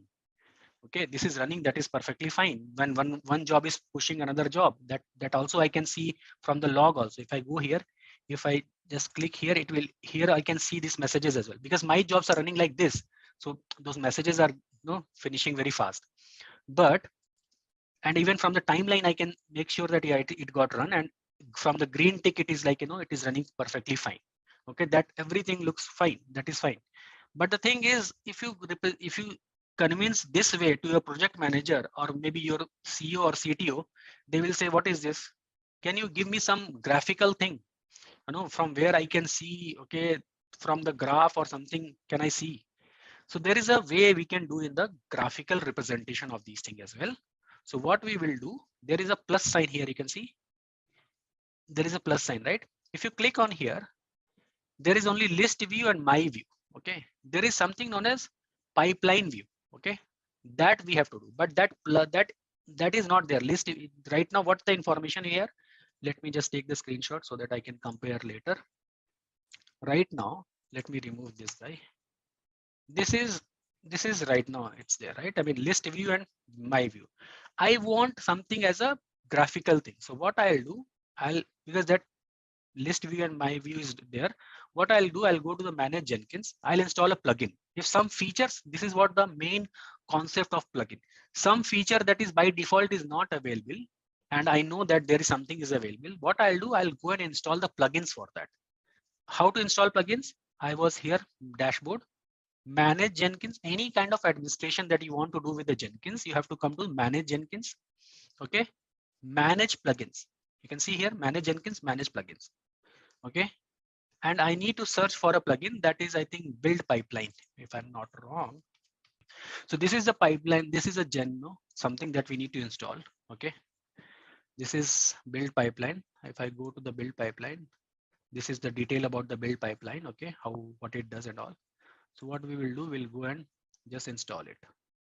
Install without restart. I'll select this thing and restart without restart. So it will download and start it.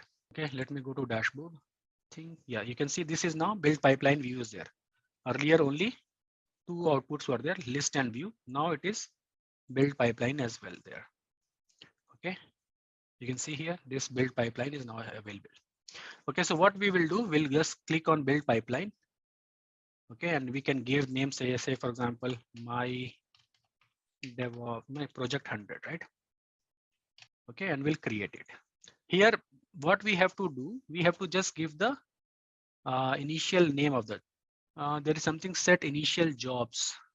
Is there any option for set initial jobs? This one, and this is compile 100. It is perfectly fine. I want to set initial job as a compile 100. Okay, and I'll say apply. So you can see here, this is a graphical representation of it. Okay, and if I go and run this compile job, it will automatically, if I select here, okay, build pipeline is here, or maybe I'll go to compile 100, project 100. I think I can run it from here. So this compile is running, it is yellow in color.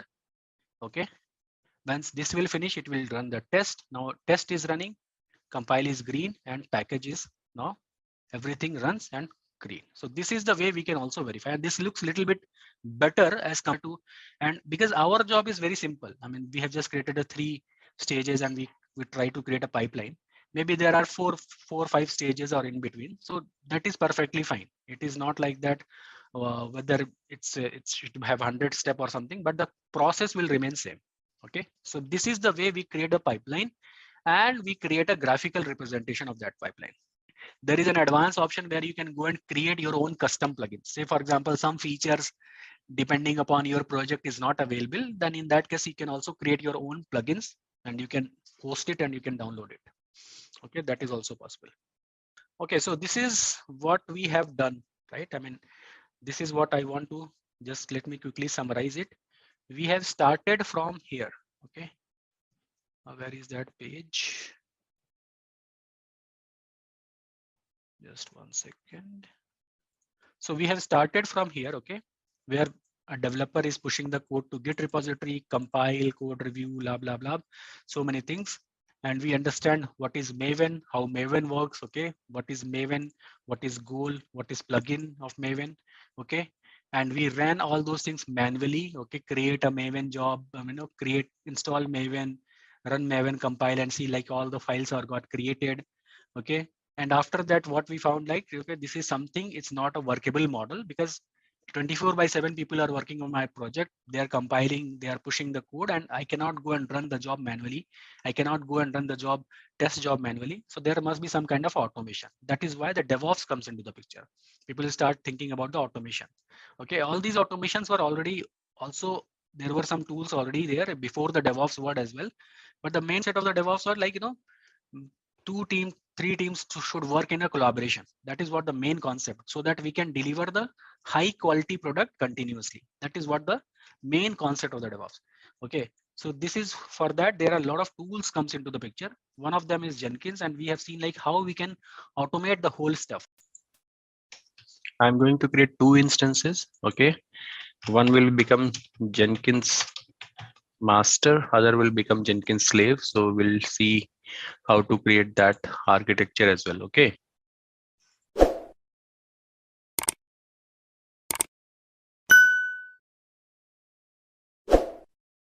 This will become master. Okay, this is master's IP and this is slave's IP. So what we'll do, let me just tell you what we are going to do here. So basically, I'll do a quick revision, whatever we have done and we have studied so far, and we will try to explore some more of the more options, and we will create a master slave architecture as well today. Okay, so by this way we'll almost able to cover the topics, and then if anything, any question, then we'll take one by one. All right. So basically, if you just recall, like whatever we have done so far is something like this, right? We have a repository, right? This is you can say this is kind of a Git repo where our code base is stored, right? And once a developer or anyone is like pushing the code to the Git repo, okay, when the developer or anyone like pushing the code to the Git repo, what is happening here? That code is basically getting compiled, code review, test, package, and delivery part. Let's just avoid because we have not covered Docker or something. But this is still till this part we are done, right? I mean, there are maybe one or more few steps in between, but more or less this is what it is going to be, right? We have compile, we have code review, we have test, and then when everything goes good, we convert that into package, and then package is basically we are going to deploy it, right? This is what we have covered so far, right? And for doing this, we have done like we have created a Jenkins server. For this, we have first manually compile the code, right? We have created a Linux box, okay, and in the over the Linux box we have manually compiled all these things, right? How we did that? We have installed Maven on top of Linux box, and after that, no, let me go to my whiteboard and then explain it, because I just want to, just give me a second. Right, so this is what we have done, that is right. And the step number 1, that is what now, compilation step. What we have done for the compilation, what we have done, we have created a Linux box, right? And on top of that Linux box we have installed Maven, okay, and once Maven is installed, we just compile it, right? MVN compile, right? So similarly we can perform all these tasks as well, like we can perform the code review, we can perform the test, we can perform the package manually. But the idea is not that. We need some kind of a tool so that whenever something is some code or something is going here, it should automatically get compiled. When the compilation is there, it should automatically get code review, and it should, when code review is done, it should get test and then converted into package, and then that is something ready for the delivery, right? Ready for the deployment. So how we have achieved it? We have achieved this with the help of a tool that is known as Jenkins. Okay, so for Jenkins is a tool that is all this compile, code review, test, and package. We want to do some kind of automation. For automation, what we need? For automation, we need a build automation tool. A build automation tool. Okay, build automation tool. What is this build automation tool? The build automation tool that will perform all these tasks, task of compilation, task of code review, task of test, task of packaging, everything that will be performed by build automation tool. In our case, who is the build automation tool? In our case, the build automation tool was Maven. Okay. Then what Jenkins is doing? Jenkins is giving you a platform where you can go and integrate all those things, create a automated pipeline. Because if I am doing only with Maven, I have to do manually the same thing that we have done in the Linux machine, right? We have done manually one step of compilation. We have created a Linux machine.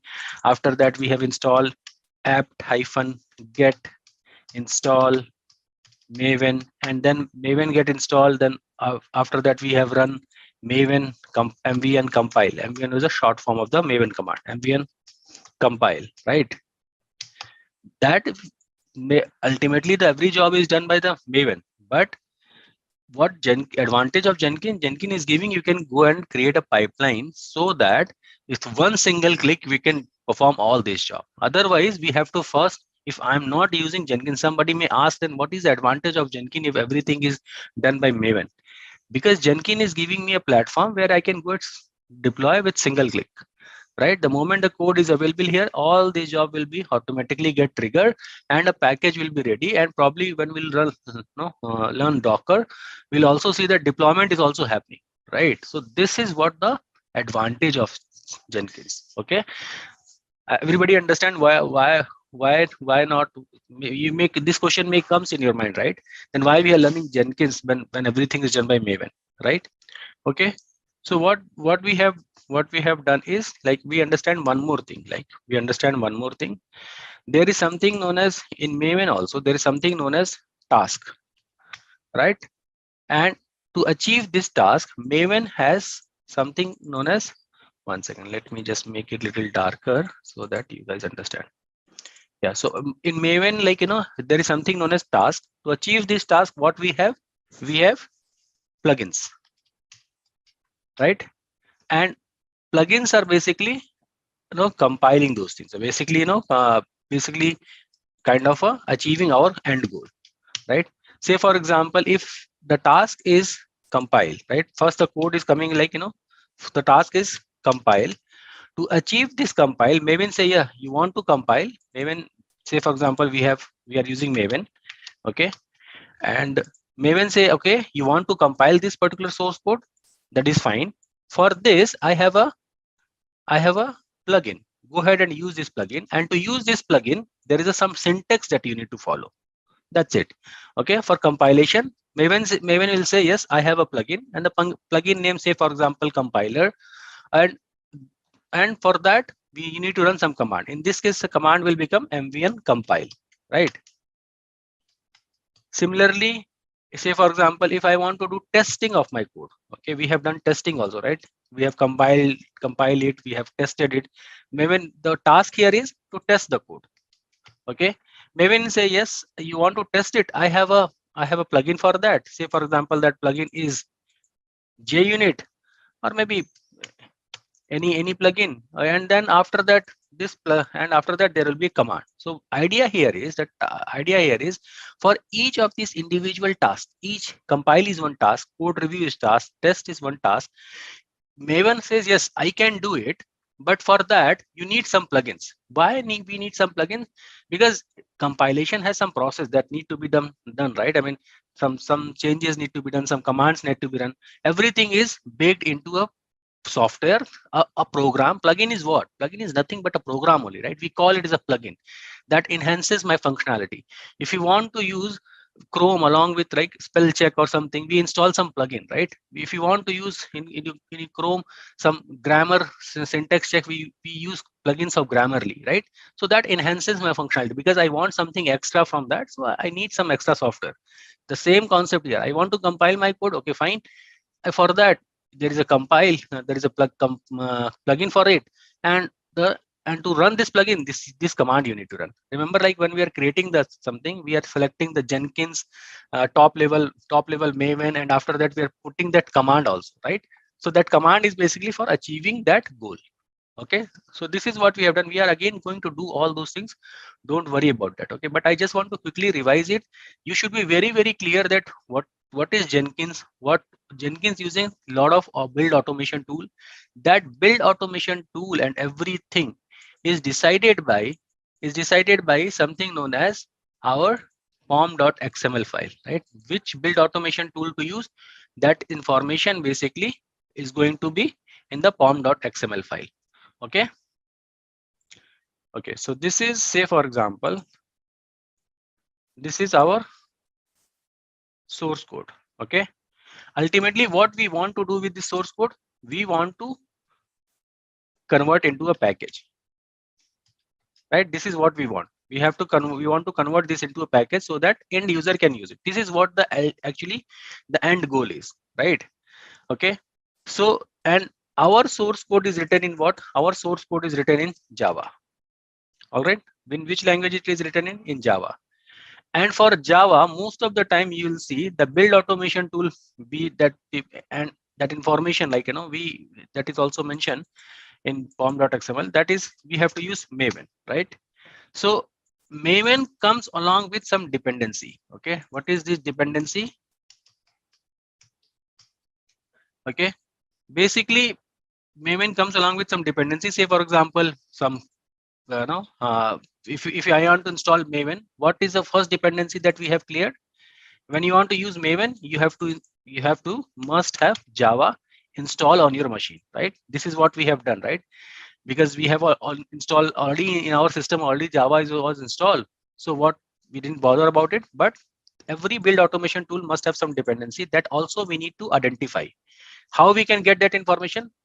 We will go and read some documentation about the Maven, or maybe any build automation tool for that matter.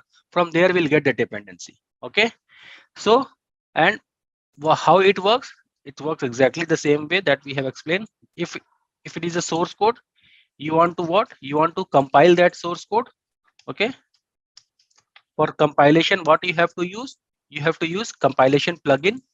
Okay, and you should know the goal. Similarly, this is the source code. I want to say for example, I want to say for example test it. So in that case, I have to use a test plugin. Okay, and I should be knowing the goal. Okay, so this is what you should remember. This, if this concept is clear in your mind, you can build any job. Okay, now the question comes like, what plugin to use, and how should we know that which particular build automation tool to use? The answer lies in a file, and that file is, which file is basically, this file is pom.xml. Okay,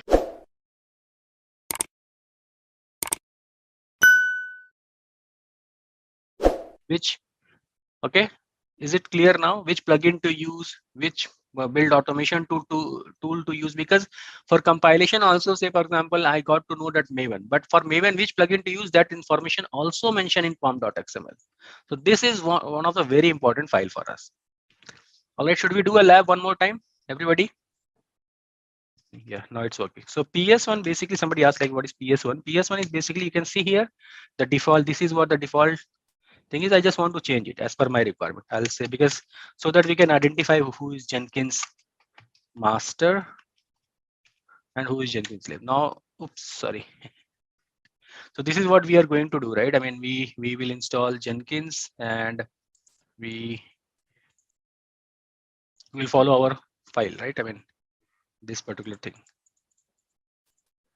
All right, so we will just follow this command. We'll install this, and I have already showed you, right, from where you will get this command over the internet, right? So this is something is already there. All right, so let me just quickly update it, and we will install Jenkins. I just want to do fresh because everybody should understand. So what we have done, we have installed these many steps. I just mentioned the commands output here. So what we have done, we have installed, we have updated the software, we have installed Jenkins, I mean Java, and then we are going to check what is my Java version. Once Java is installed, we have to do installation of Jenkins. All right, I think almost done. Yes, so Now I'm going to check what is my Java version. So I got Java 11 dot something. That is fine. Okay. Now what we will do, we'll just update the repository. All right. Because this is something mentioned at the documentation of Jenkins. We need to update our repository, our Linux repository, so that we can install Jenkins. It's like I have just following the documentation. Every software comes along with some documentation, right? So for installation, we have to follow the documentation. There is no rocket science behind it. Just follow the documentation, that is sufficient. All right. So this is what happening with the Jenkins also, right? Jenkins also following the same CI/CD pipeline, isn't it? Meanwhile, this is installing. What is happening here in Jenkins? Somebody has written the Jenkins code. It got compiled, it got code review, it got tested, it got packaged, and it got hosted in some public server. From where we are, say for example, here it got hosted. From here we are downloading it. But Jenkins server software also followed all these steps. And whenever there is a new release update comes, the same thing will happen. Compile, review, test, blah, blah, blah. And then it will be get hosted at the public server from where we will get downloaded. So this is what we are doing. It happens with any software. This is what software development lifecycle, application release process, right? That we have studied on the first time. All right, so we are good. What we will do, we'll just go to our master. Don't, if you are not able to install as of now, just wait. I mean, that is fine. You can, we will definitely, you can follow my documentation. You can install it. 8080. Okay, so this is a port. So what we will do, we'll do http:// and this is my Jenkins server IP. All right. So what we will do, we'll go here. We'll just try to access it. Okay, and what is the admin password? The default password lies here in this directory, in this file. What we'll do, we'll just do cat of that particular path. Sorry, I have not copied the path. It's where live Jenkins secret. Okay, we'll go to cd where /lib/Jenkins/secret. Okay, who I am, Ubuntu. Oh, that is why I'm not able to. So I am here. If I do ls initial admin password, this file is having that characters. Okay, this is something here. I'll just give the password here and continue.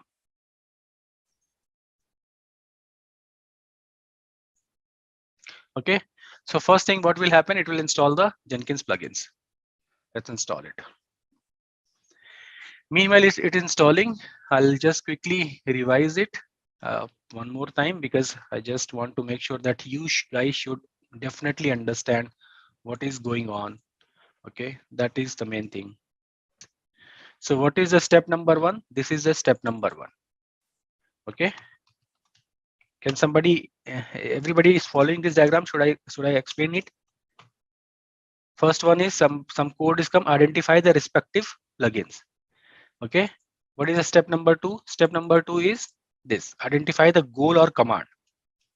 Okay, and then read the automation documents, and if these things are not clear, just check with the developer. This thing you should know in and out.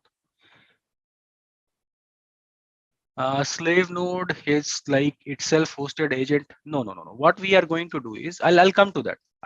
Today we'll build a master slave architecture of Jenkins as well. I am doing it from scratch. Okay, so that everybody should follow me. First, we'll create a job. Again, we'll run something. We'll talk about something webhooks and all on everything. And then at the end of this session, we'll create a master slave architecture of the Jenkins. So then let me quickly explain you because you asked. So right now we have, so far what we have only one server of Jenkins, right? And this Jenkins server, we took the console of that Jenkins server. When I'm saying console, I'm talking about this guy, right? This one. This is the console from where we are firing the jobs and everything, right? And once we have the console, we are creating jobs, right? And when we are creating jobs, where exactly these jobs are running? These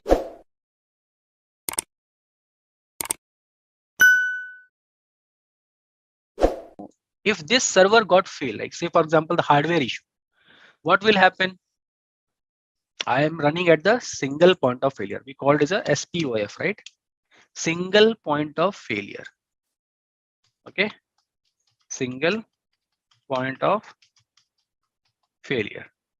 So generally in production, we don't create only one Jenkins server. We have a master slave kind of architecture. Okay. So this will become, I'll create one Jenkins server as a master, and this master, we call it the Jenkins master. Okay. Till the time it is installing, let me explain the concept of this. This will become, it can have multiple slave server, slave 1, or okay, maybe slave 2, depending upon how many slave, what kind of workload I'm having. I can have multiple slave servers, slave 2, something like that. What is the advantage here? I'll tell you. Just give me 1 second. Let me make it rounded.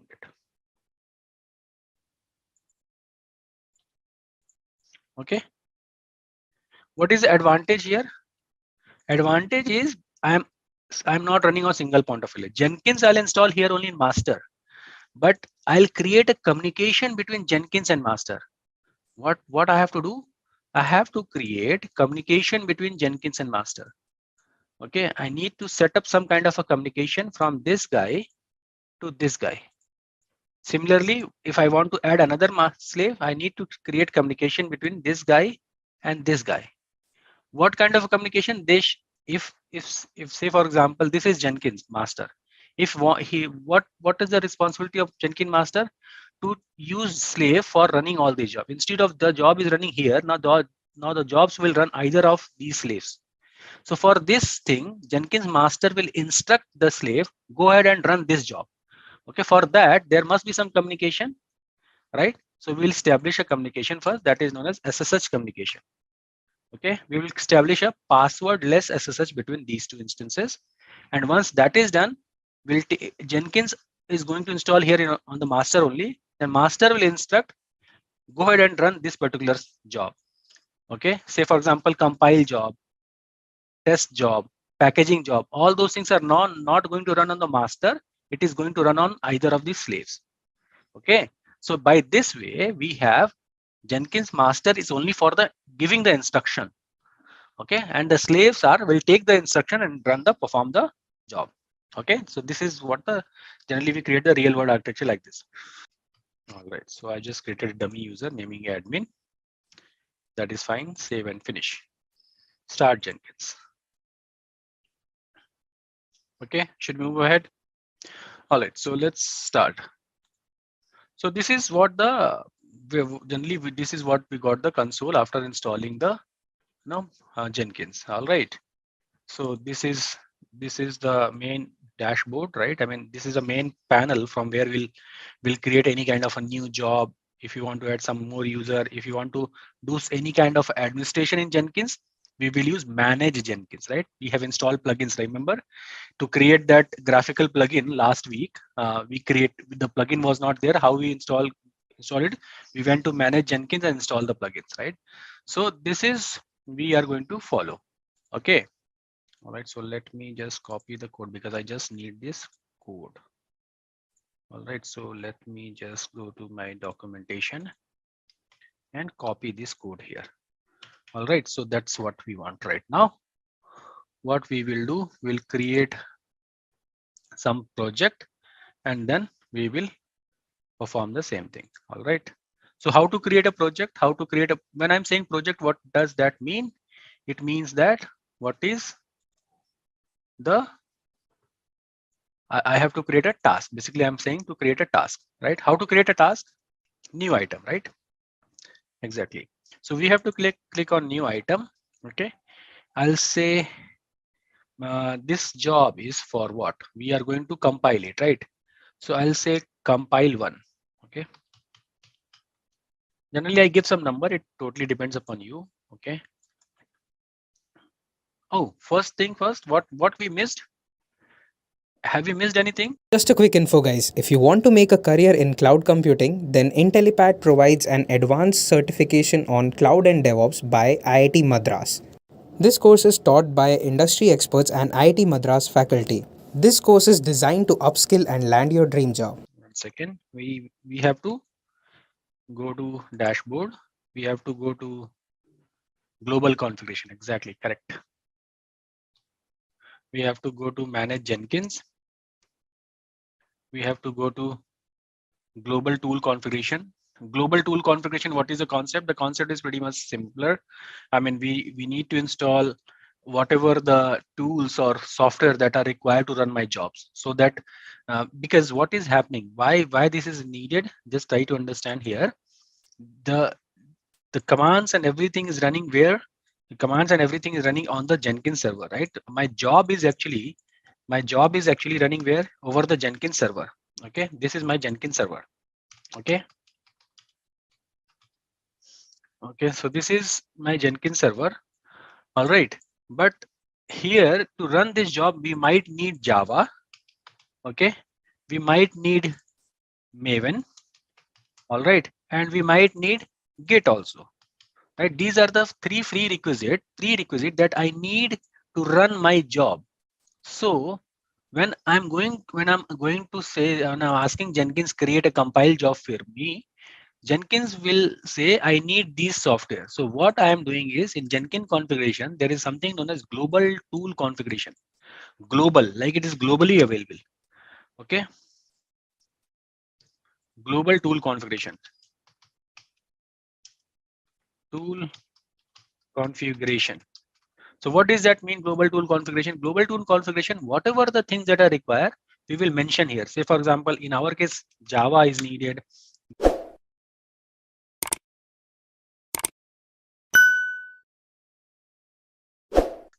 Either I can say Jenkins to use everything, okay, install automatically, or I will say there are few software that are already installed. Say for example, Java is already installed, use this Java. In that case, I'll say this is my home directory of Java. Maven is already installed, please use this Maven because this is my home directory of Maven, right? All those things we can either mention those things, or we can ask, right, Jenkins to install it. Okay, so that's the thing. All right, so what we will do, we'll come here, Git is default, that is fine. We'll say Gradle, we don't want Maven, we want. We'll say add Maven. Okay, I'll say my MVN. I can say install automatically. Okay, that is fine. Or we can install Maven also here if we want, right? So how to install it? This apt-get. Okay, this is at the backend. At least Maven is. I mean, Jenkins is also going to do install Maven.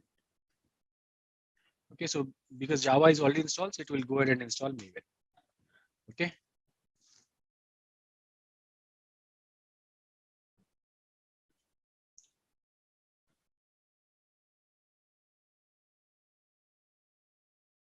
I'm mentioning this command because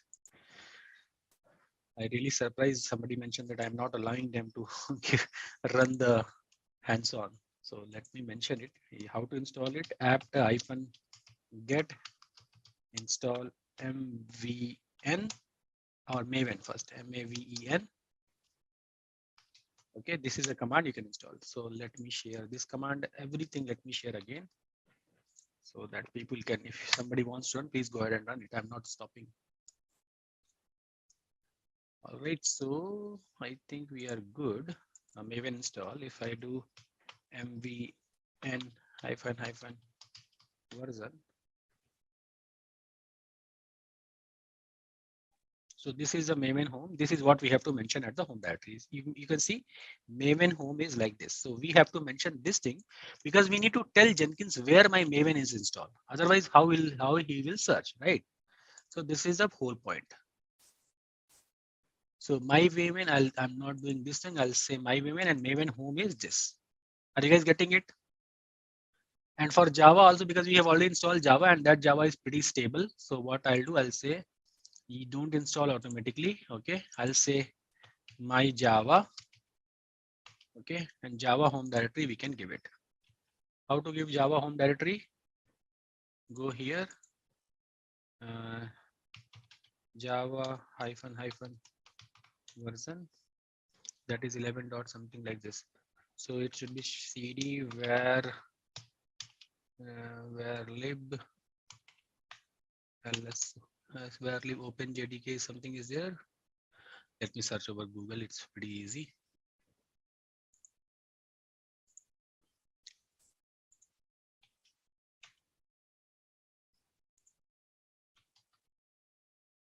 Java path in Ubuntu. Yes.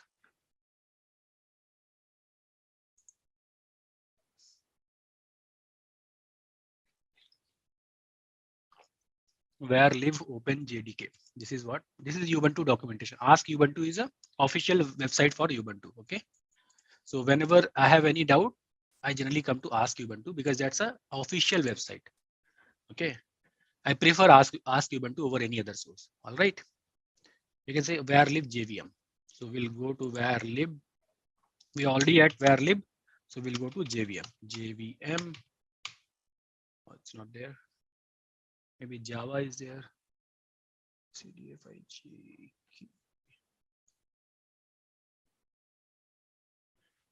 Yes, I'll share that. I'll share that text file. No problem.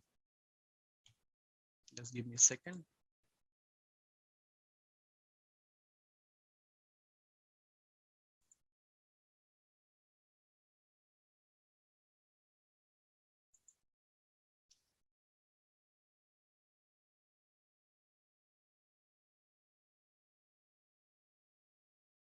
This is, I think, where live JVM, but JVM is not coming. I'm not sure why.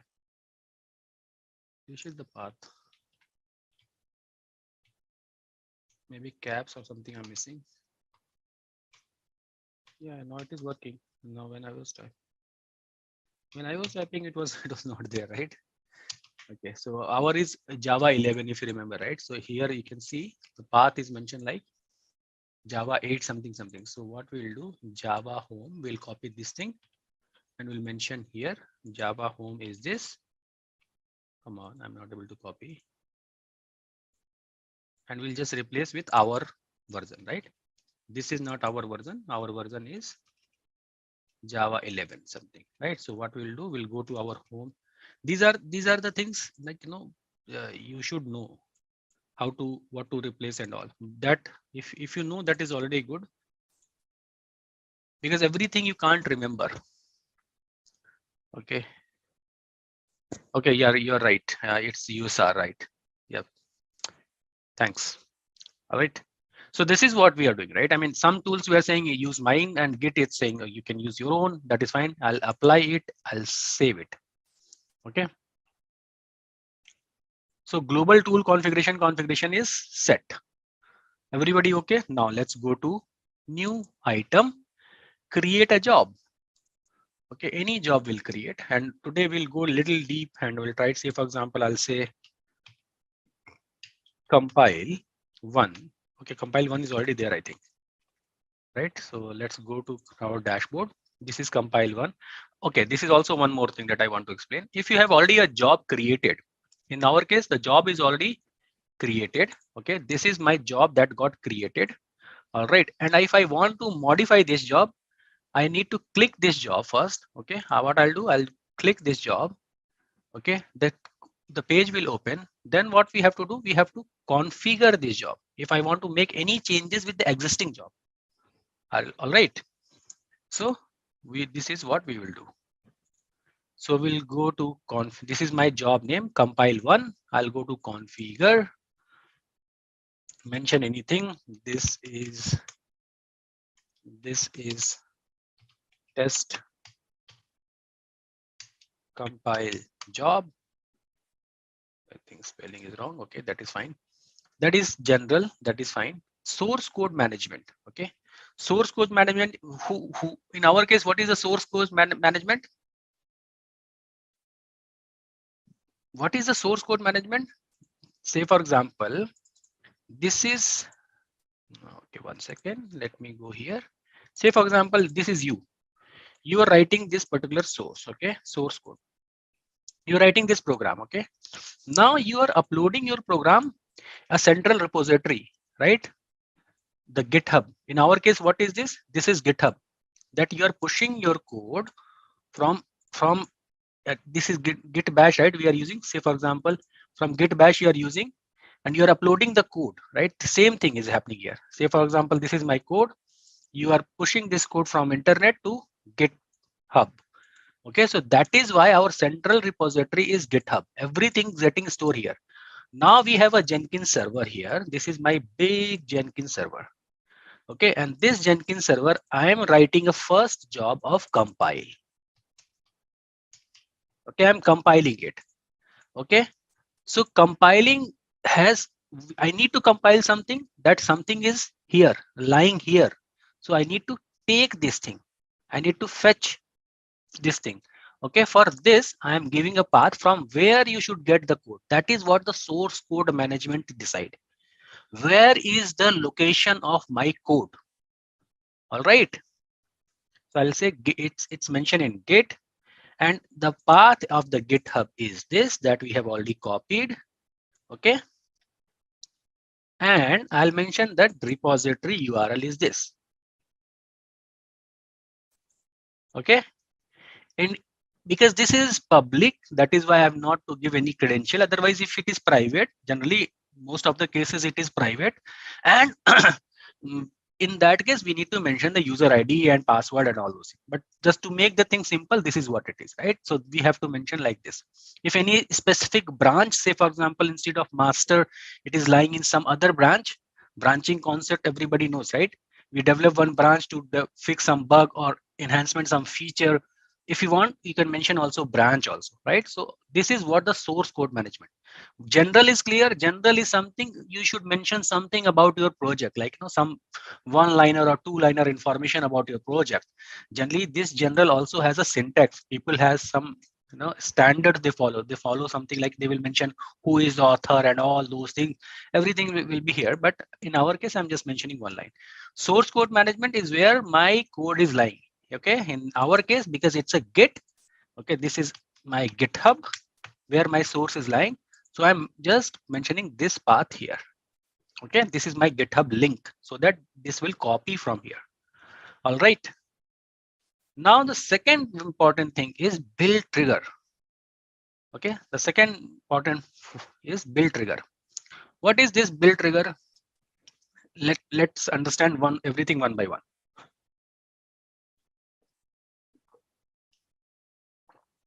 Sorry guys. All right, so what is build trigger? Trigger build remotely is the first option. Build after another project are built. This I think we have already used. I'll come to trigger build and all those things one by one, but I think this we have used.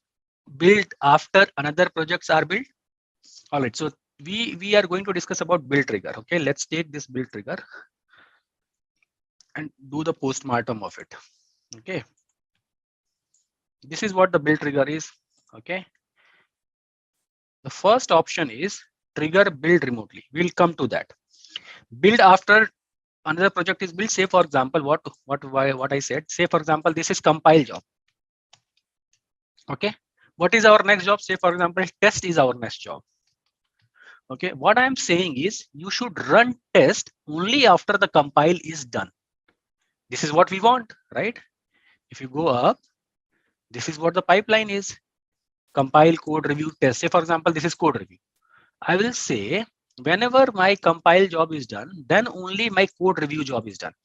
Okay, so in that case I will choose this option for code review job, and once I'll click on this option, it will say for which job, after which job.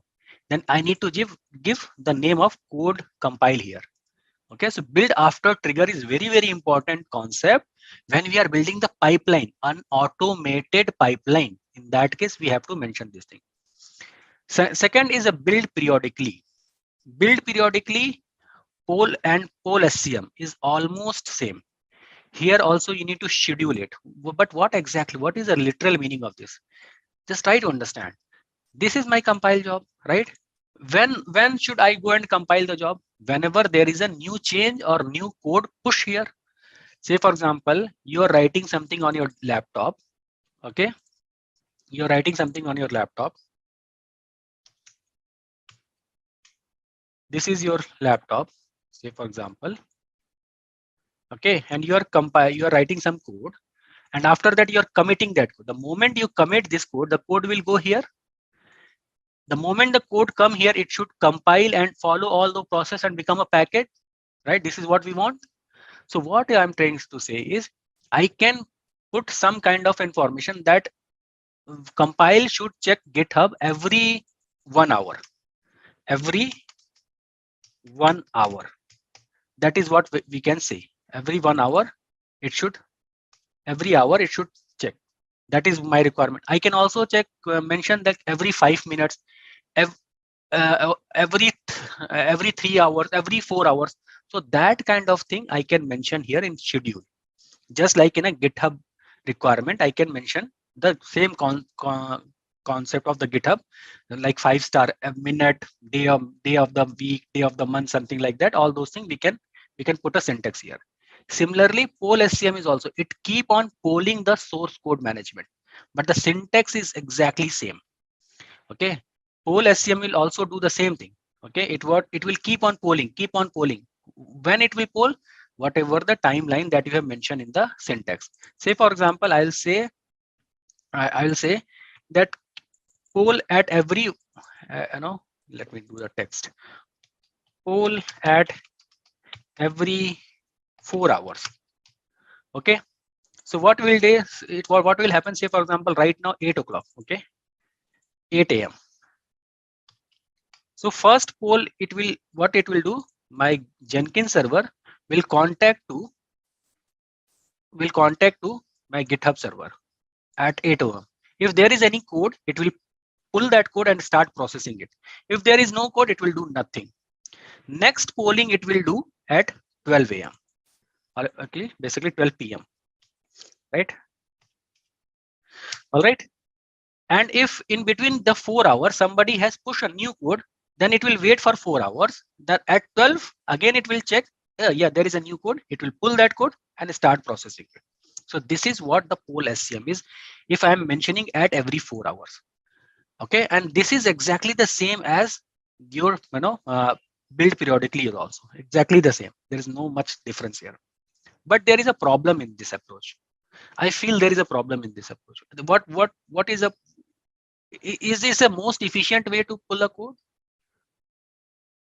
Because I'm pulling the code at 8 a.m., then 4 a.m., and then 12 p.m., then 4 p.m., then again at 8 p.m., then at midnight, then 4 a.m. Like every 4 hours I'm doing it. I'm mentioning it every 4 hours. Somebody will say poll at every hour. Every 1 hour. What will happen? 8, 9, 10, 11. Every 1 hour it will start polling the check. Whether the code is there or not, it will go and check. If it is there, it will take this. If it is not there, it will do nothing. But is this a better way? Is this a good way? I mean, I feel that it is not an efficient way. Can we do something the moment I will not do any kind of what I'll do? The moment there is an update, it will automatically come here and start processing it. Can we do something like that? It will be more efficient, because whenever I'm running a polling request, that request is generated by whom? That request is generated by Jenkins server. And Jenkins server is what? My Linux machine. Whenever I'm polling it, I'm eating some kind of memory and some, right? I'm eating some memory and some CPU, some network, right? Even the code is not there, but every hour I'm going and pulling. I'm going and trying to pull something, but I'm utilizing some resource, even though the code is not there. What, say for example, Saturday, Sunday, everybody is off, but my cron will keep on polling every hour, but nobody is pushing that code. I'm just wasting my resource, isn't it?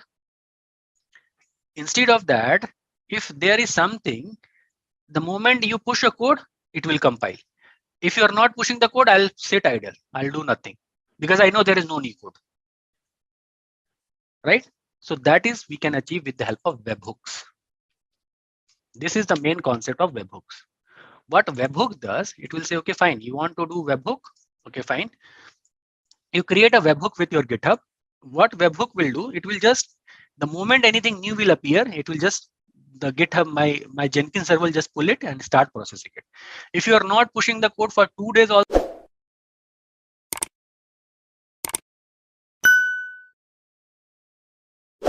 Here, what is happening if I am doing it every 4 hours, 8 a.m. it does. Say for example, 9 a.m. my shift start, I pushed some code. I have to wait for next 3 hours because it is every 4 hours it will push. But with this, what will happen? Even 9:15 I am pushing something, it will take this code and start processing it. I think this is enough to understand what is the advantage of webhooks over these two guys. How to create a webhook? We'll see. I'll create a webhook. What is this? All this and trigger build remotely. That is very nice concept. But 1, 2, 3, 4, this all these 4 bottom. Everybody able to understand? If somebody asks in an interview, can you explain all these 3, 4? Pole SEM is exactly same as right cron tab.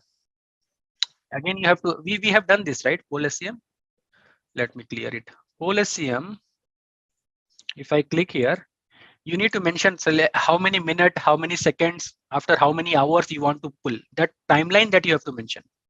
Okay, if you click here, it is just like GitHub. You can see minute, hour, date of month, everything you need to specify. Okay. First number will be minute, second number will be hour, third number will be date of month, fourth number will be date of week, and then you're done. Okay, so minute, hour, date of month, and day of the week, 0 to 7, Saturday to Monday to Sunday. All right. Okay, now first, before going to webhook, let's first understand trigger build remotely. So just try to understand, because I need to explain some story behind that. Then only we'll understand the concept. We are going to discuss trigger build remotely. Say for example, it's 5 p.m. Okay, 5 p.m.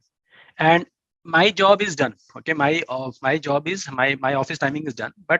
And this is a machine where I'm running the GitHub something, and this is my office machine, and I'm getting the access, and 5 p.m. I'm done. But my job is still running. I want to see how it's going on. So what I can do, I can create a temporary link from here. This is a really good concept. If I go here, okay, I need to mention something like this. You can see here, Jenkins URL, job, compile, build, and token name. If I copy this thing here, you can see here. Oops, sorry. Why it is not copying? Copy. So this is a URL will get it. Jenkins URL will become what URL? Jenkins URL become this URL. Okay, this is my Jenkins URL. What is my job? All these things will be remain same. Okay, job and this. Okay, and token name I can give anything. Say for example, token I am generating. Have you guys learned S3? Right, pre-signed URL concept is there. Pre-signed URL concept is there. Right, this is something like pre-signed URL. I'm giving. Remember, like even if you're not making the bucket publicly, with that there is an option like just click on it here. A pre-signed URL will generate, and then from there you can access it. Similarly, like that, a pre-signed URL, because that pre-signed URL contain the token information. Okay, and the token I'm saying, say for example, test 1, 2, 3. Okay, so this token will become like token name will become test 1, 2, 3. Now what I'll do, I'll copy this token, and I can give my some of my colleague who is working on somewhere, or maybe I'll take this token and go home and log in with this particular token. Okay, this particular URL, I can check my job. I can. Okay, I'm just giving you here. I mean, somebody can try it when the job is ready. You can just try, and you can trigger the job. Okay. Okay, let me do that. Test 1, 2, 3. It's there. I think apply, save. Okay, I'm not building now. Can somebody please? Okay, you won't be able to copy, right? But if I go here, you can see I'm not clicking on build now. But if I go here, and if I copy this thing and just paste it here. Okay, probably I should be able to see it is. You can see it is running, started running. I have not compiled it here, but just putting here and pressing enter, I'm able to run the job. This is what the remote running. Are you guys getting it? What happened? Trigger build remotely. Trigger your build remotely, not from the Jenkins server. I can trigger it from here also. If I do build now, I'll get the second trigger. You can see the number 2 is running now, right? 1 is run. If I go here, if I choose the console, you can see remote host. Somebody from remote host is running. If I go back to compile and if I see the second one, I'll see then admin is running. You can see admin is running. This is what the difference. I think the explanation is pretty much clear.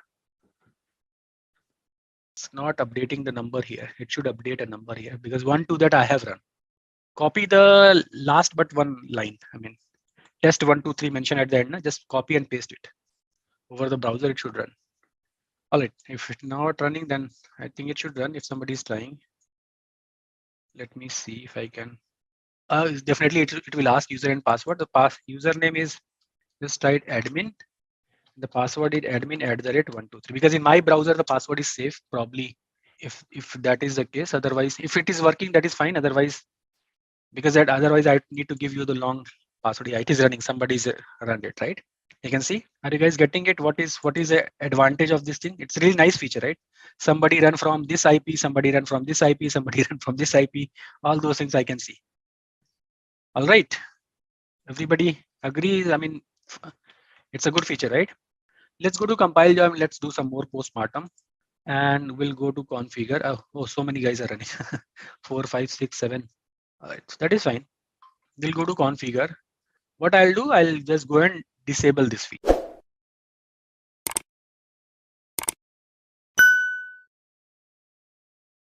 So we'll go to configure. So we understand all these. Build trigger is very important concept, and we understand almost all these things. Now I'm going to understand this build GitHub webhook.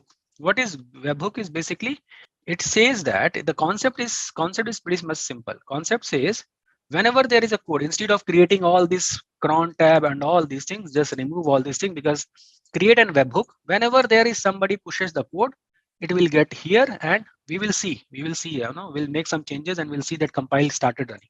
So first create a webhook. Let's go to here, click on here. That is fine. I mean, that is what just we need to do. Okay, we need to copy this GitHub link. Okay, we need to say apply and we need to say save. Okay, and I have to come to my GitHub repository. Okay, Maven sample. There is something known as settings in here. You can just click on settings. You can see this is setting.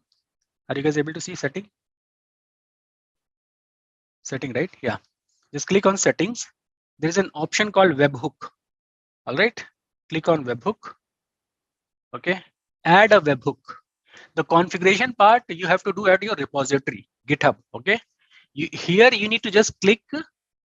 No configuration part. Here you just need to click. I want to do GitHub webhook and GitHub link. This guy is already knows what is your GitHub link. This is your GitHub link, right? So after that, you have to come to your GitHub in settings part. Okay, let me just make it little highlighted because I know somebody might be not following it. This is your setting. This is something known as GitHub. Where to go? The step number 1 is select webhook. Your Jenkins already know what is your GitHub link. Go to that GitHub link. Go to setting part. Go to webhook part. All right. And after that, click on webhook. Just convert me into the mouse. This is what you will get. And this after that, select add webhook. You need to mention the password as well. Okay. Now the payload URL. The URL that you need to mention. Okay. Payload URL has some syntax if I remember correctly. Let me see if I remember it. Payload URL, I think I have to give this Jenkins at something. I need to mention webhook as per the documentation. Let me just see our developer documentation, because there is we need to follow some syntax. Payload URL, GitHub app, something we need to mention at the end webhook. Payload, I think at the end I need to mention payload. This is what the documentation says. Because this is one-time job. Generally, we do once in a generally one, not a very frequent thing. Once we create the webhook, we are good. So I think there is a syntax that I need to that I'm able to recall is we need to mention payload at the end if I'm not wrong. This is what it is. For example, HTTP this payload, right? So what we'll do, we'll copy this webhook, okay, and we'll mention /payload. All right. Let me see if it's work.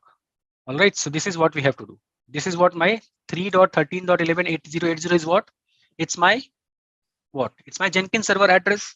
And at the end, I need to mention payload. Why I'm mentioning payload? Because documentation says document payload URL is a URL server that will receive a webhook post request. Since we are developing locally, tutorial will send this one followed by payload. Okay. So, and because here what we are doing, we are not doing locally, but we are doing something. This is my URL and I'm mentioning payload. I think this is done. Add webhook. It will take 2 to 3 minutes of time, and this will become green in some second. Okay, that will be checkbox will be there. Okay, so just wait for a second, few seconds. Oh, already we have not taken break today. So what we are going to do is now, okay, we are going to we'll go to our job again. Okay, so this is our job. We understand about these things. Okay, all this build trigger and all.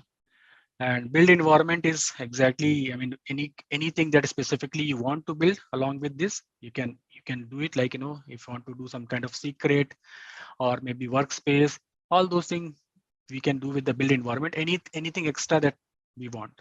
Okay, and build step that we have seen, right? Add build step is like, you know, execute. This is in our job, it is going to be invoke top level maven, right? So invoke top level maven we have to do. So we'll do invoke top level maven. Default is my maven, and goal is what we are going to achieve it. What we are going to do is compile. All right, so we have to do compile, apply, and save. Okay, if I do build now, it is going to run on the 12th time, and that is failing. Let me see. Java home environment value is not defined correctly. Okay, fine. Anyways, compile, or maybe dashboard, maven, manage Jenkins, global tool configuration, and Java. What we have mentioned, my Java underscore home. This is not required.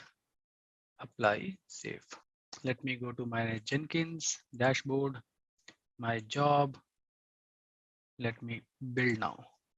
So it is basically compiling it. Right now it is working because I have mentioned Java underscore home. That is not required. We need to give just a path. All right. So compile job is running fine. Okay.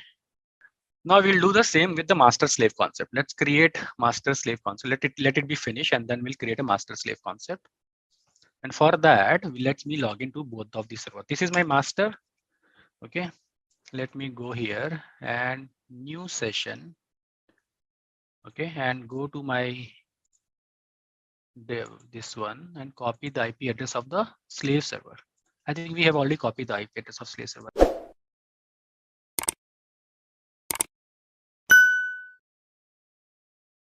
Slave, and after that I'll explain what I'm doing. Okay, just give me a minute. Let me first log in it.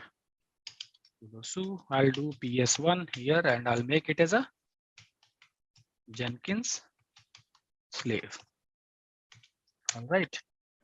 Let me do one more thing. Let me go to change settings, color. Okay, color text, I'll make it as blue, modify. Okay, apply. So this is my Jenkins slave, and this is my Jenkins master. They are on side by side. All right, this is my master, and this is my slave. All right, so let me increase the font at least. Change setting, appearance, change 22. Okay, apply. All right, so this is slave, this is master. All right, so what we have to do, first condition is what? We have to create a connection between them, right? Passwordless connection, passwordless SSH connection, right? So this is my Jenkins master. Okay, Jenkins master, and this is my Jenkins slave. All right. First thing is step number one is what? Step number one is create passwordless SSH.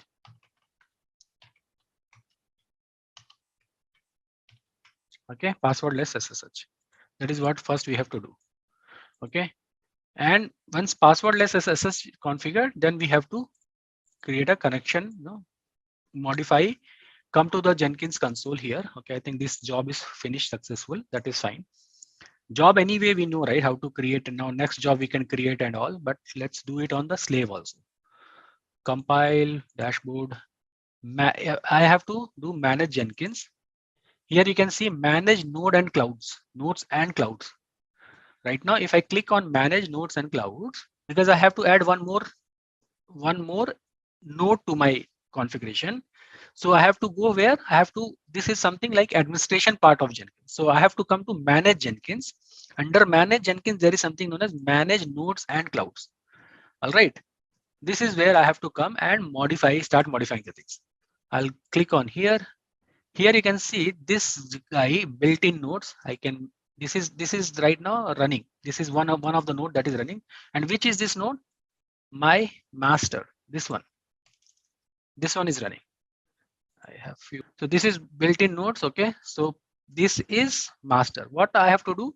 I have to add one more node. Right. So I'll say new node. New node name, I can say any name, like I'll say slave 1. Okay, and I'll install the agent permanently. I'll create it. This is, after that you can put any description. Addition of new slave node. Okay, number of executor, that is 1, that is fine. The remote directory, what is this remote directory? The remote directory is the workspace where you want to run the command. Remember the workspace in our job. Let me duplicate the tab. So if I go to my job here, okay, if I go to this guy console, remember this one, workspace, where live Jenkins, where exactly these jobs are running. Now it is asking for the slave, what is the workspace you want? In which directory you want to create all the jobs. This is what it is asking for, the remote root directory, workspace basically. I'll say I want to run everything in where tmp/my project. This directory must be available there. Okay, that I need to create. So what I'll do, I'll go here at the slave. Okay, and I'll create this directory. I'll say mkdir create this thing. Okay.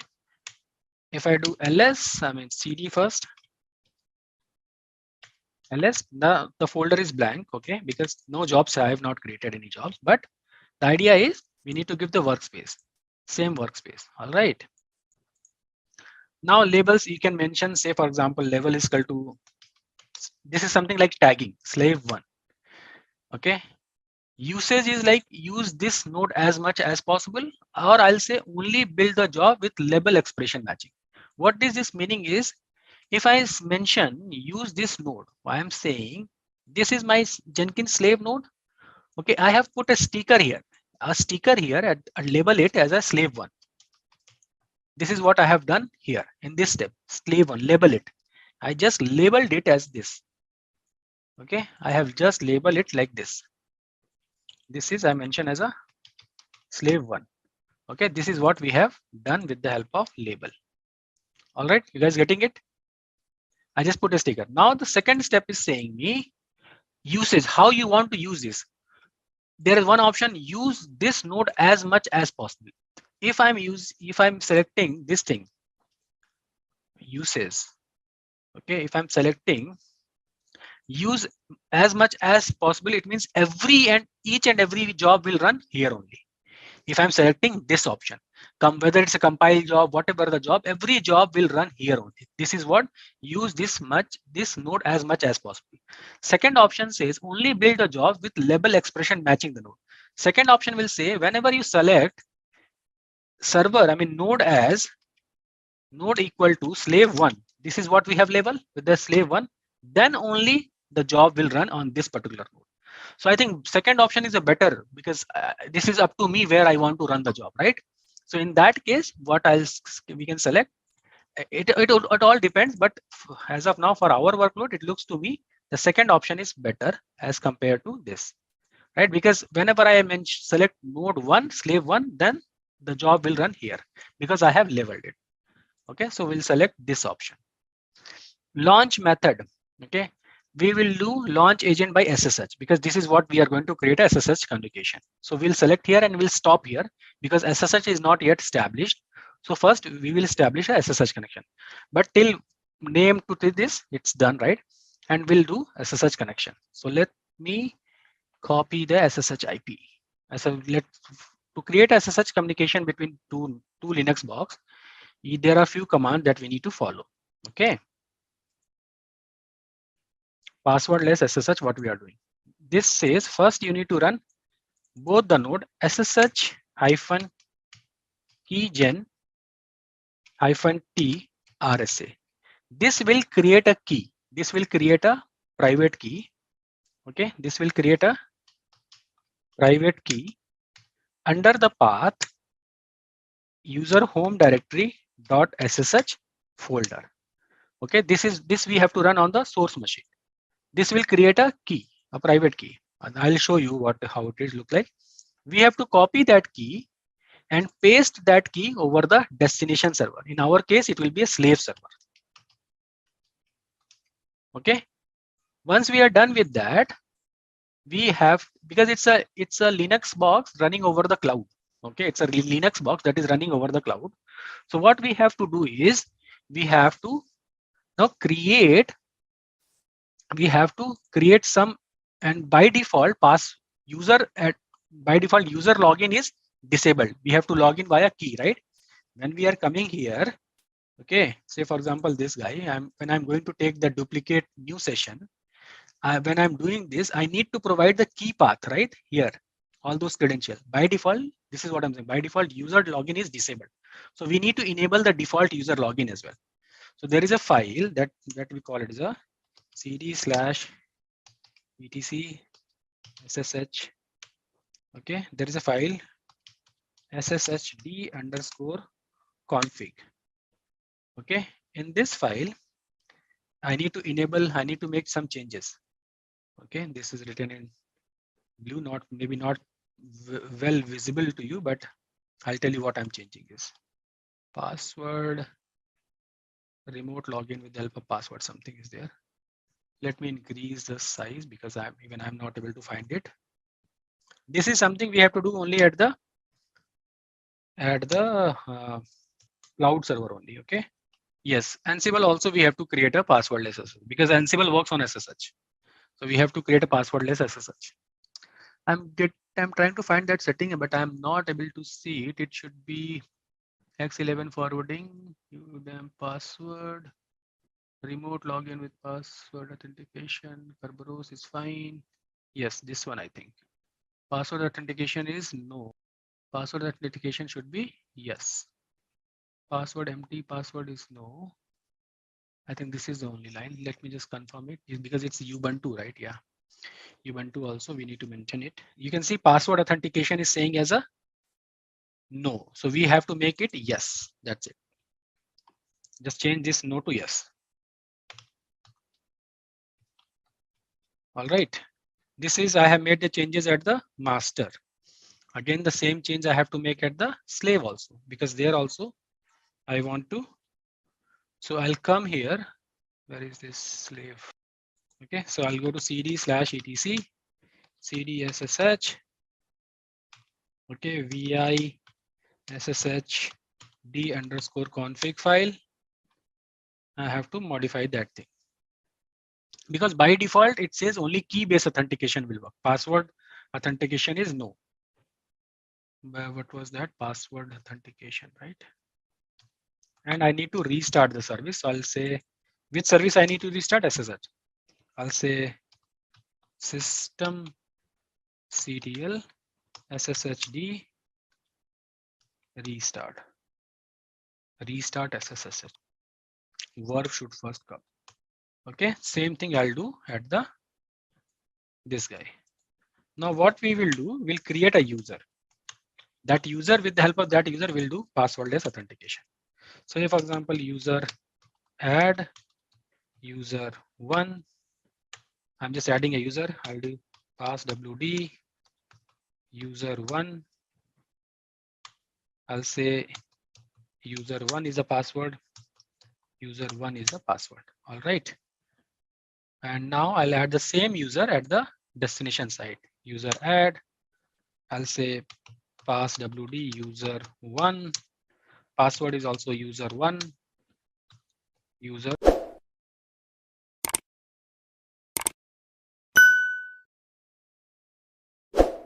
All right. If I log in here SSH to this guy, which one? Say for example, I'm going to log into I'm at the master. I want to log into slave. What I'll do, I'll copy the private IP address because that is good. I'm logging here and I'm saying with the help of user one @ this. It's saying okay, fine. It's asking me password. If I'm giving user one, you can see I'm logged in at the program include the Ubuntu system. No, home directory is not present. Okay, fine. Here is a quick quiz question for you guys. Which of the following is an example of a DevOps practice? Your options are manual testing, siloed teams, infrastructure as code, or waterfall development model. Please drop your answer in the comment section below. Just a quick info guys, if you want to make a career in cloud computing, then Intellipaat provides an advanced certification on cloud and DevOps by IIT Madras. This course is taught by industry experts and IIT Madras faculty. This course is designed to upskill and land your dream job. 172.31.11.210. What was my IP? 171.31.11.210. So I was logged in here, but home directory was not there. Let me just create the home directory. So what I'm trying to make a point here is when I'm trying to, let me show you the diagram because I know few of you might not be able to understand what I'm doing. So this is my master. This is my slave. Let me remove all this thing. You guys, you guys already understand what is a slave one meaning and remove all these things. Okay, so this is my master, this is my slave. Okay, what I have done here, I have created a user one here. Okay, similarly, I have created a user one here. Why I have created this user? Because I need some user to perform this job. You can see it's asking me to what is a host, what is a credential, which with user you want to run all those things. I can run with the root also, but I don't want to run root because generally we create a normal user and give some access. Okay, so what we will do, I have done is I have created two users, user one and user two. From this machine, when I'm trying to log into this machine using user one, SSH, how to log in? SSH and the IP address. Okay, I'm able to log in, but the problem here is it's asking me the password. That I don't want, because when you run a Jenkins job, you can't go in middle and give the password. Okay, so what we'll do, we'll create a passwordless SSH. You can see here when I'm going here, when I run this command, it is asking me the password, and when I give the password, it allows me to log in. But I want to create something so that without password it should get logged in. You can do it, but you need to hard code your password. That I don't want. I don't want to code my password anywhere in my code. Maybe somebody will get it. Okay, so I'm doing it passwordless. So for passwordless, this is the step we can do it. Okay, this is keygen. Will create key and will generate key and will paste over the slave. Let's do it. It's very simple. So where I am right now, I'm at this master. Let me log in as a user one. Okay, well, what I'll do, su-user one. Okay, home directory is not there, /home user one is not there. Okay, so what we'll do exit, we'll do mkd, one second, id user one. Okay, we'll do mkdir master. What I'll do, I'll create this thing. I'll do mkdir, insert this, and I'll change ch. I'm just creating the user ID, right? I mean group for this guy. User one colon user one and this guy. All right. Similarly, I'll do here I'll exit from the user one. I'll become, oh, I think I was root only. Okay, I'm root only. I'll run the same command here as well. So that user one ID should be, home directory should be there. Otherwise it won't be able to do anything. All right, so everything is fine. What I'll do, right now, who am I? I am root. I want to become user one. I'll do user one. All right. Now if I run who am I am user one. Okay, I just switch my user, nothing else I have done here. Similarly here also, I'll switch to user one, slave side also. Okay, if I do who am I'll get user one. All right, so now in both the machine, I become user one. This is my master. Okay, okay, and this is my slave. Let me run this command over here as well as a slave.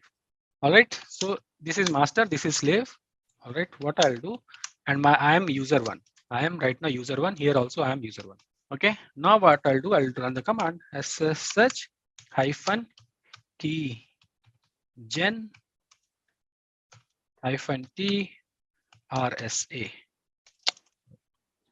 hyphen t rsa. So it's basically generating a file. Okay, no fast phrase, that is finger fine. So if I do id, I'm here, and if I do pwd, I'm here. ls-la, if I do, the ssh folder got created. Okay, if I do go to cd.ssh, if I do ls, I'll see id underscore pub and id underscore rsa. Okay, let me just maximize it. The two files got created. If I do cat id underscore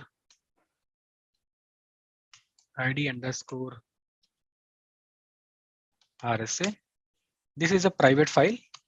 Okay, this is a private key, and if I do id underscore rsa.pub, this is a public key. This is what this command has done. This public key got created. I need to copy this public key.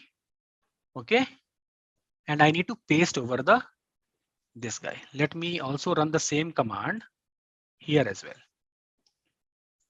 I hope I am making the point clear.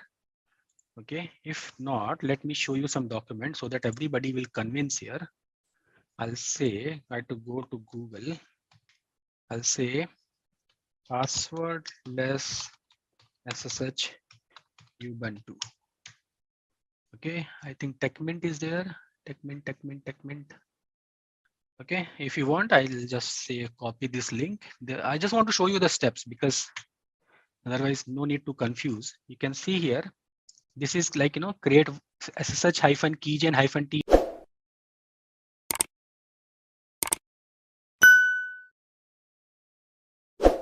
After that, you need to copy that key to authorize underscore RSA. So this is what it is doing it. Okay, it is copying that key. This file we need to copy here. We'll copy this file. What we have to do first, we have to run the SSH hyphen keygen. SSH hyphen key gen hyphen T RSA. This command, when I'm running this command is creating these two keys, RS public and private keys. This is the command who is creating this public and private key under .ssh folder of your home directory.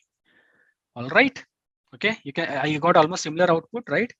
If I show you, you can see same type of output I have also got. So this command is generating this thing. All right. So what is the next thing? cd.ssh. If I do ls, I'll see these two files got generated. So what we have to do, these two files got generated. Okay, what we have to do, when I run these two commands, these two files got generated here also and here also, at the master also, at the slave also. Right, we are done till here. This it is okay. Now what we will do, we will copy the public key, this file id underscore rsa.pub. Okay, only this file. We'll copy this public key to destination authorize underscore key file. Okay, this is what mentioned in the document. You can see here. Copy this into authorize underscore keys. I don't know anything. I'm just following the document. Okay, but this is a step. Believe me. Okay, so I have to copy here. Oh, sorry. Authorize underscore keys file. All right. So first create this file. and both the ways, both the file. How to create it? I'll say touch and create this file. That's it. Empty file got created. Okay, empty file, both the side I have created the empty file. Now what I'll do, I'll copy this public key information from here. I'll just select it and it will get copied. Okay, and I'll go here, I'll do vi authorize dash is not there. Yeah. Okay, and I'll just paste it here. I am done. Okay, similarly, I'll do ls here. I'll id underscore pub. I'll just copy the content of this public key and paste in the authorized keys here. All right. Okay. All right. So let's clear the screen. Now, let me try to log in this time. Okay. Probably I need to ls-l chmod 600 is there. All right. It looks okay. Okay. Anyway, so let's go to our here. This is my destination IP address, slave IP address. I'm at the master. What I'll do, my user ID is user1. I'll do just SSH, insert IP address and enter. Still asking the password. So it's not clearly configured. I think I need to change the permission also without password. Right. So what happening is here is similarly, if I go here from destination to source is not necessary, but I have configured it just to make sure you guys understand how to create passwordless SSH between two Linux boxes. Okay, so what I'll do, I'll go to here. I'll copy the Jenkins master's IP address, private one, and I'll just try to, let me just change the permission also. ls-lrt, where I am right now. Okay, I think I am at the, yeah, here. I need to, I was at the remote server. chmod 644 authorize. Okay, now I'm at the destination server. I'm doing SSH to my master server. Okay. This first time I think I have to give it. After that, it should not be asked. Okay, so I got the connection. If I do exit now, right now I'm where I'm at the slave server. When I'm doing SSH, I'm directly getting the master server. Okay. Without any password. Earlier it was asking the password. So this is the way we create the passwordless SSH. Let me show you. In this GitHub link, there is two things present: images, a folder called images, and index.html. The index.html says a line hello world, and this is the image which is present. What you guys have to do is, first of all, when you will be launching an instance or a virtual machine, for working with this project, you will have to fork this repository. Okay. Fork is nothing but creating our own copy of this repository. So you can make changes to it. So you'll click on fork here. Just a quick info guys, if you want to make a career in cloud computing, then Intellipaat provides an advanced certification on cloud and DevOps by IIT Madras.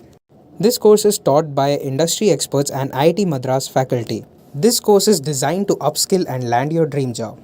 And then you will click on create fork. Since I already have created a fork for this before, so I already have it here. Okay. And after you fork on your particular terminal, you will create one more file, which is a Docker file. Okay. You will have two branches in this, master and develop. Master and develop, you will have two branches, and both of them you will have the same Docker file. Okay. Let me show you the Docker file. Like yesterday we saw, it will be the same Docker file. So first you guys will be doing a git fork. Okay, and then you will be taking that repository in use, doing a git pull in your instances, and then you will create a new file called Docker file and push it back to your particular instance, not instance, to your particular remote repository. So ultimately what I'm trying to say is,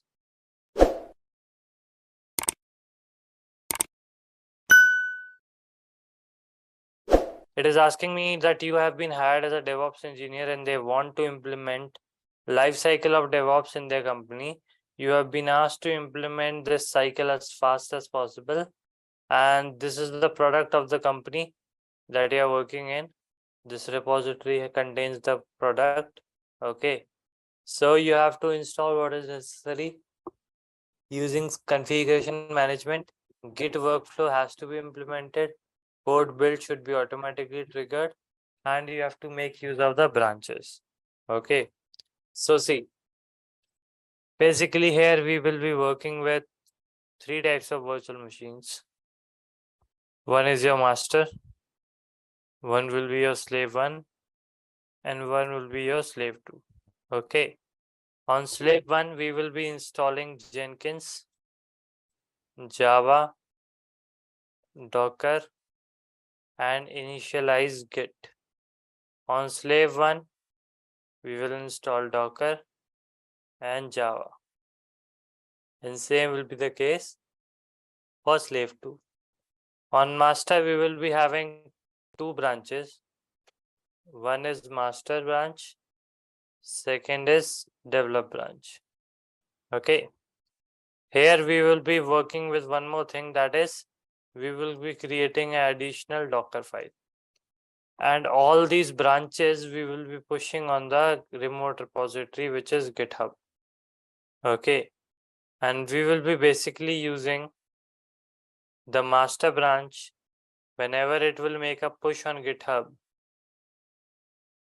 We will pull the changes to one of the slave machine. Let's say if push from master is pulling content on slave 1 using Jenkins, then push on develop will be making pull on slave 2. Okay. Coming to one more thing, it is asking to use a configuration management tool. Okay. So basically, guys, in order to install Jenkins, Java, Docker on my master machine, I can use a tool called Ansible. Okay, I can use a tool called Ansible. How? I'll show you. And to install Java and Docker on slave 1 and slave 2 also, I can make use of Ansible.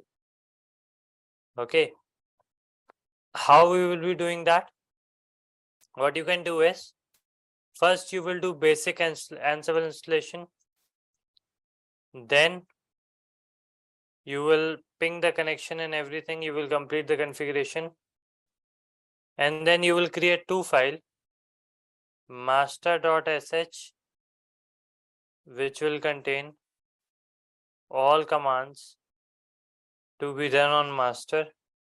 And then you will have one file, slave.sh, which will contain all the commands to be done on slave. And then what you will be doing, you will reference these two files in your Ansible playbook. Okay, this is how you will be making use of Ansible. Okay, but in the session we won't be using Ansible as a tool to complete this. Why is the reason? Because if we go with Ansible in order to install these tools on master and slave, the running of playbook itself will take more than 20 minutes.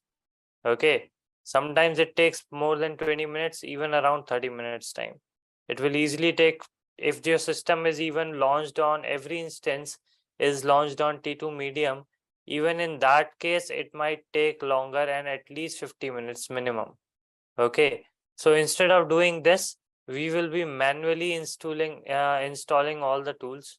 Okay, but I will be showing you the playbook and the type of configurations you can do with the already created PDF with myself. Okay, but for the implementation in this particular webinar, we will be doing the manual installation as it is much faster. Okay, so these are all the things. This pushing of master to GitHub and pulling the content in slave 1 is consisting your job number 1. Okay, And the second one, from develop push is making, and to slave to pull is being done. This will be your job 2. Okay. Running of Ansible playbooks, it depends on tools, and again, okay, some tools get installed very fast, some scripts can be run very fast, but when you're making a script this big, then it will take a lot of time to do it. Okay, these are the things we will install in our master machine. These are the things we will install in slave 1 and slave 2. Okay, on master we will have 2 branches, master and develop. From master we will make a push to the GitHub remote repository, and content should get pulled in slave 1. That will be your job 1. And when you push files from develop branch to remote repo, content should pull in Docker in second particular slave. Okay, this will be your job number 2. This is what we have to establish using Docker, Java, Jenkins, and Git. So first, let's launch the very first instance. See guys, for master instance, I'm using T2 Medium because I'm about to install so many tools inside it and I don't want it to be slow. So I'm using T2 Medium. Okay, you can work with T2 Micro as well. There is no issue. I'm using T2 Medium, but it will charge. In case you will use, it will charge also around 4 rupees for 1 hour. Okay, $0.06 per hour. So you can use T2 Micro if you're not fine with the charges, minimal charges. If you're fine, then you can also launch T2 Medium. Let's launch another. Number of instances I'm keeping 2. Slave are fine being T2 Micro, no issues. Now let's launch these instances. Let me change the name. And let's update this. Now let's launch the other 2. So update is done. Okay, so far we have just launched 3 virtual machine. Master and 2 slaves. Master I have launched on T2 Medium because I'm about to install so many things and I don't want it to be slowed down. Okay, and the slave instances I have launched on regular T2 Micro. Okay, now guys, according to this thing, first what I will do, I will create a folder here. I'll go inside it. I will initialize Git here and I will add the remote repository. Now guys, like I told, I have already forked. Okay, I have already forked a copy and I have already uploaded a Docker file on the same. These are the content of the Docker file. So these are the commands which we will be using in Docker file. So you have to create a file from master and from develop Docker file, same file. And you have to make sure that they are pushed under the remote repository. Now I will copy the link of this file, this remote repo file, and I will do a remote origin add. Now I will give the git pull command. Okay, so if I do ls now, I can see this is here, and if I do git branch, so master branch is also here. All I need to do is create a new branch, git branch develop. So now I have 2 branches, master and develop, and both of them will have these 3 files: the Docker file, the images folder, and the index.html. Okay, let me cat on the Docker file. Okay guys, these are the content of the Docker file. Have a look. Now what we will do, we will go to Jenkins official website and we will write Jenkins installation on Ubuntu. On the official documentation of Jenkins, we will go and click Linux, and then we will click on Debian Ubuntu, and we will go under the weekly release commands and copy all of them. Okay, so you have to go to the Jenkins official website. Just Google Jenkins installation on Ubuntu and then go to the Jenkins official website, Debian Ubuntu section, scroll down and copy the weekly release commands. Okay, once you do copy them, come back to your master instance. Let us create a file here. Here I'm pasting all these commands and I'm adding one more command here. Okay, this particular command will be used to download Java 11. Open JDK, 1 second. Okay, it is open JDK. Now I will save and exit this and I will run this using bash install.sh. One more thing, let me install Docker also and copy these two. Now let's run this using bash install.sh. In the meantime it is running. Let's come here and create install file here also, sudo nano install.sh, and here we will just install Java and Docker. Okay, on slave, both Java and Docker we are installing.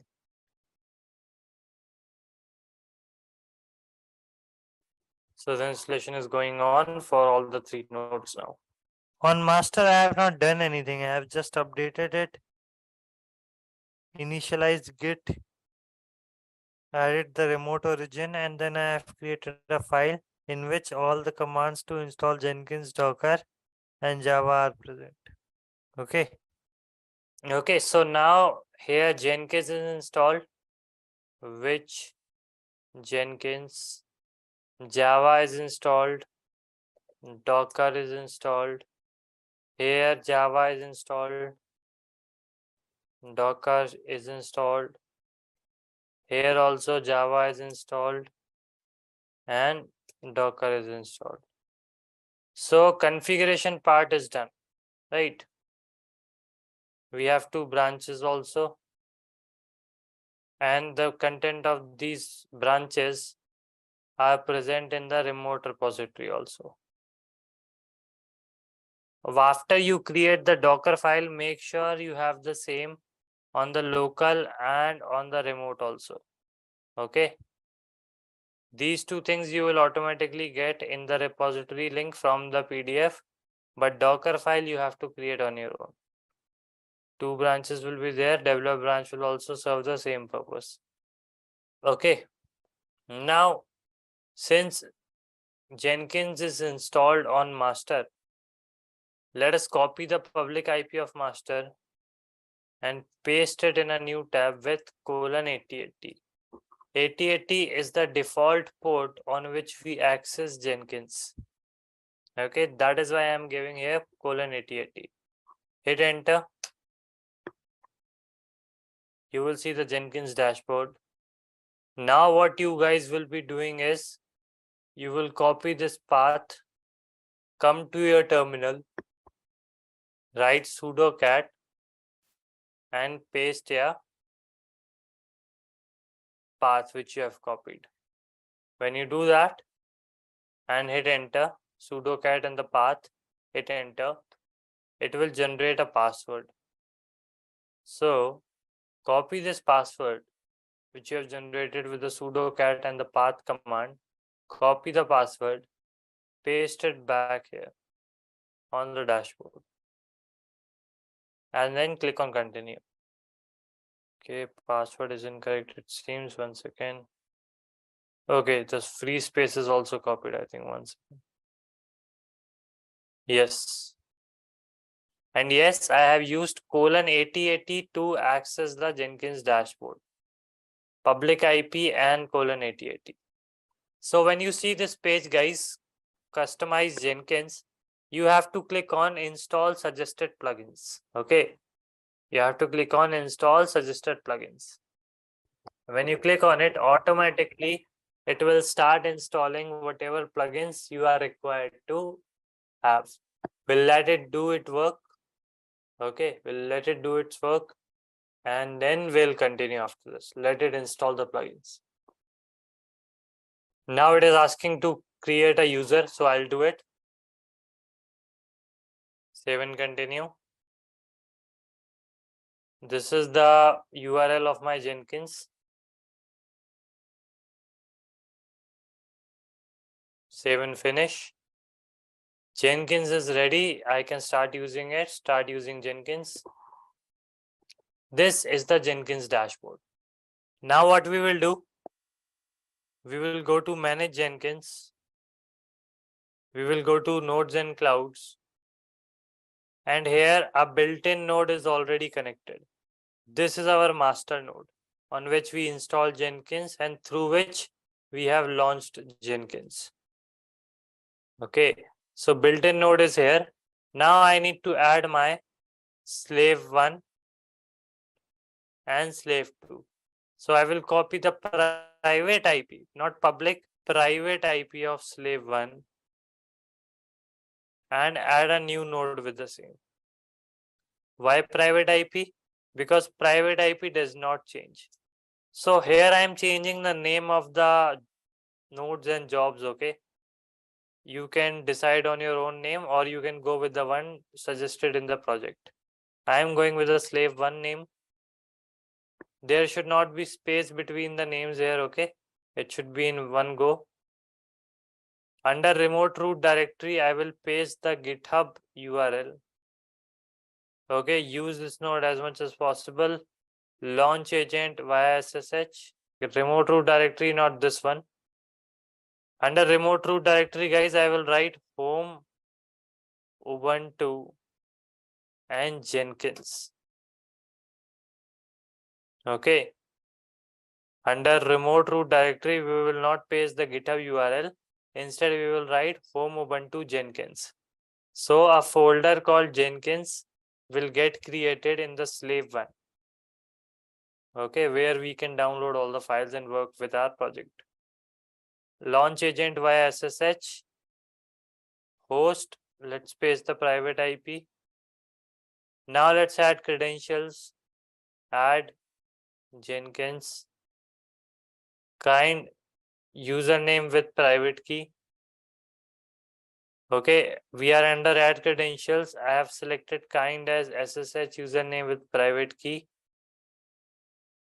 ID I can write anything. Description also I can write anything. Username has to be Ubuntu. So again, steps till now. SSH username with private key. ID can be anything. Description can be anything. Username will be Ubuntu. Then we will click on private key and click on enter directly. After we click on enter directly, you have to click on add. And in this box, you have to paste the PEM file you have used to launch these instances. Okay, so I will use my PEM file. This is the PEM file. I will copy the PEM file which I have used to launch my instances. And I will paste the same on the Jenkins dashboard inside the enter directly part. So once again, to repeat one last time, under kind,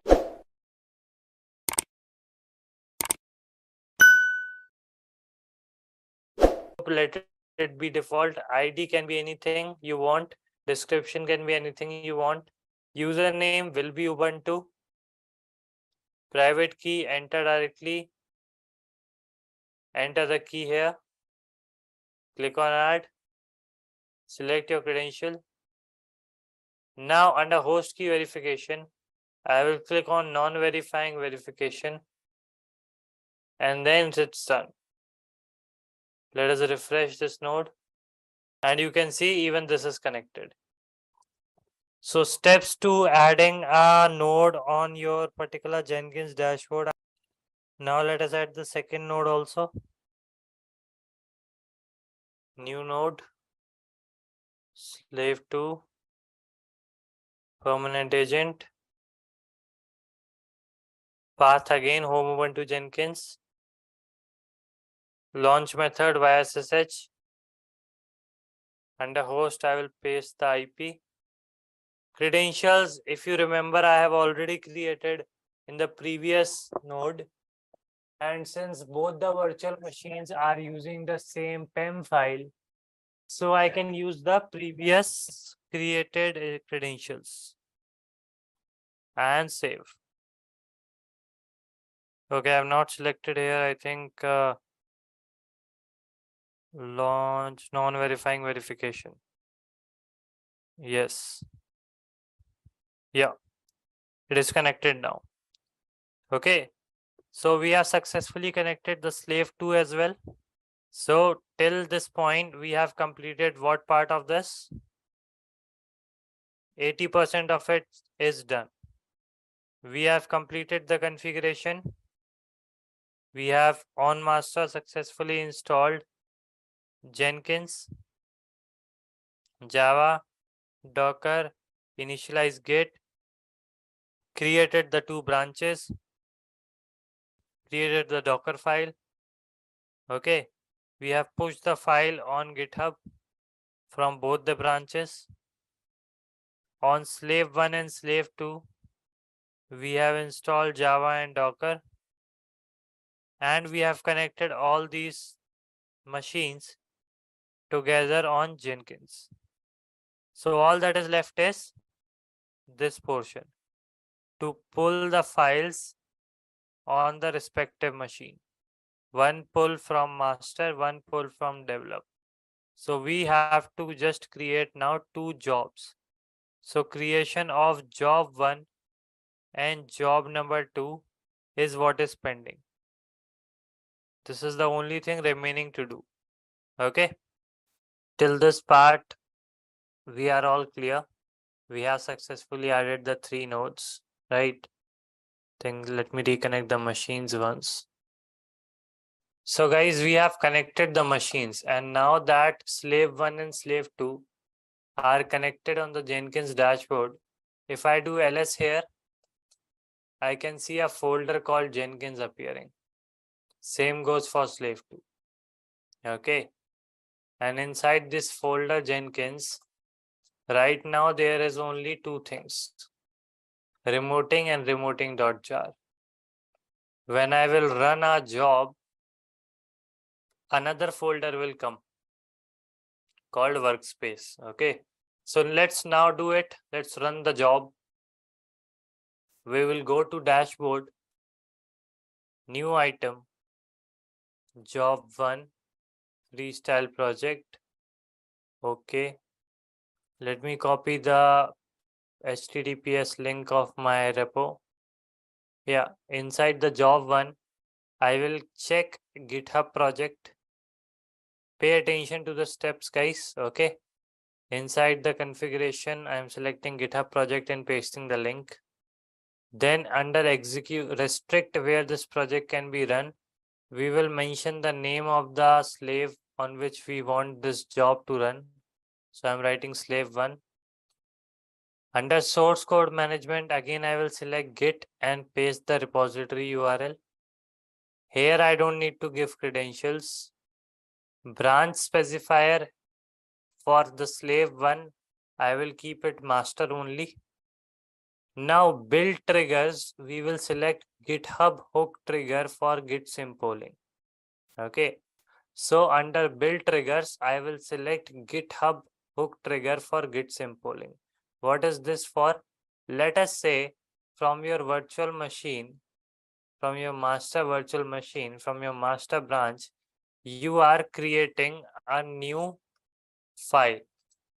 You are creating a new file here. Okay, which you are pushing on the Jenkins dashboard. Okay, so whenever a new file is being pushed to the GitHub repository, whenever a new file will be pushed on a GitHub repository, Jenkins will automatically detect the same. How will it do that? By enabling the webhook on GitHub. So select the option here, GitHub hook trigger for Git sim polling. Okay, now copy the IP of this from the above till port 8080. Okay, and then paste the same on your GitHub account. Go back to your GitHub account and we'll go to settings.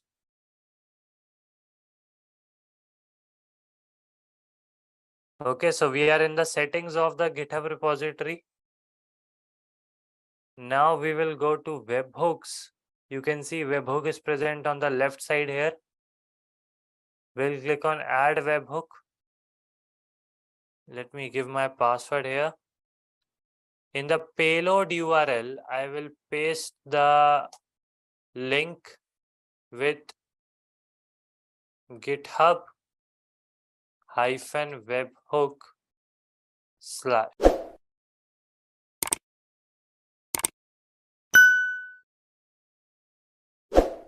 GitHub -webhook.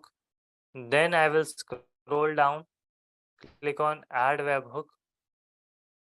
You can see the webhook is already activated. Okay. Now we will come back to the Jenkins dashboard. Let me scroll up and show you the configurations once again. First, we checked GitHub project, pasted the URL of GitHub repo. Then under restrict where this project can run, I have selected the name of the instance under which I want to run job 1. Then again, I have given the Git repo by selecting the option of Git. Branch specifier, I have kept it as master. Okay, Gaurav? Because I want to push from master branch on this particular job and this particular instance, that is my slave 1. Then finally, I have selected GitHub hook trigger for Git symboling, enabling the webhook. You have to check it here as well, and you have to configure the same one time only on this particular GitHub. GitHub, you will configure it one time. Okay, now you don't have to come again for job number 2. Webhook, what will it do? Let us say on your repository, there is a new file you have uploaded. So Jenkins will automatically detect a new file is added, and for that new file, it will automatically run the job. You don't have to go on Jenkins and run the job every time you make a new file upload. That is the whole thing of activating the webhook, so that it can detect if a new thing is pushed on a particular branch, and according to that, it can trigger a new job. Got it? Now we'll click on OK, apply and save. Let's run this job once manually. I'll click on build now. Job has started to run. It was successfully running. Okay. Now we'll come here. Now if I do ls in slave 1, earlier there were only 2 folders, but now there are 3. And under workspace, if I go, a folder named job 1 is created. Inside this folder, whatever was present on the master branch will be available. It was a freestyle project. Okay, now let's create job 2 as well. Freestyle project. Okay. Again, I'll select the Git URL. This time I'm selecting slave 2. This time branch specifier, I'm changing the branch name to develop. And then I'm enabling the, okay, I won't enable the webhook for this. Okay. And I'll click on apply and save. Click on build now. It is successful. I'll tell you why. Because I have to create a pipeline later. Okay, I'll tell you why. If I do ls now, there is workspace, and inside workspace, there is job 2. Inside job 2, all the files are present. So adding the jobs is also done now. Now let's proceed towards getting the final output. So what we are going to do now is, we will click on configure, scroll down, go to build steps, and click on execute shell. I'll go to build steps and click on execute shell. Okay. And now here I am going to run some commands. And those commands will be Docker-based commands. And what will be the purpose of the same? The purpose of the same will be in order to trigger the Docker file that we have in the slave 1 and slave 2 now. Okay, if you remember, both the slave 1 and slave 2 now have a Docker file, right? So we want to trigger this Docker file every time that there is a build and a container should get created. So what we will do is, I will write here sudo docker build dot hyphen t. Let's call it new image. And then next line, let's write sudo docker run hyphen itd hyphen p. Let us assign port 82 to it, 82:80, and then the image name, new image. Okay, so these are the two commands that we are running in the very first run of the Docker. Apply and save. Click on build now. So job 2 is successful.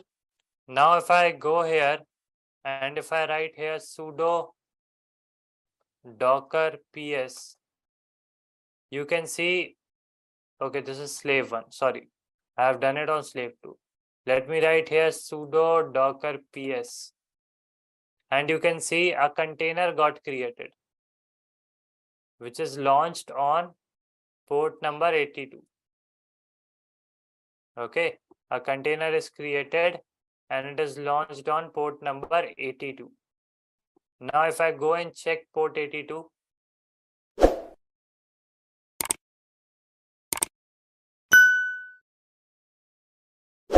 okay, so this is the final result that we are looking for. We are only 1 or 2 steps behind by completing the project. Okay, see, now we have to do what? Now, guys, port number 82 is occupied, right? And in the job 2, I have described it to run the container on port 82, correct? Do you remember in the execute shell command, I have mentioned 82:80, right? Here, if I configure, you see port 82 I have given. So if I try to run this job again, so again it will try to create a container on port 82. Port is busy. If I check the output here, you can see build step failure. Port is already allocated. So what is the point now? Can I only run this job only one time? No. I will have to make an adjustment here. The second time I am trying to run this job, once again, the second time I am trying to run this job, I should add one step. I will run this command in the very first line. What is this command? This command will basically, first of all, stop the previous containers which are running on that particular slave, and then it will delete the containers which are running. And now it will proceed with the step number 2 and 3, which will create a new container again. Got my point? The very first command that is highlighted right now will delete all the previously created containers, and after that we'll proceed to create a new one with step number 2 and 3. It is for stopping and particularly analyzing that, okay, the container is stopped. Now we can delete the same and then remove it. If we try to apply and save these changes as of now, okay, the hyphen A, hyphen Q are particularly getting the information, okay, to get the information of the containers that you're talking about. When you do PS hyphen A, it gives you information not only about those containers. See, usually what we used to do, sudo docker ps, right?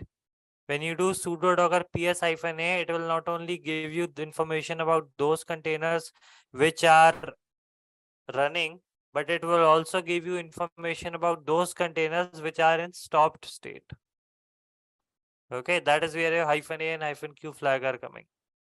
Now if I build it again, it will build it successfully this time. Build number 4 is successful. And see, container ID here is DC0D7, right? If I do the sudo docker ps command again, there is a new container ID here. Same configuration we will do for job number 1 as well. The very first time I will run it without this command. Why? Because there are no containers to delete in slave 1. So first, let me create a container. Now let's configure. Now we'll add the remove command in the second run, okay? If I run it, successfully running. Now if I go and copy the public IP, this is also launched on port 82, but with the public IP of slave 1. So here is my final output for this also. Okay. Now one last thing which is remaining here in this project is that I have not enabled webhook for job 2, right? Why is that the case?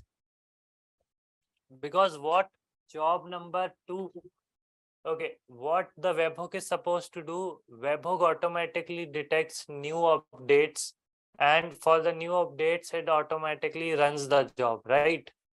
But I don't want job 2 to run automatically every time there is an update.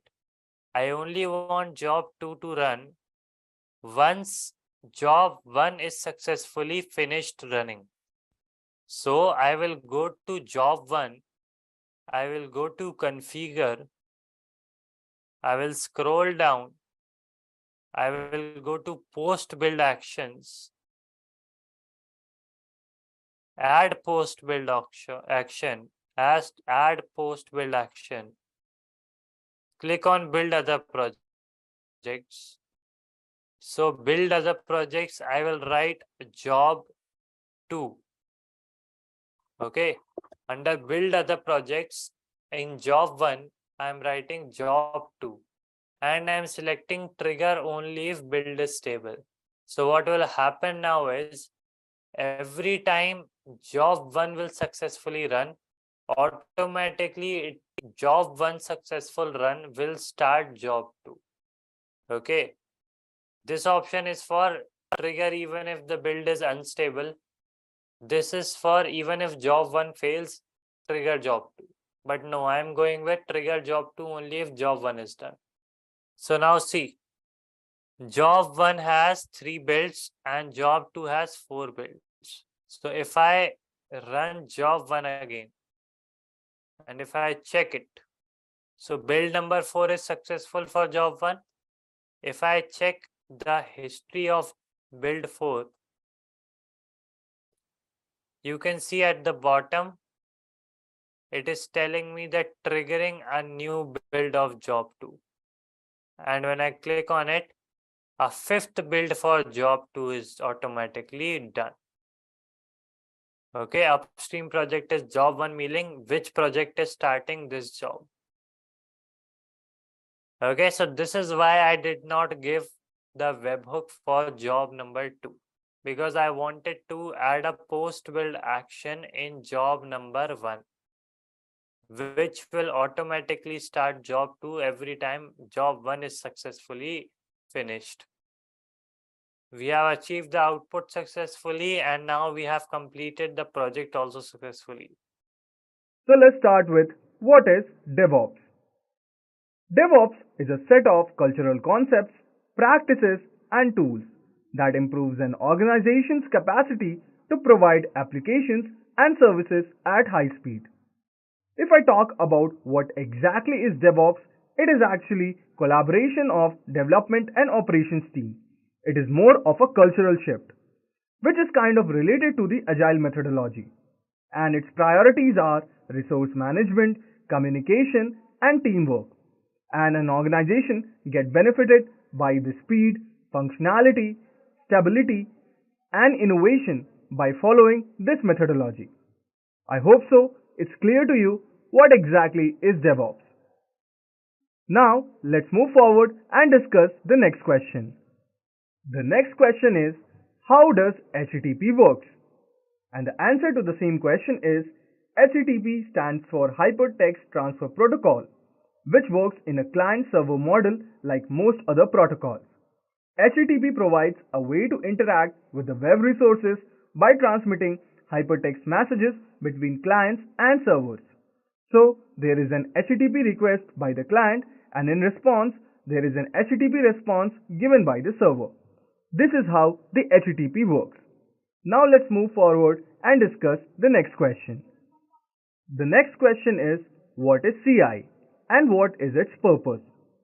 Actually, CI stands for Continuous Integration, which is the process of compiling the entire code base every time a member of a software development team checks the code into the shared code repository. Suppose if a team member checks into the code file with a bug, the build gets broken.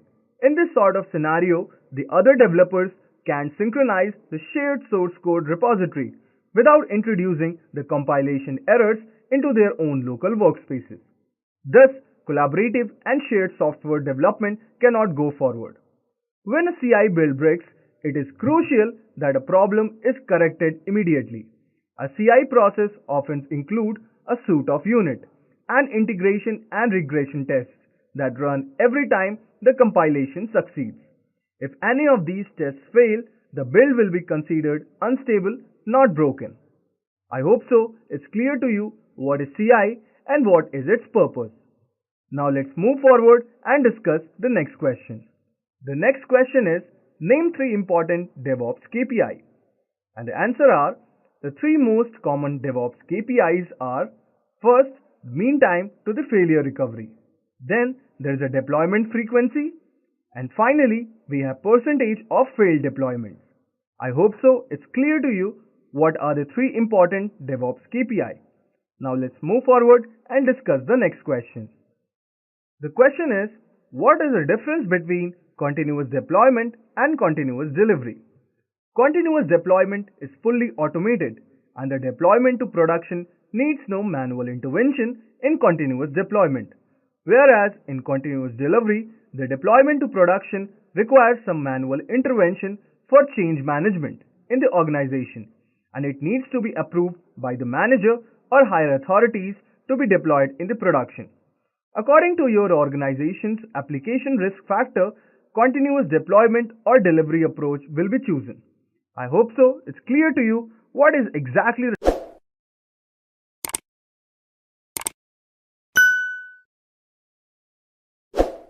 your code is done first, then you go for unit test, then you integrate, then there is an acceptance test, and finally you deploy it to the production.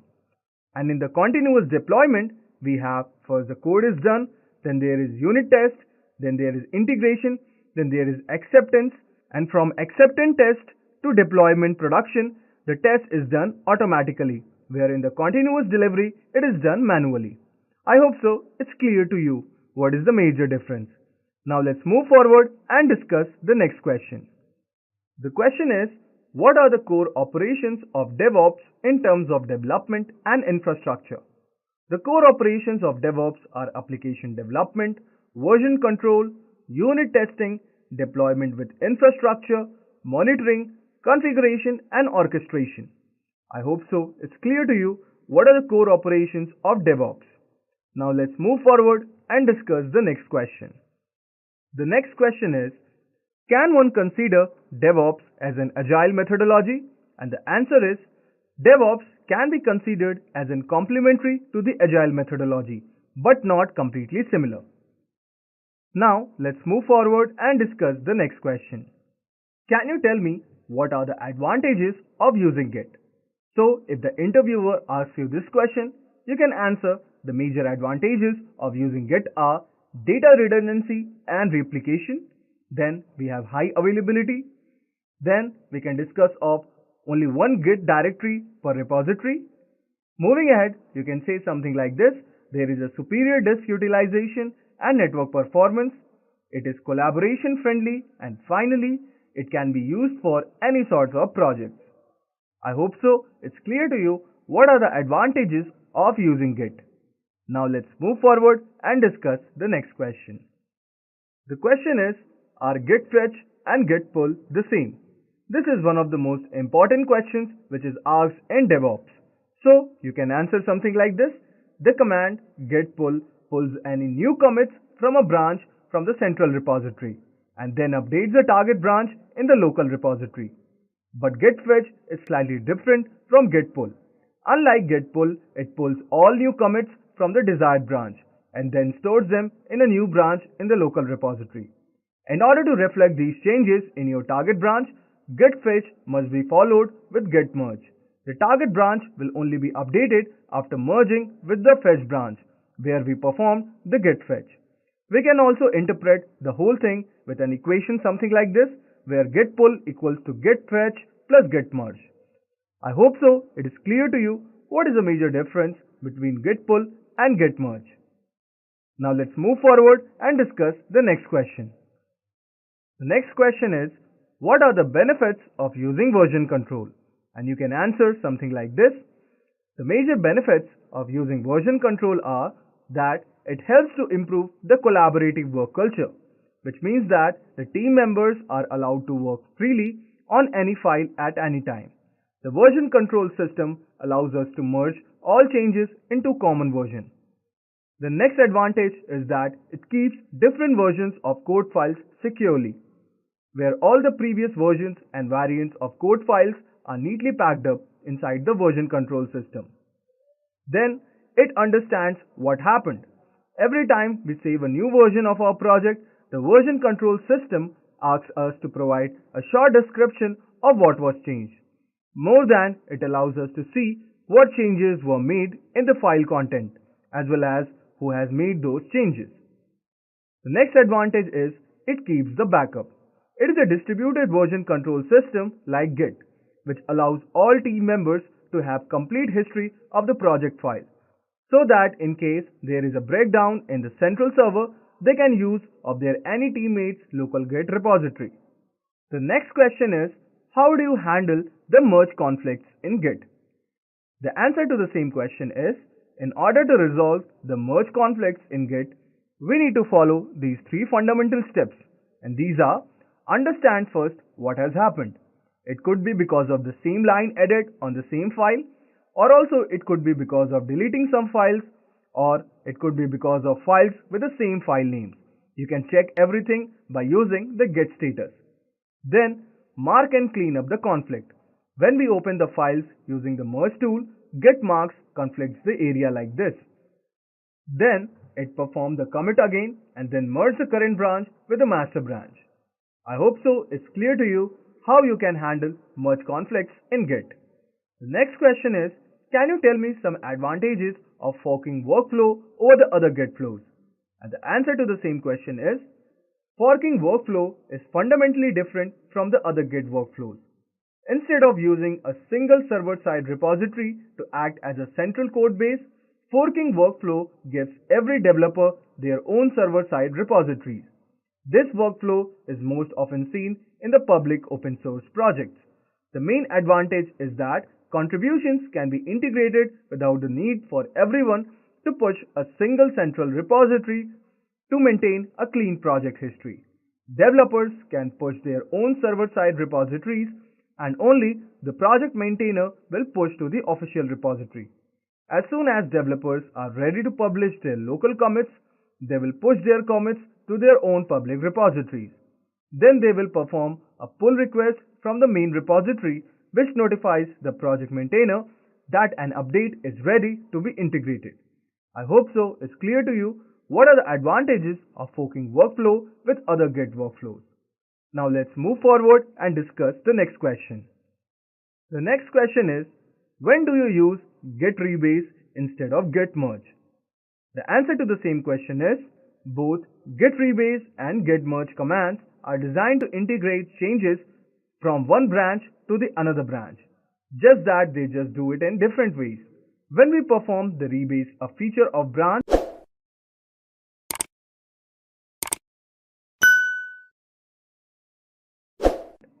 by performing a merge, we take the contents of the feature branch and integrate them with the master branch. As a result, only a master branch is changed, but the feature branch history remains the same. Merging adds new commit to your history. Rebasing will create inconsistent repositories. For individuals, rebasing makes a lot of sense. Now, in order to see the history completely, the same way as it happened, we should use merge. Merge preserves history, whereas rebase rewrites it. I hope so it's clear to you when do you use git rebase instead of git merge. The next question is kind of interesting, and interviewers can also give you scenario type questions. Suppose he says, if I want to move or copy Jenkins from one server to the another, is it possible or not? You can answer something like this.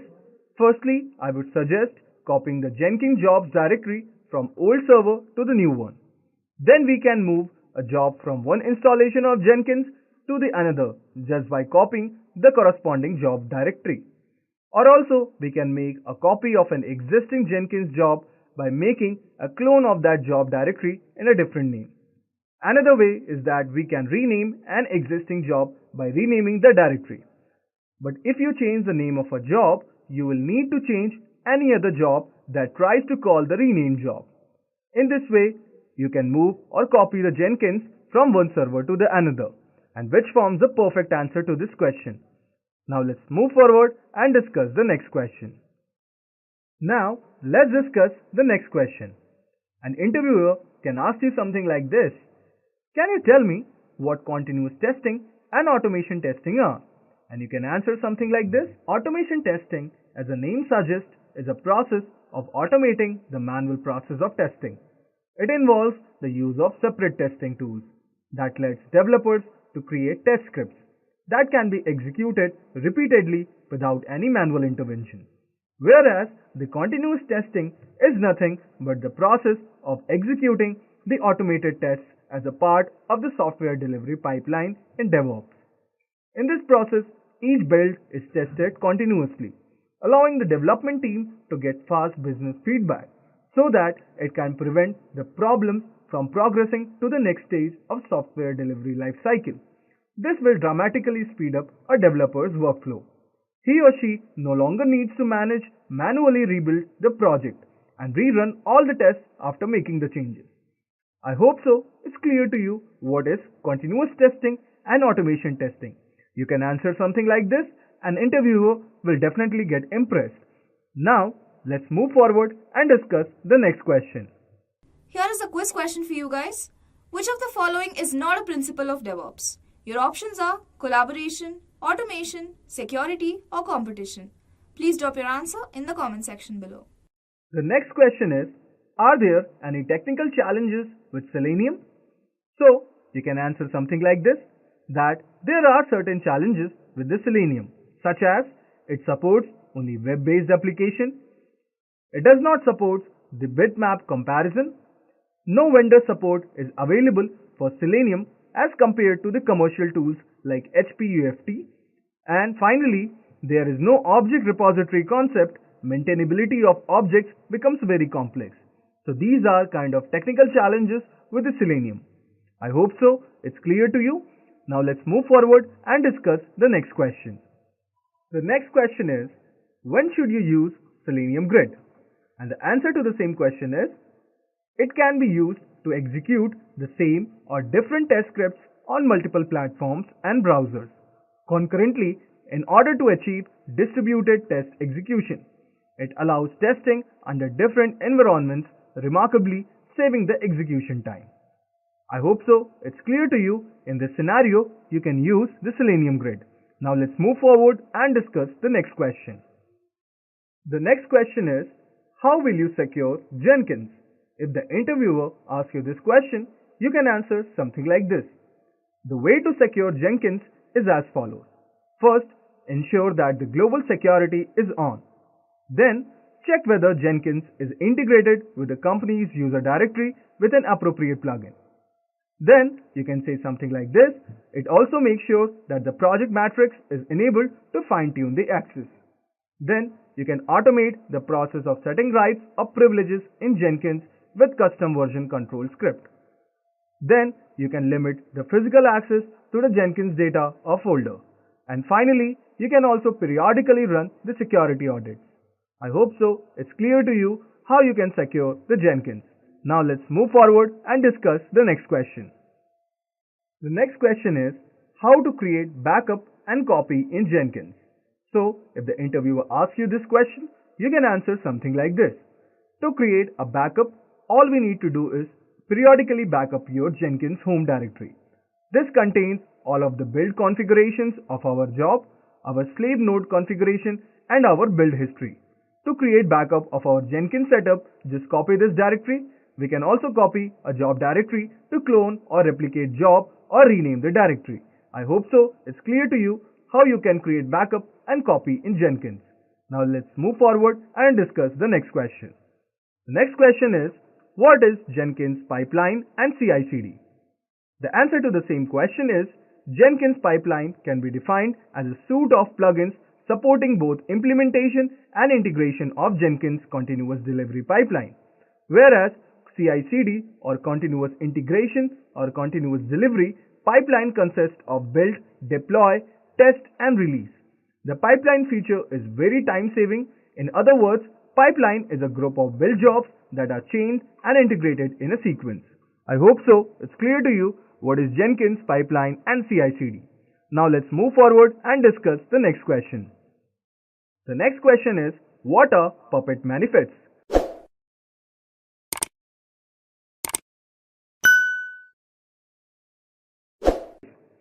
Every Puppet node or Puppet agent has got its configuration details in Puppet Master, which is written in native Puppet language.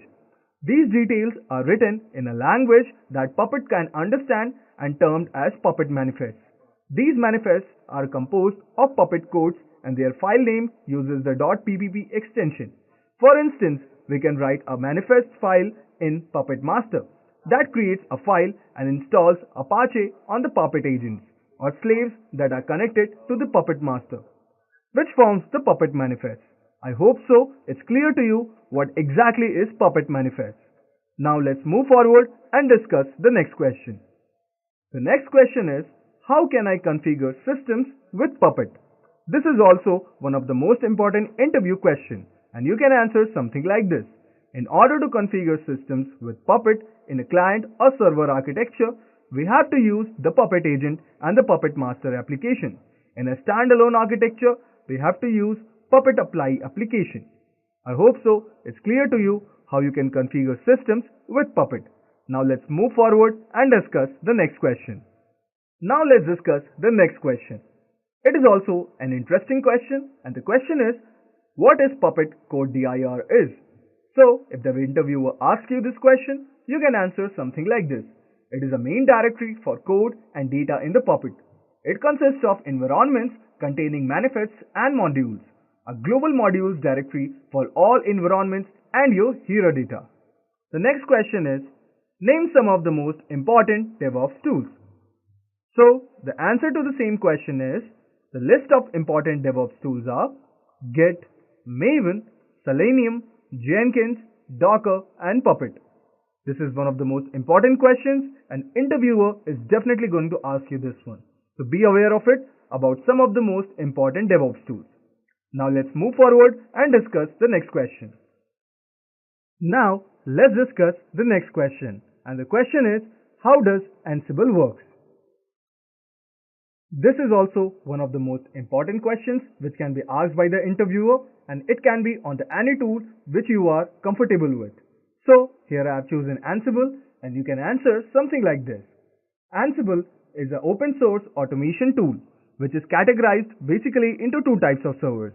The first is controlling machines and second is nodes. Ansible will be installed on the controlling machine, and using that machine nodes are managed with the help of SSH nodes.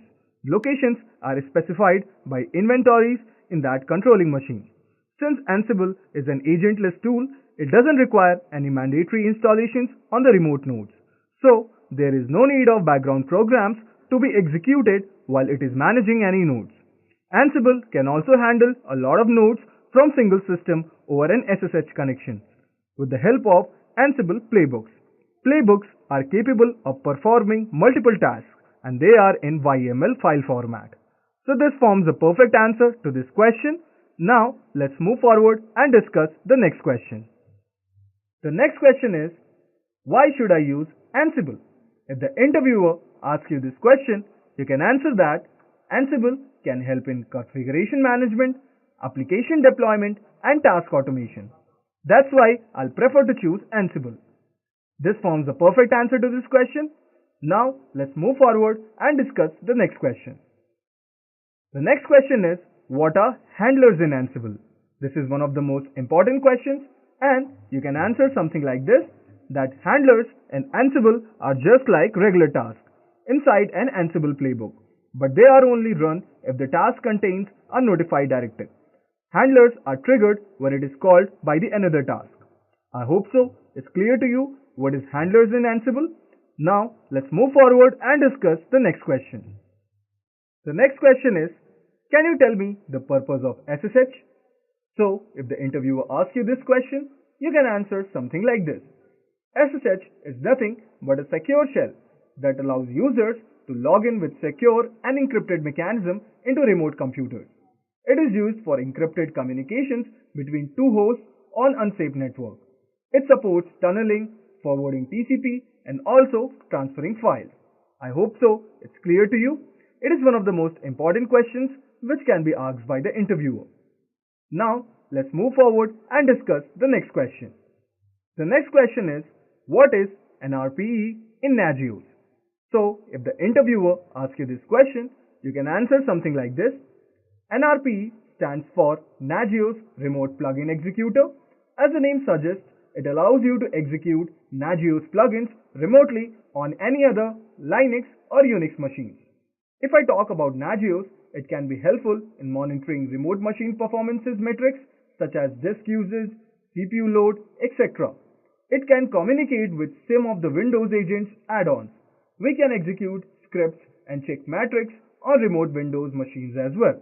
I hope so it's clear to you what is NRPE in Nagios. Now let's move forward and discuss the next question. Now let's discuss our final question, and this is, what is Nagios log server? So if the interviewer asks you this question, you can answer something like this. Nagios log server simplifies the process of searching the log data. Nagios log server is the best choice to perform tasks such as setting up alerts, notifying when potential threats arise, simply querying the log data, and quickly auditing any system. With Nagios log server, we can get all of our log data in one location with high availability. So this defines the Nagios log server. I hope so it's clear to you what's the answer of this question. So this was our final interview question. That was all for today's session. Just a quick info guys, if you want to make a career in cloud computing, then Intellipaat provides an advanced certification on cloud and DevOps by IIT Madras. This course is taught by industry experts and IIT Madras faculty. This course is designed to upskill and land your dream job.